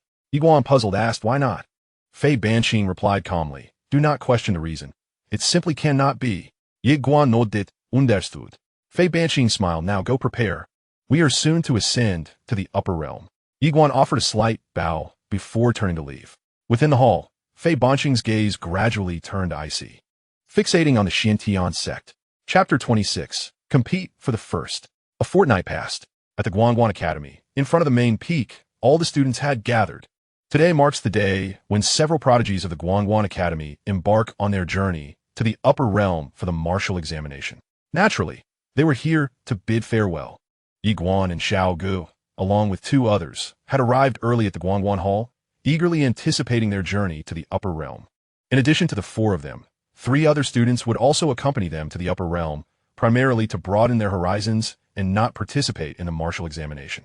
Below, countless students gazed at Yiguan and the others with envy. Ascending to the upper realm and securing a commendable rank would not only bring glory to the academy, but also to the entire southern province. Achieving an even better rank would be a triumph for the entire lower realm. At this moment, the head of the academy, Song Fu, stepped forward. He gazed at the crowd below and smiled gently, assuring them that there was no need for envy. With diligent effort, they too would one day stand in his position. "You are the hope of the academy, and you are its future." Below, a group of students offered a slight bow to Song Fu. He then turned to Yiguan and the others, saying, "This time, I, along with Mentor Fei, will guide you." He glanced at Xiao Gu and Song Xiai beside him, instructing, "You two shall remain at the academy." Both nodded in agreement. With a wave of his hand, the clouds above began to churn dramatically, and in an instant, a cloud ship, spanning dozens of yards, descended gracefully, coming to a halt before the assembly. "Let's embark," Sun Fu proclaimed. The group boarded the vessel, which swiftly soared into the sky, vanishing from view. Xiao Gu gazed into the horizon, lost in thought. Song Xiai suddenly spoke softly this time. "We should not find ourselves at the bottom." For a century, Southern Province had endured 10 martial examinations, each time finishing last. It was precisely for this reason that Song Fu sought out Xiao Gu, hoping to alter this dismal fate, should they finish last once more. The Southern Province Guangchuan Academy would surely lose the support of the Upper Realm Academy, and without access to educational resources, its existence would be in jeopardy. What are educational resources? They encompass martial arts techniques, spiritual veins, combat skills, divine abilities, and spiritual crystals. Normally, the Southern Province receives these resources annually from the Upper Realm. However, for hundreds of years, the Academy has not garnered any support from its Upper Realm counterpart. Why? Because the Southern Province Academy has consistently placed last in martial examinations, and students who finish at the bottom are looked down upon by the Upper Realm, resulting in a complete withdrawal of benefits. In simple terms, it is a matter of exchanging exceptional students for these coveted resources. This is the lament of the Lower Realm Academy. Yet, there is no alternative. Failing to pursue this path could lead to the closure of the Lower Realm Academy. It is already a remarkable feat that the Southern Province Guanchuan Academy has endured for so long. Upon hearing Xianxia's words, Xiaogu nodded slightly. The three of them were indeed formidable. Xianxia turned to Xiaogu, who replied calmly, "Rest assured, I am not foolish enough to harbor any ill intentions towards Yiguan." With that, he turned and departed. After a brief silence, Xianxia also chose to leave. Amidst the clouds, the ship glided gracefully. Yiguan stood at the bow, observing as the Guanchuan Academy diminished in size, followed by the entire southern province. In that moment, he found himself yearning for the Yi clan, the place he had called home for 17 years, the foremost clan across the myriad realms. Slowly, his eyes closed. This was a promise made to the clan leader, and as Yiguan had vowed, he would undoubtedly fulfill it. In addition, it is imperative to procure exceptional spiritual veins from Master Tower to heal. One must strive diligently. At that moment, a fragrant breeze wafted by. Yiguan turned to see Xianxia. Today, she donned an immaculate white gown. Xianxia inquired with a smile, "What are you pondering?" Yiguan replied with a smile, "I find myself missing the Yi clan a bit." Xianxia gently reassured, "We shall return." Yiguan nodded. Xianxia gazed towards the horizon where the sun slowly descended, softly stating, "For centuries, our academy has consistently ranked last in the martial examinations. You are aware of this, are you not?" Yiguan looked at Xianxia in astonishment. "Last every time?" Xianxia affirmed, "Indeed, should we finish last again this time, our Southern Province Guanyuan Academy will lose the opportunity to participate in future martial examinations, which would undoubtedly spell disaster for the academy. Without the support and protection of the Upper Realm Academies, our Lower Realm institution would gradually decline, potentially leading to its closure." Yiguan fell silent. Realizing this was an angle he had not considered, Xianxia smiled. "This time, the burden rests heavily upon us." Yiguan nodded resolutely. "I will exert every effort." Xianxia smiled faintly. "Are you familiar with the Upper Realm?" Yiguan shook his head. "Not much." Xianxia explained. The Upper Realm is divided into southern and northern territories, comprising a total of 360 states, each with its own Guanyuan Academy. This means we must compete for the top 10 against the talents from all 360 states. Yiguan squinted slightly. "The top 10? Xianxia nodded, "Yes. Only by securing a spot in the top 10 can we obtain the greatest benefits for our academy." Yiguan suddenly asked, "What if we aim for first place?" Xianxia turned to him, smiling. "The academy would erect a statue in your honor." "Ah." Yiguan's expression froze. Xianxia chuckled. "Do you know what the reward for first place is?" Yiguan shook his head.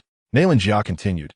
"The academy that secured first place in the last martial examination received 2 celestial-grade spiritual veins, 10 earthly-grade spiritual veins, 50 exceptional spiritual veins, 10 volumes of celestial-level techniques, 30 volumes of heavenly-level techniques, and an annual grant of 100,000 gold crystals."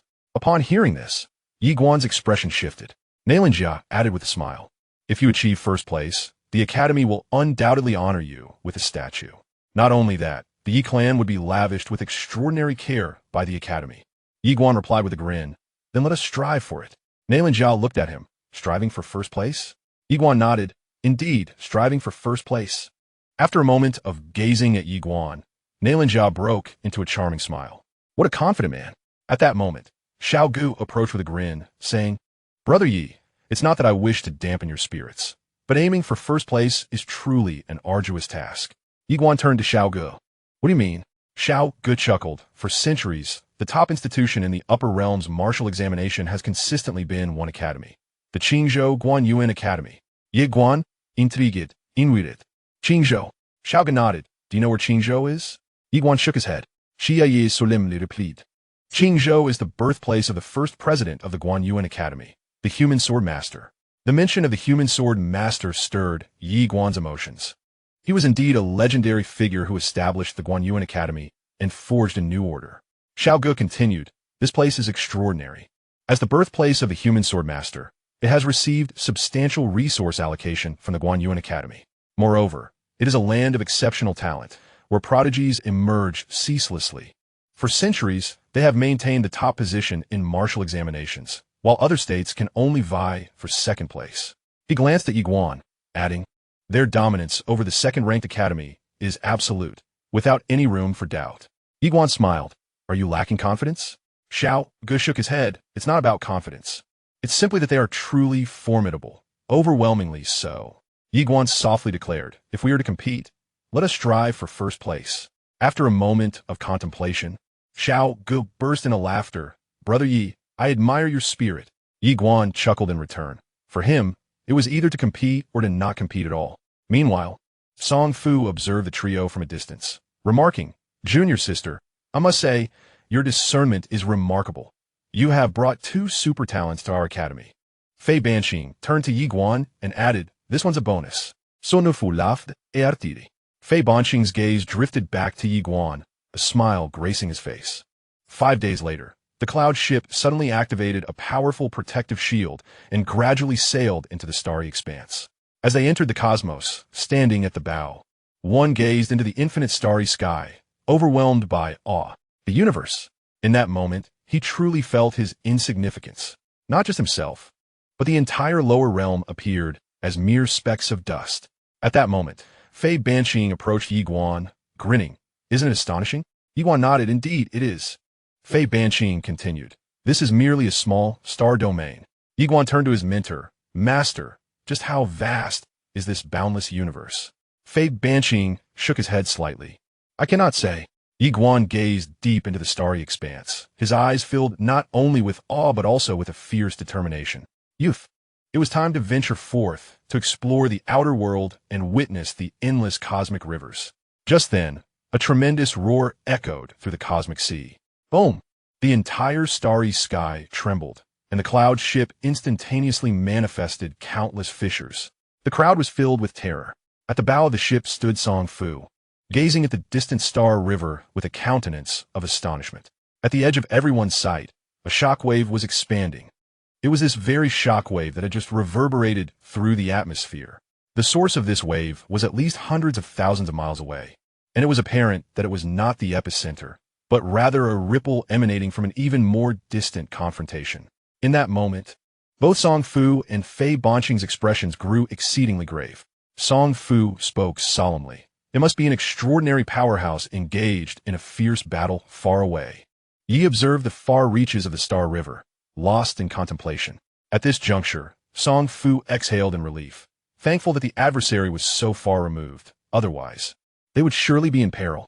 Fei Banqing remarked gravely, "We cannot ascertain the level of this formidable being." Just then, a terrifying aura surged forth from the depths of the starry expanse. Upon witnessing this scene, the faces of Song Fu and the others instantly changed, and he hastily raised the grand banner of the Guanyuan Academy. In critical moments, this might prove to be a safeguard. In this world, no one dared to disregard the prestige of the Guanyuan Academy, founded by the swordmaster of the mortal realm. At that moment, a black-robed elder appeared several thousand zhang away from the cloud ship. Upon halting, he abruptly turned, and at that instant, the fabric of space tore open, revealing a woman who gracefully emerged. Adorned in a flowing gown of cloud white, she possessed an enchanting demeanor and stunning beauty, reminiscent of an ethereal being. The black-robed elder fixed his gaze upon her with a face twisted in rage, exclaiming, "Jian girl, you have pursued me from the central divine continent to this place. Have you lost your mind?" Within the Yiguan Tower, a voice suddenly echoed, "Ah, it is indeed her." Chapter 27. Do not be angry. The Jian girl uttered not a word of preamble, and with a flick of her sleeve, an overwhelming force swept through the arena. The moment this formidable power manifested, it shattered the surrounding space. Song Fu's complexion changed dramatically as he hastily maneuvered the cloud ship to flee into the distance. Meanwhile, the black-robed elder was utterly horrified. With a swift motion of his right hand, countless layers of space overlapped, forming a thick barrier. However, upon contact with the Jian girl's force, these barriers were instantly obliterated. At that moment, a fleeting shadow darted towards the black-robed elder. Boom! The already severely injured elder had no strength left to resist and was struck in the throat by a single punch. Crack! His head flew off, blood gushing forth. With a wave of her sleeve, the black-robed elder's body ignited in flames, disintegrating into nothingness. After vanquishing the black-robed elder, she was about to depart when she suddenly turned her gaze towards the cloud ship of the Guanyuan Academy. At this moment, the cloud ship was teetering on the brink of capsizing. The earlier display of the woman's formidable strength was so overwhelming that even the residual force rendered the cloud ship incapable of withstanding it. In an instant, she vanished from her original position and reappeared aboard the cloud ship, which then returned to its normal state. Song Fu glanced at the woman not far in front of him and hurriedly offered a slight bow, introducing themselves as members of the Nanzhou Guanyuan Academy. Before he could finish his sentence, the woman materialized directly before Yiguan. Witnessing this, Song Fu's expression shifted dramatically. At that moment, Fei Banqing positioned herself in front of Yiguan. Although she regarded the woman with caution, she displayed no sign of fear. The woman cast a glance at Fei Banqing and calmly stated, "I bear no ill intent." Turning her attention to Yiguan, she added, "Come closer. Let me take a look at you." Yiguan approached the woman, maintaining a serene demeanor, though the sword within him was poised for action. The woman studied Yiguan, and after a brief pause, a complex expression flickered in her eyes. "What is your name?" she inquired. "Yiguan," replied Yiguan. "Yiguan," she echoed softly. The onlookers regarded the woman with palpable wariness. The woman then smiled gently, her expression softening considerably.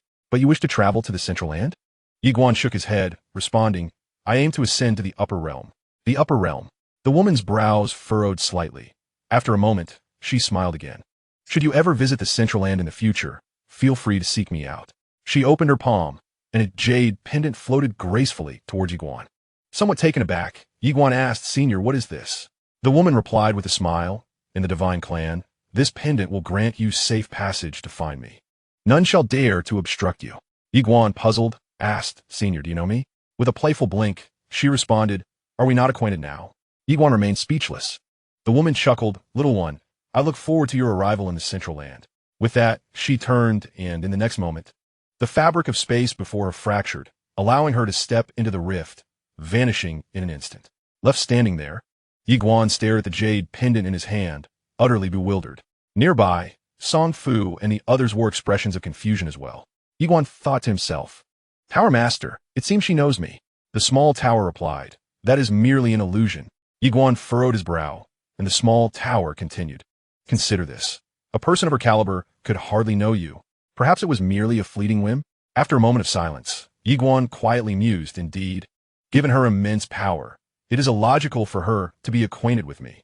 Could it be that she knows my parents?" The small tower fell silent. "Damn it, this individual is not easily deceived." Yiguan exclaimed, "Tower Master," he called out. The small tower urged, "Your immediate priority should be to enhance your strength. Did you witness her prowess just now? It was terrifying, was it not?" Yiguan nodded gravely. "Indeed, it was exceedingly formidable." Xiao Ta remarked, "Dedicate yourself to your training. True strength is the ultimate path. Everything else is mere illusion." Yiguan nodded. Though a flicker of doubt lingered in his heart, he refrained from further inquiries. Yet, an instinct whispered to him that this tower master was concealing something from him. At that moment, Fei Banqing suddenly inquired, "Xiaoguan, do you know that esteemed elder?" Yiguan shook his head. "I do not know her." Fei Banqing furrowed her delicate brows. "You do not know her?" Yiguan offered a wry smile. "I genuinely do not know her." Fei Banqing nodded slightly. "She must have recognized your extraordinary talent, and thus sought to forge a benevolent connection with you." Yiguan replied with a chuckle, "Perhaps." Fei Banqing exchanged a glance with Song Fu, and both remained silent. It was evident that the matter was far from simple. Nevertheless, neither pressed for further details. The cloud ship continued its journey. Xianxia approached Yiguan, casting a glance his way. "I sense an air of mystery surrounding you."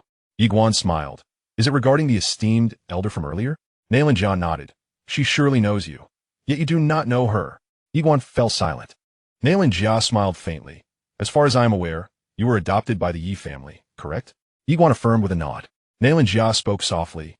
"Are you aware of your lineage?" Yiguan shook his head slightly. "I do not know the specifics. I only know that I seem to be an illegitimate child, the kind that cannot be acknowledged.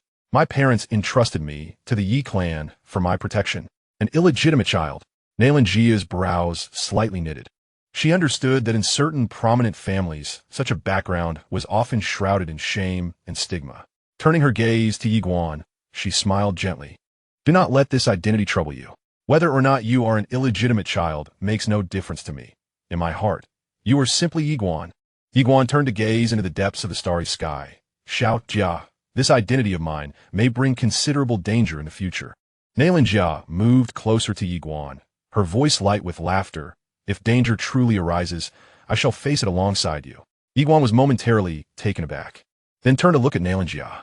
She stared into the vastness of the starry sky, her hair gently fluttering, a vision of exquisite beauty. Yi Guan found himself entranced. Thus, the two conversed at the ship's bow throughout the night. On the following day, the cloud ship entered a starry teleportation array. Song Fu stowed the ship and led everyone into the array. As the teleportation array activated, the group swiftly vanished within its confines. Time passed unmeasured, until Song Fu and his companions emerged before an ancient city. The city walls soared nearly 10 feet high, and the gates spanned several dozen feet, a magnificent spectacle. At the city gates, throngs of people came and went, creating a lively atmosphere. He gazed at the ancient city before him and exclaimed, "This city is truly magnificent." The others, including Sun Xiong, nodded in agreement, their eyes filled with awe. Xiao Ge laughed heartily. "Brother Yi, this is the upper city, where my Xiao clan resides. We shall rest at our clan's abode shortly." He turned to Xiao Ge and inquired, "Brother Xiao, are you from the upper realm?" Xiao Ge nodded affirmatively. "Indeed." Yi smiled and asked, "Then is the martial examination held in this upper city?" Xiao Ge shook his head. "No, the martial examination takes place in Cloud City." He furrowed his brow. "Cloud City?" Suddenly, Xiao Ge pointed towards the horizon. "Look." He turned his gaze, and at the edge of his vision, he discerned a grand city amidst the clouds. Witnessing this scene, everyone was momentarily taken aback. Xiao Ge chuckled. During the competition, there will be simultaneous cloud projections across 360 states, meaning everyone in those states will be able to witness our contest.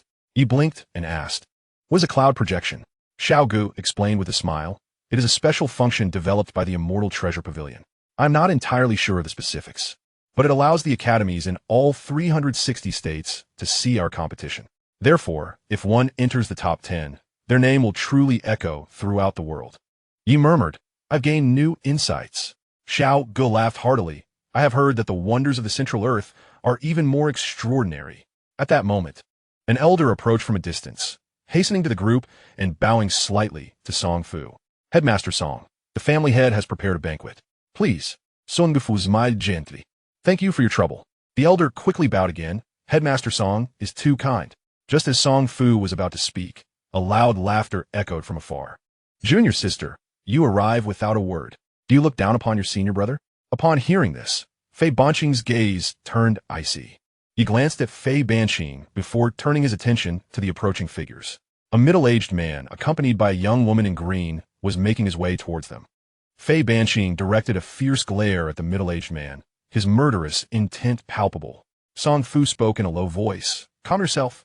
Fei Banqing remained silent. The middle-aged man, along with the young woman, reached the group, and he smiled at Fei Banqing, saying, "Junior sister, it has been a long time." Fei Banqing's expression remained stoic. "It seems you have been waiting for me here for quite some time." The middle-aged man chuckled. "I knew you would come this time, but I believe it will be your last. If all goes as expected, your Southern State Guanchuan Academy will likely be at the bottom once again." His voice was loud, causing those around to take notice. Upon hearing about the Southern State Guanchuan Academy, the crowd turned to look at Yi and the others with peculiar expressions. The Southern State Guanchuan Academy had been at the bottom for several hundred years, thus earning the moniker King of the Bottom. Fei Banqing fixed his gaze upon the middle-aged man, an unmistakable intent to kill emanating from his eyes. At that moment, Song Fu quietly urged, "Do not let them find an excuse to target Xiao Guan and the others. We must leave." After a brief silence, Fei Banqing turned and departed. Just then, the woman in green beside the middle-aged man suddenly looked at Fei Banqing and scoffed. "Is this truly the saintess of the Xiantian sect from years past? How disappointing. Merely a stray dog." Xianxia narrowed his eyes, his right hand clenched tightly, and at that instant, a figure dashed forward. Yi Guan. Yi Guan moved with extraordinary speed, and being in such close proximity to the woman in green, She had no time to react before he seized her throat and forcefully yanked her backward. Thud! The woman crashed to the ground, the earth fracturing beneath her. Just as the middle-aged man prepared to retaliate, Fei Banqing stepped in front of him, while Song Fu appeared directly behind the middle-aged man. At this juncture, Yiguan abruptly grasped the woman's hair and dragged her before Fei Banqing, fixing his gaze on her contorted face. "Apologize to my mentor." The woman in green hissed, "I am of the Xianxia sect." Without hesitation, Yiguan delivered a resounding slap to her right cheek. Bang! Her face immediately swelled. The woman screeched in a frenzy, "You dare insult me. I am of the Xianxia sect." Yiguan struck her left cheek with another slap. Bang! Her left side also swelled instantly, and in a fit of rage, she screamed, "If you dare, kill me. If you dare, kill me." Yiguan suddenly produced a dagger, holding it menacingly against her throat, slowly applying pressure. The woman finally succumbed to fear. "Apologize. I'm sorry. She pleaded hastily. Yiguan released her, then approached Fei Banqing and softly said, "She has apologized. Please do not be angry." Fei Banqing regarded Yiguan in silence. A slight smile gracing his lips, his anger dissipated. Yiguan nodded, then turned his attention to the middle-aged man, who was also watching him. He refrained from acting, knowing that should he choose to strike, both Fei Banqing and Song Fu would retaliate. The middle-aged man gazed at Yiguan with a smile. "Junior sister, is this your new disciple? Quite bold indeed. I hope he remains so fearless." Just as Fei Banqing was about to respond, a surge of formidable presences suddenly approached from a distance. Upon witnessing this, the crowd at the city gate hastily made way. The Xianxia sect's formidable warriors had arrived. In the blink of an eye, 12 powerful figures from the Xianxia sect surged into the arena. Among them, 3 were at the spirit realm level. At the forefront stood a gray-clad elder, whose presence exuded a profound intensity akin to the depths of the ocean, instilling an intangible sense of oppression. Upon encountering this elder, Song Fu's expression immediately darkened. After the elder led his entourage to the center of the arena, he cast a glance at the pitiful figure of the woman in blue beside him. In the next moment, his countenance shifted to one of grim determination. With a sudden motion of his right hand, he reached out towards Yiguan, and the very fabric of space around Yiguan began to distort. Soon after, a spectral hand emerged as if summoned from the nether, the realm of the void travel. Witnessing this spectacle, the onlookers were instantly taken aback. This realm transcended the spirit realm, allowing its wielder not only to traverse space within a limited scope, but also to exert control over the forces of time and space, rendering its power enigmatic and formidable. Observing this, Yiguan narrowed his eyes, poised to draw his sword, when suddenly, Fei Banqing materialized before him, delivering a powerful strike. With a resounding crash, the spectral hand was sent flying, and the gray-clad elder staggered back several paces. The elder fixed his gaze upon Fei Banqing, muttering, "I should never have let you leave back then." Fei Banqing replied with a chuckle, "Wei Tong, you decrepit wretch, in those days. You were nothing more than a dog in my presence." The elder's eyes narrowed, a murderous intent surging within him. At this juncture, Song Fu stepped forward questioning, "What? Does the Xianxia sect presume that my Guanyuan Academy is devoid of defenders?" The elder retorted with scorn, "Guanyuan Academy? Do you not find your words laughable? Just observe who still regards your southern state, Guanyuan Academy, with any respect." Song Fu's expression darkened further. The elder then turned his gaze to Yiguan, declaring, "If you do not surrender this man today, none of you shall leave." As his words echoed, the formidable members of the Xianxia sect encircled Yiguan and his companions. Yiguan regarded the gray-clad elder in silence, but within him, the sword of the path was primed for action, the realm of void-breaking. He harbored no fear. His thoughts were consumed with whether he could slay the elder with a single stroke. It would be challenging. However, if he struck unexpectedly, there remained a glimmer of hope. If all else failed, he would resort to 2 strikes. At that moment, a hand suddenly grasped his arm. It was not Xianxia, but Fei Banqing. Yiguan looked at Fei Banqing, who shook his head slightly. Yiguan fell into silence. Suddenly, a hearty laugh resonated from within the city, followed by the appearance of a somewhat portly middle-aged man. Upon seeing the newcomer, Xiao Gu breathed a sigh of relief. The individual was none other than his father and the clan leader of the Xiao family, Xiao Shan. Xiao Shan stepped into the arena, laughing. "Elder Wei Tong, do you intend to kill my son as well?" Wei Tong furrowed his brow, glanced at the side of Xiao Gu and replied in a hushed tone, "Clan leader Xiao, do you wish to intervene in the matters between my Xuantiang sect and her?" Xiaoshan calmly remarked, "Elder Wei Tong, I merely wish to remind you that over the years, the Nanzhou Guanyuan Academy has indeed fallen into decline. It has declined to the point where even within its own ranks, it is no longer esteemed. However, do not forget, they still remain the Guanyuan Academy. Should you dare to slaughter them here today, do you believe that tomorrow your Xiantiangong will not encounter grave troubles?" Upon hearing these words, Wei Tong's expression darkened. At that moment, a middle-aged man beside him chuckled. "Elder Wei, there is no need to rush." Seemingly struck by a thought, Wei Tong turned to Yiguan, "Then let you live a few more days." With that, he turned and departed, followed by a multitude of Xiantiangong's powerful figures. Yiguan cast a glance at Wei Tong, but remained silent, while Fei Banqing clutched his hand tightly. Once Wei Tong and the others had distanced themselves, Xiaoshan turned to Song Fu with a smile. "Director Song, please." Song Fu nodded slightly. Moments later, the group arrived at Xiaofu. In main hall, Xiaoshan hosted a banquet for everyone. After several rounds of wine, as the gathering dispersed, Yiguan returned to his own courtyard. Just as he entered, Fei Banqing appeared before him. Yiguan offered a slight bow. "Minter," Fei Banqing said, "let us take a walk." After a moment of hesitation, Yiguan nodded. "All right." The two walked along the bluestone path of the courtyard towards a distance. Suddenly, Fei Banqing asked, "Did you want to strike at the city gate?" Yiguan nodded. Fei Banqing inquired, "Are you confident you can kill him?" Yiguan replied, 90% confidence." Fei Banqing glanced at him. "Why not 100%? After a brief hesitation, Yiguan explained, "To avoid arrogance." Fei Banqing chuckled, shaking her head. "You are quite the character." As she spoke, she gently brushed back her hair that the wind had tousled. "Do you know why I stopped you?" Yiguan replied, afraid it would escalate. Fei Banqing shook her head. "No." Yiguan turned to her, puzzled. Fei Banqing spoke softly. "This place is not like any other. Here, even in the act of killing, one must hold a sense of righteousness. This means you need a justification. Otherwise, if matters escalate, the Academy will not side with us. At that time, while you may have killed to your satisfaction, your companions will suffer." Yiguan fell silent. Fei Banqing continued, "Moreover, killing him alone serves no purpose. For if he is slain, others will come to provoke you again. Will you continue to kill then?" Yiguan remained silent. Fei Banqing looked at him and smiled. "A man must learn to control his emotions. He cannot allow his feelings to govern him. Do you understand?" Yiguan nodded. "I understand." Fei Banqing smiled gently. "I shall take my rest now. You should also retire early." With that, she turned and walked toward the right. As she took only a few steps, she suddenly halted and turned to gaze at Yiguan, smiling as she said, "Thank you for standing up for me today. It brings me great joy." After speaking, she turned and walked away into the distance. Meanwhile, Yiguan remained silent for a moment before making his way back to his courtyard. Upon entering his room, the lights extinguished, but soon after, the door swung open, and Yiguan emerged, now clad in a black outfit.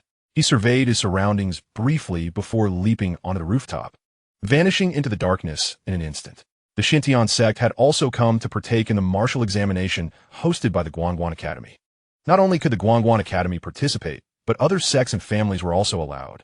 For both families and sects aspired for their disciples to join the esteemed Guangguan Academy of the Upper Realm. In the entire Upper Realm, there existed but one Guangguan Academy. To gain admission, there would indeed be a mark of honor. The Xiantian sect was regarded as a significant sect in the Upper Realm, and thus Yiguan easily discerned their place of residence. The location was the drunken immortal pavilion. In the depths of the night, the small tower suddenly remarked, "Did you not just promise your mentor to learn to control your emotions?" Yiguan replied, "I am quite composed now, not impulsive in the slightest." After a brief silence, the small tower responded, "You can endure it." Yiguan replied sternly, "Tower Master, he threatened me. He dared to threaten me." The small tower hesitated before asking, "So because he threatened you, you must kill him?" Yiguan retorted, "I do not intend to kill him for pleasure, but rather as a necessary means of self-preservation." The small tower replied solemnly, "What a preposterous notion of self-preservation." Suddenly, Yiguan inquired, "Tower Master, can you help me conceal my aura?" After a moment of contemplation, the small tower consented, "I can, but only for half an hour." Yiguan nodded, "That will suffice." As they spoke, Yiguan had already reached the 9th floor window of the drunken immortal pavilion. Inside the room, an elderly man sat cross-legged on the bed, his eyes slightly closed. This man was none other than Wei Tong. Thanks to the small tower's assistance in concealing his presence, Wei Tong remained oblivious to Yi Guan's proximity. Yi Guan did not rush to act. He was waiting for the opportune moment. When confronting such a formidable opponent, one must seize the right opportunity. For a single strike that fails to eliminate the target could alert all the strong individuals of the Xianxia sect. Suddenly, Wei Tong produced an ancient tome, flipping it open. Upon glimpsing its contents, a more lecherous grin spread across his face. At that moment, the door to the room swung open, and a young woman gracefully entered. Upon her arrival, she offered a faint smile before loosening her garments. Yi Guan furrowed his brow and asked, "Tower Master, what is she doing?" The small tower calmly replied, "She is undressing." Yi Guan questioned with a frown, "Why is she undressing?" The young tower remarked, "Perhaps it is a card game." At that moment, the woman had completely undressed and approached Wei Tong. Wei Tong opened his eyes and swiftly embraced the woman, rolling onto the bed. Soon, a series of sounds, not particularly harmonious, emerged, sometimes soft, sometimes heavy, and at other times urgent, akin to a melodious and enchanting tune that stirred the blood. Outside the window, Yi Guan wore a grim expression, realizing what was transpiring. This old man truly possessed vigor. Yi Guan fixated on the elderly figure on the bed, and after a while, for reasons unknown, the old man suddenly convulsed violently, reminiscent of an epileptic fit, yet his face bore an indescribable ecstasy, exclaiming, "The 36 methods of yin and yang. Each devours the soul and penetrates the bone. Where in a mortal realm can one find such beauty? The jade figure beneath me plays the flute." At that moment, a sword unexpectedly flew in from outside the window, an unanticipated blade. On the bed, Wei Tong's countenance changed dramatically. He instinctively grabbed the woman before him to shield himself. Just then, the sword took an inexplicable turn and struck at an unusual angle into Wei Tong's throat. With a swift motion, Wei Tong's head was severed. In the next instant, the sword retreated, disappearing beyond the window. The woman on the bed was left in a state of shock. Soon, a piercing scream echoed from within the room, as a group of powerful members from Xianxia sect and some guards from the Drunken Immortal Tower rushed into the ninth floor. Upon seeing Wei Tong's corpse, their expressions instantly darkened. In the darkness of night, Yi Guan dashed away. To kill and then flee. What exhilaration! At that moment, the voice of the young tower resonated in Yi Guan's mind. "Someone is following you." Hearing this, Yi Guan narrowed his eyes and halted, hoarsely calling out, "You may come out now." There was no response. The young tower suddenly said, "To the right, 100 paces away." Yi Guan pointed with his fingers, sending a sword chi piercing towards the indicated direction. But in the next moment, the sword energy vanished. Then, a woman slowly emerged. She possessed extraordinary beauty, clad in a flowing crimson gown that accentuated her voluptuous figure, particularly her bosom, which seemed almost unable to contain itself. Trembling, she was a sight to behold. The woman regarded Yi Guan with a smile, remaining silent. Just as Yi Guan was about to speak, the woman swiftly appeared before him. Startled, he barely had time to react before she removed his mask, and by the time he was ready to counter, she had already returned to her original position. Yi Guan's expression darkened. Her strength was terrifying. The woman looked at Yi Guan and remarked, "Such a young swordsman. To have comprehended sword intent at such a tender age. What genius do you hail from?" Yi Guan remained silent. The woman smiled and said, "Even if you don't speak, I can figure it out." Yi Guan replied solemnly, "Guangshuan Academy." "Guangshuan Academy?" The woman's eyes flickered with surprise. Then she inquired, "Which state is that academy in?" Yi Guan responded, "Southern state." "Southern state?" The woman was taken aback. "You hail from the southern state of the lower realm?" Yi Guan nodded. The woman scrutinized Yi Guan for a moment and remarked, "How intriguing, truly intriguing." Yi Guan glanced at her and asked, "May I know your esteemed name?" The woman smirked slightly. "You do not recognize me?" Yi Guan shook his head. The woman chuckled. "You may leave now." Yi Guan was momentarily stunned, then turned and vanished into the darkness. After Yi Guan departed, an elderly man appeared behind the woman, his voice grave, "Headmaster. He has slain Elder Wei Tong of the Xianxia sect." The woman glanced at the elder. What does it matter if such a handsome young man took a life? The elder's expression froze. He hesitated before stating, "We have rules against killing within the city." The woman replied calmly, "I did not witness it." "Did you?" After a brief silence, the elder conceded, "No. Having spent 4 hours in line during the day for a nucleic acid test, I only have time to write at night." "I appreciate your understanding." Chapter 29, Love. On his way back to the Shao residence, Yi Guan's expression was gravely serious. "Master Tower, that woman is quite terrifying." The tower replied, indeed. Yi Guan frowned slightly, surprised. You find her terrifying? The tower affirmed, I do indeed. Yi Guan hesitated, then remarked, Master Tower, I sense you are not truly afraid of her. Is there something you are withholding from me? If so, you can share. I possess a strong capacity for bearing it. The tower remained silent for a moment before responding. There is nothing. Yi Guan forced a smile. Very well. Since you are reluctant to speak now, perhaps you will share when the opportunity arises. The tower instantly sighed in relief. Damn it. This kid is no ordinary character. The Yang family spans 3 generations, each more astute than the last. This truly puts me, the tower, in a difficult position. Yi Guan suddenly sighed quietly. Since my arrival here, I have encountered so many formidable individuals. I truly feel inadequate. I must strive harder. The tower promptly affirmed, indeed, you must exert more effort. Yi Guan pondered it. Why did she choose to spare me? The tower explained, there must be some benefit to her. Yi Guan was perplexed. A benefit? But I possess nothing. The tower fell silent. Yi Guan refrained from pressing further, for he recognized that the tower was resolute in his reticence. Regardless, he was not in a hurry. He would gradually coax the tower into revealing more. Although the tower may be unreliable, he possessed treasures that required careful persuasion. Moreover, he discovered that Lord Tower was quite accommodating. As long as one extolled his virtues, he would bestow treasures. Moments later, Yi Guan returned to his courtyard, gently pushing open his door. However, as he did so, he was taken aback. Not far from him sat a woman, Fei Banqing. She regarded him in silence. Yi Guan's expression froze. After a moment of hesitation, he said, I must have entered the wrong room. With that, he turned to leave. Suddenly, Fei Banqing called out, Gumin. Yi Guan felt a twinge of frustration, but complied, stepping into the room and closing the door behind him. He then removed his night attire. Fei Banqing scrutinized him. Did you go to assassinate Wei Tong? Yi Guan nodded. Fei Banqing's demeanor remained calm, betraying no emotion. It seems my words fell on deaf ears. Yi Guan hastily replied, Minter, no one knows it was me. Without warning, Fei Banqing slammed her palm on the table, exclaiming, Do you know where you are? This is the upper realm, a place teeming with hidden talents and formidable experts. If others discover this, do you comprehend the peril you would face? Yi Guan lowered his gaze, remaining silent. Fei Banqing fixed her gaze on him. There are always those more powerful than you. Do not presume that being a sword cultivator grants you the freedom to act recklessly. Yi Guan nodded, acknowledging you are right, Minter. I shall not dare again.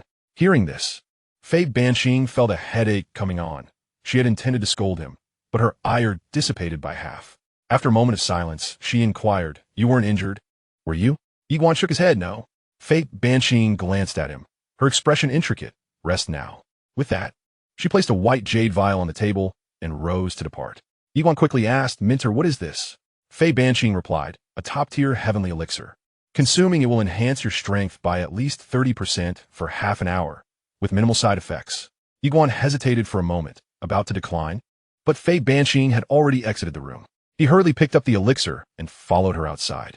As he approached her, ready to speak, Fei Banqing suddenly warned, If you dare return it to me, I will spank you. Yi Guan chuckled. Since it is a gift from my mentor, I shall gladly accept it. Fei Banqing softly remarked, You are just like Xianxia. Call me teacher. Yi Guan hesitated briefly before nodding. Teacher. Fei Banqing fixed her gaze on him. How does it feel to have slain a master of the Void Realm? Yi Guan solemnly replied, Fortuitus. It was indeed sheer luck. He struck from ambush. And in that state, had it been a fair one-on-one duel, I would have had no confidence in my ability. Such beings capable of traversing time and space are exceedingly formidable. Fei Banqing advised, If the Xuantiangong comes seeking you tomorrow, you must deny it vehemently, understand? Yi Guan nodded. I understand. You may doubt me, yet I shall not concede.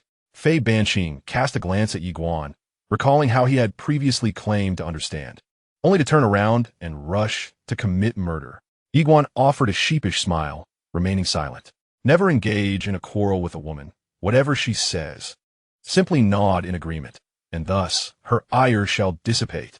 Fei Banqing shook his head slightly, exclaiming, You appear outwardly gentle and demure, yet within, you are akin to a wolf, unwilling to suffer any loss. Yi Guan smiled faintly, asserting, I do not deceive others, nor shall I allow myself to be deceived. Fei Banqing regarded Yi Guan, asking, Why did you intervene on my behalf earlier? Yi Guan replied solemnly, She insulted you. That was unacceptable. After a moment of contemplation, Fei Banqing softly suggested. Rest well. We must confront Xianxia tomorrow. Yiguan nodded in agreement. Indeed, after Fei Banqing departed, Yiguan returned to his chamber. Lying on his bed, he gradually closed his eyes, addressing his mentor, Master. During the act of slaying Wei Tong, I experienced a profound revelation regarding that sword technique. A single strike determines life and death. Although Master had imparted this sword technique to him, he had seldom employed it, believing he had yet to fully grasp its essence. However, during the recent act of murder, he had attained insight. The small tower inquired, what revelation? Yiguan responded gravely, murder. Is this sword technique not crafted for the purpose of killing? The small tower urged, elaborate on your thoughts.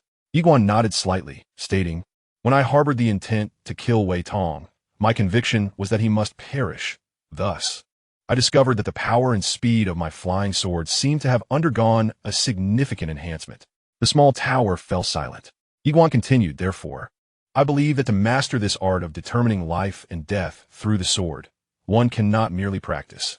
One must kill. One must possess a murderous intent. After a brief pause, the small tower asked, is there more? Yiguan replied, the greater the murderous intent, the stronger the sword technique's power becomes. Consequently, I personally feel that I cannot cultivate this technique in the same manner as others. I can only refine it through acts of murder. The small tower affirmed. Then follow your intuition. Yiguan promptly asked, Master, is my speculation correct? The small tower reassured him.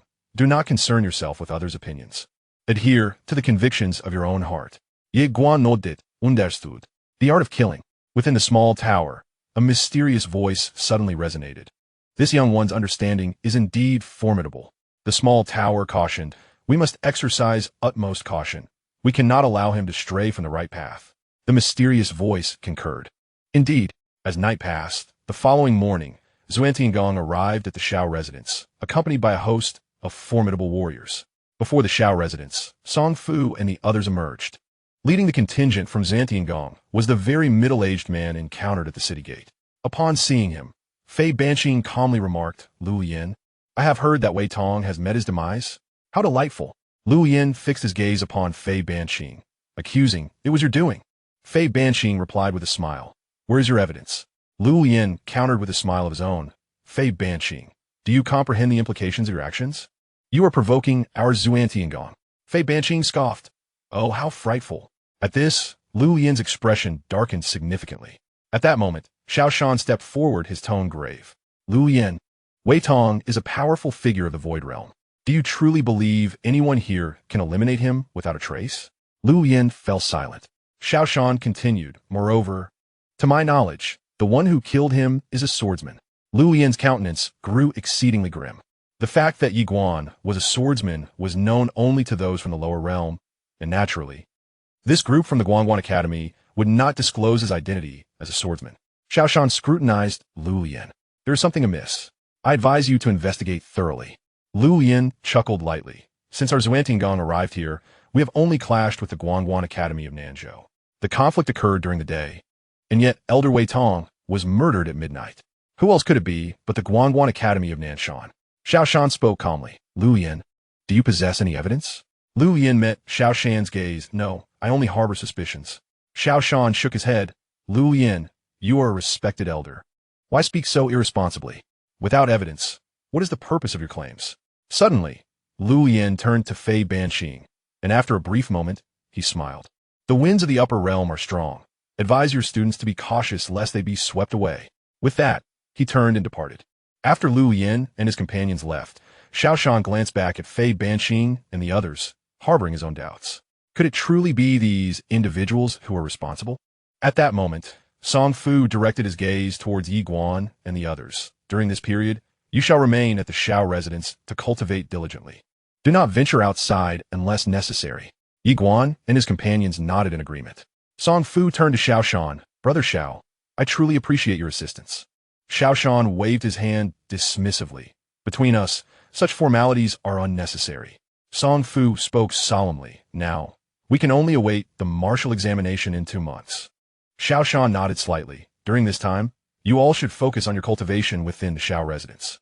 It is acceptable to leave the residence, but do not venture outside the city, for within the city, no one dares commit murder in broad daylight. However, outside the city, danger lurks. So no Fu nodded. Whether it's Xiao Gu, Yi Guan, or Nalan Jia, they're all prodigies among prodigies. It would be a tremendous loss if they were to meet their demise here. Moments later, Yi Guan arrived at the library of the Xiao clan. He felt somewhat unfamiliar with the upper realm and resolved to familiarize himself with it thoroughly.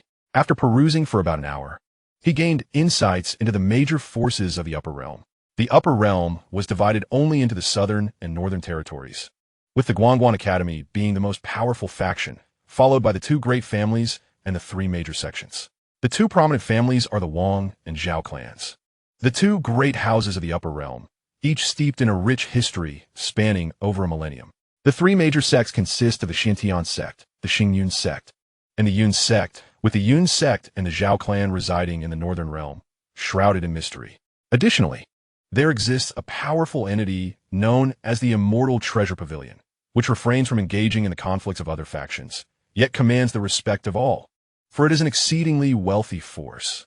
Even the Guanjin Academy must acknowledge the Immortal Treasure Pavilion's significance. This respect extends beyond the upper realm, even in the Guanjin universe. The Academy must heed the Pavilion's influence, for when the Academy was founded, it was the financial support from the Immortal Treasure Pavilion that enabled its establishment. Moreover, the relationship between the Pavilion's master and the human sword master of the Academy is indeed extraordinary. This time, 360 states are participating in the martial examination, among which 2 states possess strength surpassing that of the upper realm, Qingzhou and Yinzhou, with Qingzhou being the most formidable. This is the birthplace of the human sword master, a place that received immense resources from the Guanjin Academy. It is said that the Academy nearly established its headquarters in Qingzhou. Yinzhou, too, is remarkable, a land of extraordinary talent, having produced 3 emperors. Unfortunately, over the past few centuries, Yinzhou has consistently been overshadowed by Qingzhou, which has left other states in despair during each martial examination. As Yi Guan emerged from the library, night had fallen. The full moon hung in the sky, surrounded by countless stars. At that moment, Xianxia approached from the side, clad in a flowing purple gown, her long hair cascading elegantly as she walked with a serene and graceful demeanor, captivating all who beheld her. Xianxia smiled gently at Yi Guan and asked if he would like to take a stroll. Tonight marks the Lantern Festival, a lively occasion that occurs once a year within the city. Yi Guan blinked in surprise at the mention of the festival. Xianxia nodded enthusiastically, confirming it. Naturally, he would not refuse the invitation of such a charming companion. With a smile, Yi Guan replied, "Let us go." Xianxia echoed, "Let us go."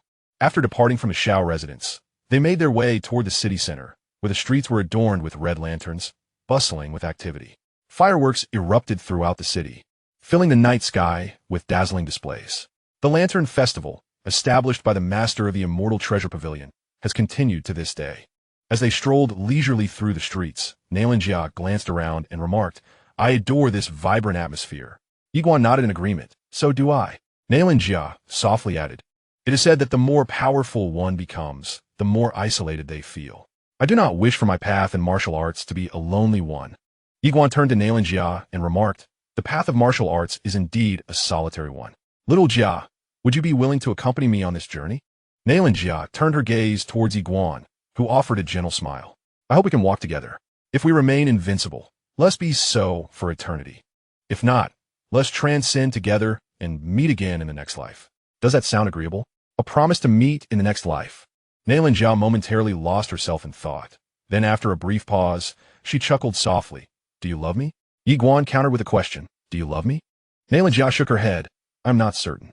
After a moment's reflection, she continued, "I have never been in love, so I do not know what love truly is. However, I find great joy in being with you. Does that count as love?" Yi Guan pondered for a moment before shaking his head. "I too have never experienced love. Yet I share your sentiment. Being with you brings me happiness." A faint smile crept across Xianxia's lips. Yi Guan laughed. "Perhaps we both love. Or perhaps we do not. Regardless, what matters is that we are happy." Xianxia nodded in agreement. Just as Yi Guan was about to speak, a man clad in white suddenly approached Xianxia. The man bowed slightly and said with a smile, "My name is Wang Yuan of the Wang family. Upon meeting you, young lady, I felt as though you were a celestial being descended to the mortal realm, and I am compelled by a sense of admiration. May I inquire?" "Young lady." Xianxia abruptly grasped Yi Guan's hand and fixed her gaze on Wang Yuan. "Can you not see that we are a couple? Is your eyesight located on your posterior?"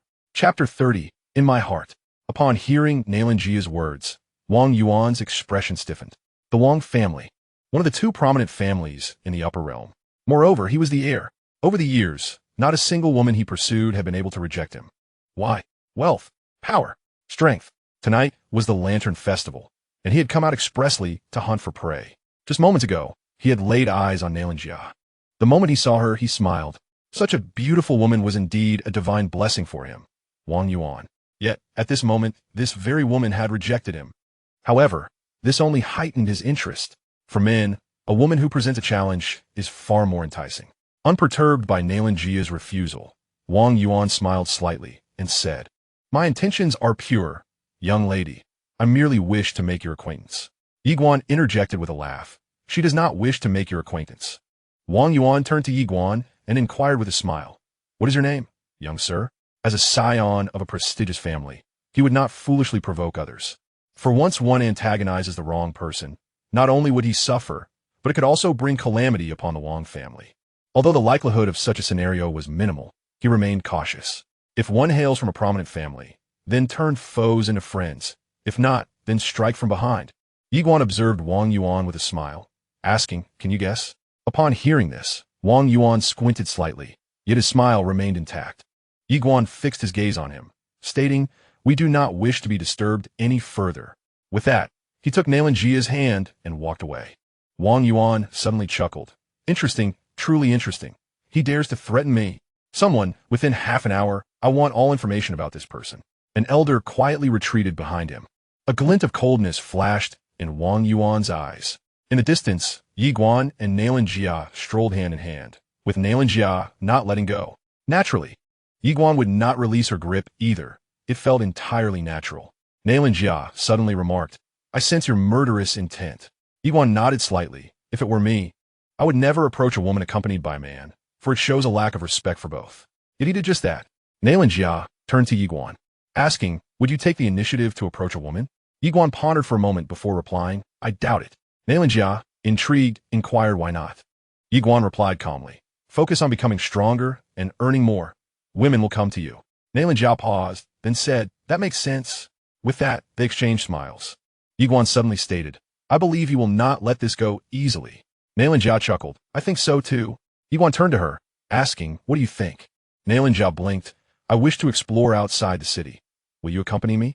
Yiguan beamed, "Of course." With that, they set off towards the city outskirts, their hands still intertwined, seemingly oblivious to everything else. At that moment, Yiguan abruptly stopped, leading Xianxia to a nearby vendor. He produced a purple crystal and handed it to the vendor, retrieving a butterfly hairpin in return. The vendor, upon seeing the crystal in his hand, broke into a wide grin, realizing he had struck gold. Yiguan turned to Xianxia, saying with a smile, "Let me put this on for you." Xianxia blinked. "Aren't you going to ask if I like it?" Yiguan grinned. "It's my first time giving a girl such a gift. I have no experience. Do you like it?" Xianxia smiled sweetly. "Just put on for me." Yiguan nodded, leaning closer to her. At that moment, they were so near that they could feel each other's breath. Gently, he inserted the pin into Xianxia's hair. Yet something about it felt slightly off. Xianxia laughed. "That's good." Yiguan hesitated for a moment before affirming, "All right." With that, they continued hand in hand towards the city outskirts. Soon, the two arrived outside the city, where the atmosphere was eerily desolate. Suddenly, from deep within the bushes, a series of gasping sounds emerged. A woman's voice.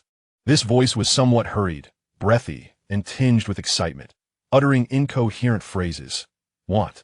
Don't want. Want. Want. Not there." It was unclear whether she was expressing desire or rejection.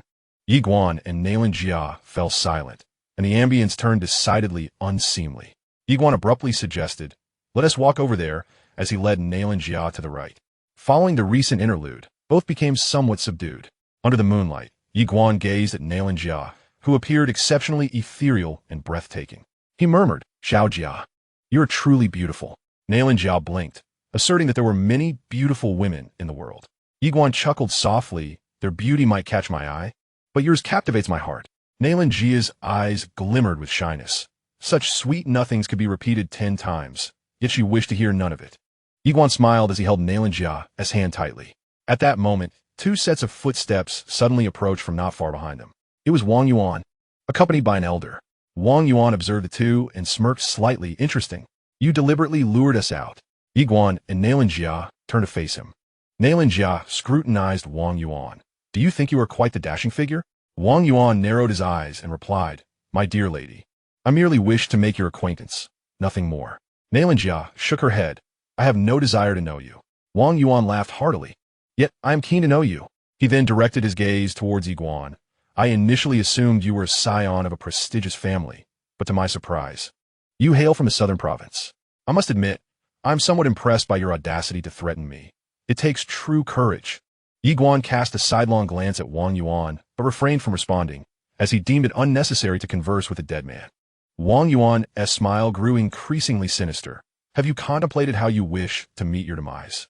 At that moment, the elder behind Wang Yuan spoke gravely, Young master, these two are not ordinary. Wang Yuan furrowed his brow, about to speak when Xianxia's right hand suddenly shot forward. In the next instant, the space before Wang Yuan fractured, and a hand clasped firmly around his throat. Both Wang Yuan and the elder's expressions shifted drastically, while Yiguan stood in stunned silence. The realm of aerial control. He had not anticipated that Xianxia had achieved such mastery. This was utterly outrageous. Xianxia fixed her gaze upon the horrified Wang Yuan, a flicker of disdain crossing her eyes. In comparison to my little Guan, you are indeed leagues away. With that, she exerted a sudden force with her right hand. Crack! Wang Yuan's head was wrenched off with brutal finality, blood splattering forth. At that moment, the elder beside them regained his senses and turned to flee, only to find the fabric of space-time before him suddenly rending apart, a hand striking mercilessly at his throat. Bang! The elder's expression froze, and he collapsed to the ground. Xianxia opened her palm, and the spatial rings of the two fell directly into her grasp. She glanced at them, then produced 1,000 gold crystals, extending them to Yiguan, offering half to each. Yiguan stowed the spatial ring away and remarked, Little Jia, are you at the void ascendancy? Xianxia chuckled. Surprised? Yiguan nodded, indeed surprised. Xianxia continued with a smile. I owe you my gratitude. Yiguan looked puzzled. Xianxia clarified, thanks to your celestial level cultivation method, I cannot have advanced so swiftly without it. Celestial level cultivation method. Yiguan was suddenly enlightened, nearly having forgotten about it. The combination of the celestial level technique and Xianxia's unique constitution was akin to cheating. Xianxia beamed, let us depart. Yiguan nodded, very well. The two departed. Not long after their exit, an elder suddenly appeared on the scene. Upon seeing the corpses of Wang Yuan and the elder, his expression darkened instantly. At that moment, a middle-aged man materialized, a figure none other than Wang Qi, the current head of the Wang family. Wang Qi gazed at the corpse of Wang Yuan, exclaiming, Void Ascendancy. The elder nodded, affirming, the one who killed him is at the Void Ascendancy. After a pause, he added, I will investigate immediately. Wang Qi interjected, wait. The elder turned to him, and Wang Qi stated calmly, the martial examination is approaching. During this time, geniuses and prodigies from various states will gradually arrive in the upper city. This period will not be peaceful. He glanced at the elder. The audacity to kill one of my family members indicates a lack of fear for the Wang family. The elder replied solemnly, what does the patriarch imply? Wang Qi instructed, investigate, but upon discovering the truth, do not act rashly. The elder nodded in understanding. After a moment's hesitation, he looked at Wang Yuan's body. Wang Qi's expression remained calm. Take him back to the Grand Elder. This is the consequence of his poor upbringing. The elder cautioned, if the Grand Elder sees this, he may resort to extreme measures for revenge. Wang Qi cast a glance at the elder, let be. With that, he turned and departed. The elder fell silent, clearly discerning the patriarch's intention to use this situation to his advantage. Upon returning to the Shao residence, Yiguan and Xianxia each retreated to their respective chambers. Once in his room, Yiguan settled into a meditative posture, producing a handful of golden crystals, and began to cultivate his celestial tier technique, striving to break into the spirit realm. In fact, during his time at the Guanyuan Academy, he had already reached the pinnacle of the profound realm, merely a step away from the spirit realm. However, he had refrained from making that leap, preferring to attain the ultimate limit of one realm before advancing to the next. Now, he sensed that the moment had arrived. Cultivation, indeed, comes at a cost. Before long, he had expended over 1,000 golden crystals, primarily due to the extraordinary nature of the celestial technique he practiced. Yiguan's aura surged dramatically, and in that instant his spirit was undergoing significant enhancement. After an hour, he had consumed 3,000 golden crystals, and at that moment his aura reached a peak. Half an hour later, having used over 2,000 additional crystals, he suddenly opened his eyes, releasing a wave of turbid energy from his mouth. Although drenched in sweat, he felt an unparalleled sense of refreshment. He had entered the spirit realm. At this moment, he perceived his consciousness to be exceptionally keen, able to distinctly sense an ant within the room. With a slight smile curling at the corners of his mouth, Yiguan thought to himself that wielding his sword now would undoubtedly yield even greater power. For the strength of swordsmanship is intrinsically linked to the potency of one's spirit. With the addition of sword intent, he felt confident in easily dispatching any inflated adversary of the Void Realm. Just then, he glanced at his spatial ring, discovering that fewer than 2,000 golden crystals remained. Upon witnessing this, Yiguan couldn't help but smile wryly. One could not deny that the cost of cultivation was exorbitant. The higher one ascends, the more one must spend. Most individuals would find it utterly unaffordable. At that moment, Yiguan suddenly spoke. "Tower Master, are you there?" The little tower replied, "What is it?" After a brief hesitation, Yiguan said, would it be possible for me to borrow some money?" The little tower responded, "I have no money." Yiguan stated earnestly, "I promise to repay you." The little tower replied, "I truly have no money. I am currently gravely injured. Otherwise, I would have already opened the world within for you." Yiguan pondered for a moment and then asked, "Do you possess any treasures or items I could sell for a bit of money for cultivation?" The little tower replied, "None." Yiguan was left speechless. The little tower continued, "You could always resort to theft." Yiguan was taken aback. The little tower added, "If you feel morally conflicted, you might consider emulating a certain individual who employs a method called fishing law enforcement, a way to rob without any psychological burden." Chapter 31. Xianxia. Fishing law enforcement? Yiguan was perplexed, having never encountered this term before. Xiao Ta asked, "Indeed. Would you like to learn?" Yiguan responded, "Robiri." Xiao Ta affirmed, "Yes." Yiguan shook his head, concluding, "Such actions contradict my true nature. I shall refrain from them." As dawn had yet to break, Yiguan turned in for the night. The following morning, an elderly man clad in a scholarly robe unexpectedly arrived at the Shao clan. Just as Yiguan rose from his slumber, Fei Banqing appeared before him. Stunned, Yiguan was about to speak when Fei Banqing interjected, "Come with me." Without further ado, she seized Yiguan and led him to the council hall of the Shao clan. At that moment, both Song Fu and Xiao Shan were present, alongside an elder donned in the robe of the Guanyuan Academy. Yiguan felt bewildered. Upon seeing him, the elder stood up and smiled. "So, you must be young Master Yiguan?" Yiguan nodded slightly. "May I inquire your esteemed name?" The elder replied with a smile, "I am Xianxia, the head of the etiquette department at Guanyuan Academy. I have come to extend an invitation to you for the welcome banquet the day after tomorrow." The welcome banquet? Yiguan was taken aback, his face a mask of confusion as he turned to Fei Banqing. She replied with a smile, "This welcome banquet is hosted by Guanyuan Academy, inviting the finest prodigies and talents from 360 states. Each time, fewer than 100 are invited." Upon hearing this, Yiguan immediately comprehended the significance. Beside him, Song Fu was equally elated. Historically, the welcome banquet had never included the southern states' Guanyuan Academy, and this marked the inaugural invitation. However, he was more puzzled than pleased. Why would Guanyuan Academy extend an invitation to Yiguan? Song Fu regarded Yiguan with eyes full of curiosity. At that moment, Yiguan suddenly inquired, "Esteemed elder, does the Southern Guanyuan Academy invite only me?" Hearing this, Xianxia chuckled. Indeed. Yiguan fell silent, his interest waning considerably. He thought it best to remain at home and cultivate his skills. Extraneous social engagements were best avoided. Just then, Song Fu hastily interjected, "Young Guan, this is a splendid opportunity to connect with the world's elite talents. It must not be declined." Decline? Xianxia was momentarily taken aback. He glanced at Yiguan and, recalling specific instructions from a certain individual, quickly added, "Of course, the 4 prodigies from the Southern Academy are also welcome to attend." At this revelation, the others in the hall were left in stunned silence.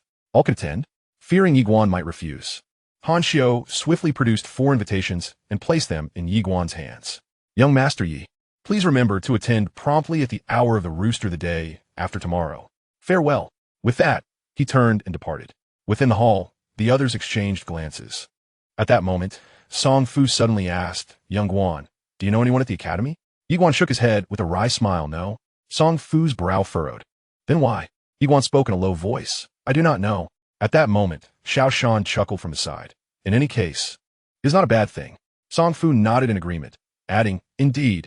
Yiguan, gazing at the 4 invitations in his hand, smiled slightly. While attending alone might be somewhat dull, going with Xianxia would certainly alter that experience. In truth, 2 invitations would suffice. What purpose would Sun Xiong and Xiao Ge serve in this matter? Truly. Moments later, Yiguan sought out Xianxia, Xiao Ge, and Sun Xiong, distributing the 3 invitations among them. Xiao Ge fixed his gaze on Yiguan, questioning, is this a welcome gathering? Yiguan nodded, stating, it was just delivered from Guanchuan Academy. Xiao Ji's expression immediately shifted to one of peculiarity. Xianxia turned to Yiguan, inquiring, do you know anyone from Guanchuan Academy? Yiguan shook his head.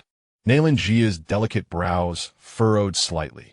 Could it be that someone has discovered you are a sword cultivator? Yiguan fell silent. The visitors would not arrive without reason. There must be some underlying motive. At that moment, Xiao Gu suddenly interjected. I have a few matters to discuss with you, which I am certain will pique your interest. The 3 turned their attention to Xiao Gu. He continued with a smile. The people from Qingzhou and Yunzhou have already entered the city.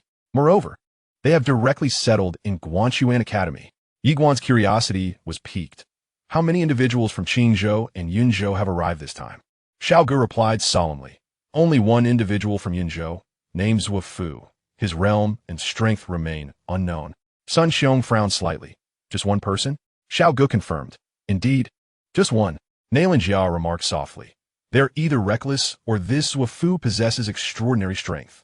Xiao Gu responded gravely. It must be the latter. Yunzhou has produced 3 emperors. They certainly would not wish to remain overshadowed by Qingzhou. This Zhuo Fu is undoubtedly a prodigy among prodigies. Yiguan nodded slightly and then inquired, how many have come from Qingzhou? Xiao Gu replied, 3 individuals, 2 men and 1 woman. We only know the names of 1 man and the woman. The man is named Ao Han, and the woman is named Mu Yunhan. Yiguan asked, what their strength? Xiao Gu looked at Yiguan, saying, their strength remains uncertain. Yiguan's bro furuit. Xiao Gu continued, to my knowledge, there are only 3 slots available each year for Qingzhou to participate in the martial examination of the upper realm, and the competition is on a hellish level. Yiguan queried in confusion, are they limited to just 3 slots? Xiao Gu nodded. Among the top 10 rankings, only 3 slots can be awarded. Otherwise, the other states would be at a loss. This is precisely why the competition among the top 10 states during the martial examination is exceedingly fierce. Especially for Qingzhou. The struggle for these 3 slots can only be described as hellish. Yiguan gently inquired, is there still one person whose information cannot be found? Xiao Gu shook his head. No information can be found. That individual is too mysterious. They will likely only reveal themselves when the martial examination commences. Xianxia suddenly remarked, Yunzhou has 3 slots, yet they have only sent 1 person. This is quite unusual. Xiao Gu nodded, acknowledging the unusual nature of the situation. However, he believed that Yunzhou was undoubtedly plotting a significant move, given that they had been suppressed by Qingzhou for centuries. Nonetheless, their aspiration to claim the top position would not be an easy endeavor. For hundreds of years, Qingzhou had maintained its supremacy, and this generation of prodigies would certainly not allow anyone to usurp the prestigious title of number 1 under heaven from them. Yiguan expressed curiosity about this number 1 under heaven title. Xiao Gu responded with a smile, affirming its importance. Securing the top position not only came with various rewards, but also the coveted plaque proclaiming one as number 1 under heaven. If one were to bring this plaque back to Nanzhou, the entire region would revere them as a deity, setting an example for the youth for at least 100 years to come. Yiguan fell silent. Clenching his right fist, Xiao Gu continued, explaining that this martial examination was essentially a battle for honor, with Qingzhou defending its reputation while other states vied for it. In any case, it would be a clash of titans. Sun Xiong suddenly inquired about the prodigies from other states. Xiao Gu elaborated that each martial examination would witness the emergence of dark horses. However, without exception, it always culminated in a contest between Qingzhou and Yunzhou. He shook his head with a smile, acknowledging that Qingzhou's prowess was almost despairing, truly deserving of being the birthplace of the sword master of the human realm. The mention of the sword master elicited a respectful silence among those present. The current tranquility of the universe was largely attributed to this formidable figure. Xiao Gu then laughed, expressing surprise at receiving an invitation to the upcoming welcome banquet, where they might encounter the extraordinary talents from both Qingzhou and Yinzhou. He paused, a mischievous grin forming, and added, "By the way, regarding the prodigies we just discussed, are you aware of the talents from the Xianxia Guanxin Academy?" The trio shook their heads. Xiao Ge continued, "The current top student at the Xianxia Guanxin Academy is a woman named Luo Zhaoqi. She is not only the top student, but is also celebrated as the most beautiful woman in the realm." The most beautiful woman. Yiguan glanced at Xianxia, who met his gaze with a smile and remarked, "What are you looking at me for?" Yiguan chuckled softly, choosing to remain silent. Observing Yiguan Siligurin. Xianxia suddenly turned to Xiao Ge and inquired, "Will Luo Zhaoqi be attending the welcome banquet as well?" Xiao Ge affirmed with a grin, "Of course she will, as she is the principal organizer of this year's welcome event." Xianxia looked at Yiguan with a teasing expression, suggesting that he should judge who was more beautiful, herself or Luo Zhaoqi, when the time came. Yiguan smiled slightly, but said nothing. Xiao Ge laughed heartily before adding, "There is one more matter we must pay attention to." The trio turned their focus back to him as he spoke solemnly. "The prodigies from the Xiantian sect will also participate in this martial examination, and among them are 4 individuals, led by the remarkable Lu Ke, reputed to be the most exceptional talent of the Xiantian sect in a century." As he paused momentarily, he remarked, "Undoubtedly, during this martial examination, the Xiantian sect will undoubtedly target us with fervor. Therefore, at the onset of the examination, we must remain vigilant against the Xiantian sect." Xuantan sect. Yiguan's expression remained composed. "No matter. When the examination commences, we shall confront them head-on." Xiao Ge chuckled heartily. "Indeed, let us confront them directly." Rising from his seat, he added, "Continue your discussion. I shall retreat to cultivate." Having said that, he turned and departed. Sun Xiong hastily exclaimed, "Wait for me. I too wish to cultivate." He promptly followed suit. At that moment, Xianxia turned her gaze towards Yiguan, inquiring, "Have you reached the spirit realm?" Yiguan nodded affirmatively, indeed. Xianxia smiled gently. "With less than 2 months until the martial examination, we must strive to reach the sky's sovereign realm." Yiguan nodded again. Aware of the numerous prodigies participating in the competition, he was acutely aware not to underestimate his peers. Being a sword cultivator did not imply he was invincible among the younger generation. Confidence is commendable, yet one must not succumb to arrogance. Xianxia remarked with a smile, "I too shall engage in cultivation. Until we meet again." Yiguan cast a glance at the butterfly hairpin adorning Xianxia's head and replied, "Very well." Xianxia then rose and left. Left alone, Yiguan felt a twinge of worry. He too desired to cultivate. However, his funds had dwindled. He had less than 2,000 gold crystals remaining, which was far from sufficient, particularly given his substantial demand for spiritual energy at present. He hesitated to approach Fei Banqing at the Nanzhou Guoxian Academy, realizing that Fei Banqing was not particularly affluent either. Suddenly, Xianxia halted in the distance. Turning to glance at Yiguan, "How many gold crystals do you possess?" Yiguan replied with a smile, 2,000. Xianxia stated solemnly, "That might not be enough." Just as Yiguan was about to respond, Xianxia interjected, "Should we consider borrowing some?" Yiguan looked puzzled. "Borrow?" Xianxia nodded. "The Immortal Treasure Pavilion offers loans, albeit with interest. For example, if we borrow 10,000 gold crystals, we would need to repay approximately 11,000 after a month. If we borrow 100,000, it would amount to nearly 130,000 after a month." Upon hearing this, Yiguan's expression darkened. This is usury. Who devised such a nefarious scheme? It truly seems excessive. Yiguan was somewhat speechless. He had not anticipated that the Immortal Treasure Pavilion would engage in such practices. And the interest rate was indeed rather daunting. Xianxia asked with a smile, "Shall we proceed to borrow?" Yiguan shook his head. "That would be too exploitative. I shall not borrow." He paused for a moment before continuing. "However, the Immortal Treasure Pavilion should accept items as collateral, correct?" Xianxia inquired, "Are you considering selling that inner elixir?" Yiguan nodded. He still possessed an earth-grade inner elixir and a heaven-grade inner elixir, which held little purpose for him at this time. As for the earth-level spirit vein, he would undoubtedly not part with it. This treasure must be preserved for the Yi clan. Naturally, this is contingent upon the condition that no one in Southern Prefecture dares to covet the Yi clan's interests. Xianxia remarked, "Very well, let us sell my 2 as well." Initially, Yiguan had bestowed 2 upon her, which she had kept all this time. Yiguan nodded. "Let us go." The 2 departed from the Shao residence and made their way directly to the Immortal Treasure Pavilion. The Immortal Treasure Pavilion is situated in the most bustling area of the upper city, covering nearly 100 acres. Upon their arrival, both Yiguan and Xianxia were awestruck by the grandeur of the pavilion. In 2 words, opulence. The pavilion was not merely grand, it soared 9 stories high, bustling with people entering and exiting, creating a lively atmosphere. As they stepped through the entrance, a young woman of striking beauty approached them with a smile. "How may I assist you, esteemed guests?" she inquired. Xianxia responded, "We wish to sell something." The woman smiled slightly. "Please follow me." She guided Yiguan and Xianxia to a long counter where 12 booths were lined up, each with a lengthy queue. Yiguan was astonished. Were they all here to sell items? The woman chuckled. Indeed. After a moment's hesitation, Yiguan produced the heavenly grade inner core, saying, "What do you think of this?" Upon seeing the heavenly grade inner core in Yiguan's hand, the woman's eyes lit up, and she exclaimed, "I understand. Please follow me." She led them into a private room, where an elderly gentleman was meticulously examining a scale. The woman announced, "Old master, we have something remarkable."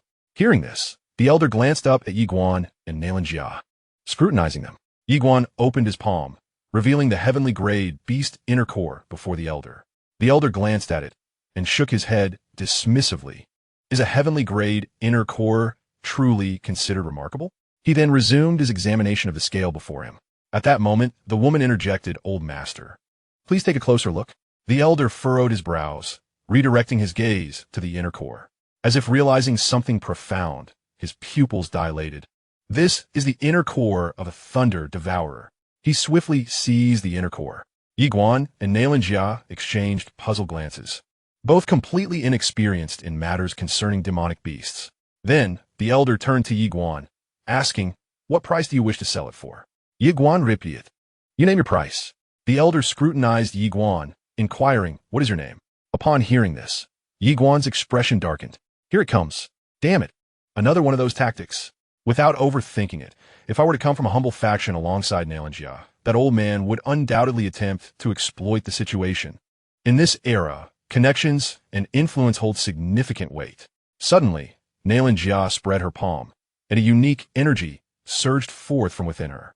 Upon witnessing this spectacle, the elder was momentarily taken aback, but in the next instant, his expression shifted dramatically. This was the legendary Holy Spirit physique. As he spoke, he glanced at the elegant young woman. "Xianxia, quickly serve tea to our esteemed guests." The graceful young woman promptly retreated.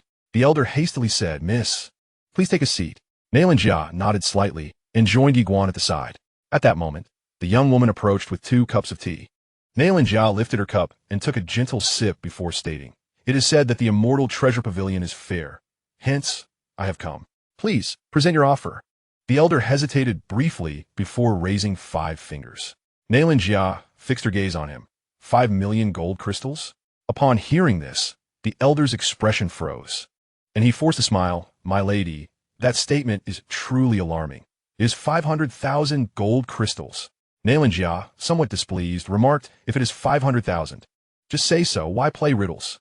The elder fell silent, feeling somewhat at a loss. Logically, she should have been aware of the market rate. Xianxia set down her teacup, increased the offer. The elder hesitated again, then replied, "I cannot increase it." Xianxia spread her palm, and the celestial beast's core promptly flew back into her hand. She turned to Yiguan, "Let us depart." At her words, Yiguan nodded. The 2 rose to leave. Just then, the elder called out, Wait, we can negotiate." Xianxia glanced back at the elder, thinking, "Negotiate? You deceitful old man." The elder's expression stiffened. Yet he dared not show his anger, for not only was the other party endowed with a Holy Spirit physique, but she was also exceedingly audacious. There must be someone backing her. Although the Immortal Treasure Pavilion is formidable, it is merely a pavilion, not him. Should he offend someone he should not, his livelihood would be at stake. Seeing Xianxia and Yiguan preparing to leave, the elder quickly interjected, 80,000. 80,000 gold crystals. Xianxia frowned slightly, and the elder chuckled wryly. "My lady, this is already the utmost limit." Xianxia fixed her gaze on the elder. 90,000. Agreed. The elder immediately replied, "It's a deal." He then produced a spatial ring and placed it before Xianxia. Within it lay precisely 90,000 gold crystals. Observing this scene, both Yiguan and Xianxia fell silent. A miscalculation. Yet, one must accept the outcome of the gamble. Xianxia stowed the spatial ring and then retrieved 2 celestial cores, asking, "How much are these worth?" Upon witnessing this, the elder's expression became rigid. Ultimately, Yiguan and Xianxia departed the immortal treasure pavilion with 300,000 gold crystals in hand. Before the entrance of the celestial treasure pavilion, Xianxia presented a spatial ring to Yiguan, containing a staggering 30,000 pieces of gold crystals. Just as Yiguan was about to speak, Xianxia fixed him with a determined gaze, insisting, "This is how it shall be." Yiguan hesitated briefly and then remarked, "Xiaojia, you are in need of funds." Xianxia shook her head, asserting that she had no immediate need for them. Yiguan was about to express further thoughts when Xianxia calmly interjected, "I might become quite upset." With resignation, Yiguan accepted the spatial ring. A faint smile graced Xianxia's lips as she then admonished, "Do not hastily part with that imperial-grade elixir." Yiguan nodded, affirming his understanding. He recognized the elixir's worth far exceeded that of the inner cores of celestial tier beasts. It was destined to remain with him until absolutely necessary. Should he choose to absorb it directly in the future, it would significantly bolster his strength. "Let's depart," Xianxia declared. Yiguan cast a glance back at the celestial treasure pavilion, remarking, "Those in commerce are exceptionally astute." Xianxia nodded slightly, sharing that the founder of the celestial treasure pavilion hailed from a place known as the Galaxy, a region notorious for its cunning inhabitants who exploit the laboring class. Yiguan's brow furrowed in confusion. "The Galaxy?" he inquired. Xianxia chuckled. "Indeed, a distant locale from which I learned of while researching the pavilion master's background. It is said that many extraordinary beings reside there." With a slight nod, Yiguan chose not to delve further into the topic. Upon returning to the Xiao residence, the two parted ways to their respective chambers for cultivation. Gazing at the 30,000 gold crystals before him, Yiguan let out a soft sigh. How impoverished he felt. At that moment, the small tower interjected, "Do you aspire to break through to the skyward realm?" Yiguan affirmed, "Yes. I have less than 2 months left to achieve it." The small tower continued, "Your swordsmanship is swift. Do you know how to enhance your speed even further?" Yiguan eagerly replied, "Please enlighten me, esteemed tower." The small tower explained, "Upon reaching the skyward realm, one can harness the power of time and space, allowing for limited temporal travel. In truth, a sword can do so as well." Yiguan was taken aback. The small tower elaborated, "A sword can traverse time and space. And I possess a unique sword technique designed for this purpose, called instant kill sword. Within a certain range, one can traverse time and space while wielding the sword, allowing for a swift strike that can annihilate the opponent." Yiguan quickly inquired, "What is its rank?" The small tower replied, "Why concern yourself with rank?" Yiguan was momentarily speechless. The small tower continued, "If mastered to perfection, even an ordinary sword strike could obliterate the heavens." After a brief silence, Yiguan acknowledged, "I have been short-sighted." The small tower concluded, "Once you attain the skyward realm, you may cultivate this instant kill sword, and the extent of your mastery shall depend entirely on you." Yiguan nodded slightly, "Understood." The small tower continued, "The realm of spatial mastery hinges upon a profound understanding of time and space. Those you encountered previously, who claim to have achieved this mastery, merely skimmed the surface of these concepts. It is nothing short of a farce. Should you aspire to attain this realm, remember, you must delve deeply into it before pursuing the next level of cultivation." Yiguan nodded, "I understand." The small tower then remarked, "I happen to possess a treatise on the cultivation methods pertaining to time and space, filled with insights from predecessors. You may peruse it at your leisure." Yiguan eagerly responded, "Of course, thank you." As the words fell, torrents of information surged into his mind. Moments later, Yiguan's expression grew solemn as he settled into a meditative posture, beginning to contemplate the surrounding dimensions of time and space. Time and space, in essence, are the amalgamation of temporal and spatial elements. They are intertwined yet distinct. The intricacies of time are profound, far beyond Yiguan's current comprehension. Thus, the small tower provided him only with insights into space. Space, simply put, is an objective manifestation of material existence. Yet once one begins to explore it, the complexity reveals itself to be far greater than initially perceived. Gradually, Yiguan became entranced. He had never fathomed the depth of space. The cultivation methods imparted by the small tower meticulously detailed how to perceive time and space, integrate oneself within them, and ultimately master them. Time slipped away unbeknownst to him, and Yiguan's right hand began to rise slowly. At that moment, the very fabric of time and space before him began to warp in tandem with his movements. After a brief interval, Yiguan thrust his right hand forward, and instantaneously, it appeared several feet away. Witnessing this phenomenon, Yiguan was overwhelmed with elation. Mastering time and space proved to be astonishingly simple. He then proceeded to wield his sword, and soon, an extraordinary spectacle unfolded within the room. His sword flickered, appearing alternately on the left and right, defying comprehension.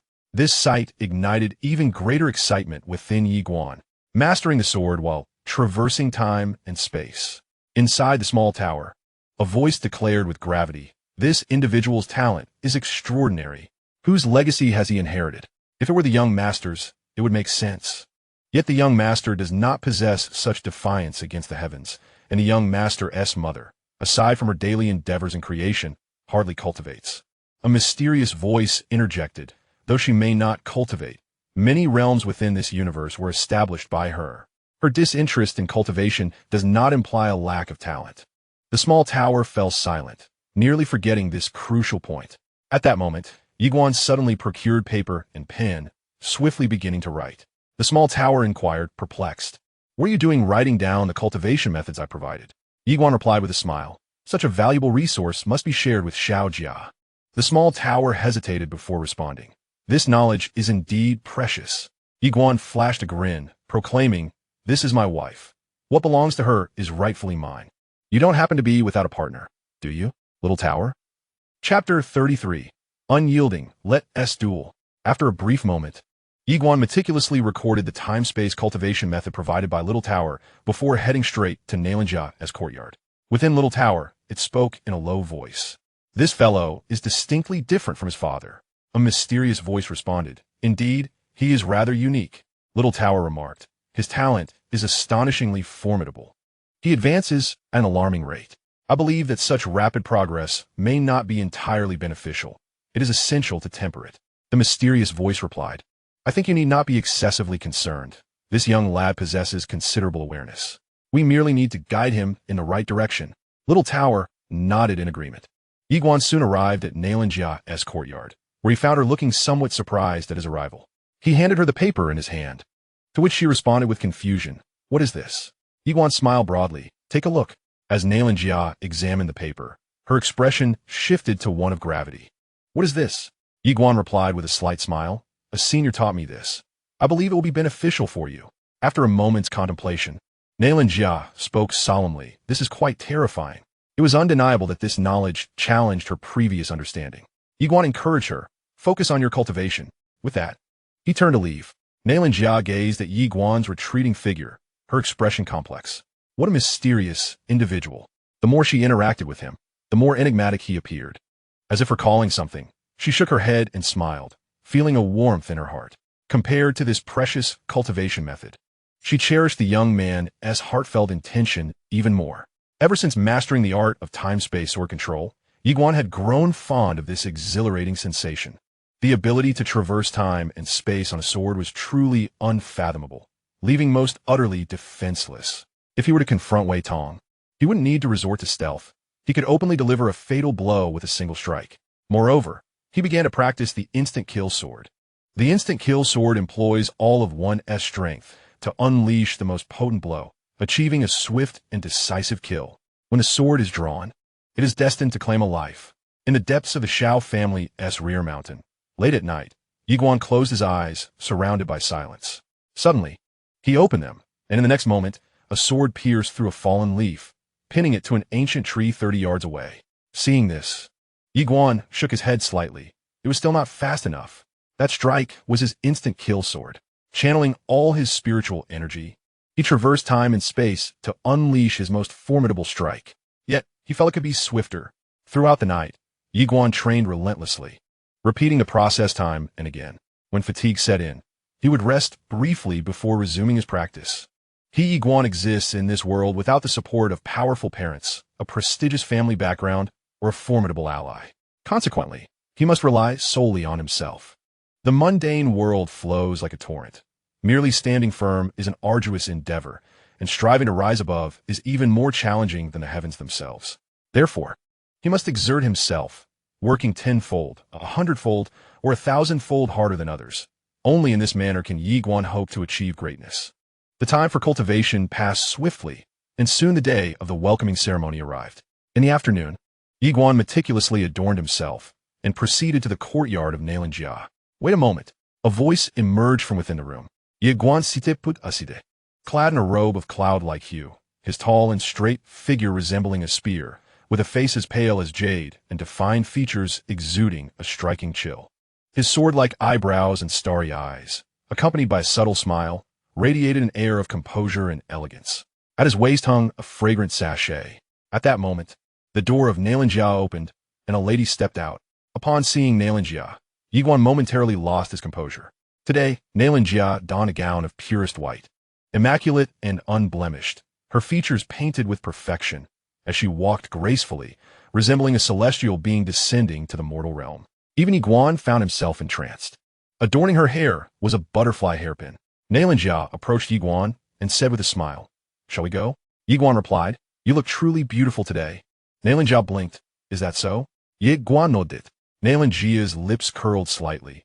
"Then you must help me determine who is more beautiful, me or that Miss Luo Xiaoqi." Yi Guan's expression froze. Observing his reaction, Xianxia's smile broadened, and she shook her head lightly. "Let us go." Upon arriving at the entrance of the Xiao residence, Sun Xiong and Xiao Gu had already been waiting. Fei Banqing and Song Fu were also present. Fei Banqing cautioned, "Be careful." Yi Guan nodded, "Alright." The four of them boarded the carriage and set off for the Guan Xianli Hall. Fei Banqing looked at the three and softly remarked, "I have some concerns." Song Fu chuckled, "Worried about Yi Guan?" Fei Banqing nodded. Song Fu smiled reassuringly. "No need for concern. This young man is composed and will not suffer any losses." Fei Banqing chuckled and agreed.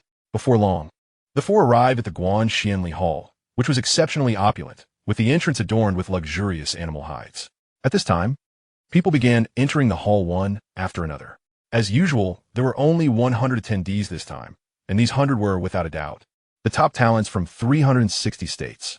4 individuals received invitations and, upon entering the grand hall, were struck by its vastness, capable of accommodating at least several thousand people.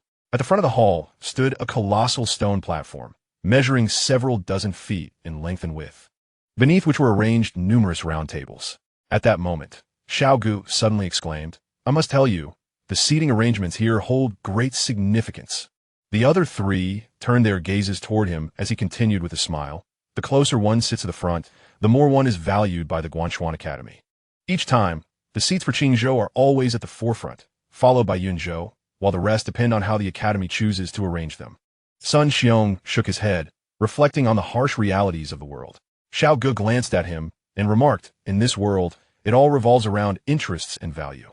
If you can offer benefits and worth to others, only then will they regard you with importance. There is no other way." Sun Xiong nodded in understanding. Xiao Gu chuckled and added, "Let us see where we are seated." He scanned the surroundings, but could not locate their position. Just then, Xianxia pointed towards the front, exclaiming, "Look there." Xiao Gu followed her gaze, and, upon realization, his expression froze. Their seats were positioned second, right below Qingzhou and beside Yunzhou, thus sharing the second place with them. The sight left all 4 in shock, exchanging bewildered glances. Xiao Ji's voice turned grave. "How could we be assigned to the second position?" He then looked at Yi Guan, who shook his head in uncertainty. Observing that location, Xiao Gu remarked, "It's akin to being placed on a roasting spit. Does the person who arranged our seating harbor a grudge against us?" Sun Xiong spoke solemnly. "Shall we take our seats?" Xiao Gu hesitated, then turned to Yi Guan, who calmly responded, "We might as well sit. It was their arrangement after all, so why not?" Xia replied, "I fear it may attract animosity." Yi Guan laughed. "If we cannot even take a seat, how can we aspire to claim a top position?" With that, he confidently strode towards their designated spot, unafraid. He understood a vital truth. When faced with these unruly talents, one must not show weakness. The more timid you are, the more they perceive you as easy prey, leading them to swarm and intimidate you. Xianxia chuckled and followed suit. Witnessing the 2 move forward, Xiao Gu laughed heartily and joined them. Sun Xiong, unwilling to sit on the ground, also followed. As Yi Guan and the others settled in, Countless gazes in the hall suddenly converged upon them. Upon noticing the placard on their table, everyone was left dumbfounded. Nanzhou Guanchuan Academy. Nanzhou. The expressions of those present shifted to one of incredulity. Wasn't Nanzhou always considered the underdog? Yet now it astonishingly ranked second. The crowd's eyes reflected curiosity, confusion, and a hint of displeasure. Xiaoge glanced around and chuckled. They're all watching us. Yiguan lifted his teacup and took a gentle sip before responding. Let them be. Xiaoge laughed. My intuition tells me that trouble is brewing. Yiguan replied calmly. We neither provoke trouble nor fear it. Xiaoge burst into laughter. Indeed, at that moment, a man suddenly entered. His long hair was tied back, and he donned a simple outfit of coarse cloth, complemented by straw sandals, presenting an image of utter simplicity. Within the hall, some individuals could not help but mock him upon his arrival. However, their smiles soon froze in place. The man approached the table where Yi Guan and his companions sat. Yunsu, Zuofu. The atmosphere shifted dramatically as the crowd's expressions turned grave. The perennial second place. This was how the assembly regarded Yanzhou, a title that bore no light-hearted jest. Consistently coming in second was a formidable feat indeed. Once seated, Zuofu glanced at a nearby maid and courteously requested a cup of hot water. The maid hastily filled a cup for him. Subsequently, in the gaze of all present, Zuofu retrieved a piece of flatbread from his robe and began to eat, disregarding those around him. Yiguan observed Zuofu, his expression serious. He sensed no aura emanating from a man. At that moment, the assembly scrutinized Zuofu as well. In the past, Yunzhou had sent 3 prodigious talents, yet this time, they had inexplicably sent only one. This was highly irregular. Just then, 2 figures appeared at the entrance, a man and a woman. The man was tall and burly, with a broad chest and muscular arms, exuding an imposing presence. The woman was clad in a simple azure long dress, her long hair cascading down her shoulders, delicate fingers gripping a sheathed long blade, her gaze as frigid as ancient ice, devoid of any emotion. The duo approached the foremost table amidst the crowd's watchful eyes. Qingzhou. In that instant, the hall fell silent, the sound of a pin dropping audible. Awan, Mu Yunhan. Upon taking their seats, Ao Han cast a glance at Zuofu before surveying Yi Guan and his companions. Meanwhile, Mu Yunhan merely glanced at Xianxia. Beside Yi Guan, Xiaogu said in a low voice, there is still one person from Qingzhou who is yet to arrive. Just as Yi Guan was about to speak, a woman gracefully emerged from the inner hall. Upon seeing her, the crowd's eyes lit up. She wore a purple upper garment over a fiery red blouse, her bosom ample, as if ready to burst forth, flowing into a pale green skirt that accentuated her slender waist and curvaceous figure, exuding an intoxicating allure with each step. Her eyes resembled clear springs, and her every glance emanated an elegant and transcendent aura. In summary, a devilish figure, an angelic visage. In the arena, when it comes to beauty, only Xianxia can rival her. The newcomer is none other than Luo Zhaoqi, the chief of the Guanchuan Academy. Beside Yiguan, Xianxia suddenly inquired, am I more beautiful or she? Just as Yiguan was about to respond, Xianxia interjected, do not deceive me. After a moment's contemplation, Yiguan replied, she is indeed beautiful. Her appearance is no less than yours, yet her beauty bears no significance to me. Xianxia gazed at Yiguan. Does my beauty hold significance for you? Yiguan nodded, of course, for you are my wife. At this declaration, Xianxia was momentarily taken aback. Then a subtle smile graced her lips. In that instant, she felt a surge of pride, her laughter blossoming like a flower, rendering all the women in the vicinity pale in comparison. At that moment, Luo Zhaoqi gracefully ascended the circular platform amidst the crowd's gaze. Casting an eye over the assembly, she smiled, on behalf of Guanchuan Academy, I welcome you all to the upper realm. Suddenly, a young man slowly stood up. Performing a slight bow, he said with a smile, Chief Luo, I am Lu Ku from the Xintian sect. I have something to share. Luo Zhaoqi regarded Lu Ku and replied with a smile, please, go ahead. Lu Ku smiled slightly before continuing, Qingzhou, sitting in the front row, I concede. Yunzhou, occupying the second row, I also concede. However, he said, pointing at Yiguan and the others, Nanzhou sitting in the second row, I cannot accept. Luo Zhaoqi narrowed her eyes, about to respond, when Yiguan suddenly set down his teacup and looked at Lu Ku. If you disagree, let us settle this with a duel. Simple, direct. The crowd was momentarily taken aback. None expected the audacity of Yi Guan from Nanzhou to be so brazen. A disagreement leading to a duel? Lu Ke's expression darkened. He too had not anticipated Yi Guan's boldness. How reckless. So quick to resort to a duel. In truth, he had not intended to escalate matters directly with Yi Guan. He simply sought an excuse to incite hostility between Yi Guan and the rest. For he was not alone in his discontent. The entire assembly felt the same. Why should Nanzhou occupy the second row? Thus, he decided to take the initiative, aiming to stir collective ire towards Nanzhou. Yet, he never anticipated Yi Guan would counter with such a challenge. This was tantamount to a blunder on his part. Now, all eyes were upon him. Discontent? Then let us duel. Such a straightforward affair. Luo Xiaoqi cast a glance at Yi Guan, her eyes shimmering with curiosity. Originally, Nanzhou had no qualification to attend this welcoming event, but she suddenly received a directive from above, mandating the invitation of Nanzhou and providing them with seats in the second row. Thus, she was intrigued by Yi Guan and his companions. Now, witnessing Yi Guan's forthrightness, her curiosity only deepened. At that moment, under the gaze of the assembled crowd, Yi Guan strode confidently to Lu Ke's side and declared, "Are you not dissatisfied? Let's duel. If you find this insufficiently thrilling, we may ascend the life-and-death platform to settle our fates once and for all." The suggestion of the life-and-death platform took the onlookers by surprise. Was he truly willing to escalate matters to such a degree? Lu Ke's expression darkened considerably. The more audacious Yi Guan became, the more unsettled Lu Ke felt. Yet he found himself in a predicament from which there was no retreat. Should he refuse? Or would he place his pride?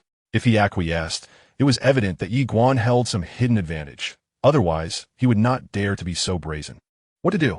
Lu Ke glanced up at Luo Xiaoqi on the platform, realizing that only the head of the Guangguan Academy could intervene at this juncture. Luo Xiaoqi smiled and said, "Lu Ke, should you agree, the Guangguan Academy will graciously provide you with a venue."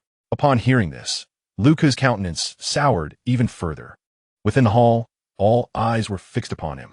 Though many shared his discontent, none spoke out. After a brief silence, Lu Ke suddenly chuckled. "It seems I have acted rashly. Since the Academy has arranged this, it stands to reason that they possess their own justifications." He then turned to Yi Guan, clasped his hands in apology, and added, "I meant no offense. I hope you can forgive me, brother Yi."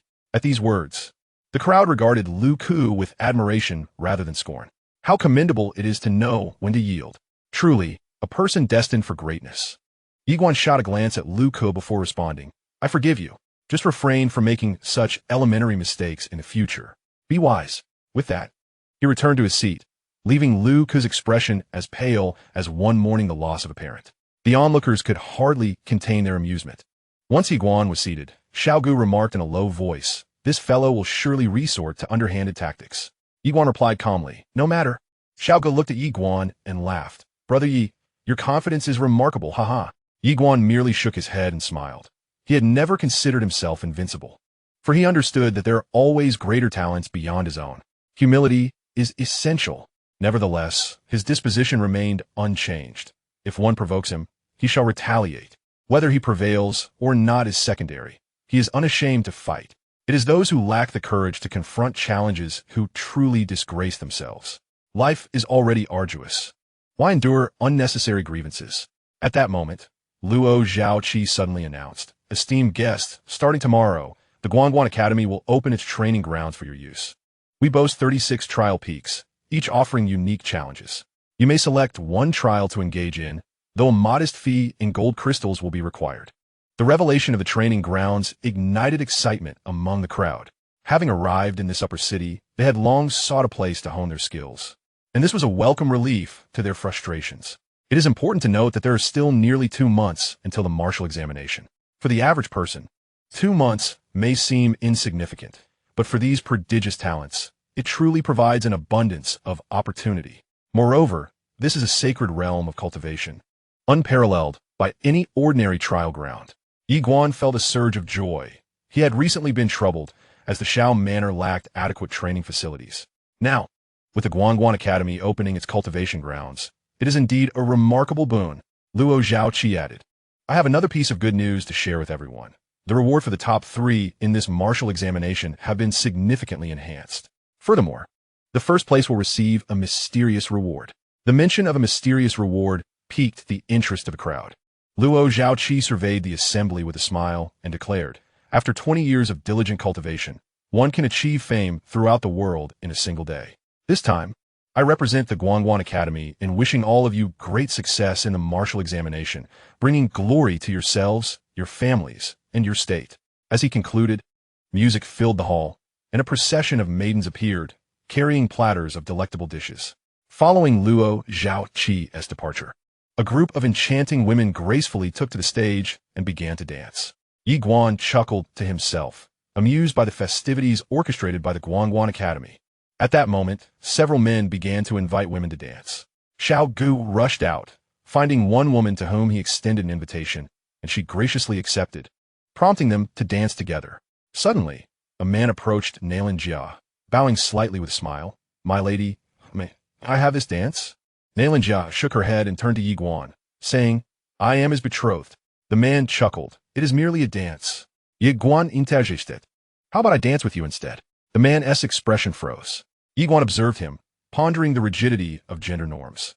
The man glanced at Yi Guan and then departed without a word. Yi Guan turned to Xianxia. "Can you dance?" She shook her head. Yi Guan simulated. "Shall we take a stroll then?" Xianxia nodded. "All right." As they rose to leave, a man approached Mu Yunhan, about to speak when she shot him a glance and declared leave. The man's expression faltered, and without further ado, he turned and walked away. This was Xianxia, not to be trifled with. Not only could he not afford to provoke her, but even the upper realms would think twice before crossing Xianxia, for it is the birthplace of the sword master of the mortal realm. Yi Guan and Xianxia exchanged glances before making their way outside. Lu Ke watched the two departing figures, lost in thought. Upon stepping outside, darkness had enveloped the sky, adorned with a myriad of twinkling stars, while a luminous moon hung gracefully above. The two figures strolled slowly into the distance, a refreshing breeze brushing against them, bringing a delightful coolness. Xianxia suddenly remarked, "That left husband is quite formidable."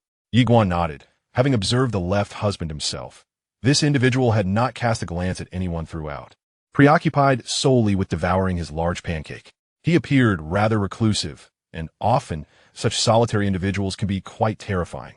Xianxia continued, "That Mu Yunhan is a swordsman. His aura deeply restrained, yet the blade he possesses exudes an immense force. Even unsheathed, it emanates an imposing pressure." She paused briefly, adding, "Indeed, he is quite powerful." Yi Guan agreed, affirming the strength noted.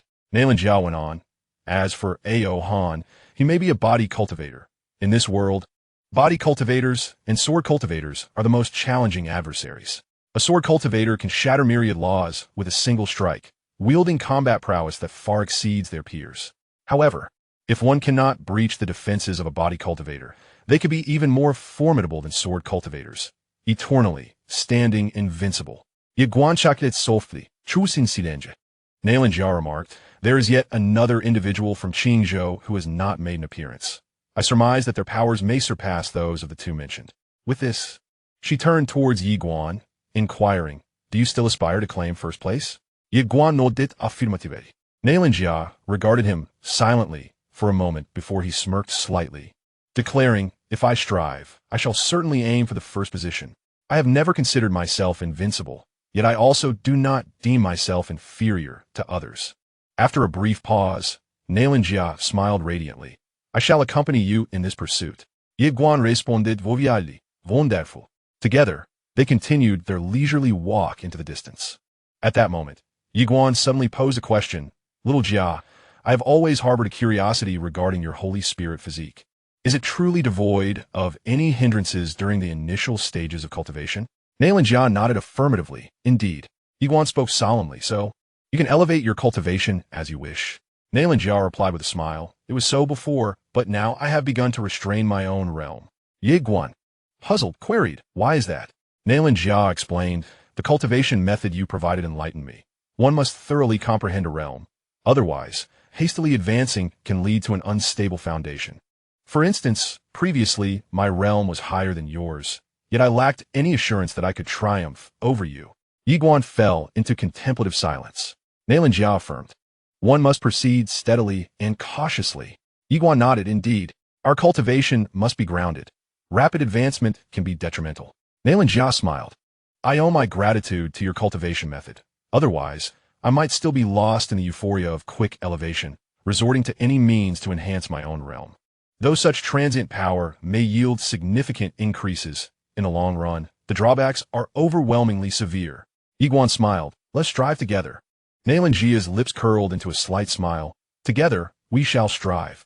Under the moonlight, the two figures ambled quietly into the distance, enveloped in a warm and serene atmosphere. Suddenly, Sun Xiong sprinted towards them, calling out, Yiguan. Yiguan and Xianxia halted their steps. Sun Xiong approached Yiguan, his voice grave. You must hurry to the ceremonial hall. Xiaoge is about to confront Lu Ku on the life and death stage. Upon hearing this, Yiguan paused momentarily before inquiring. Why?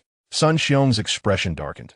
Lu Ku had brazenly taken his companion before Xiaoge, and that woman had chosen to side with Lu Ku, deliberately insulting him in front of Xiaoge. It was an obvious trap, a vile scheme orchestrated by Lu Ku. Yiguan spoke solemnly. Have they ascended to the life and death stage? Yes, we must go to the stage now. Sun Xiong replied. Yiguan narrowed his eyes and declared, let us proceed. With that, he strode purposefully ahead, followed closely by Xianxia, who remained silent. Upon their arrival at the ceremonial hall, they found Xiaoge and Lu Ku preparing to ascend the life and death stage, accompanied by Xiao Ji's former companion. Lu Ku smiled slightly and addressed Yiguan. Young Master Yi, we are to engage in a fair duel. Surely, you wouldn't wish to meddle. In an instant, Yiguan vanished from sight. Luke's countenance shifted dramatically. He had not anticipated Yiguan's direct assault and was caught off guard, forced into a defensive stance. However, his speed paled in comparison to Yiguan's. A sharp crack echoed through the air as a resounding slap reverberated, sending Lu Ku sprawling several paces away. The onlookers stood in stunned silence. Yiguan regarded Lu Ku with a dispassionate gaze. He bore no ulterior motive. He simply found him displeasing. If you're unhappy, strike me. He seemed to challenge. At that moment, Lu Ku, rising with a fierce expression, was met with a cold voice from Lu Ku's companion. Yiguan, who do you think you are? This is the ceremonial hall. Your actions here are a disgrace to Miss Luo and to the Guanzhou Academy. Before she could finish, Xianxia vanished from sight with astonishing speed. Another crisp slap echoed, sending the woman hurtling several feet away. Xianxia cast a glance at her, conveying the same sentiment. He found her displeasing, and if she was unhappy, she could retaliate. Chapter 35, His Grandfather. Within the hall, all eyes were fixed on Yiguan and his companions, astonished by the sudden conflict that had erupted between the two parties. They had not anticipated the formidable prowess of Yiguan and Xianxia from the southern prefecture. A sense of surprise rippled through the crowd. In the distance, Lu Ku's expression was one of palpable fury, his gaze fixated on Yiguan, seething with barely contained rage. Without uttering a word, he thrust his right hand forward with force, distorting the very fabric of time and space before him. A hand emerged from the void, yet at that moment, Yiguan had already vanished from the scene. Lu Ku's pupils suddenly constricted, and his left hand swiftly crossed over his chest. Bang! With a dull thud reverberating through the air, Lu Ku was propelled backward several dozen feet, ultimately crashing heavily to the ground. As he attempted to rise, Yiguan abruptly materialized before him, placing a foot upon his chest. Lu Ku coughed up a mouthful of blood, fixing a fierce gaze upon Yiguan. You dare to kill me? In the arena, all eyes were glued to Yiguan. Kill. This is the Hall of Rights, not a battlefield for life and death. Such actions are against the rules. Young Master Yi. At that moment, a voice unexpectedly rang out from the side. The speaker was none other than Luo Xiaoqi. She gazed at Yiguan, a smile gracing her lips. You mustn't disrupt the decorum. Her tone was gentle, yet imbued with an undeniable authority. After a brief silence, Yiguan turned his attention back to Lu Ku. What did you just say? Lu Ku grinned. Kill me. Suddenly, Yiguan's foot pressed down upon Lu Ku's throat. Crack! Lu Ku's eyes widened in shock as life slipped away. The expressions of those present shifted instantaneously. How could he show such disregard for Luo Xiaoqi, the esteemed chief? Luo Xiaoqi's smile faded as she regarded Yiguan. Yiguan pivoted to face her, offering a slight bow. Chief Luo, I harbor no ill will towards the lady or the academy. Yet, as you witnessed, it was he who urged me to kill him. I merely obliged his request. Lukiskiviko. The onlookers were left speechless. Luo Xiaoqi fixed her gaze upon Yiguan, remaining silent. Yiguan's demeanor was composed. Suddenly, Luo Zaji approached Yiguan, had simulated. Young Master Yi, Let us consider this matter settled. With that, she waved her sleeve, and Lu Ku's body was instantly reduced to ashes. Most terrifyingly, the very fabric of space where Lu Ku had fallen shattered, creating a minuscule black hole in the continuum. Witnessing this, the expressions of all present transformed in an instant. What terrifying power! They looked at Luo Zhaoqi in utter astonishment. The chief of the Guan Academy was no mere ornament. Yi Guan cast a glance at Luo Zhaoqi, his expression unperturbed. Luo Zhaoqi then surveyed the crowd, her smile returning. Enjoy your meal, have your fun, but should anyone dare to stir trouble again, do not blame me for my lack of courtesy. After uttering this warning, she turned to Lu Ku's female companion, declaring, from this moment forth, the Xianxia sect's participation in the martial examination is revoked, and they shall be barred from the next session as well. Upon hearing this, the woman's complexion turned an ashen white. The crowd was filled with sympathy. The Xianxia sect was doomed. With this cancellation, they were utterly finished, unable to compete in the lower realm. After Luo Zhaoqi finished speaking, she turned and departed. The others, including Yi Guan, also lost interest in remaining and left the scene. Within the inner hall, Luo Zhaoqi settled into a chair and gently sipped from her teacup. Not far in front of her sat an elderly man, the head of the ceremony hall. Luo Zhaoqi smiled and inquired, "Head Li, did you invite this young Master Yi at the behest of the hall head?" Head Li nodded affirmatively. Luo Zhaoqi smiled slightly and remained silent. Head Li asked, "Zhaoqi, have you discerned any extraordinary qualities in this individual?" After a moment of contemplation, Luo Zhaoqi replied, "He conceals his true strength." Head Li inquired gravely, "To what extent has he concealed it?" Luo Zhaoqi responded, "At least 60%. 60%. Head Li fell into silence. To slay Lu Ku with merely 40% of his strength was indeed remarkable. At that moment, Luo Zhaoqi suddenly added, "However, even if he conceals 60% of his strength, it shouldn't warrant such special treatment from the hall head. Therefore, I believe he must be concealing 80% of his strength." 80%. Head Li narrowed his eyes. To defeat Lu Ku with only 20% of his strength transcended mere remarkable. It was truly monstrous. Luo Zhaoqi chuckled, "In fact, I'm more intrigued by that, Left Master." Head Li expressed surprise. "Left Master?" Luo Zhaoqi nodded. "This individual is truly an enigma." Head Li queried, "How does he compare to the one from Qingzhou?" After a brief pause, Luo Zhaoqi softly replied, "The one from Qingzhou is reputed to be the third greatest prodigy in history." Head Li instinctively asked, "Who were the first two?" Luo Zhaoqi took a delicate sip from her teacup and smiled. "The sword master of the mortal realm, and Guisher." Upon hearing this, Head Li's expression froze. Luo Zhaoqi lightly laughed. "I must say, being in the same era as that individual is a misfortune for this batch of prodigies from Qingzhou." She paused for a moment before continuing. "The people of Central Land have already begun to take notice of him." At these words, Head Li's demeanor shifted. "Is this true?" Luo Zhaoqi affirmed. "This time, Central Land will specifically send someone to escort him. Once he secures first place, he will be taken directly to Central Land." Head Li spoke solemnly. "Why is Central Land in such a hurry?" Luo Zhaoqi replied softly, "It is said to be related to that competition for fortune. The specifics are beyond my knowledge. This time, the individual from Qingzhou is their designated candidate." Head Li sighed and shook his head. "If that is the case, then the outcome of this martial examination is already predetermined." Luo Zhaoqi stated calmly, "The outcome projected by the Immortal Treasure Pavilion is Qingzhou first, Yinzhou second." Head Li inquired, "What about Nanzhou?" Luo Zhaoqi smiled slightly. "After today's events, Nanzhou should secure a place within the top 10. The top 10, Li Iwan Nudda." Acknowledging that this was indeed a significant improvement, considering that Nanzhou had languished at the bottom for many years. He paused for a moment, then turned to Luo Zhaoqi, inquiring about his assessment of Yi Guan. After a brief silence, Luo Zhaoqi replied, "He possesses considerable talent and wisdom, yet he is overly impulsive and lacks the patience necessary for great accomplishments." After Yi Guan and his companions departed from the ceremonial hall, the four of them headed towards the Shao residence. Along the way, Yi Guan glanced at the sullen Shao Gu and remarked, "Still sulking, are we?" Shao Gu shook his head. "I simply did not expect that woman to be from the Xianxia sect." Yi Guan responded, "Since you are aware of her ulterior motives in approaching you, there is no need to dwell on it. It is simply not worth your concern." Shao Gu nodded slightly, acknowledging the truth of his words. Yi Guan continued, the Xintian sect has suffered significant losses this time. They may not let this matter rest easily. Rest assured, they would not dare to target us again before the martial examination. If they were to do so now, it would mean opposing the Guangguan Academy. And even with tenfold courage, they would refrain. Yi Guan nodded in agreement, emphasizing the importance of remaining cautious.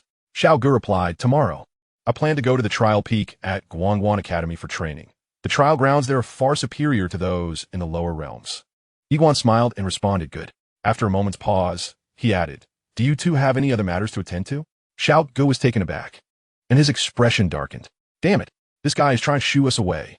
He shot a glare at Yi Guan before turning to Sun Xiong, saying, I need your assistance with something. Let us go. Sun Xiong glanced at Yi Guan and Xianxia before nodding, clearly not one to lack awareness. Soon, the two vanished at the end of the street, leaving only Yi Guan and Xianxia behind. Xianxia smiled and noted, my instincts tell me that you have not treated that Chief Luo with much regard. You must have offended her already. Yi Guan replied calmly, I am indifferent. Xianxia probed, you don't care? Yi Guan chuckled, why should I care about her opinion of me? Xianxia stated seriously, she is the chief student of Guangguan Academy. Yi Guan shook his head, that has little bearing on me. After all, I have no intention of seeking her favor or requiring her assistance. Furthermore, while she may appear approachable, her heart is filled with immense pride. Should I attempt to ingratiate myself with her, I would likely earn her disdain. Xianxia regarded Yi Guan with a smile, about to speak when Yi Guan suddenly interjected, let's not discuss her any further. I prefer not to speak of other women in your presence. At these words, Xianxia's lips lifted slightly in amusement. The two continued their leisurely stroll towards the Xiao residence, engaging in light conversation and mundane matters, enveloped in a serene and warm atmosphere. Upon returning to the Xiao residence, Xianxia retreated to his chamber, while Yi Guan departed from the Yi Manor once again, making his way directly to the trial peak of the Guanxian Academy. He was determined not to squander a single moment. This very night, he would commence his training. Swiftly, Yi Guan arrived at the trial peak, which boasted 36 distinct peaks, each offering a unique method of trial. After much deliberation, he ultimately selected one particular peak. Time and space.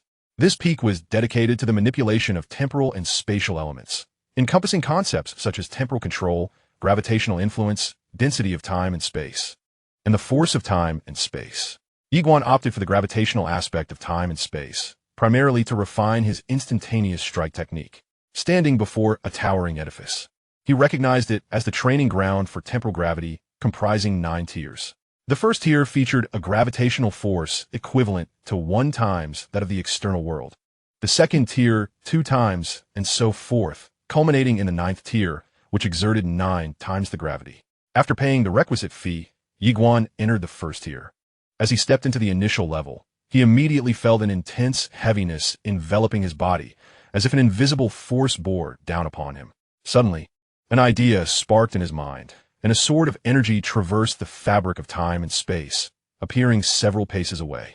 However, his speed had diminished considerably, an effect of the temporal gravity. A smirk crept onto Yi Guan's lips as he continued to wield his sword, engaging in relentless practice. Only when utterly exhausted would he allow himself a moment's respite. Thus, by the following day, he had acclimatized to the gravitational forces of the first tier, and his swordplay now matched the speed he exhibited in the outside world. With newfound confidence, he ascended to the second tier.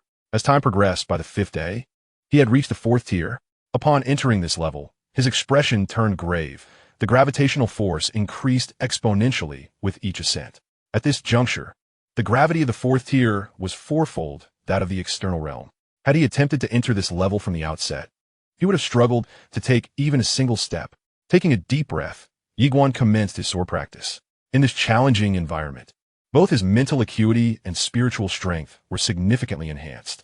Initially, he found the exertion overwhelming, with his sword movements lagging several times slower than outside. Yet he persevered, striving to adapt to and ultimately conquer this formidable gravity, aiming to improve incrementally with each attempt. Meanwhile, within the small tower, a voice suddenly echoed. Upon seeing this fellow, I am reminded of someone, remarked a mysterious voice. His father? Inquired the small tower softly.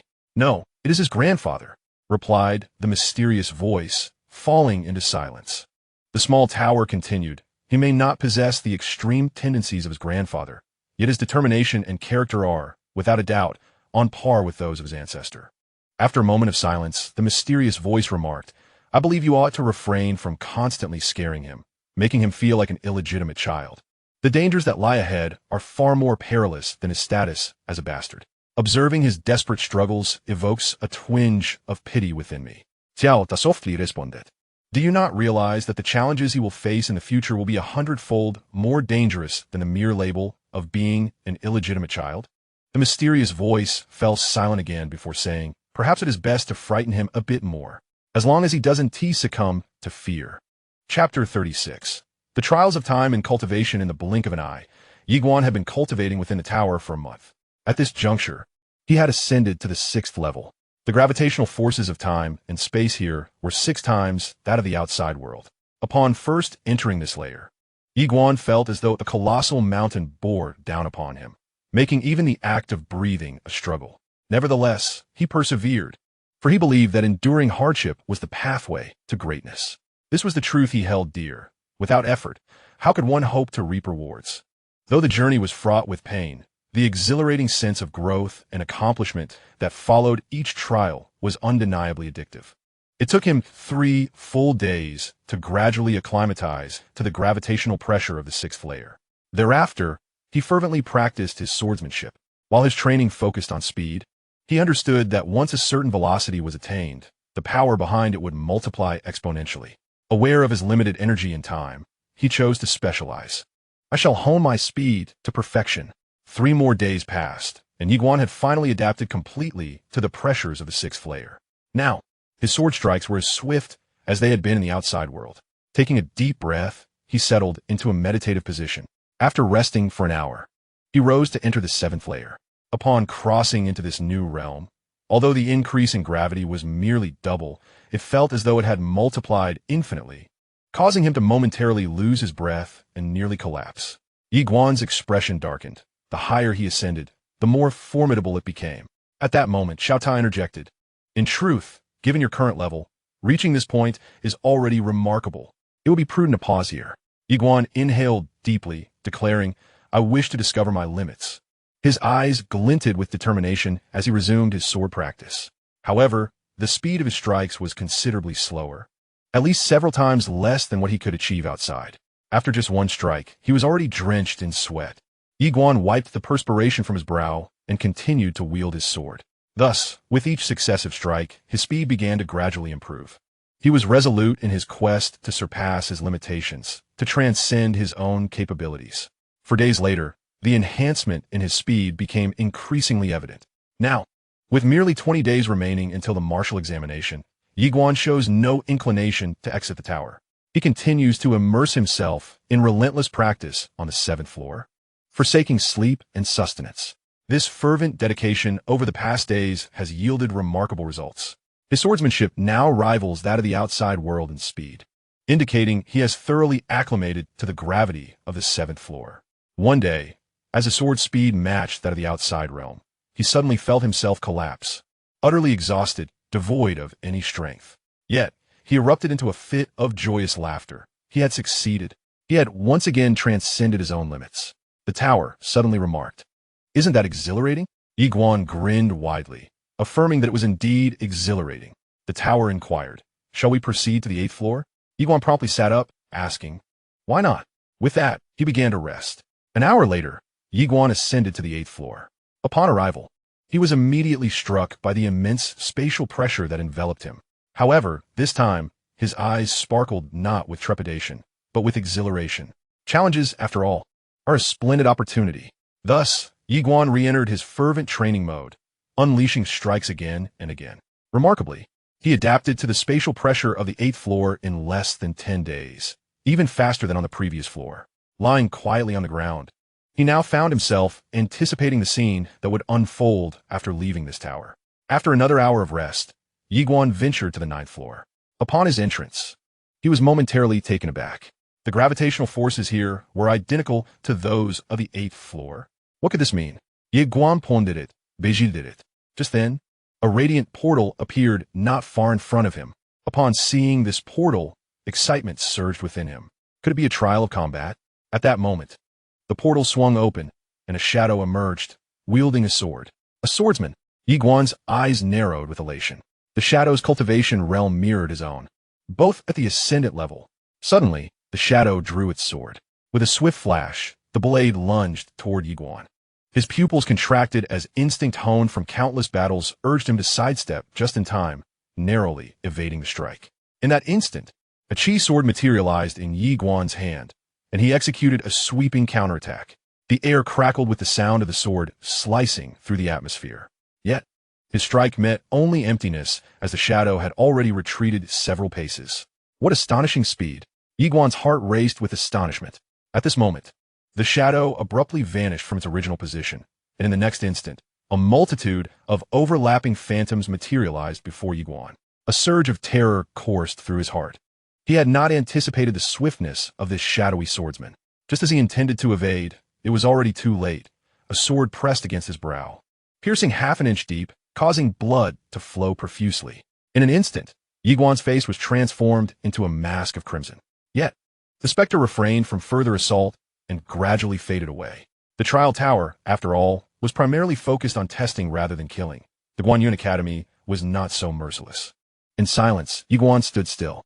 The small tower inquired, feeling disheartened? Yi Guan shook his head, confessing, "I regret not being fully alert when confronting him." With that, he descended to the 8th floor before ascending to the 9th once more. At that moment, the shadow reappeared. Yi Guan wasted no time. With a mere point of his finger, a sword shot towards the specter. However, once again, the blade found only emptiness. The air shattered with a sharp sound, and almost simultaneously, the shadow materialized before Yi Guan like a wraith. Anticipating this, he swiftly sidestepped the moment his sword was drawn, successfully evading the strike. Yet in the next heartbeat, the shadow leveled its sword horizontally at Yi Guan's throat. Another failure. The specter vanished stealthily. After a prolonged silence, Yi Guan remarked, "Tower Master, it seems he has predicted my predictions." The small tower replied, "Nay, he simply possesses extraordinary speed. You are significantly slower than he is. If you could adapt to his pace, I dare say you would be invincible among your peers." Yi Guan slowly closed his eyes. What value is there in being invincible among equals? I aspire to transcend my current limits and achieve invincibility beyond my rank. After a moment of silence, the small tower exclaimed, "Impressive." Yi Guan returned to the 8th floor and then ascended to the 9th once more. The shadow re-emerged. Yi Guan launched his sword immediately. His speed was not inferior to that of the shadow, yet his reactions lagged behind. With a swift motion, his sword again met only air, and concurrently, the shadow had already lunged toward him. Yi Guan evaded the first strike, then the second, but on the third attempt, thrust. A blade pierced his chest, penetrating half an inch deep. The shadow gradually faded away. Yi Guan remained silent for an extended period before turning back to the 8th floor and ascending to the 9th once again. He struck anew. Thus, Yi Guan faced failure time and again, yet he continued to challenge his limits repeatedly. In the blink of an eye, several days had passed, and, at this moment, Yi Guan had transformed from someone who could barely evade a single strike to a master capable of dodging dozens of swords. With only 7 days remaining until the martial examination within the trial tower, Yi Guan grew increasingly exhilarated and passionate with each battle, for every defeat revealed his shortcomings. Recognizing his deficiencies meant he could improve. Thus, with each setback, Yi Guan emerged stronger. 3 more days slipped by, and now, he was able to engage the shadow in an intense exchange. It was a true test of limits. A single misstep from either side would result in immediate defeat. 2 days later, Yi Guan found himself evenly matched with the shadow, and their duel had persisted for 2 days and nights. They had pushed each other to their extremes without a single error from either side. On the 3rd day, however, the shadow made an unexpected mistake. Seizing the opportunity, Yi Guan thrust his flying sword at an exceptionally unusual angle, piercing the shadow's nape. With a soft sound, the shadow halted in place. Moments later, the shadow raised its sword to its forehead and bowed slightly to Yi Guan before gradually dissipating. Yi Guan remained silent, feeling not joy, but a tinge of disappointment. At that moment, the distant light gate began to tremble slightly, and the next instant, a woman emerged gracefully. Upon seeing her, Yi Guan was taken aback. She was the same woman who had appeared in the trial tower of the Xianxia Academy in Nanzhou, clad coolly with a sword case on her back. She approached Yi Guan and smiled. "I didn't expect we would meet so soon. Congratulations on surpassing your own limits." Yi Guan inquired solemnly, "Surpassing my limits?" Indeed, she replied with a smile. This challenge was set by me, tailored to your abilities. That shadow represented your limits. Defeating it means you have transcended your own boundaries. You can now be regarded as a sword emperor, a true monarch among swords. Sword emperor. Yi Guan was momentarily stunned. The woman blinked. Aren't you pleased? Yi Guan responded gravely. Is there a reward? Esteemed one? Sword emperor? He found it inconsequential. It was merely a title. Had it been sword immortal, he might have felt a surge of excitement. Reward? The woman chuckled, shaking her head. You rascal. As she spoke, her palm opened, revealing a badge that appeared before Yi Guan. Upon seeing the badge, his expression darkened. Is there any chance of receiving some monetary reward or something of the sort? The woman pondered for a moment before stating, I apologize, but this challenge only offers a badge. There is no money or techniques involved.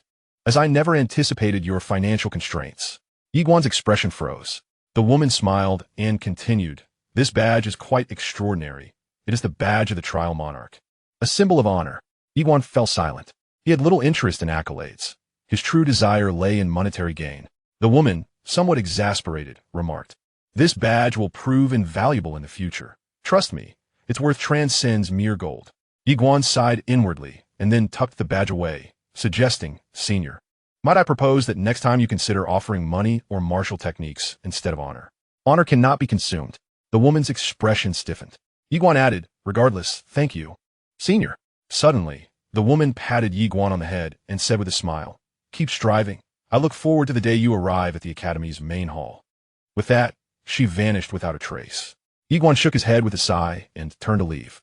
In that moment, he felt a flicker of anticipation for the scene awaiting him outside. It was important to note that the gravity in this place was 8 times that of the outside world. Just imagining his strength in the outside realm filled him with exhilaration. At that moment, the small tower interjected. Had you utilized the walking sword earlier, you could have easily defeated that shadow. Yi Guan shook his head. I did not wish to rely on it. The small tower, perplexed, asked why not. Yi Guan replied solemnly. If one becomes overly dependent on external aids, over time, they may gradually lose their sense of self and fail to perceive their true essence. When stripped of these aids, one may become lost, insecure, or even fearful. The small tower fell silent. Chapter 37. Unrivaled beneath 3 swords. The moment Yi Guan departed from the trial tower, he felt as light as a feather. The sensation of weightlessness. It took him considerable time to acclimate to the external space and time. At this moment, his heart brimmed with excitement. He realized that his current speed surpassed that of the outside world by at least tenfold. Tenfold. What a profound concept. Moreover, the most crucial aspect was that his sword control speed had also increased by at least tenfold. A swift kill with a single strike. A true instant annihilation. Yi Guan slowly closed his eyes. Was this his limit? No. He sensed that he had yet to reach his full potential. His speed could accelerate even further. However, for now, his understanding and mastery of space and time only permitted him to reach this level. Yi Guan turned back to glance at the trial tower, feeling a pang of nostalgia. The small tower suddenly asked, What troubles you? Yi Guan spoke softly, time and again, I believe I have reached my limits. Yet, when I strive further, I discover that those limits are not truly my own, and I can indeed become stronger. As he spoke, he slowly closed his eyes. Master Ta, do humanos posses limites? Little Tower replied, Some do, while others do not.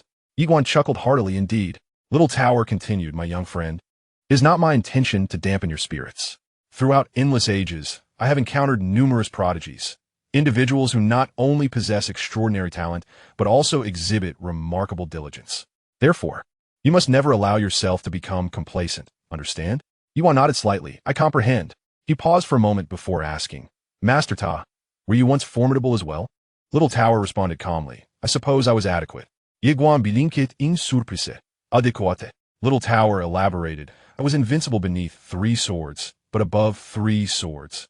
It was a fair exchange. A mysterious voice interjected, and Yi Guan, intrigued, inquired, 3 swords? Little Tower whispered, That's another legend.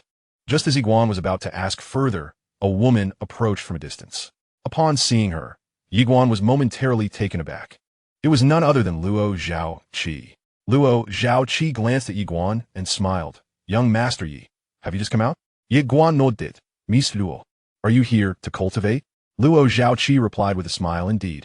Yi Guan returned her smile, saying, "Then I shall not disturb you, Miss Luo. Farewell." With that, he stepped aside.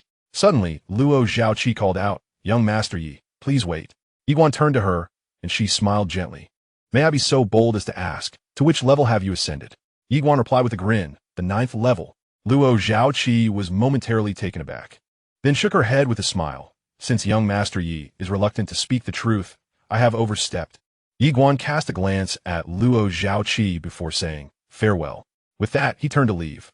Luo Zhaoqi watched him depart, a slight furrow forming between her brows. The 9th level? Impossible, she thought.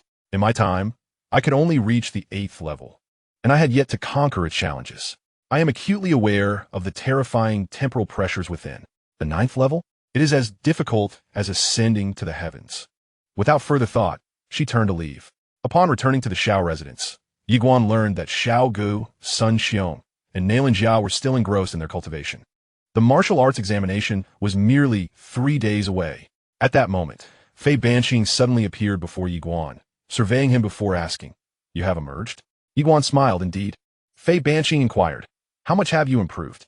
Yi Guan replied, "A great deal." Fei Banqing was slightly taken aback, then asked, "A great deal?" Yi Guan nodded, "Indeed." "A great deal." Fei Banqing smiled, "That is wonderful."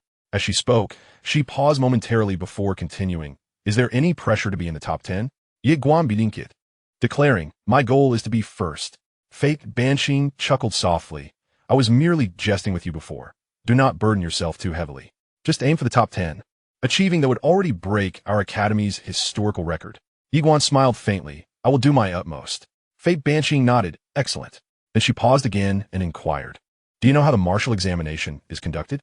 Yi Guan shook his head, indicating his ignorance. Fei Banqing explained with a smile. The martial examination is divided into 3 phases. The first phase is akin to the sifting of sand, wherein the academy will unleash a formidable martial pressure. Those who can endure for an hour will proceed to the second phase. This stage will eliminate at least 80% of participants. Yi Guan furrowed his brow. 80%? Fei Banqing affirmed, "Indeed. Many come here only to be eliminated in the first round." Yi Guan fell silent.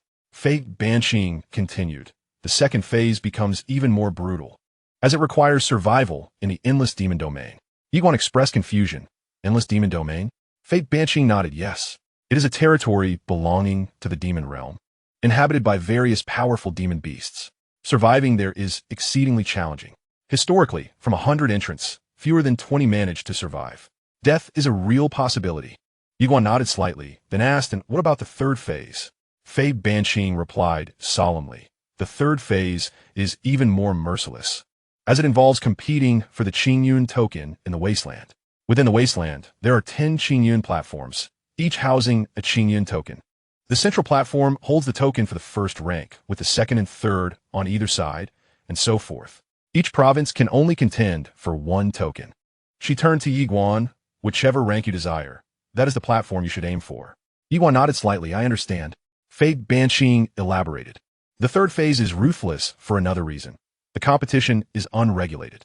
Participants may employ any means and abilities at their disposal. If you possess legendary artifacts, you may use them. Moreover, you can summon powerful demon beasts, provided you have formed a contract with them." Yi Guan pondered, "Is that truly permissible?" Fei Banqing nodded. "This contest is not solely about individual strength. It also involves equipment, lineage, and connections." Yi Guan hesitated, then remarked, "Isn't this somewhat unfair to certain individuals?" Fei Banqing retorted, "Do you believe absolute fairness exists in this world?" Yi Guan fell silent. Fei Banqing continued, "Moreover, the former sword master of the human realm once uttered a profound truth. Equipment, lineage, and connections are also forms of strength." Yi Guan was left speechless. Suddenly, a mysterious voice from the small tower interjected, "Did he truly say that?" After a moment of silence, Xiao Ta inquired, "What do you think?" The mysterious voice replied. Fei Banqing continued, "In this world, absolute fairness has never existed. Just like you, as a sword cultivator, this is unfair to other states. Why do you possess the heritage of the sword path while they do not? In other words, Qingzhou holds more formidable trump cards, which in turn is also unfair to you. Why do they have it while you do not?" Yi Guan nodded slightly, "I understand." Fei Banqing smiled, "Remember, striving for the top 10 is sufficient. Do not engage in a head-on conflict with Qingzhou. Your survival is more important than anything else." A warm current flowed through Yiguan's heart. I understand. At that moment, Xianxia approached from a distance. Fei Banqing looked at Xianxia and said, "Little Jia." Xianxia offered a slight bow. "Teacher." Fei Banqing appraised Xianxia and then asked, "How do you feel?" Xianxia smiled faintly. "Very well. Extremely well." Fei Banqing replied with a smile. "That is good." As she spoke, she opened her palm, revealing 2 white jade bottles before Yiguan and Xianxia. Yiguan looked somewhat puzzled. "Teacher, what is this?" Fei Banqing explained. "Each white jade bottle contains 3 celestial-grade elixirs. I apologize. The Academy is quite impoverished and cannot provide you with better elixirs or divine objects." Yiguan gazed at the white jade bottles before him and said solemnly, "Teacher, this is sufficient." With that, he and Xianxia put away the bottles. Xianxia smiled. "Prepare yourselves. The martial examination begins in 3 days. That will be your moment to shine."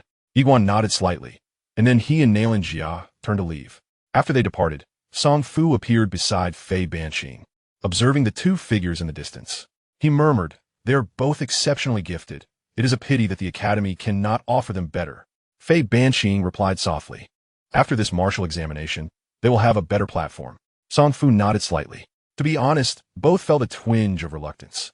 After all, it had taken many years for the Academy in Southern State to produce 2 such prodigious individuals. Yet they also understood that remaining in Southern State would only lead to their potential being squandered. In this world, it is not merely talent that matters. Factors such as platform and lineage are equally significant. Fei Banqing remarked softly, "Without a good lineage, we must find them a commendable platform." Song Fu nodded slightly. In the distance, Yiguan and Xianxia were slowly making their way toward the garden. Xianxia looked at Yiguan and asked, "How much have you improved?" Yiguan replied earnestly, "A great deal." "A great deal." Xianxia blinked. "How much is a great deal?" Yiguan laughed. "A great deal." Xianxia shook her head with a smile. Yiguan then inquired, "What about you?" Xianxia replied, "Also a great deal." With that, the 2 exchanged a smile. As the sun dipped below the horizon, the 2 individuals strolled leisurely into the distance, engaged in light-hearted conversation, their demeanor effortlessly harmonious and warm. Time, as it often does, passed swiftly, and before long, 3 days had elapsed. On the morning of the 3rd day, a resounding chime echoed throughout the upper city, heralding the arrival of prodigious talents from all 360 states, who soared skyward towards the ethereal city above the clouds. In that moment, nearly 1,000 individuals ascended from the city, creating a truly magnificent spectacle. Among them were Yiguan and his companions. Shortly thereafter, they broke through the cloud cover, arriving before the towering walls of the cloud city, which soared several dozen zhang high and spanned thousands of zhang in width, with the city gates standing an imposing height of over 10 zhang, a sight of unparalleled grandeur. The crowd gathered at the city gates, excitement palpable on every face. Suddenly, a colossal crystal sphere began to rise slowly from within the city, ascending to hover directly above. Gasps filled the air as someone exclaimed, "It is the cloud projection!" The cloud projection! In that moment, a radiant curtain of light soared to a height of 1,000 zhang within the observation academies of all 360 states. A synchronized live broadcast commenced. At that juncture, Luo Xiaoqi appeared before the crowd, offering a gentle smile as she welcomed everyone to the observation academy, declaring the martial examination officially underway. Her words resonated as the gates behind her slowly creaked open. Chapter 38. The Divine Within. As the gates swung open, the atmosphere erupted with fervor. In an instant, the throng surged into the city. The entire city lay bare, devoid of any structures, thus maintaining an expansive feel even as the crowd poured in. Yiguan and his companions felt a surge of exhilaration. Once every decade, and now, with a live broadcast spanning 360 states, Yiguan glanced up at the cloud projection sphere, aware that the members of the Yi clan in the southern state were undoubtedly witnessing all that transpired. At that moment, Luo Xiaoqi reappeared before the assembly, surveying the crowd before exclaiming, "After a decade of cultivation, today marks the culmination of your efforts. Fight for your families, fight for yourselves, fight for honor. Let's strive forward." With that, she turned and vanished from sight. Fight for your families, fight for yourselves, fight for honor. The atmosphere brimmed with fervent enthusiasm. After years of arduous training, what was the pursuit? To gain renown, to reap benefits, on a broader scale, to seek freedom, to attain longevity. The excitement among the crowd swelled, emotions reaching a fever pitch. Should one secure a commendable rank, upon returning to their state, they would be hailed as a hero. Who does not desire fame? Who does not yearn for recognition? On this very day, at that instant, the clouds in the sky began to part. And in the next moment, an overwhelming aura of will descended from above with a thunderous roar. In an instant, hundreds of individuals in the arena were forcefully pressed to the ground by an overwhelming pressure, rendering them immobile. The expressions on their faces shifted dramatically. This oppressive force was akin to a cold splash of water, extinguishing all excitement and fervor in an instant. One must possess strength to flaunt one's superiority. In that fleeting moment, those hundreds were pinned to the ground, unable to rise. Among the remaining spectators, many found it increasingly difficult to endure, and one by one, they began to collapse. Amidst this turmoil, Yi Guan remained unfazed, his demeanor as tranquil as still water. He felt no effect from the pressure. Beside him, Xianxia and Xiao Gu also maintained their composure, while only Sun Xiong experienced a slight strain. At that moment, an even more despairing development unfolded. The oppressive force of will began to intensify gradually. Witnessing this, some individuals succumbed to utter hopelessness and chose to forfeit. One after another, they fell. Those sprawled on the ground, unable to resist, opted to abandon the contest entirely. Upon forfeiting, they were immediately whisked away by a mysterious power, exiting the arena. As time passed, the number of standing participants dwindled. Yi Guan cast his gaze towards the distant figures of Mu Yuhan and Ao Han, both of whom remained as serene as a calm lake, showing no reaction whatsoever. Before them stood a young man clad in a resplendent robe. His long hair cascading over his shoulders finely sculpted, hands clasped behind his back, and eyes gently closed, resembling a monk in deep meditation.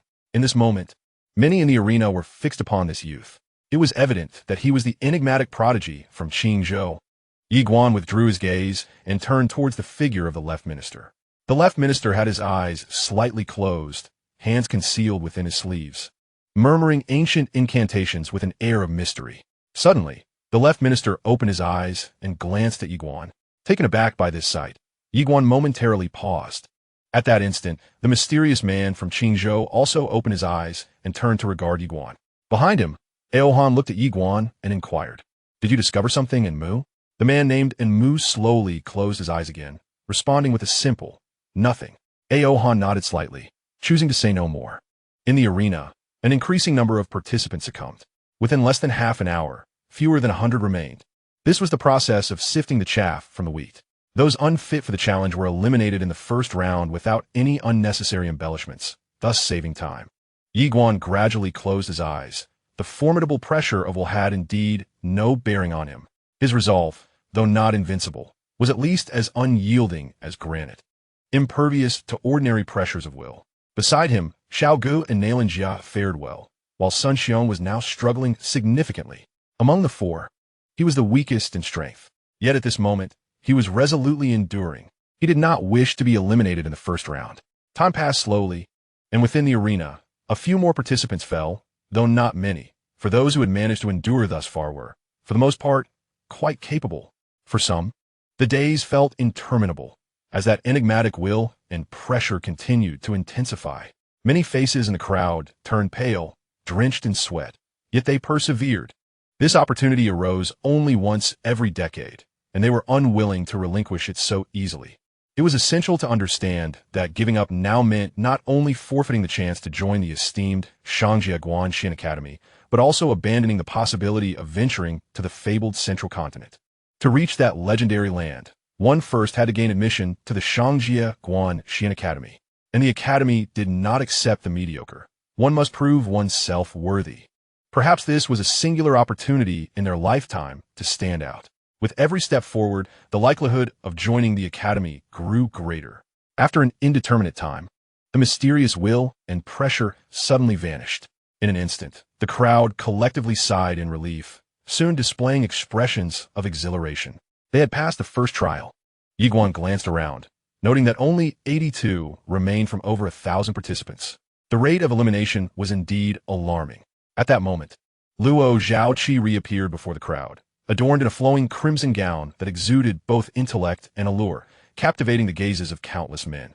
She surveyed the participants with a faint smile, congratulating them on successfully passing the first trial, and expressed her belief that their families were surely cheering for them back in their hometowns. Upon hearing her words, the crowd turned their gazes toward the cloud projection device above. They were acutely aware that their loved ones were surely watching them at this very moment. Yuan also looked up at the cloud projector. Meanwhile, within the southern state Xianxia Academy, the students erupted in fervor, shouting excitedly, "Yiguan is watching us."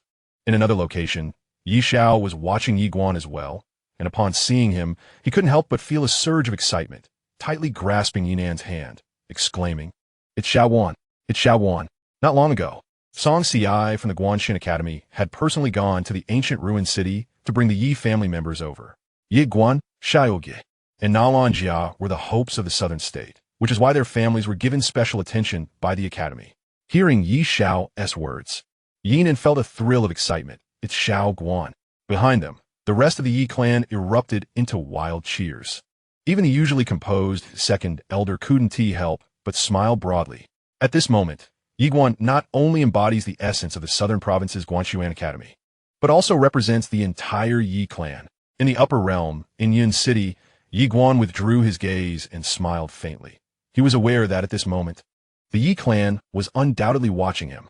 Taking a deep breath, Yiguan resolved to compete fiercely for the top position. Why should Qingzhou always claim first place? Just because it is the birthplace of the human sword master? What the human sword master? He held immense respect for the human sword master, even considering him as his own aspiration. However, he believed one could respect a person without fearing them. To succumb to fear would only cultivate trepidation within oneself, potentially manifesting a deity that could hinder one's journey for a lifetime. In essence, one must act decisively. As he contemplated this, Yiguan suddenly experienced a profound clarity, his entire being feeling remarkably light. In the next moment, he sensed a subtle tremor from the sword within him, followed by a surge of sword intent ready to erupt from his core. Noticing this, Yiguan's expression shifted instantaneously. He hastily suppressed his sword intent.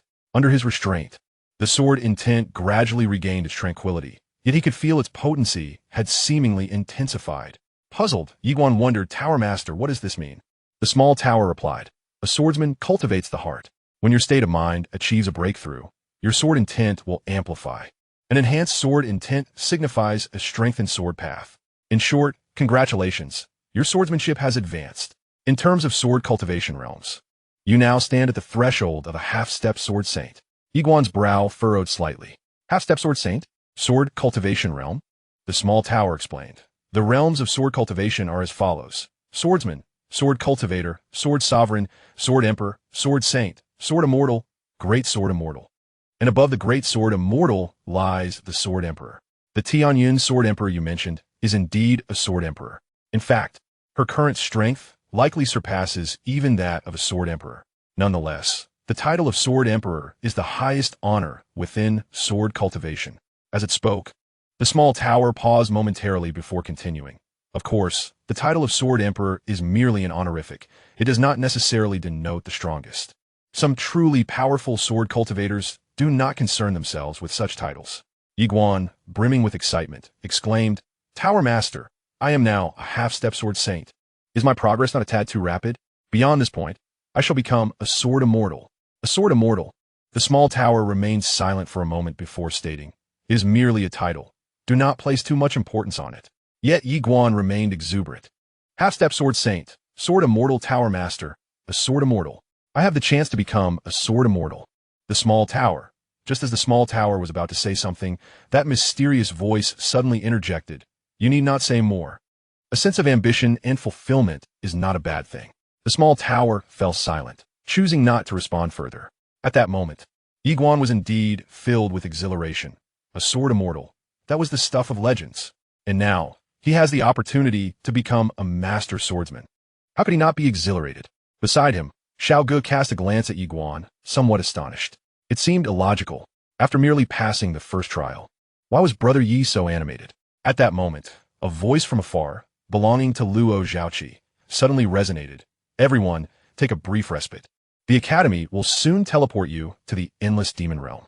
Your task is quite simple. Traverse the Endless Demon Realm and reach the destination. And that will suffice to pass the second trial." As she spoke, she surveyed the crowd, adding with a smile, "A friendly reminder. The beasts within the endless demon realm have a penchant for devouring humans, so exercise utmost caution if you encounter them."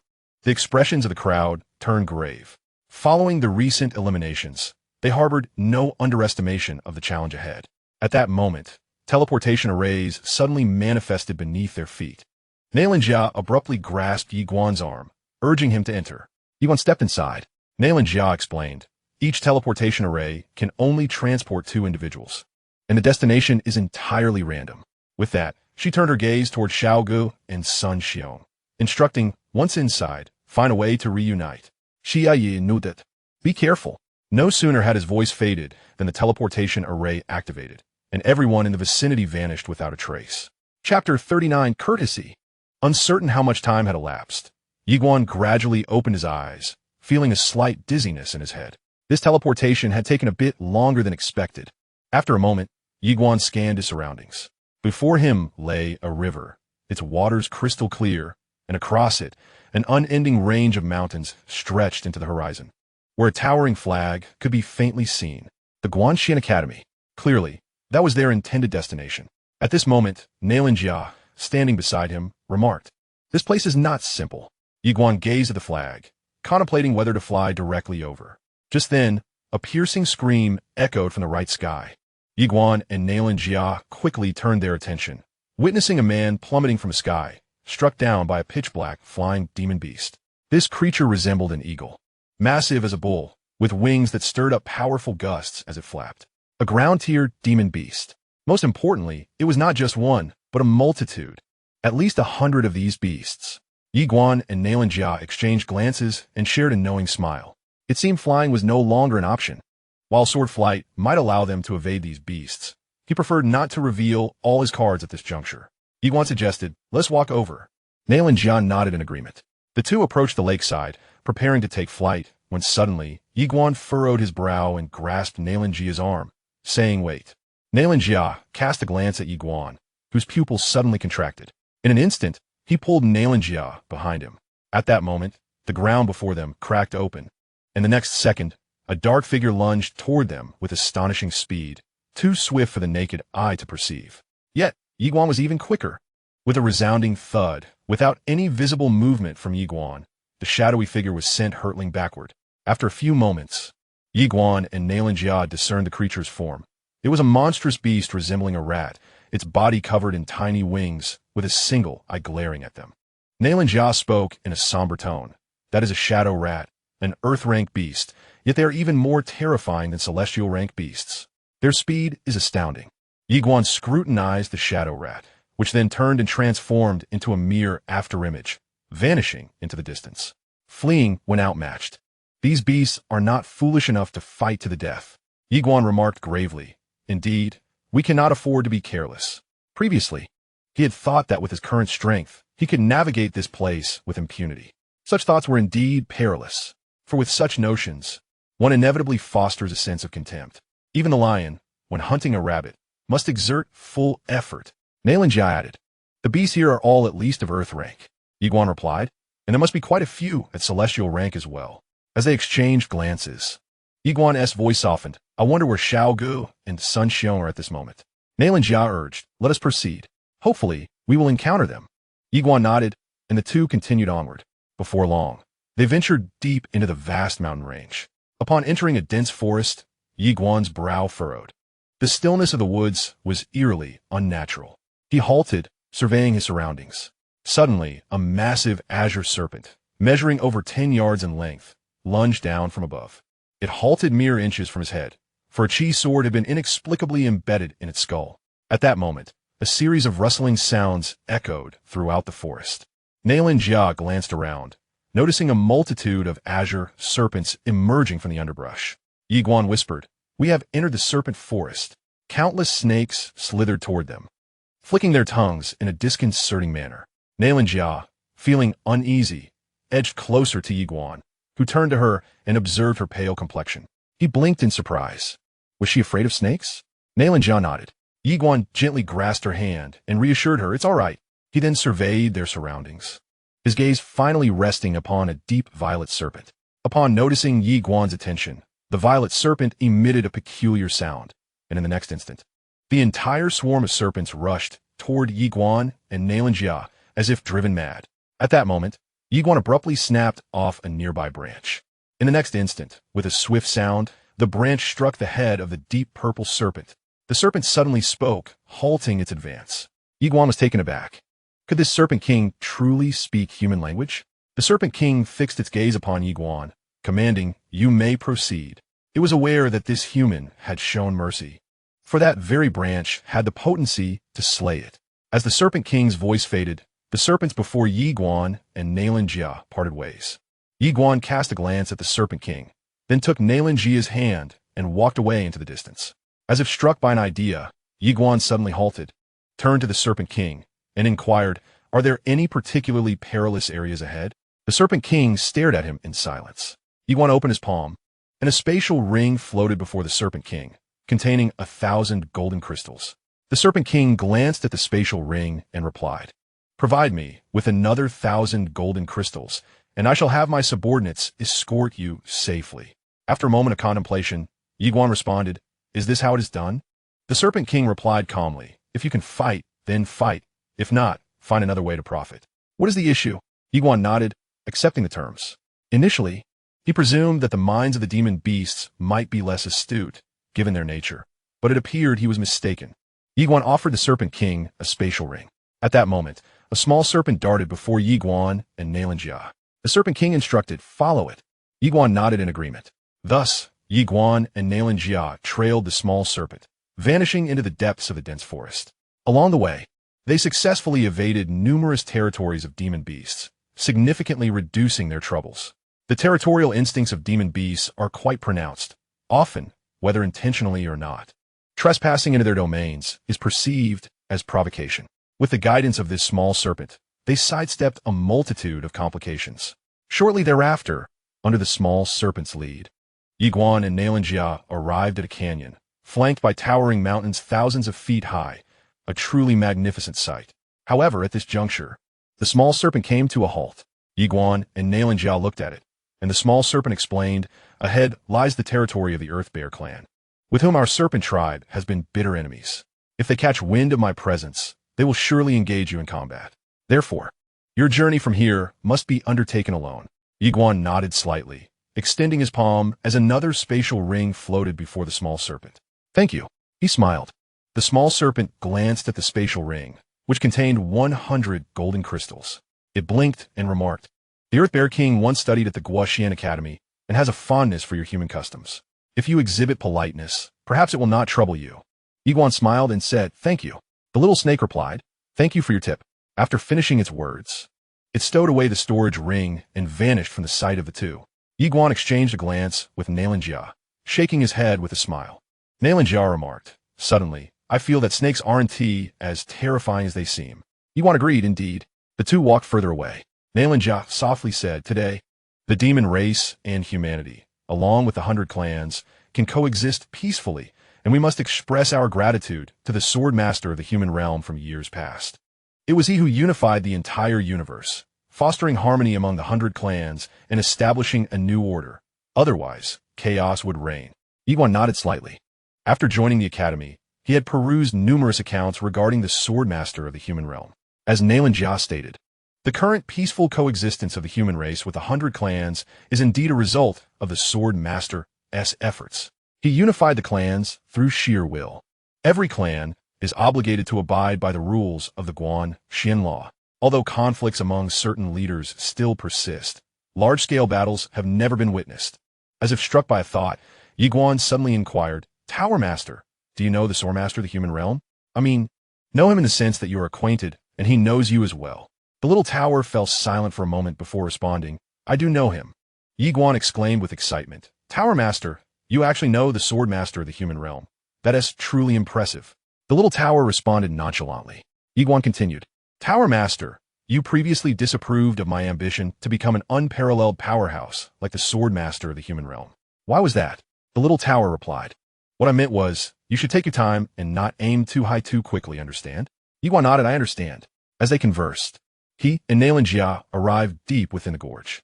At that moment, the ground trembled violently, and a colossal black bear, larger than 3 oxen combined, stood before them, exuding an overwhelming aura of pressure. A heavenly grade demon beast. Yiguan's expression grew serious. The reason for his gravity was not just one bear, but rather hundreds of them, hundreds of bears. Although some of them were not particularly high in rank, the sheer number rushing towards them would be insurmountable even for him. Demon beasts have an affinity for moving in packs. Yiguan gathered his thoughts and respectfully bowed to the massive black bear, apologizing for inadvertently trespassing in his territory. Beside the great black bear, a smaller one suddenly roared, "Humans!" The great black bear swiftly turned and swatted the smaller bear away with a powerful strike. The smaller bear was sent flying several yards. The other bears were momentarily stunned. The great black bear coldly admonished, "What are you roaring about? Haven't I taught you to be polite?" Politeness. As it spoke, it turned to Yiguan and also bowed. "This young master," the old bear extends its greetings. Yiguan was left speechless. Xianxia couldn't help but chuckle. Yiguan similait faintly. The rumors of the Bear King being cultured and refined were indeed not unfounded upon meeting him today. The great black bear blinked and said, "Do the people outside know that I am aware of my own status?" Yiguan nodded, affirming it. The great black bear chuckled. "Such are mere titles, mere titles." With a gentle smile, Yiguan took out an ancient tome he carried with him and presented it to the Bear King. "Your Majesty, this book is a treasured volume from the Guangguan Academy. While it does not contain any martial techniques, it is a legacy left by the sword master of your. After perusing it, I found it immensely enlightening. Today, as fate would have it, I wish to gift it to you." Upon hearing this, the great black bear eagerly accepted the tome and replied, "Oh human, this young gentleman, you are exceedingly gracious." Saying this, he hastily produced a heavenly grade inner pill and offered it to Yiguan. "It would be remiss not to reciprocate. Please accept this inner pill." The bears surrounding them were taken aback, and Yiguan was momentarily speechless. The heavenly grade inner pill was far too precious. A book in exchange for such a treasure? Yiguan gently shook his head. "Your Majesty, this pill is far too valuable." The great black bear laughed. "Do you not wish to accept it?" Yiguan replied, "To gift a book is my humble intention. But your Majesty, this inner pill is of immense worth. If I were to accept it, it would be a grave breach of ethics." Though tempted, for the value of a heavenly grade inner pill was considerable. His moral compass urged him to refrain from taking undue advantage. The great black bear studied Yiguan for a moment before exclaiming, "Human, you are rather unique. You do not treat me as a fool like others do." Yiguan was taken aback. The great black bear suddenly declared, "I shall accept this book." With that, he raised his paw, signaling for passage. At his words, the bears behind him immediately parted to create a path. Yiguan clasped his fists in gratitude. "Thank you." He then proceeded with Xianxia toward the distance. Just then, the great black bear called out, "Human." Yiguan turned to face him, and the great black bear continued. "Ahead lies the celestial wolf tribe. If you wish to avoid unnecessary trouble, you may choose to take a detour." Yiguan smiled slightly. "Thank you." As they departed, Xianxia glanced back and noticed a grim sight. Several human corpses hidden in a corner behind a massive rock. Her brows furrowed slightly at the sight. After Yiguan and Xianxia left, a black bear beside the Bear King suddenly asked, "Your Majesty, why did you let them go?" The great black bear gazed into the distance. Though this person sought to navigate this situation cleverly, he is unlike others. He did not truly regard me as a fool. The black bear spoke in a low voice. "Is it for this reason alone?" The great black bear replied calmly. He displayed no fear in the face of our entire clan. Rather, he spoke with poise and composure. Such a person, if lacking in hidden strength, I would find it hard to believe. In light of this, rather than risking everything in a reckless gamble, why not adopt a different approach and cultivate a bond of goodwill, hoping for future benefits?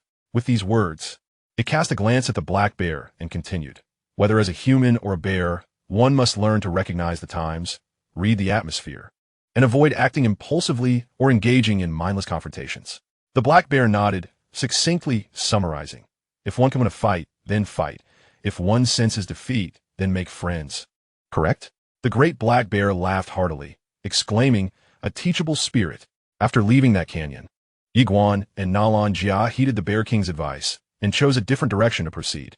"Let's take a detour," Xianxia suddenly remarked. "That Bear King is quite remarkable." Yiguan responded with a smile. To become a king among their kind is no small feat. Xianxia looked at Yiguan and said, Initially, I thought you would accept that inner core. At that moment, she too felt a twinge of temptation. However, Yiguan had declined the offer. He shook his head, stating, those who seek to gain small advantages often lose much more. Moreover, such actions carry a hint of immorality. Xianxia nodded, slightly in agreement. Yiguan surveyed the surroundings and quietly remarked, I wonder how Xiaogu and Sun Xiong are faring now. He felt a twinge of concern.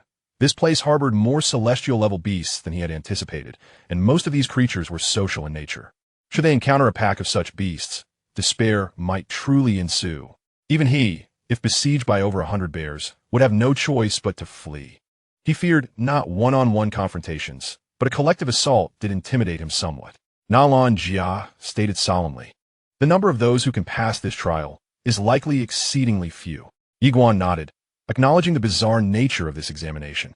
Xianxia shook her head, adding, from what I know, the admission standards in the Central Plains are even more terrifying. Yiguan, intrigued, inquired, what do you mean? Xianxia looked at him and said, do you know how many they are admitting from this upper realm? Yiguan shook his head. Xianxia replied gravely. 1. Upon hearing this, Yiguan was astonished. Just 1? Xianxia affirmed. Only the one who ranks first in the martial examination qualifies to be taken by them.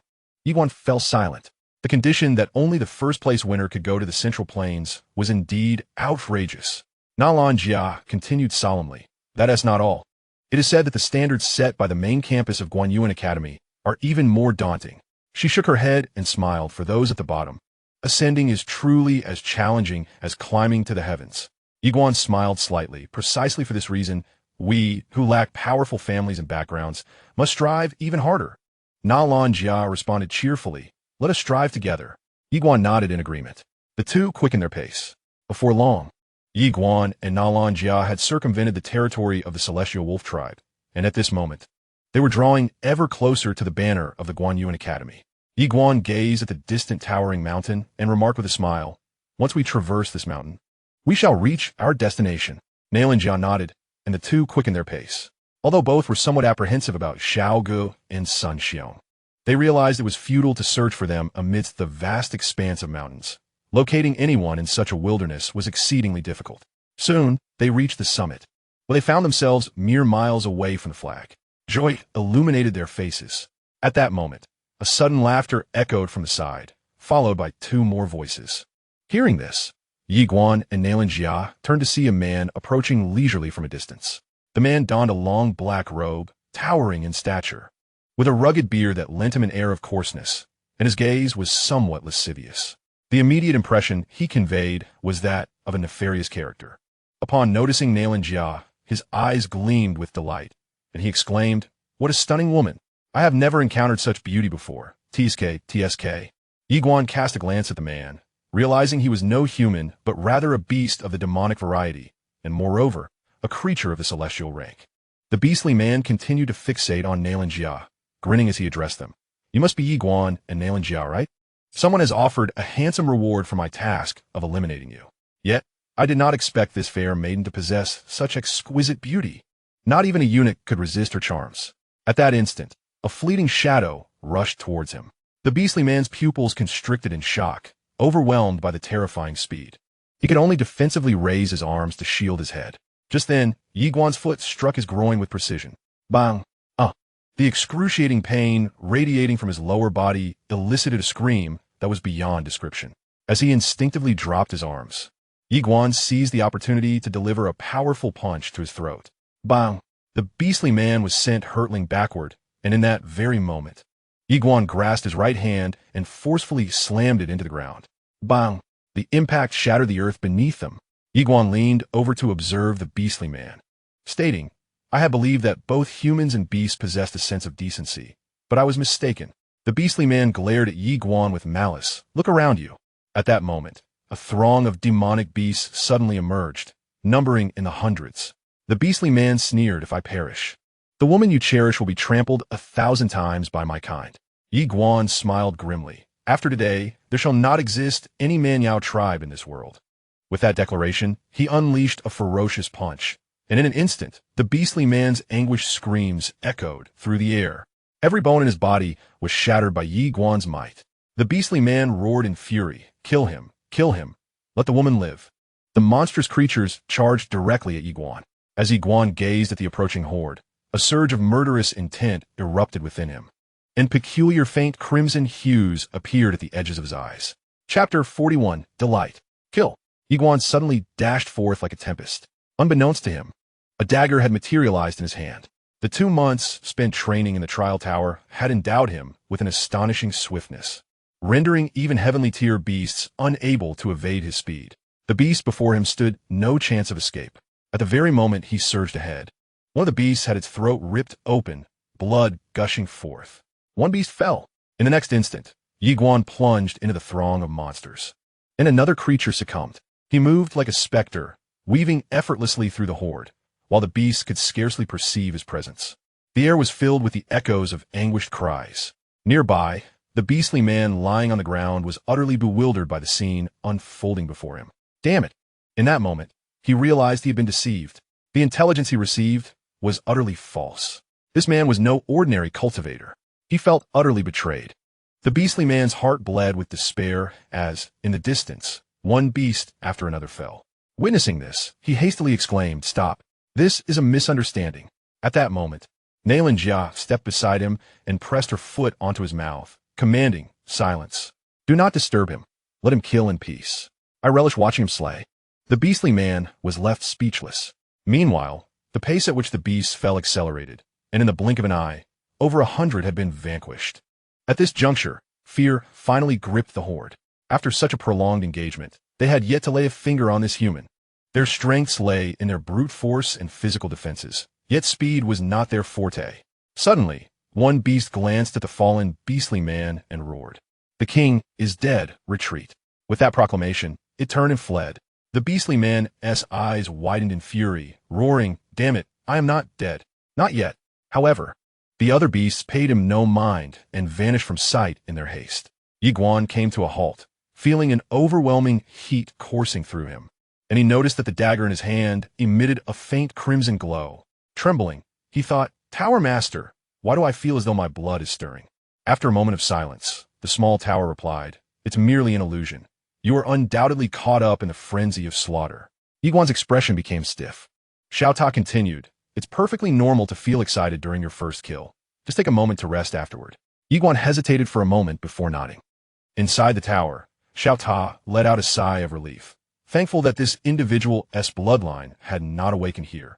Otherwise, with our abilities, we would have been incapable of suppressing it. A mysterious voice intoned solemnly, "You must teach him to be a good person." Xiaota retorted, "Good person, my foot. In such a situation, if he doesn't kill, I wouldn't either. We must guide him well, but we cannot allow him to become soft. If it were his father," it paused momentarily before adding, "if it were his grandfather, the beasts of this mountain range would likely be slaughtered en masse."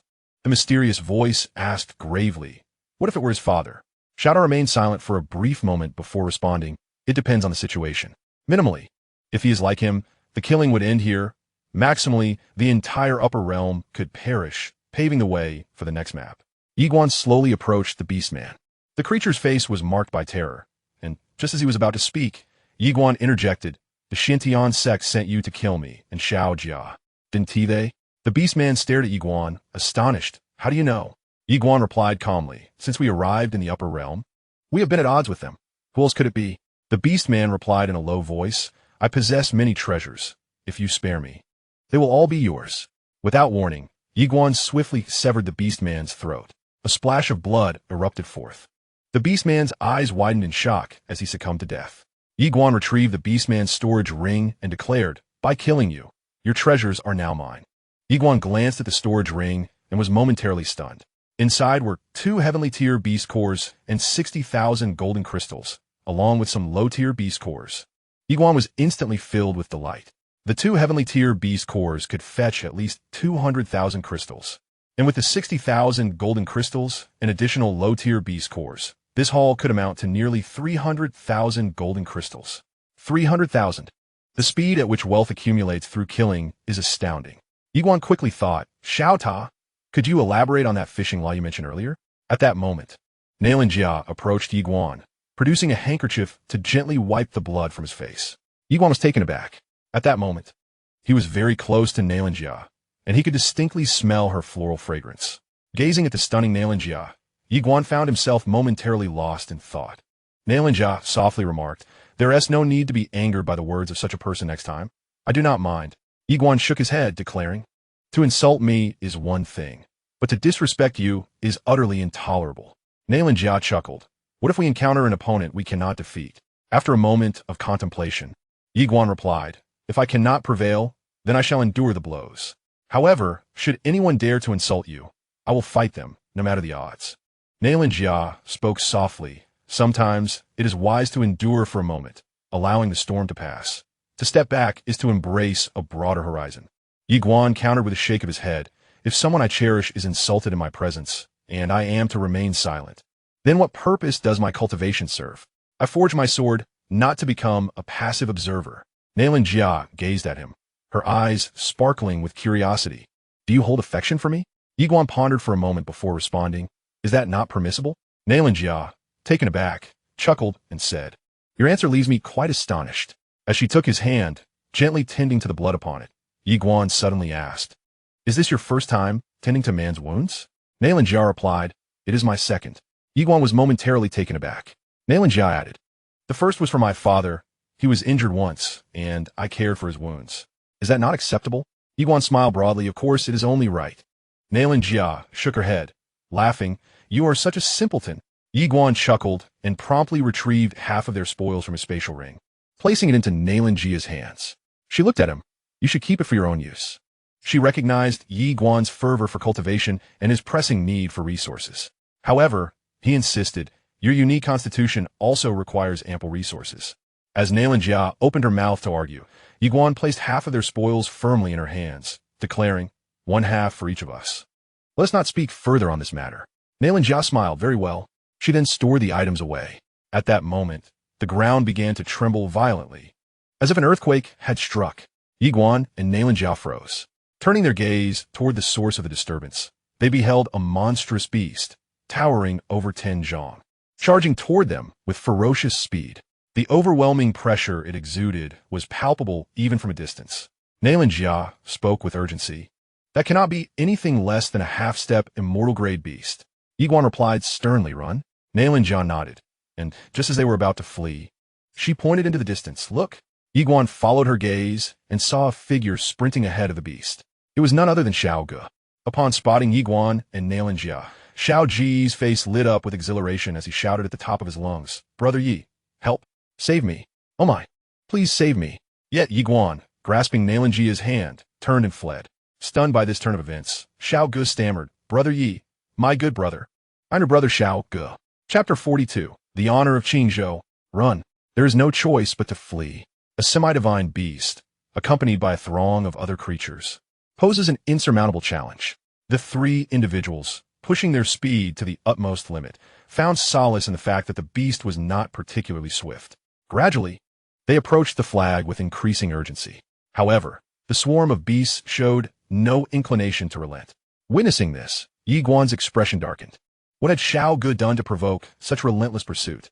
Before long, the trio reached a stone platform, upon which stood the coveted flag of the Guanxian Academy. Before the platform, 5 figures awaited them.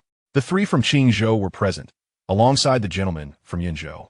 Additionally, there was a man clad in a pristine gray robe, reclining nonchalantly upon a boulder, a blade of grass casually held in his mouth.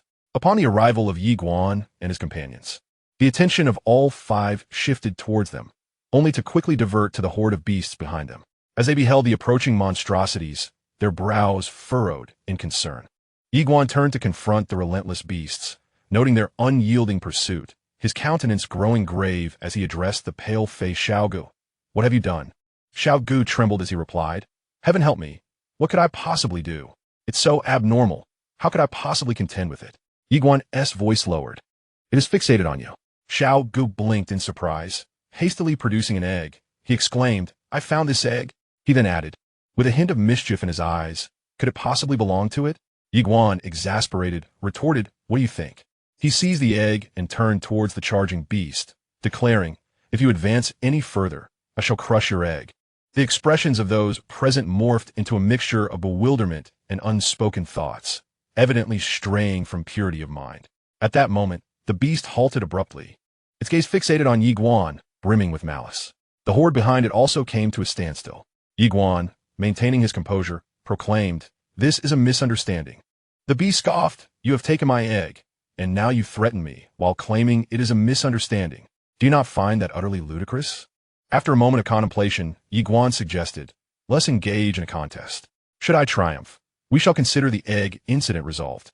The beast scrutinized Yi Guan. "What if you are defeated?" With a wry smile, Yi Guan replied, "Then it's game over for me."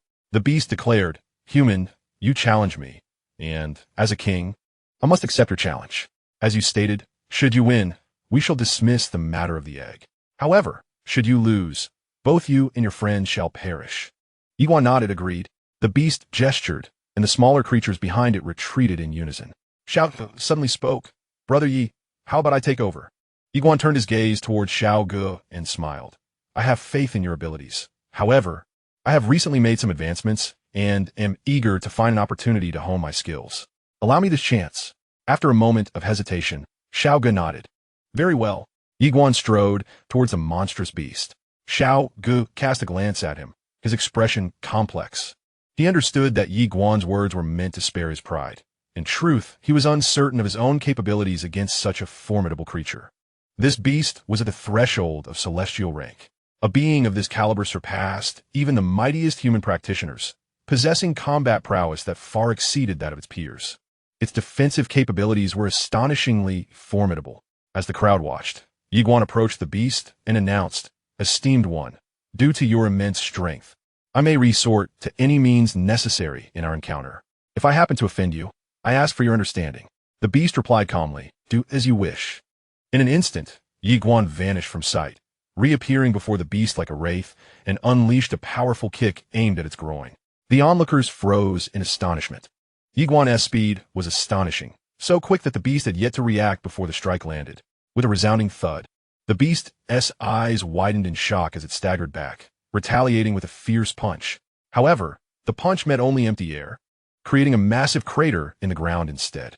At that moment, Yi Guan had already positioned himself behind the beast and delivered another kick to its groin. With another loud thud, the beast's pupils constricted as it instinctively covered its groin with its hands.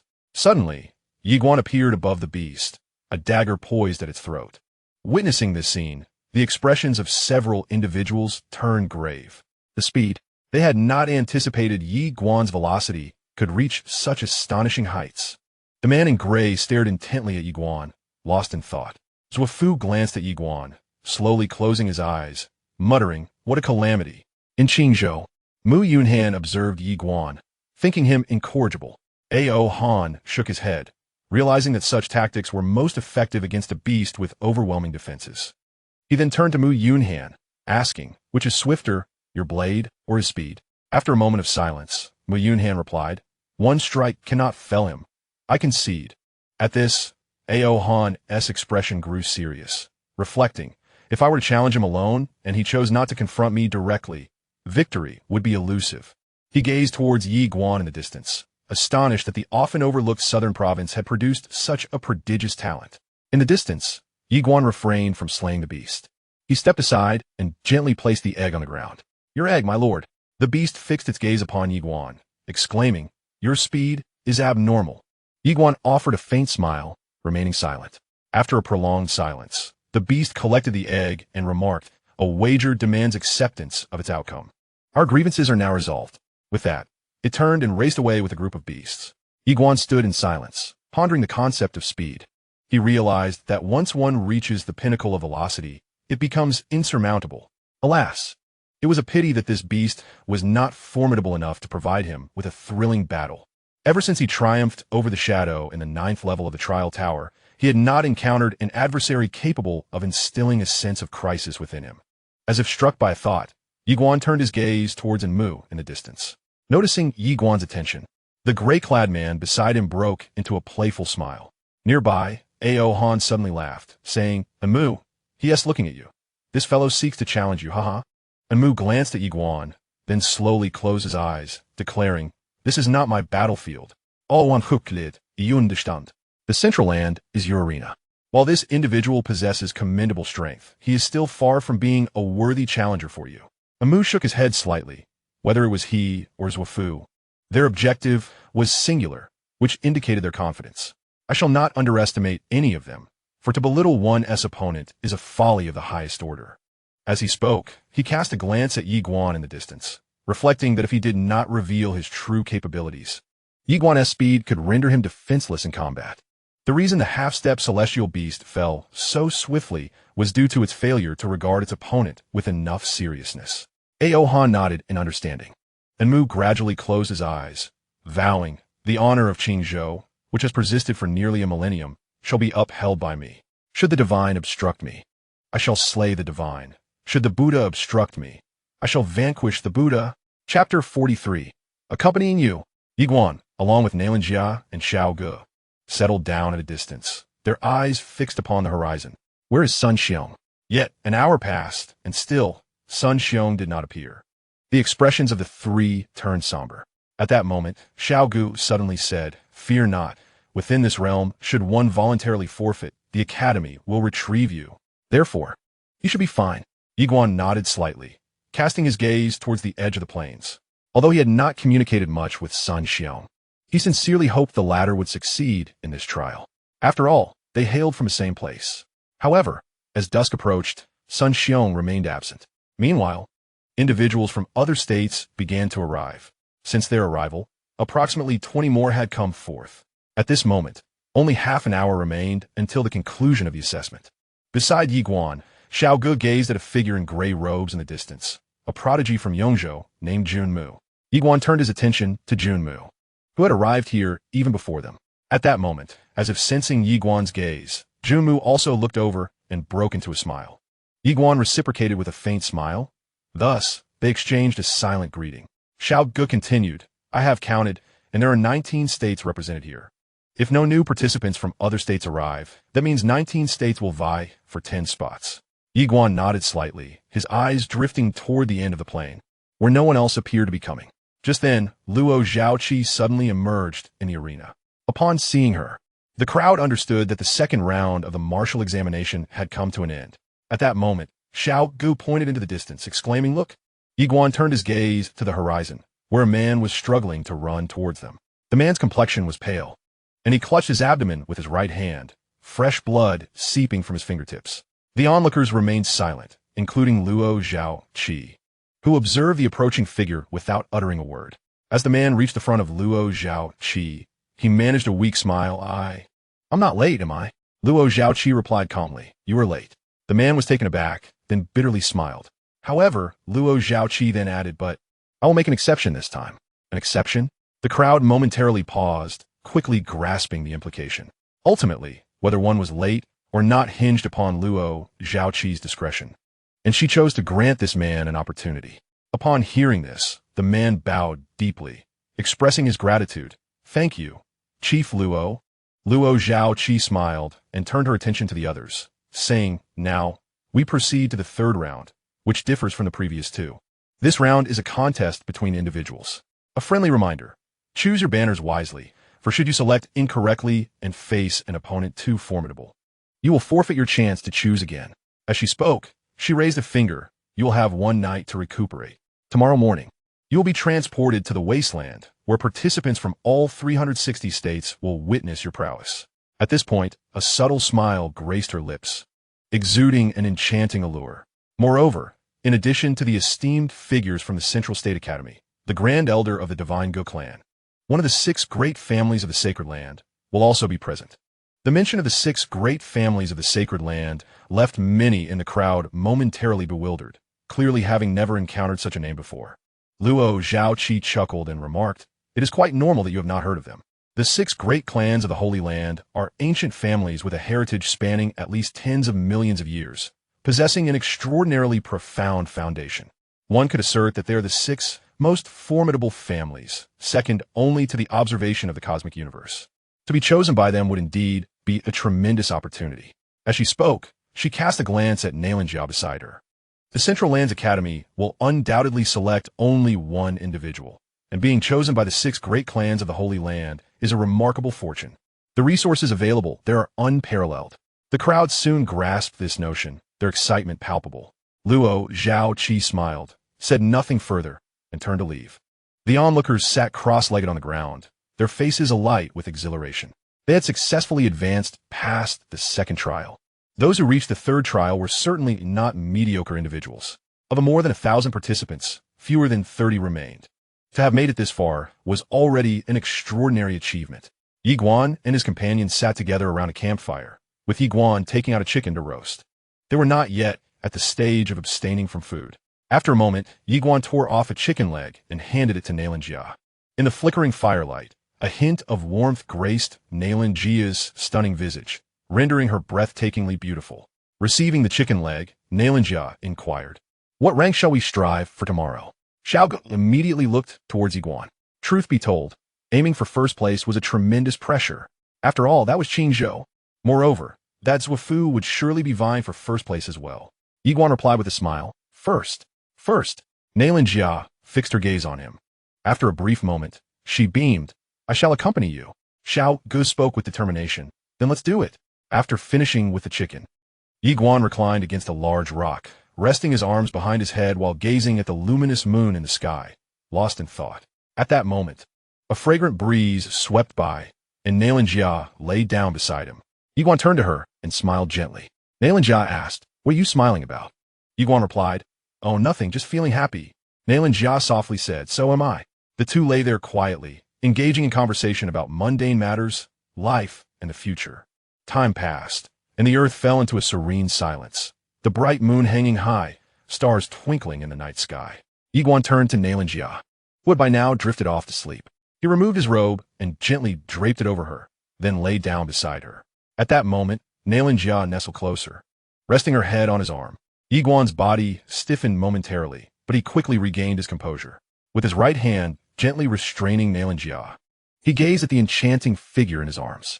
Noticing her calm and natural demeanor, he offered a faint smile, his heart devoid of any troubling thoughts, filled only with warmth. Slowly, Yi Guan closed his eyes and internally inquired, "Master Tower, are you awake?" After a brief pause, the little tower replied, "No." Then, it hesitated before continuing, "I do not require sleep."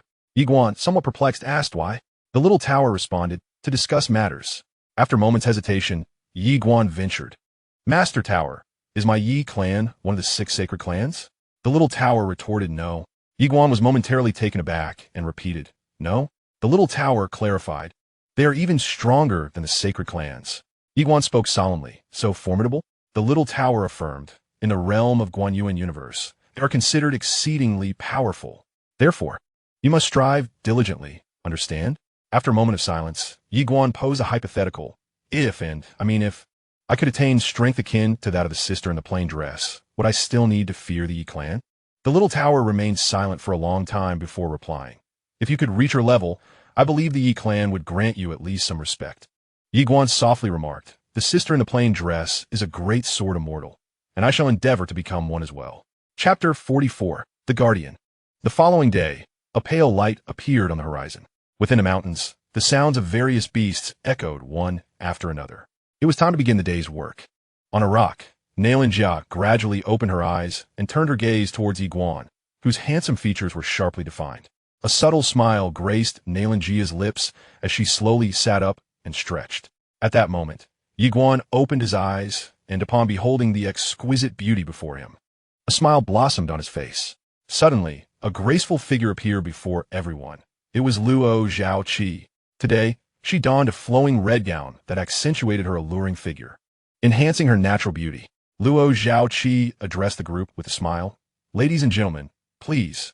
As her words fell, a teleportation array materialized beneath their feet. The array activated, and in the blink of an eye, they vanished. When they reappeared, they found themselves in a vast wilderness. Yi Guan looked into the distance, where the horizon stretched infinitely. In the far expanse, 10 flags stood erect, spaced several thousand yards apart, creating a broad vista. The central flag bore 2 gilded characters. First, the eyes of the crowd instinctively gravitated toward this prominent flag, each expression revealing a myriad of emotions. At that moment, a projector materialized in the clouds above. In a synchronized broadcast across 360 states, a colossal stone platform slowly ascended from the ground to the right of the spectators. The platform, measuring thousands of feet in length and width, soon revealed an array of tables and chairs atop it, an observation stage. Shortly thereafter, a group of individuals appeared on the stone platform, predominantly students and mentors from the prestigious Upper Realm Xianxia Academy, with a few elders from various prominent clans and sects among them. Indeed, only those of notable status were deemed worthy to witness the event up close. At that moment, a voice resonated throughout the arena, calling for the academy head. As the voice faded, a woman materialized at the forefront of the observation stage. Dressed in a flowing, deep purple gown, her long hair cascaded gracefully over her shoulders, her figure exquisitely voluptuous, and a gentle smile illuminated her stunning visage. This was Xiaosu, the head of Xianxia Academy. Upon seeing her, Yiguan was momentarily taken aback. He recognized her. On the day he confronted an elder of the Xiantian sect, it was this very woman who had obstructed his path. The realization struck him. This woman was the head of Xianxia Academy? Yiguan was enveloped in confusion. At that instant, the woman's gaze met Yiguan's, and with a playful blink, she seemed to convey a sense of familiarity. Yiguan fell silent, astonished that this woman was indeed the head of the academy. Why had she chosen not to expose him that day? Was it because he was affiliated with the academy? Questions swirled in his mind. Suddenly, an elderly man and a beautiful matron appeared beside Xiaosu. The old man bore a golden insignia upon his left chest, emblazoned with a small character for Guan. He was Yuan Gu, an elder from the Xianxia Academy in the Central Plains, a figure of considerable authority. Upon his arrival, his gaze fixed intently on the young and Mu from Qingzhou. The matron beside him was Li Wan, an elder from the Shungu clan, whose attention was drawn to Nalinjia. She too coveted in Mu, but understood that the Shungu clan could not contend with the Xianxia Academy of the Central Plains. Once seated, Zhao Su smiled and addressed Yuan Gu, Elder Yuan, according to our customary practice. The first place in the martial examination is to first study at our academy for a period before proceeding to the Central Plains. Yet, you have personally come to retrieve him this time. It seems urgent. Yuan Gu nodded slightly, responding, Indeed, Head Zhao, this time, our urgency is quite pressing, truly time-sensitive. Zhao Su raised an eyebrow in surprise. What has caused this sudden haste? With a grave tone, Yuan Gu replied, The contest of fortune. Zhao Su narrowed her eyes. Has it already begun? Yuan Gu affirmed with a serious demeanor. Yes, it has commenced. Zhao Su's voice dropped. Is the pressure immense? Yuan Gu sighed. It is not merely immense, it is colossal. Were it not for this, how could we be so eager to escort Mu away? As he spoke, he cast a glance towards Mu in the distance, softly uttering, Only he possesses the potential to contend with those formidable figures. Zhao Su inquired, Who are these figures? After a brief moment of silence, Yuan Gu responded, Not long ago, an individual emerged from the five-dimensional universe, a being with an innate Tao body.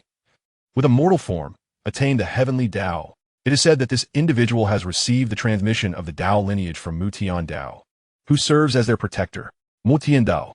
Zhao Su's eyes narrowed at the mention.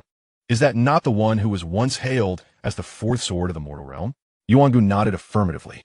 Zhao Su fell into silence, her expression gravely serious. To have such a terrifying figure as a protector, how extraordinary must this individual be? At that moment, Yuan Gu continued, in addition to this person, the Undying Imperial Clan has also produced a super genius. It is rumored that this individual has completely awakened their undying bloodline, and furthermore, they have also awakened a fragment of the frenzied bloodline left by the mortal swordmaster within the Undying Imperial Clan. Excluding the mortal swordmaster, he is the most prodigious being in the history of the Undying Imperial Clan. The Undying Imperial Clan. Upon hearing this, Li Yuan's expression immediately turned grave. One of the 6 great clans of the Holy Land, and indeed, the foremost among them. Presently, the Undying Imperial Clan, aside from the several superclans of the Xianxia universe, stands as the preeminent clan among all realms. Even those superclans must show deference to the Undying Imperial Clan, for the mother of the mortal swordmaster hails from there. Zhao Su asked, Then who is this person's protector? Luo Zhaoqi replied solemnly, It is said to be the Boundless Lord, who once fought alongside the mortal swordmaster in the virtual true world. The Boundless Lord. Zhao Su fell silent, her heart shaken. Yet another unparalleled figure. Yuan Gu went on. Moreover, the demon realm has also given rise to a super genius. Upon his birth, he astonished the entire demon clan, for he is the legendary ancestral sacred body. endowed with innate sacred eyes. It is said that the head of the Demon Academy, Miss Xianxia, personally visited the demon realm and seemingly became his protector. The truth of this remains uncertain.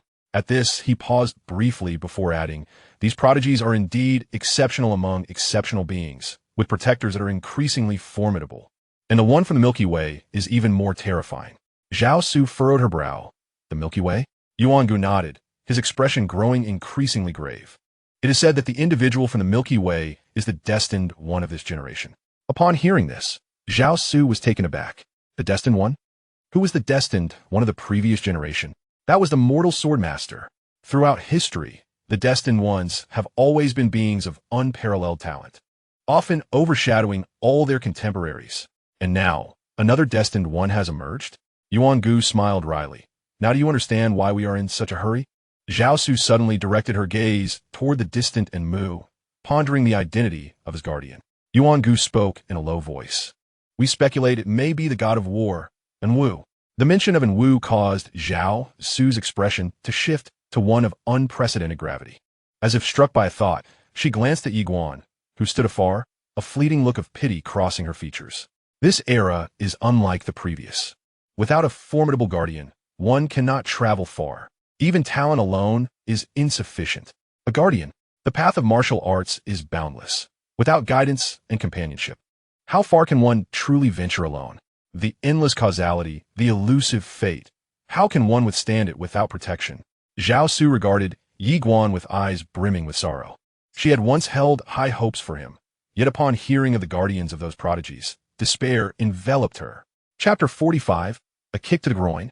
Upon the desolate plains, Yi Guan's eyes were slightly closed. Today, he resolved to contend vigorously.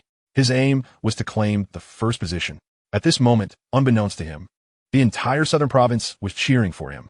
It had been ages since anyone from the southern province had advanced to the third challenge. Regardless of whether he secured a ranking today in the southern province, Yi Guan had already become a hero. Meanwhile, Zhuofu's gaze remained fixed upon the flag of first place.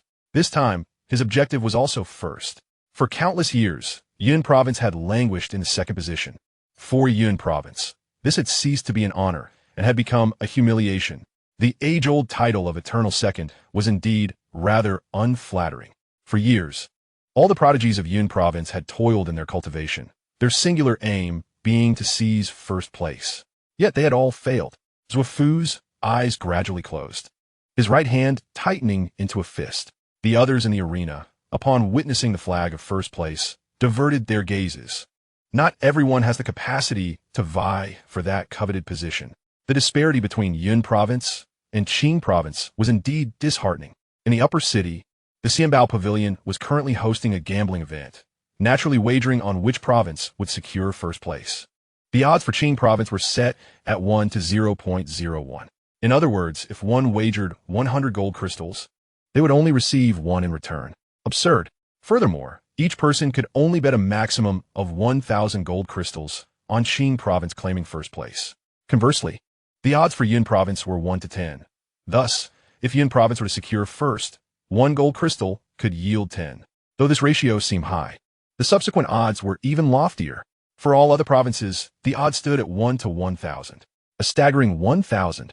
Wagering on any other province to claim first would result in a return of 1 gold crystal, yielding 1,000 gold crystals. Most importantly, there are no limits. You may wager as much as you desire, 1,000-fold. At first glance, this might seem to belittle other states, but in truth, it is not so. Primarily, Qingzhou has dominated for nearly a millennium. At this moment, a woman entered the Xianbao Pavilion. The newcomer was none other than Fei Banqing. She stepped into the throng, and soon, a gasp of astonishment resonated from the crowd. 50,000 golden crystals wagered for the title of the first in Nanzhou. Upon uttering these words, the arena erupted in uproar. All eyes turned towards Fei Banqing. Unfazed by the attention, she turned and departed. 50,000 golden crystals. This constituted her entire fortune. Moreover, she had borrowed a considerable sum from Xianxia. Why undertake such a risk? Simply because that youth once declared to her his ambition to claim the top position. Within the wasteland, Luo Zhaoqi appeared before the multitude. She glanced at the assembly and then smiled, declaring, "Let the contest commence." With that, she gracefully withdrew to the side. The moment her words echoed in the air, the trio from Qingzhou sprang into action. They disregarded the crowd and directly advanced towards the flag of supremacy, ignoring everyone. It was all about being number one. Such confidence, such audacity. At this juncture, Zuofu also moved. His target was likewise the first position. The spectators were not particularly surprised by this development. After all, the only state that could contend with Qingzhou was Yunzhou. However, the crowd suddenly fell into silence. For the trio from Nanzhou, Yi Guan and his companions were also making their way towards the flag of first place. Witnessing this scene, astonishment spread across the faces of all present. What was Nanzhou attempting? To contend for the top spot. It must be said, upon witnessing this spectacle, not only did the crowd stand aghast, but even the representatives from the 360 states were taken aback. Nanzhou too sought to claim the first position. In an instant, laughter erupted from countless states. There was derision, curiosity, and bewilderment at the Guanyuan Academy in Nanzhou. When they saw Yi Guan and his companions advancing towards the flag of supremacy, an eerie silence enveloped the institution. Clearly, the scholars there were equally perplexed. In their estimation, securing a 10th place would have been an extraordinary achievement. Yet now, Yi Guan and his companions were aiming for first. Just then, someone in the crowd shouted, "Awesome!" Boom! In an instant, the entire Guanyuan Academy erupted in fervor. Genuine passion surged forth. Countless roars ascended to the heavens, reverberating through the skies. In the desolate land, upon witnessing Yi Guan and his companions stride towards the pinnacle, a faint smile crept across Zhao Su's lips on the observation platform. She was aware that this fellow would undoubtedly fight for it. Yuan Gu glanced at Yi Guan and the others, remaining silent. Not far away, Luo Zhao Qi cast a look at Yi Guan, feeling both surprised and curious. At that moment, the trio from Qingzhou came to a halt. Mu Yunhan suddenly turned to Xianxia, inquiring, "I have heard that you possess the sacred spirit physique." Xianxia nodded affirmatively. Mu Yunhan fixed his gaze upon her, marveling at her exquisite visage, lamenting how tragic it would be if such beauty were to perish. Xianxia smiled faintly. "I seek death. I seek death." No sooner had the words escaped her lips than Mu Yunhan's blade was drawn with a swift motion, a strike of unparalleled speed. The onlookers merely caught a glimpse of the glimmering blade, unable to perceive its trajectory. Whoosh! A sharp sound of air being torn asunder rang out suddenly. However, this lightning-fast strike met with emptiness. Xianxia had somehow appeared several dozen feet to the right. Witnessing this scene, Yuan Gu on the observation platform was taken aback. The temporal and spatial mastery of this young girl was astonishingly profound. Zhao Su was equally astonished. Meanwhile, Li Wan wore a smile upon her face. With his strike having failed, Mu Yunhan turned his gaze toward Xianxia, finding her intriguing. As her voice fell, she charged directly at Xianxia. In an instant, the air was filled with the shimmer of blades. At this moment, Xianxia vanished from her original position, and the very fabric of time and space within the arena began to ripple like waves. Soon, the two women were embroiled in a fierce battle. Aohan glanced at Zuofu and Yi Guan, asking, "Which of you will fight me?" Both shook their heads in unison, then simultaneously pointed at Enmu. Upon witnessing this, Aohan's expression darkened. "You make me lose face like this." Saying so, he pointed directly at Zuofu. "I shall fight you." Zuofu furrowed his brow. "Why?" Aohan glanced at Yi Guan. "He enjoys kicking the groin." Yi Guan's expression froze. Zuofu remained silent for a moment before responding. "Are you assuming I am not unscrupulous?" Yi Guan's face darkened, feeling offended. Aohan maintained a calm demeanor. "Zuofu, compared to this fellow from Nanzhou, I would prefer to engage with you. Come, let me see if your Yunzhou has made any progress this year." With that, he ceased his chatter and lunged forward, delivering a powerful punch towards Zuofu. Boom! As this punch was unleashed, a thunderous sound erupted, utterly terrifying. "Body cultivator." Zuofu glanced at Aohan, and suddenly, he clasped his hands together, murmuring an incantation. In an instant, a starry light descended from the heavens. Boom! In the blink of an eye, Aohan was sent flying several dozen feet away, while a massive pit, measuring several dozen feet in length and width, formed at the spot where he had once stood. Witnessing this spectacle, all in attendance were left in stunned silence. Aohan glanced at his scorched body, then shifted his gaze to Zuofu, exclaiming in astonishment, "You are the legendary sorcerer." A sorcerer, an ancient and enigmatic profession. It is said that such formidable beings can effortlessly command the forces of nature and the myriad laws of existence. Even more powerful ones can invoke the laws of an entire dimension, which is truly terrifying. At this moment, the spectators on the platform, including Zhao Su and others, were no longer composed. A sorcerer. They had not anticipated that a sorcerer would emerge from Yunzhou this time. Yiguan looked at Zhuofu, somewhat taken aback. As if a thought crossed his mind, he cast a glance at Zhuofu's lower body. Upon witnessing this, Zhuofu quickly proclaimed, "I do not wish to engage in combat with you." He paused briefly before adding, "It is not that you lack strength. Rather, I simply do not desire to fight." Yiguan, Chapter 46, Qingzhou, Forever the Divine. Yiguan's kick to the vital region truly caused headaches. He could fail countless times, but should he succeed just once, congratulations. You would utterly lose your combat capability. That area could withstand even fierce beasts, let alone humans. Just then, a moose suddenly interjected, "You two need not quarrel. Let us confront him together." Together. At this proclamation, the arena erupted in uproar. 1 against 2. At that moment, everyone in Qingzhou heard in Mu's words. And upon hearing this declaration, they erupted in fervor. 1 against 2. Such confidence. Such dominance. This is Qingzhou, Forever the Divine. On the spectator platform, Yuangu stroked his beard and smiled, exclaiming, "Good, good, good," repeating the word thrice. To embark on the path of martial arts, one must possess such audacity. Zhao Su looked at Mu, a slight smile gracing her lips. Indeed, it was impressive. Below, Yiguan glanced at Mu, then turned to Zhuofu. "I will give you 50,000 gold crystals. Allow me to engage him first." Zhuofu shook his head slightly. "I will offer you 100,000 gold crystals. Permit me to strike him first." Yiguan nodded. "Alright." Zhuofu stared at Yiguan, momentarily speechless. Yiguan extended his right hand. "Give it to me. You shall fight him first." After a brief silence, Zhuofu produced a spatial ring and handed it to Yiguan. Inside the ring, there were indeed 100,000 gold crystals. Yiguan accepted the ring and glanced at Zhuofu. "You truly have wealth." Zhuofu hesitated for a moment, then inquired, "Young Master Yi, do you not even possess 50,000 gold crystals?" Yiguan shook his head. "I do not."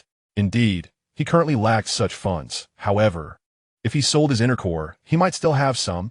Nonetheless, he remained quite impoverished. The costs of cultivation were exorbitant. Zhuofu regarded Yiguan with a knowing expression. "Young Master Yi, you are quite shrewd." Yiguan smiled faintly and said, "Brother Zhua, give it your all." After speaking, he stepped aside. At that moment, Mu suddenly addressed Yiguan. "Are you certain you do not wish to join him?" Yiguan shook his head. "No need." With that, he directly retreated to the side. A 2-on-1 scenario, even if victorious, would lack honor. Moreover, it was entirely unnecessary. Mu glanced at Yiguan before turning his attention to Zhuofu. "Make your move." Zhuofu nodded slightly, bringing his hands together as he silently chanted an incantation. In an instant, a fierce gale surged through the arena, and the next moment, this tempest transformed into countless blades of wind, slicing towards Mu. With a sharp whoosh, the air was filled with the terrifying sound of shredding as these blades rushed forth. In the distance, Mu placed his left hand behind his back, then extended his right hand forward, slowly clenching it. He then drew it back, and in the next moment, he unleashed a powerful punch. Boom! As the punch was thrown, a wave of terrifying force erupted, instantly shattering the myriad of wind blades. The intent behind the punch. Witnessing this scene, the expressions of all present grew serious. And Mu gazed at Zhuofu in the distance. "You have one last chance to strike. Employ your strongest technique, and do not waste time." Zhuofu nodded slightly. "Understood." With that, he slowly brought his hands together and began to chant an ancient spell. Crack! Suddenly, the space above them tore open, revealing an endless expanse of stars beyond the rift. Simultaneously, an overwhelming and terrifying force swept across the desolate land. Time and space trembled. The earth began to crack. Upon witnessing this, Yuangu, who had been observing, suddenly stood up, his eyes fixed on Zhuofu with disbelief. This is a divine-level, supernatural technique. The term divine level caused the crowd to change countenance. Supernatural techniques are already formidable and otherworldly, but the divine level, they are utterly terrifying. Even the esteemed Xianxia Academy of the Upper Realm lacks divine-level, supernatural techniques. Since the martial arts stagnation years ago, such techniques have become exceedingly rare, and those at the divine level are extraordinarily uncommon even in the central continent. Yet here, they had appeared, as the space around them began to warp and distort. The earth cracked further at that moment, and Mu lifted his gaze to the rift in space, his expression calm. Just then, Zhuofu spoke Stars Fall. As his voice resonated, a thunderous roar erupted. Suddenly, beams of starlight shot forth from the depths of the distant cosmos, swiftly traversing the rift in space like meteors, hurtling toward the Mu below. Crack! As the countless stars illuminated the arena, the fabric of space and time suddenly tore apart in layers, resembling a terrifying spider's web. On the observation platform, Yuan Gu's expression shifted dramatically, almost compelling him to intervene. At that moment, Zhao Su interjected, "Elder Yuan." Hearing this, Elder Yuan regained his composure. He realized that he must not interfere. This was a fair duel. Yuan Gu relaxed his grip, directing his gaze towards Mu. Yiguan also observed the descending multitude of starlight, his eyes filled with solemnity. It must be said that the potency of such a formidable divine technique was truly astonishing. It possessed the capability to effortlessly obliterate an entire city. At that instant, the myriad stars completely engulfed in Mu. Boom! In an instant, dozens of immense mushroom clouds erupted in the arena, soaring hundreds of feet into the sky. The ground beneath crumbled in layers, and powerful shockwaves radiated outward, prompting the spectators in the wasteland to retreat in haste. After approximately a quarter of an hour, tranquility gradually returned to the arena. However, the location wherein Mu had stood had transformed into a vast chasm, plunging several dozen feet deep. At that moment, the expressions of all present shifted dramatically. They beheld a figure slowly rising from the depths of the pit. The one emerging was none other than Mu, and, astonishingly, he was entirely unscathed. Witnessing this scene, everyone was rendered speechless. To withstand a divine-level technique without a scratch, was he even human? On the observation platform, Yuan Gu's expression instantly relaxed, a smile emerging as he sat down, stroking his beard and exclaiming, "Good, good, good." Zhao Su, gazing at Mu, finally spoke after a long silence, exclaiming in astonishment, "Incredible." Opposite Mu, Zhuofu, upon witnessing Mu's unscathed state, displayed a flicker of resignation in his eyes. He clasped his hands together and softly declared, "You win." I concede, knowing that even a divine-level technique could not inflict the slightest harm upon him. He realized he had no hope whatsoever. For a millennium, the individual before him surpassed any prodigy from Xianxia in history. The geniuses of the past 10 generations could never have so effortlessly withstood such a divine technique. Xianxia, truly a place that once birthed the unparalleled sword master of the mortal realm. After conceding, Zhuofu turned to walk away, his aim still set on claiming second place. Not far away, and Mu maintained a serene demeanor, choosing not to speak as he made his way toward the first-place banner. His expression remained calm, devoid of any elation, for he had never regarded the individuals here as his rivals. His gaze was perpetually fixed upon the central plains of Zhongtu. This was not arrogance, but rather confidence. In the arena, the expressions of all present were profoundly complex. Once again, Xianxia emerges victorious without a hint of doubt. At that moment, a voice unexpectedly resonated throughout the arena. Wait! The crowd turned to see that it was Yiguan speaking. They were momentarily taken aback. And Mu halted his steps and turned to face Yiguan. With a smile, Yiguan declared, "It's our turn." This proclamation sent a wave of astonishment through the crowd. Are we still going to fight? How audacious! And Mu fixed his gaze on Yiguan, questioning the necessity of this endeavor. Yiguan nodded confidently, "Of course." And Mu regarded him intently. "Remember, you have but one chance to strike, for once I make my move, you shall have no opportunity to act." Chapter 47, True Dragon. Only one chance to strike. Within the arena, none perceived in Mu's words as mere bravado. He was a man impervious even to divine-level techniques. At that moment, the eyes of all 360 states were upon Yiguan. It must be said that many viewed this youth from the south as somewhat oblivious to the gravity of his situation. On the observation platform, Zhao Su watched Yiguan and remarked with a smile, "How intriguing." She had not anticipated that Yiguan would dare to challenge Mu at such a juncture. It was known that although Mu had not yet made a move, everyone present was acutely aware of his formidable prowess. Yet despite this, Yiguan still chose to confront him. Confidence? Arrogance? Soon enough, the truth would reveal itself. Under the scrutiny of the crowd, Yiguan approached Mu with deliberate steps, gazing at him with a slight smile. "May I begin?" And Mu nodded in affirmation. No sooner had the words left his lips than Yiguan vanished from sight. an epitome of speed. In that fleeting moment of Yi Guan's disappearance, Enmu narrowed his eyes and swiftly raised his right hand to intercept, blocking Yi Guan's strike aimed at his throat. In the next instant, Yi Guan unleashed a kick towards Enmu's groin. However, Enmu had already retreated 10 paces, causing Yi Guan to miss. Yet, as soon as Enmu halted, Yi Guan reappeared before him like a specter. Enmu retaliated with a powerful punch. Boom! The force of his blow shattered the very fabric of space before him, clearly intending to defeat Yi Guan with a single strike.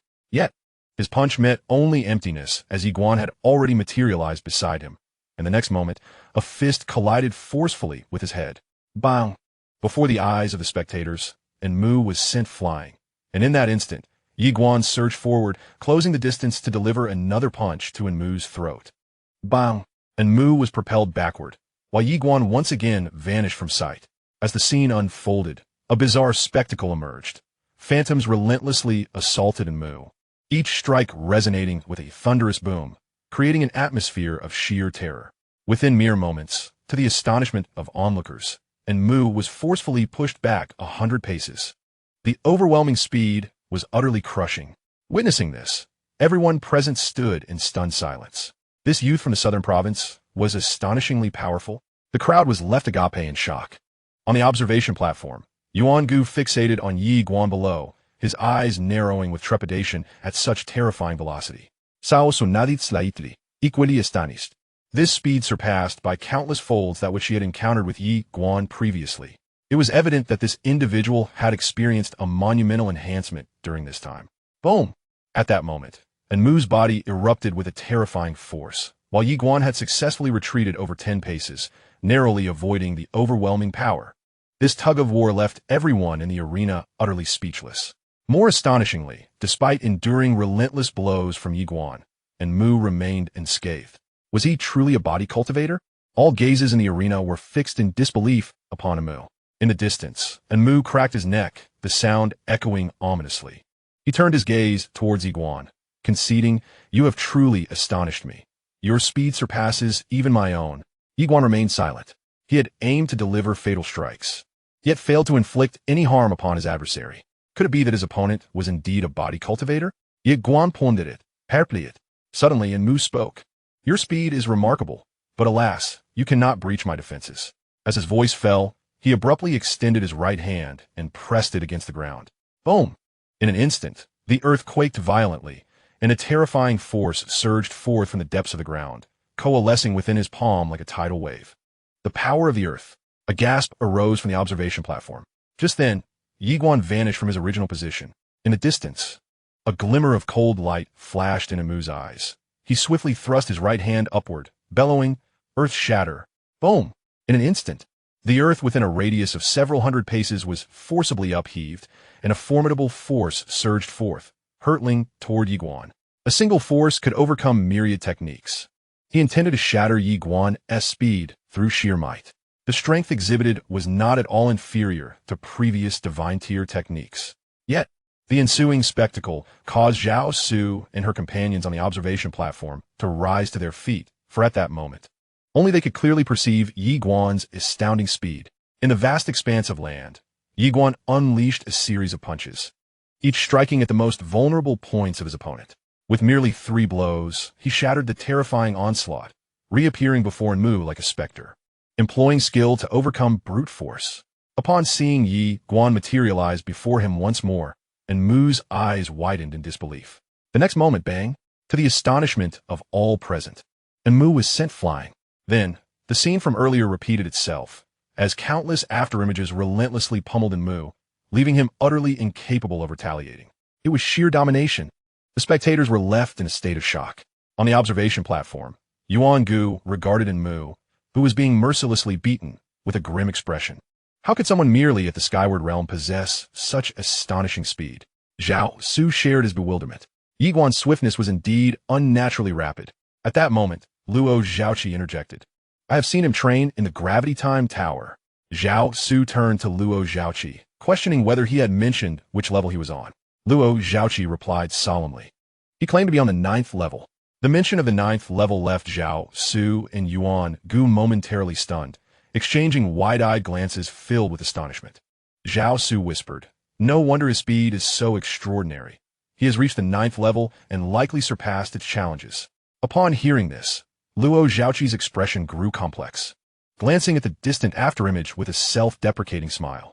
When Yiguan had told her of his status at the 9th level, she had dismissed it, even retorting against him. The true fool had been her. With this realization, Luo Zhaoqi felt a mix of embarrassment and anger. This fellow, I misunderstood you back then, and you didn't even bother to refute me. How infuriating.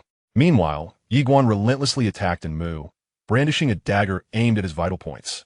Yet it proved futile, and Mu managed to withstand all his lethal strikes with his bare flesh. Just then, an overwhelming aura erupted from within Mu. Boom!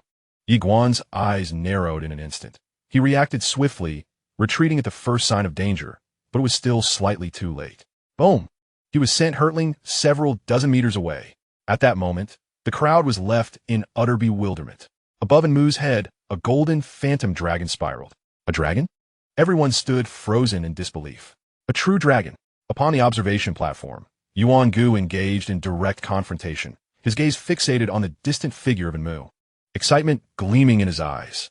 A true dragon. This entity hailed from the esteemed true dragon lineage of the Central Land, and he had, astonishingly, gained their acknowledgement. Ha! He had indeed received the protection of the true dragon clan. Ha ha ha! Yuan Gu's laughter echoed unabashedly through the air. A true dragon. At this moment, the arena was enveloped in profound silence. The sound of a pin dropping could be heard. This was the legendary dragon race. Moreover, it was the supreme sovereign of dragons, the true dragon lineage. How could it be that Mu had secured their guardianship? In that instant, everyone comprehended the reason behind Mu's extraordinary defensive capabilities. It was the true dragon that was safeguarding him. Yiguan, observing the true dragon in the distance, was equally taken aback. He had not anticipated that this individual harbored a true dragon within him. A true dragon. Such beings were thought to reside only in the realm of myths in the southern province. Little did he know that he would encounter one here.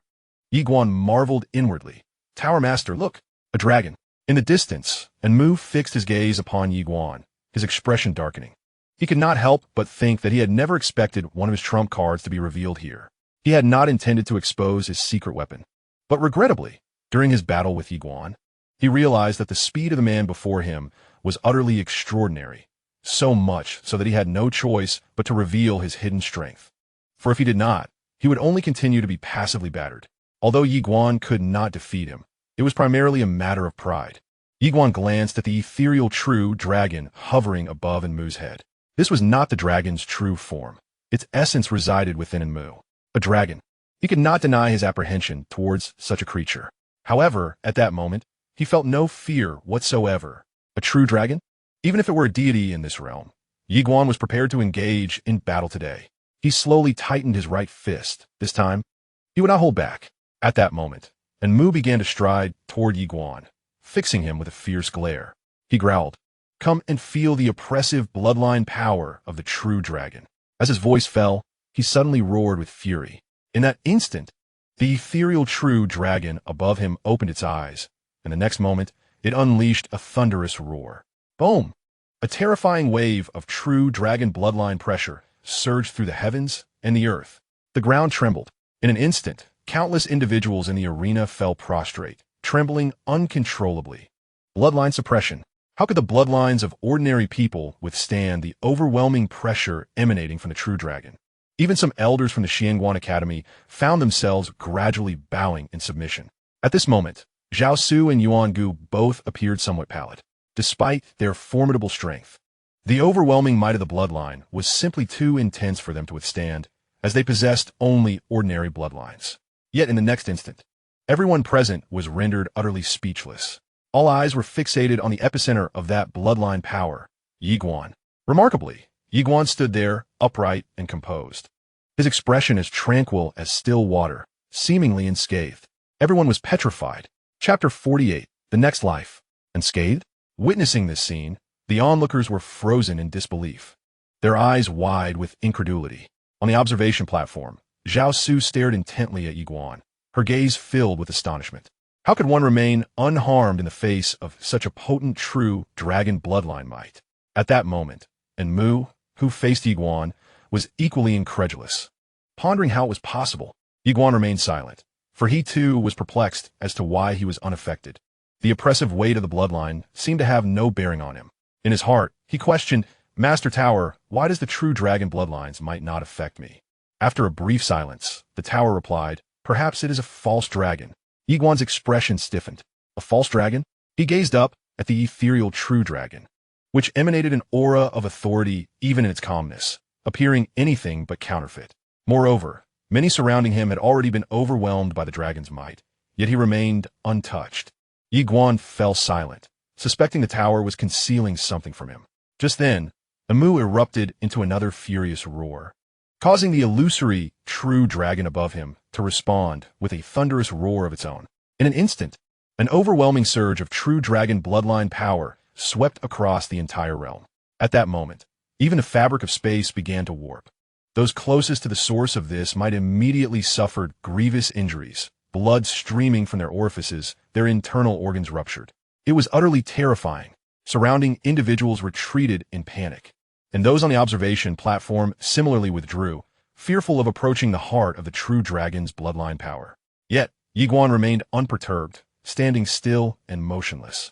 He surveyed the area. Everyone else was afflicted, yet he was not. He remained silent, sensing that something was amiss. Opposite him, Anmu stared at Yiguan, equally bewildered. How could this individual stand unharmed before the might of the true dragon? What could possibly explain this? Amu was at a loss. Glancing at Amu, Yiguan chose to disregard the confusion and, without further ado, vanished from his position. Amu's expression changed dramatically in an instant. He was about to retreat when, at that moment, a dagger struck against his throat. A spark erupted. Remarkably, Amu remained unscathed. Suddenly, a cacophony of piercing slicing sounds echoed around him as Yiguan unleashed a flurry of strikes, delivering dozens of blows in the blink of an eye. Amu was forced to stagger back repeatedly, attempting to retaliate, yet each of his counterattacks was effortlessly evaded by Yiguan. Witnessing the scene, many in the crowd felt a chill run down their spines. Yiguan's speed was truly extraordinary, instilling a sense of despair. Astonishingly, despite Yiguan's fierce onslaught, Amu remained unharmed. After a brief moment, Yiguan came to a halt, glancing at the dagger in his hand, which had now been severed. He turned his gaze towards Anmu in the distance, who was still perfectly fine. Yiguan fell silent, realizing that this level of defensive capability was insurmountable. From afar, Anmu regarded Yiguan, confident in his shared draconic defense, declaring that not even someone 2 realms above him could bring him down. Yiguan cast a glance at Anmu without uttering a word. At that moment, Anmu suddenly raised his right hand and clenched it tightly. Instantly, the ethereal dragon above him extended a claw high into the air, and in the next moment, Anmu struck downwards with a forceful swipe.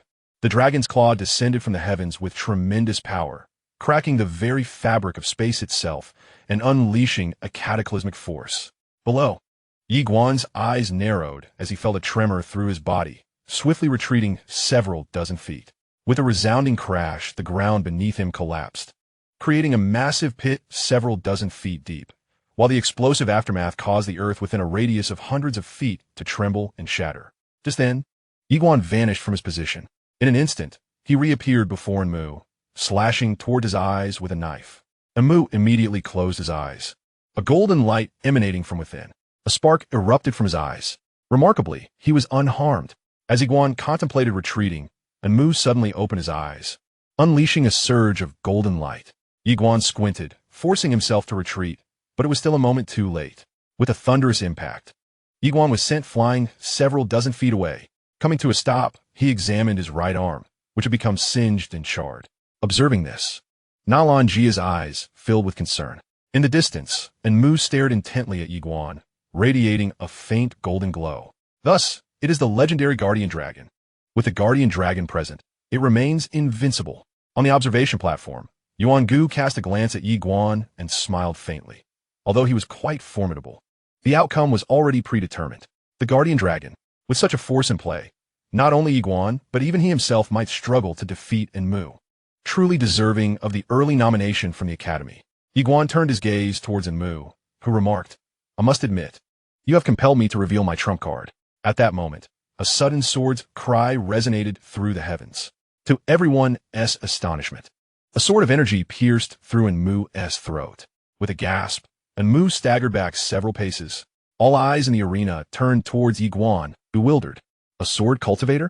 Is this an actual sword cultivator? On the observation platform, Yuan Gu sprang to his feet, ready to intervene, but was halted by Zhao Su. How absurd. With 360 states observing, if outsiders intervened, the reputation of the Guanxian Academy would be tarnished. Yuan Gu regained his composure, releasing his hands as he focused on the distant battlefield.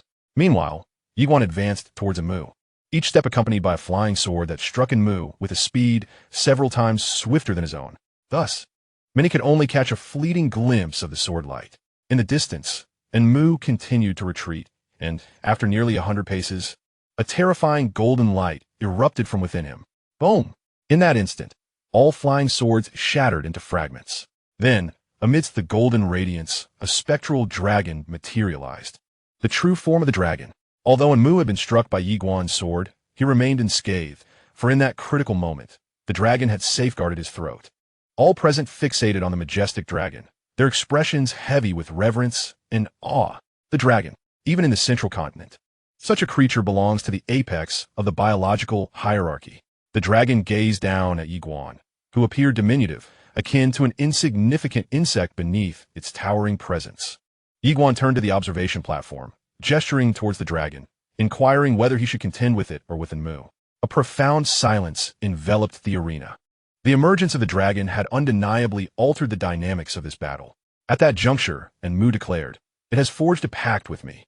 We share life and death, and it can be said that it is my companion. Should you have a companion, you may summon it as well." Companion. Zhao Su regarded Yi Guan with a complex expression. This does not contravene the rules. This third round is an unregulated contest. Any means may be employed, barring the assistance of outsiders. Pausing momentarily, she continued, "If you concede now, the battle may come to a close." She is indeed a connoisseur of talent.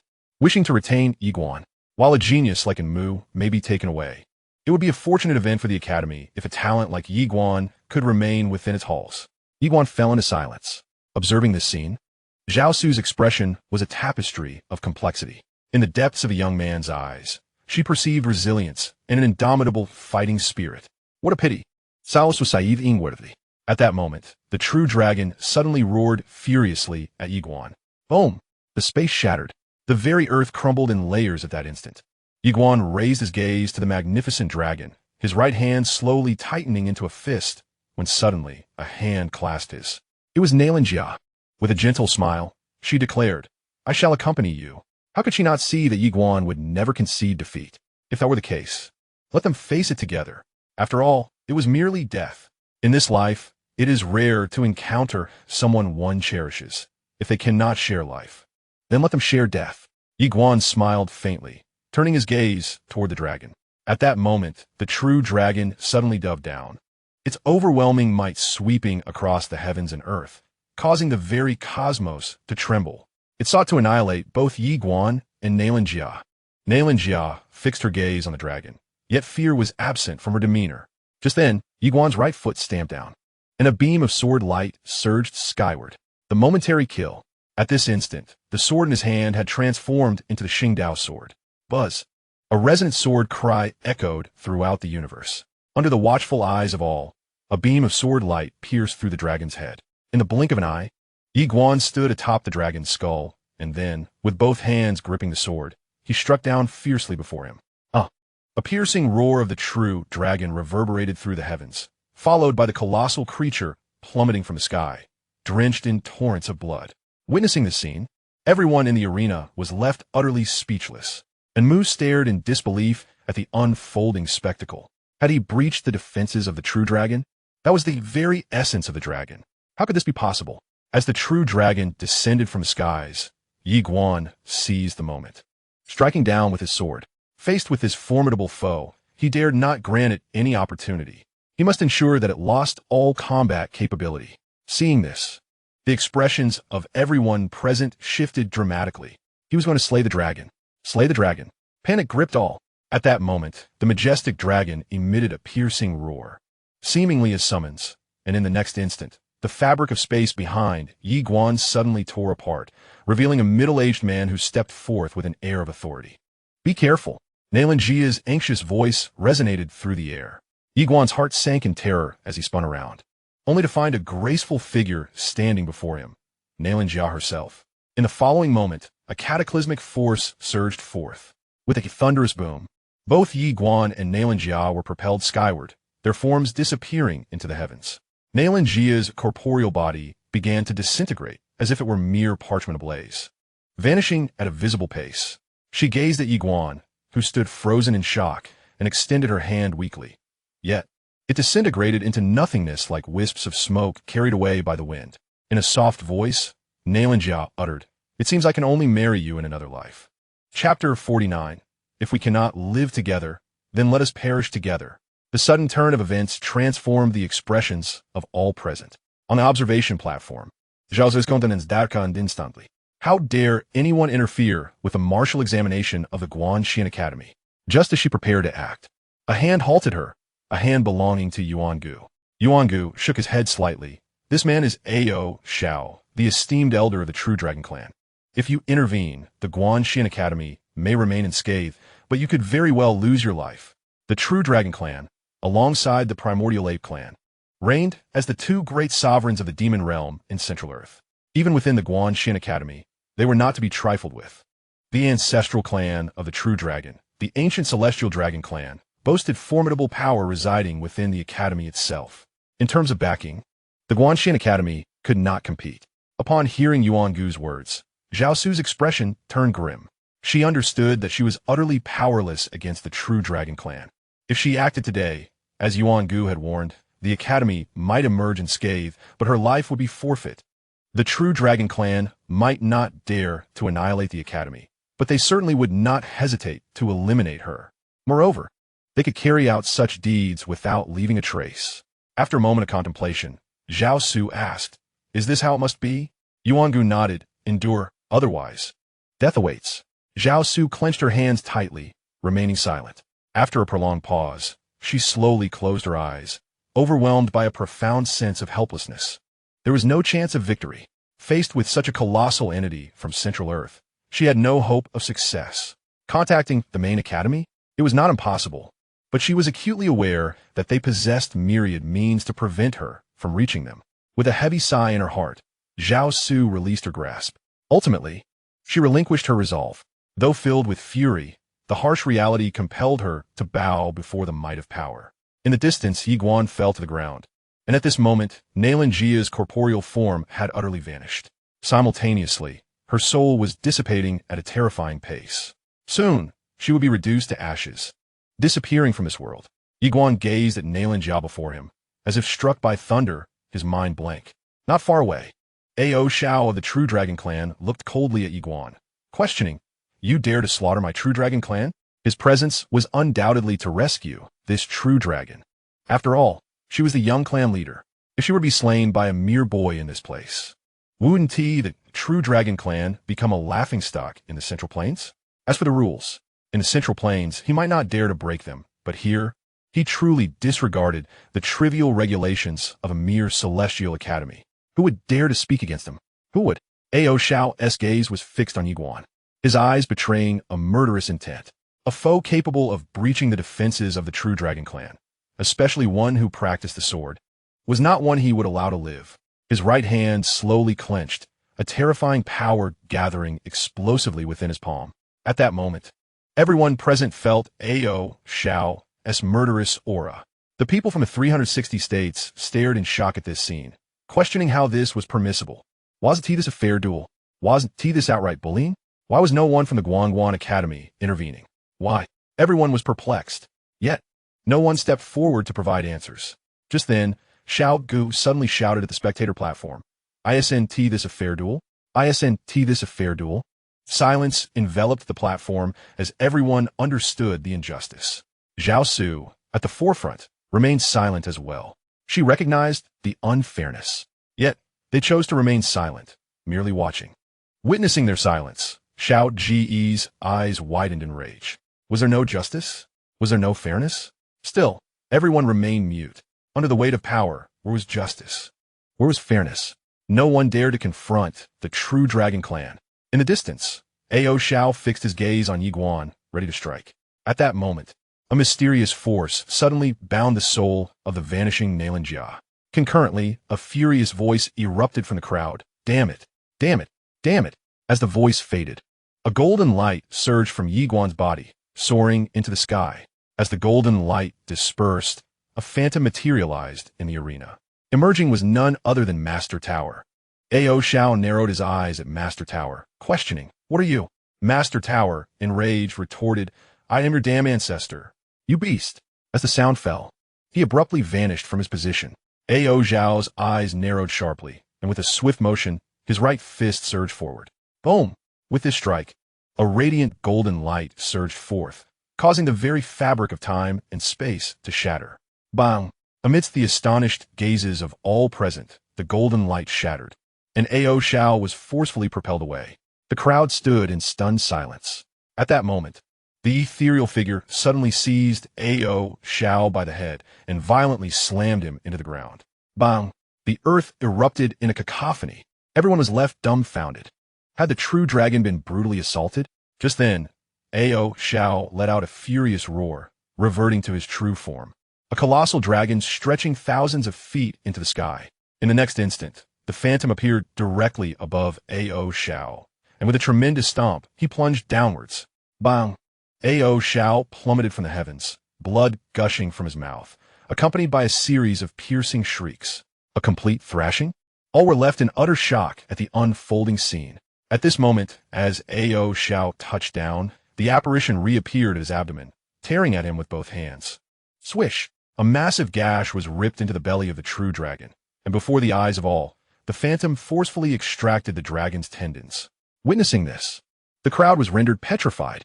Extracting dragon tendons. This was an affront to the true dragon lineage. As the tendons were drawn out, the excruciating pain drove him to howl incessantly. However, the phantom persisted, mercilessly pulling until, in no time, the entire body of the true dragon was stripped of its tendons. The ground was drenched in dragon blood. At this moment, Ao Xiao was on the brink of death. "Ta, master!" Suddenly, a trembling voice broke through the silence. "Yiguan." The phantom halted, turning to face Yiguan, who stammered, "Can Xiaojia survive?" The small tower approached Yiguan, gazing at Xianxia, and after a moment of silence, declared, "Yes." Yiguan pitied it, "Sabehet." The small tower replied solemnly, "I cannot save her now. I can only temporarily preserve her soul. However, her soul has suffered severe damage, and you must procure a sword to restore her soul to its former state. Otherwise, even if I revive her now, her soul will remain fragmented, and she will not truly be herself." Yiguan hastily inquired, "What sword?" The small tower responded gravely, "The Xianxia sword." The Xianxia sword. Yiguan's pupils constricted suddenly. Was it the sword of the human sword master? The small tower nodded affirmatively. Indeed. Yiguan pressed further. "Where is it located?" "In the realm of Middle-earth, the Undying Imperial Clan." The Undying Imperial Clan. Yiguan slowly clenched his hands. "Kiao tasofti urket." Let your sword first capture her soul. Yiguan gazed at the ethereal figure of Xianxia, his heart torn asunder. Gently caressing her cheek, he whispered, "Xiaojia, wait for me." With that, he ensnared Xianxia's soul within his Xingdao sword, wiping the blood from the corner of his mouth. He gradually rose and strode towards Ao Xiao. At that moment, Ao Xiao was on the brink of collapse, under the watchful eyes of the crowd. Yiguan approached the dragon's head. Suddenly, Li Wan on the observation platform declared, "If you kill him, you will face the wrath of the true dragon clan. Should they issue a bounty on your life, your demise is inevitable. Do you truly wish to?" Yiguan abruptly slashed down with his sword. A flash of light. Swoosh! In the eyes of all, the head of the true dragon fell to the ground, blood gushing forth like a fountain. Silence enveloped the crowd. Just then, Yiguan slowly turned toward Mu. Witnessing this scene, Yuan Gu on the observation platform hastily exclaimed, "No." Yiguan glanced at Yuan Gu, who was fixated on him. "The Yin family has produced two martial deities. I am a descendant of the Yin family. By killing him, you become an enemy of both the Yin family's martial deities and the Gua Xian Academy." Yet at that moment, Yiguan had already vanished from his spot. Swoosh! In the next instant, the Xingdao sword pierced in Mu's brow, and Mu stood frozen in place. But at this critical juncture, a terrifying, overwhelming aura suddenly surged from the depths of the distant cosmos. In that instant, the entire upper realm trembled. The entire upper realm. On the observation platform, Elder Yuan trembled. exclaiming, "Such a terrifying presence. It must be an ancestor of the Yin family. The Yin family has a legacy spanning millions of years. Apart from the two female martial deities, there are countless top-tier warriors. The one arriving now is undoubtedly a superpower." The crowd was momentarily bewildered. Yiguan looked up at the starry sky. Compared to this overwhelming pressure, the might of the true dragon seemed trivial. There was no comparison. Yiguan simulated Genti, his eyes gradually closing. If he could not share life with Xianxia, then let them share death. At that moment, the Xingdao sword in his hand suddenly trembled slightly. Chapter 50. I await you. In the arena, all eyes were fixed on the horizon, anticipating the arrival of the Yin family's ancestor. Just then, from the depths of the unseen and unheard cosmos, a voice devoid of emotion resonated. Roll. Roll. This voice was utterly devoid of feeling, cold to the extreme, arrogant. A thunderous roar suddenly resonated from the starry expanse, daring to disdain the old man. Before the words could fully escape, a chilling scream echoed from the depths of the boundless cosmos, followed by the slow descent of a bloodied head, unseen by the multitude. After a brief silence, tranquility enveloped the celestial realm once more. On the desolate plains, all eyes turned skyward, awaiting the emergence of the esteemed figure. Yet at that moment, the overwhelming pressure receded like a tide. Everyone stood frozen in disbelief. Was there to be no appearance? On the observation platform, Yuan Gu wore an expression of utter incredulity, while Zhao Su's eyes mirrored a similar astonishment. What had just transpired? Had they departed? In the distance, Yiguan gradually opened his eyes, confusion etched upon his face. What was happening? No appearance? At that moment, Master Tower suddenly proclaimed, "Perhaps the heavens wish for your survival. If so, then live well." After a moment's contemplation, Yiguan nodded slightly, affirming his resolve. He then turned his gaze to Enmu, who had already succumbed to his injuries. In the next instant, Yiguan flickered and delivered a swift strike to the neck of the lesser true dragon. With a mournful cry, the dragon fell. 2 true dragons had perished. The arena fell into a profound silence. The most extraordinary genius of Qingzhou, Enmu, had met his end in battle. Nanzhou had claimed first place. None could believe the scene before them. Yiguan stowed Enmu's spatial ring, followed by the bodies of the 2 true dragons. And amidst the gaze of the crowd, he gradually approached the banner of first place. At last, he stood beside the flag and turned to Zhao Su, proclaiming, "Nanzhou first! Nanzhou first!" In that moment, countless souls erupted in fervor. Everyone cheered wildly. Yiguan's name became the most renowned in the annals of Nanzhou's history. On the observation platform, Zhao Su regarded Yiguan in silence. Just then, Yiguan declared, "From this moment forth, I shall forever be a student of the Nanzhou Guanyuan Academy, and I shall not join any other academy." Upon hearing this, Zhao Su's pupils constricted, her hands clenched tightly. Yiguan looked at Zhao Su, stating that an academy which fears the strong and bullies the weak, an academy that cannot uphold justice for its students, is not one that resonates with his ideals. With that, he turned and departed. In the arena, the expressions of all Guanyuan Academy students were as if they had been struck, stinging with the weight of reality. The events of the past moments have been witnessed by people from all 360 states. It can be said that from this day forth, the reputation of the Guangshuan Academy has been utterly tarnished. In the arena, Zhao Su's complexion was ashen, her right hand clenched tightly, her nails digging into her palm. The earlier hesitation to act had already betrayed her true intentions, and now, Yiguan's words pierced her heart like a blade. She realized that her martial spirit had been shattered. Justice, natural order, the principles of Guangshuan, these were the tenets she once upheld. Yet, just moments ago, she discovered that in the face of overwhelming power, she herself was equally feeble. Courage, to face the strong and boldly declare dissent. That is true courage. Beside her, Yuangu also wore a pale expression. Enmu was dead. What did this signify? It meant that the Guangshuan Academy of Central China would lack capable individuals to vie for that fortune. Furthermore, he understood that his recent actions had incited disdain from the youth known as Yiguan. Thus, any hope of enticing him to the Guangshuan Academy was virtually extinguished. Meanwhile, Li Wan silently lamented the situation. Her purpose for coming was to recruit Xianxia, but now, that endeavor was in vain. The crowd remained silent. This martial examination was destined to become the most extraordinary in history. On the streets, Yiguan and Xiao Gu made their way towards the Xiao residence, both enveloped in silence. Xiao Gu regarded Yi Guan with a complex expression. Soon, they arrived at the entrance of the Xiao Manor. Yi Guan suddenly turned to Xiao Gu and expressed his gratitude. Confused, Xiao Gu asked, grateful for what? Yi Guan repeated, thank you for speaking up when everyone else was silent. Xiao Gu shook his head. We are friends. Yi Guan nodded and acknowledged. At that moment, the patriarch of the Xiao family, along with Xianxia and Fei Banqing, emerged. Upon seeing Yi Guan and his companion, their expressions were filled with intricate emotions. They had witnessed the event on the wasteland, of course. Suddenly, Fei Banqing approached Yi Guan, softly inquiring, can Xiaojia still survive? Yi Guan affirmed yes. Instantly, Fei Banqing's demeanor relaxed. That is good. Let's go. She then took Yi Guan's hand and led him into the Xiao residence. Xiao Ji's father approached him, smiling gently. Seeing you stand up for him fills me with a mix of anger, fear, and pride. This is what a man should embody. Xiao Gu shook his head slightly. Father, I am too weak. After this, I wish to venture out and explore. The patriarch of the Xiao clan hesitated for a moment before nodding. Very well. Xianxia sighed quietly, such is the world. Upon returning to the Xiao residence, Yi Guan sequestered himself in his room. It was not until late at night that he finally emerged. He walked over to a stone step and sat down, gazing silently at the luminous moon in the sky. The fragrant pouch, gifted to him by Xianxia, held in his hands. At that moment, Fei Banqing unexpectedly sat beside Yi Guan and whispered just now. Chief Luo Zhao of the Guanjian Academy visited. She brought the first-place reward. This time, Nanzhou has received 10 celestial-level spiritual veins, 20 earthly-level spiritual veins, as well as 3 volumes of celestial techniques and 10 volumes of earthly techniques.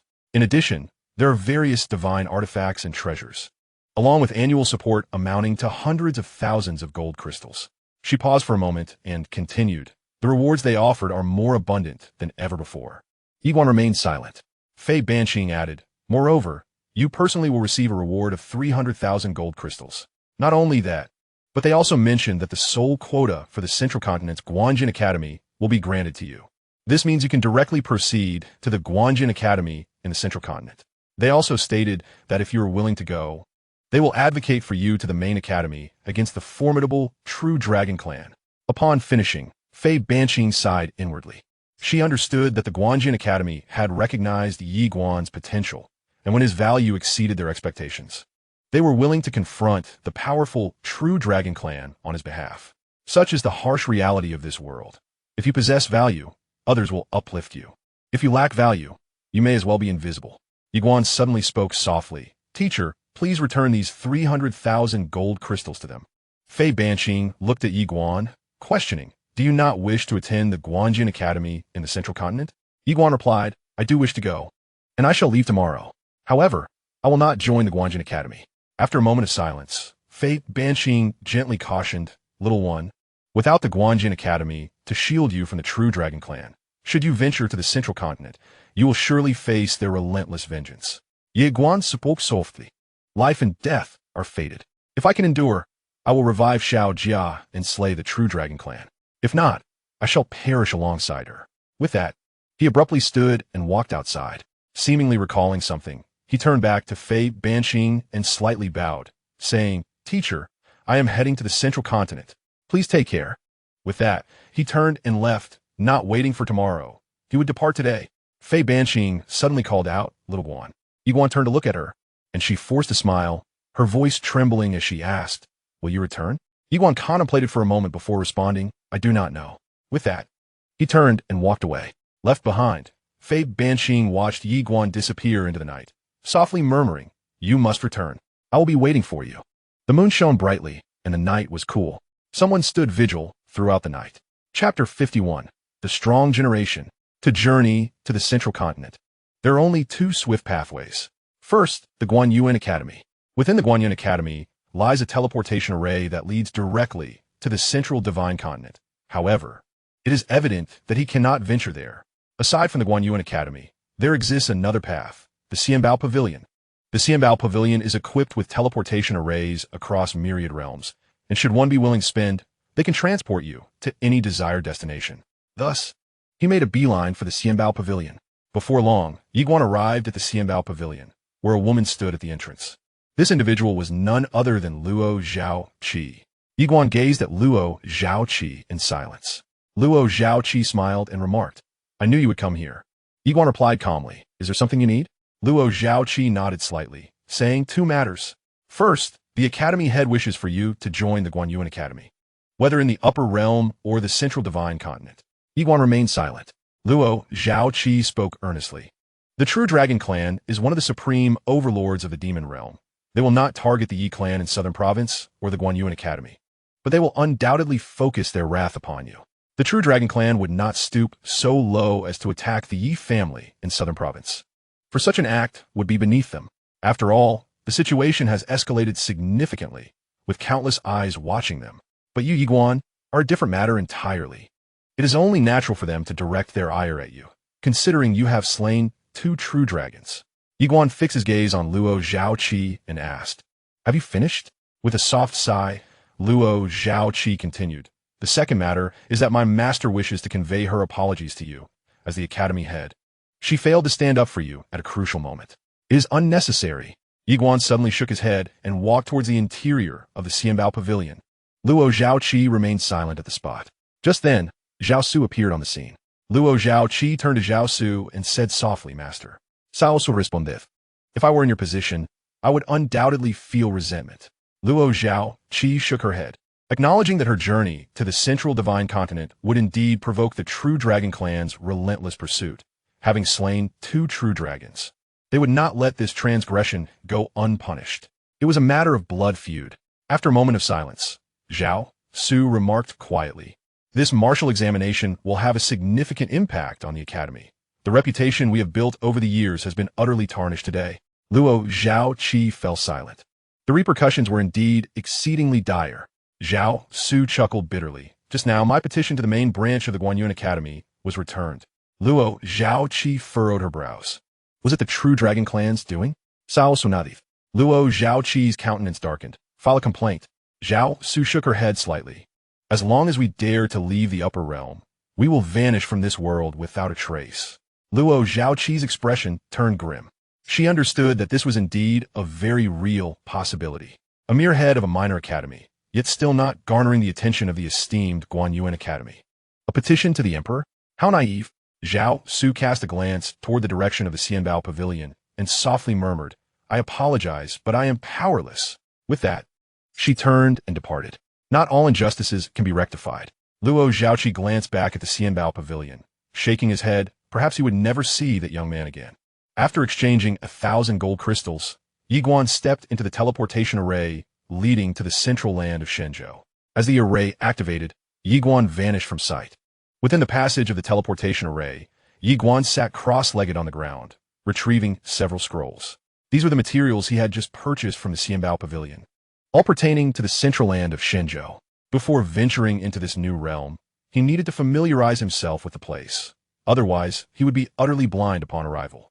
After a brief moment, Yiguan gained a general understanding of the central land of Shenzhou. It is a vast world, beneath which lie 3,000 realms. The upper realm is merely one of them, illustrating the immense scale of this place. In the central land of Shenzhou, the most powerful entity remains the Guanyuan Academy, followed closely by the omnipresent Merchant Association, the Xianbao Pavilion. Next are the 6 great noble families, namely the Undying Emperor Clan, the Divine Spear Clan, the Divine Clan, the Li Clan, and the Nanling Clan. Apart from these 6 families, there exist 2 dominant forces from the Demon Realm, the True Dragon Clan and the Ancient Egg Clan. Additionally, there is an ancient and once mighty faction that has completely fallen into decline, the Dao sect. It is said that this sect existed prior to the founding of the Guanyuan Academy, but gradually waned for reasons unknown, ultimately supplanted by the Academy. Beyond these, countless families and sects of various sizes abound. There exists a unique force known as the Mercenary Guild, within which the premier mercenary group is named the Guanyuan Mercenary Corps. Despite its name, it operates independently of the Guanyuan Academy. The leader of the Guanyuan Mercenary Corps is not only its captain, but also the president of the Mercenary Guild, wielding considerable power. Rumor has it that the leader of the Guanyuan Mercenary Corps is acquainted with the sword master of the mortal realm. A moment later, Yiguan turned his attention to the second scroll, which detailed the Undying Emperor Clan. It is said that, in days of yore, the Undying Emperor Clan followed the mortal realm's sword master, nearly perishing as a family in battle. Consequently, The Sword Master provided staunch support to the Undying Emperor clan, significantly enhancing their strength, leading them to the central land of Shenzhou, where they ascended to become the foremost noble family among the 6 great clans. Notably, the mother of the mortal realm's Sword Master hailed from the Undying Emperor clan. Due to this connection, although the Undying Imperial clan has yet to enter the Grand Academy of the Observing Universe and partake in the legendary fortune of the Great Way, even a major superclans within the Observing Universe must accord them a measure of respect. Over the years, the Undying Imperial clan has been engaged in a singular pursuit, vying with the foremost powers of countless planes for a coveted spot in the Grand Academy of the Observing Universe. This is none other than the most renowned contest of fortune in the central land of the Divine Continent, occurring but once every century. This contest of fortune is infinitely more brutal than the martial examinations of the upper realms, with representatives from myriad worlds competing to secure that singular opportunity. Only one spot exists. The victors shall enable themselves and their faction to reside within the Grand Academy, basking in the fabled fortune of the Great Way. For this, the Undying Imperial clan has struggled for millennia, yet the efforts of countless generations have met with failure. Consequently, the premier powers across various cosmic realms are fervently seeking prodigious talents, all in a bid to capture the fortune of the Great Way. Yiguan suddenly remarked, "Master Tower, if I were to approach the Undying Imperial clan, I doubt they would lend me the sword of the human sword master." The tower responded, "What do you propose to do then?" After a brief moment of contemplation, Yiguan replied, "Could you perhaps assist me in a theft? I shall return it once I have used it." The tower remained silent for a moment before responding, "I fear that is not feasible. I am currently unable to intervene in the short term." Yiguan let out a low sigh. Borrow a sword? On what grounds would they lend it to him? Steal? With the tower refusing to act, he certainly could not do so either. Rob? That was absurd. Even the true Dragon Clan would likely hesitate to raid the Undying Imperial clan. Moreover, upon his arrival in the central land of the Divine Continent, he would undoubtedly face intense retribution from the true Dragon Clan. It was a dire predicament. The tower inquired, "What do you intend to do upon arriving in the central land?" Yiguan pondered for a moment and replied, "First, I must seek a powerful ally. On my own, I cannot contend with the true Dragon Clan, so I need to find a support to help me face them. Let the old contend with the old and the young with the young. Otherwise, I shall be under immense pressure." As he spoke, he slowly closed his eyes, reflecting on the harsh reality that without a backing, survival was exceedingly difficult. Thus, he resolved to strive harder. If he could not be a strong second generation, he would become a formidable first generation. Chapter 52. What are you? Foregoing further idle chatter with the tower, he produced the spatial ring given to him by Mu. Within the ring lay 200,000 gold crystals, while the remaining items, including his inner core, had already been sold to the Immortal Treasure Pavilion.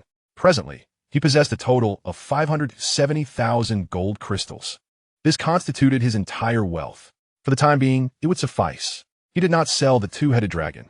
Rather, the meaning behind the elder's intention was for him to consume it, thereby fortifying his body, which he found to be reasonable. Yiguan slowly closed his eyes and began to absorb some golden crystals, engaging in cultivation. Whenever he had a moment, he dedicated himself to his practice, not daring to slacken for even an instant. His current objective was to reach the realm of void breaking. This realm transcended merely manipulating time and space. It allowed one to tear through the fabric of reality and perform long-distance spatial teleportation. A mere thought could transport 1,000s of zhang away. Such formidable beings could sever the heads of their foes from great distances, exhibiting unparalleled power. Beyond the realm of void breaking lay the realm of annihilation, where practitioners possessed the capability to explode space on a grand scale. If paired with potent martial techniques or divine abilities, they could effortlessly obliterate a massive city housing millions with a mere wave of their hand. At this level, their powers began to verge on the extraordinary. Time slipped away unnoticed, and after absorbing 1,000 golden crystals, just as Yiguan was about to continue his cultivation, a flash of white light suddenly appeared before him. Yiguan quickly stood up. He had succeeded. Soon, he passed through the white light, and everything before him became a blur. Moments later, he felt himself come to a halt. As he gradually opened his eyes, he found himself within a teleportation array, where, not far from him, stood a hunchbacked elder. The elder glanced at Yiguan, but remained silent. Yiguan stepped down from the teleportation array and inquired, "Senior, how does one reach the undying imperial clan? He understood that his chances of succeeding in reaching the undying imperial clan were slim, yet he felt compelled to attempt it. The elder pointed to a teleportation array to the right and stated, 2,000 golden crystals. 2,000. Yi Guan felt a pang in his heart, but he said nothing further and handed over the requisite golden crystals to the elder. After the elder stored the crystals in his spatial ring, Yi Guan entered the teleportation array, and in the next instant, he vanished from his original spot. Before long, Yi Guan found himself amidst a sea of clouds, and not far in front of him stood a stone tablet inscribed with the 3 large characters, Undying Realm. He approached the monument, when suddenly, an elder appeared before him. Yi Guan clasped his fists and inclined his head slightly, introducing himself. I am Yi Guan, seeking an audience with the patriarch of the Undying Imperial Clan. The elder abruptly interrupted. You are Yi Guan? Yi Guan was momentarily taken aback and responded, Senior, do you know me? The elder scrutinized Yi Guan. What brings you to my Undying Imperial Clan? Yi Guan replied solemnly, I can contend for the destiny of the great Tao on behalf of the Undying Imperial Clan. The elder chuckled lightly, claiming to contend for the great Tao's destiny is but a facade. Your true intent is to seek the protection of my Undying Imperial Clan. Is it not? Yi Guan fell silent. The elder shook his head. In the lower realms, being the top scorer in martial examinations is hardly impressive. This is the central continent of the Divine Land. Do you understand the caliber of geniuses who participate in the contest for the great Tao's destiny? As he spoke, a light chuckle escaped his lips. Furthermore, our Undying Imperial Clan maintains a cordial relationship with the true Dragon Clan. We will not jeopardize that alliance for your sake. Moreover, our clan boasts superlative geniuses and has no need for your assistance. Do you understand? After a moment of silence, Yi Guan nodded, comprehending the sentiment. With that, he turned and departed. Watching Yi Guan leave, the elder scoffed, remarking on how a mere first-place finish in a lower realm martial examination had inflated Yi Guan's ego, rendering him oblivious to his own insignificance. Uttering his disdain, the elder turned away as well. Yi Guan returned to the original location of the teleportation array, and upon seeing him, the elder guarding the array was momentarily taken aback. Approaching the elder, Yi Guan inquired, Esteemed elder, how does one reach the Li clan? The Li clan, one of the 6 prominent families of the Central Land, boasts a formidable ancestry. Their forebear, Li Banji, is renowned, serving as a senior elder in the Grand Council of the Guanyuan Academy. The council represents the true nexus of power within the academy, wielding immense influence. Regrettably, even though Li Banji holds such a prestigious position, she must adhere to the regulations set forth by the academy and cannot directly escort the Li clan into the Grand Academy. However, her mere presence can bestow boundless advantages upon her kin. Were it not for the connection between the Undying Imperial Clan and the Sword Master of the Mortal Realm, the Li clan would undoubtedly hold the title of the foremost clan. This is precisely why Yi Guan sought to approach the Li clan, for they harbor no fear of the true Dragon Clan. Thus, he chose the Li clan. Upon hearing Yi Guan's question, the hunchbacked elder responded calmly. The Li clan resides in the half-realm. To facilitate your teleportation there, you require 1,200 gold crystals. 1,200 gold crystals. One cannot help but remark on the stark contrast in the cost of living within this grand world. It is exorbitantly dear. Without further contemplation, Yi Guan produced the requisite 1,200 gold crystals and presented them to the hunchbacked elder. The elder glanced at the offering and then instructed, Follow me. With that, he led Yi Guan to another area of the teleportation array, pointing to one of the arrays. Step inside. Yi Guan nodded and entered the array. Boom! The teleportation array activated, and Yi Guan vanished from his previous location. Shortly thereafter, he found himself amidst the clouds, and a massive stone tablet loomed before him. Standing 100 feet high, the half-realm, Yi Guan approached the tablet, but before he could draw near, an overwhelming consciousness enveloped him. Feeling this formidable presence, Yi Guan's expression turned grave. How powerful! This must be a top-tier expert beyond the void-extinguishing realm. At that moment, an elder suddenly appeared before Yi Guan. The elder fixed his gaze upon Yi Guan and inquired, Who are you? Yi Guan clasped his fists and responded, I am Yi Guan. Yi Guan. The elder's eyes narrowed. Abruptly interrupting Yi Guan, You are indeed Yi Guan. Yi Guan was taken aback for a moment. Esteemed elder, do you recognize me? The elder fixed his gaze upon Yi Guan, stating, Not only have you slain a member of the true Dragon Clan, but you have also killed an Muavian family in Qingzhou. Yi Guan nodded slightly. The elder scrutinized him for a moment before asking, Have you come to my Li clan with the intention of joining us? Yiguan affirmed with a subtle nod. The elder inquired with a smile. What can you bring to my Li clan? Yiguan replied solemnly, the struggle for the fate of the Tao. The elder was taken aback. Yiguan maintained his steady gaze, resolute. After a brief silence, the elder said, please wait, and turned to leave. Yiguan glanced into the distance, slowly closing his eyes. In the Li clan's council hall, the elder stood respectfully, facing a middle-aged man not far from him. This man was none other than Li Yungang, the current clan leader of the Li clan. After a moment of silence, Li Yungang asked, what is this person's strength? The elder replied gravely. He is a sword cultivator capable of slaying a young true dragon. His power is undoubtedly formidable, and his talent is beyond question. After a long pause, Li Yungang shook his head. It's not feasible. The elder looked at Li Yungang. Are you concerned about the True Dragon clan? I believe if this youth is truly exceptional, my Li clan could confront the True Dragon clan. After all, with Banji, our ancestor, we need not fear them. Li Yungang countered, it is not solely the True Dragon clan. There is also the Yin family. He is killed in Mu, leaving no room for reconciliation. The Yin family will certainly seek revenge, particularly with their two martial gods. A flicker of concern crossed his eyes. If the Yin family retaliates in the future, what then for my Li clan? Should we abandon him? That would render my Li clan a laughingstock among the world. If we do not abandon him, are we to oppose the two martial gods of the Yin family on his behalf? The elder fell silent. The two martial gods of the Yin family. Although the Li clan has Li Banji, it is impossible to contend with these two martial gods. Li Yungang sighed softly. Let him go. The elder hesitated before saying, I perceive this person's extraordinary demeanor. He has a promising future. Li Yungang shook his head. This burden of causality is one my Li family cannot bear. The elder sighed softly and turned to leave. Before the stone tablet, the elder regarded Yiguan with a complex expression. Young Master Yi, I am truly sorry. Yiguan nodded slightly. I understand. With that, he clasped his fists in respect and turned to depart. Watching Yiguan leave, the elder shook his head slightly and murmured, perhaps this matter should be referred to Ancestor Banji. He then chuckled self-deprecatingly. Ancestor Banji occupies a high position in the cabinet and is busy with affairs daily. How could he be troubled by such trivial matters? With that, he turned and left. Outside, Yiguan remained silent for a moment before opening his palm, revealing a jade pendant that appeared in his hand. The jade pendant in question was bestowed upon her by a mysterious woman encountered amidst the celestial expanse of the lower realm. The woman had instructed her to seek out the divine clan upon her arrival in the Middle Earth, yet she found herself in a state of hesitation.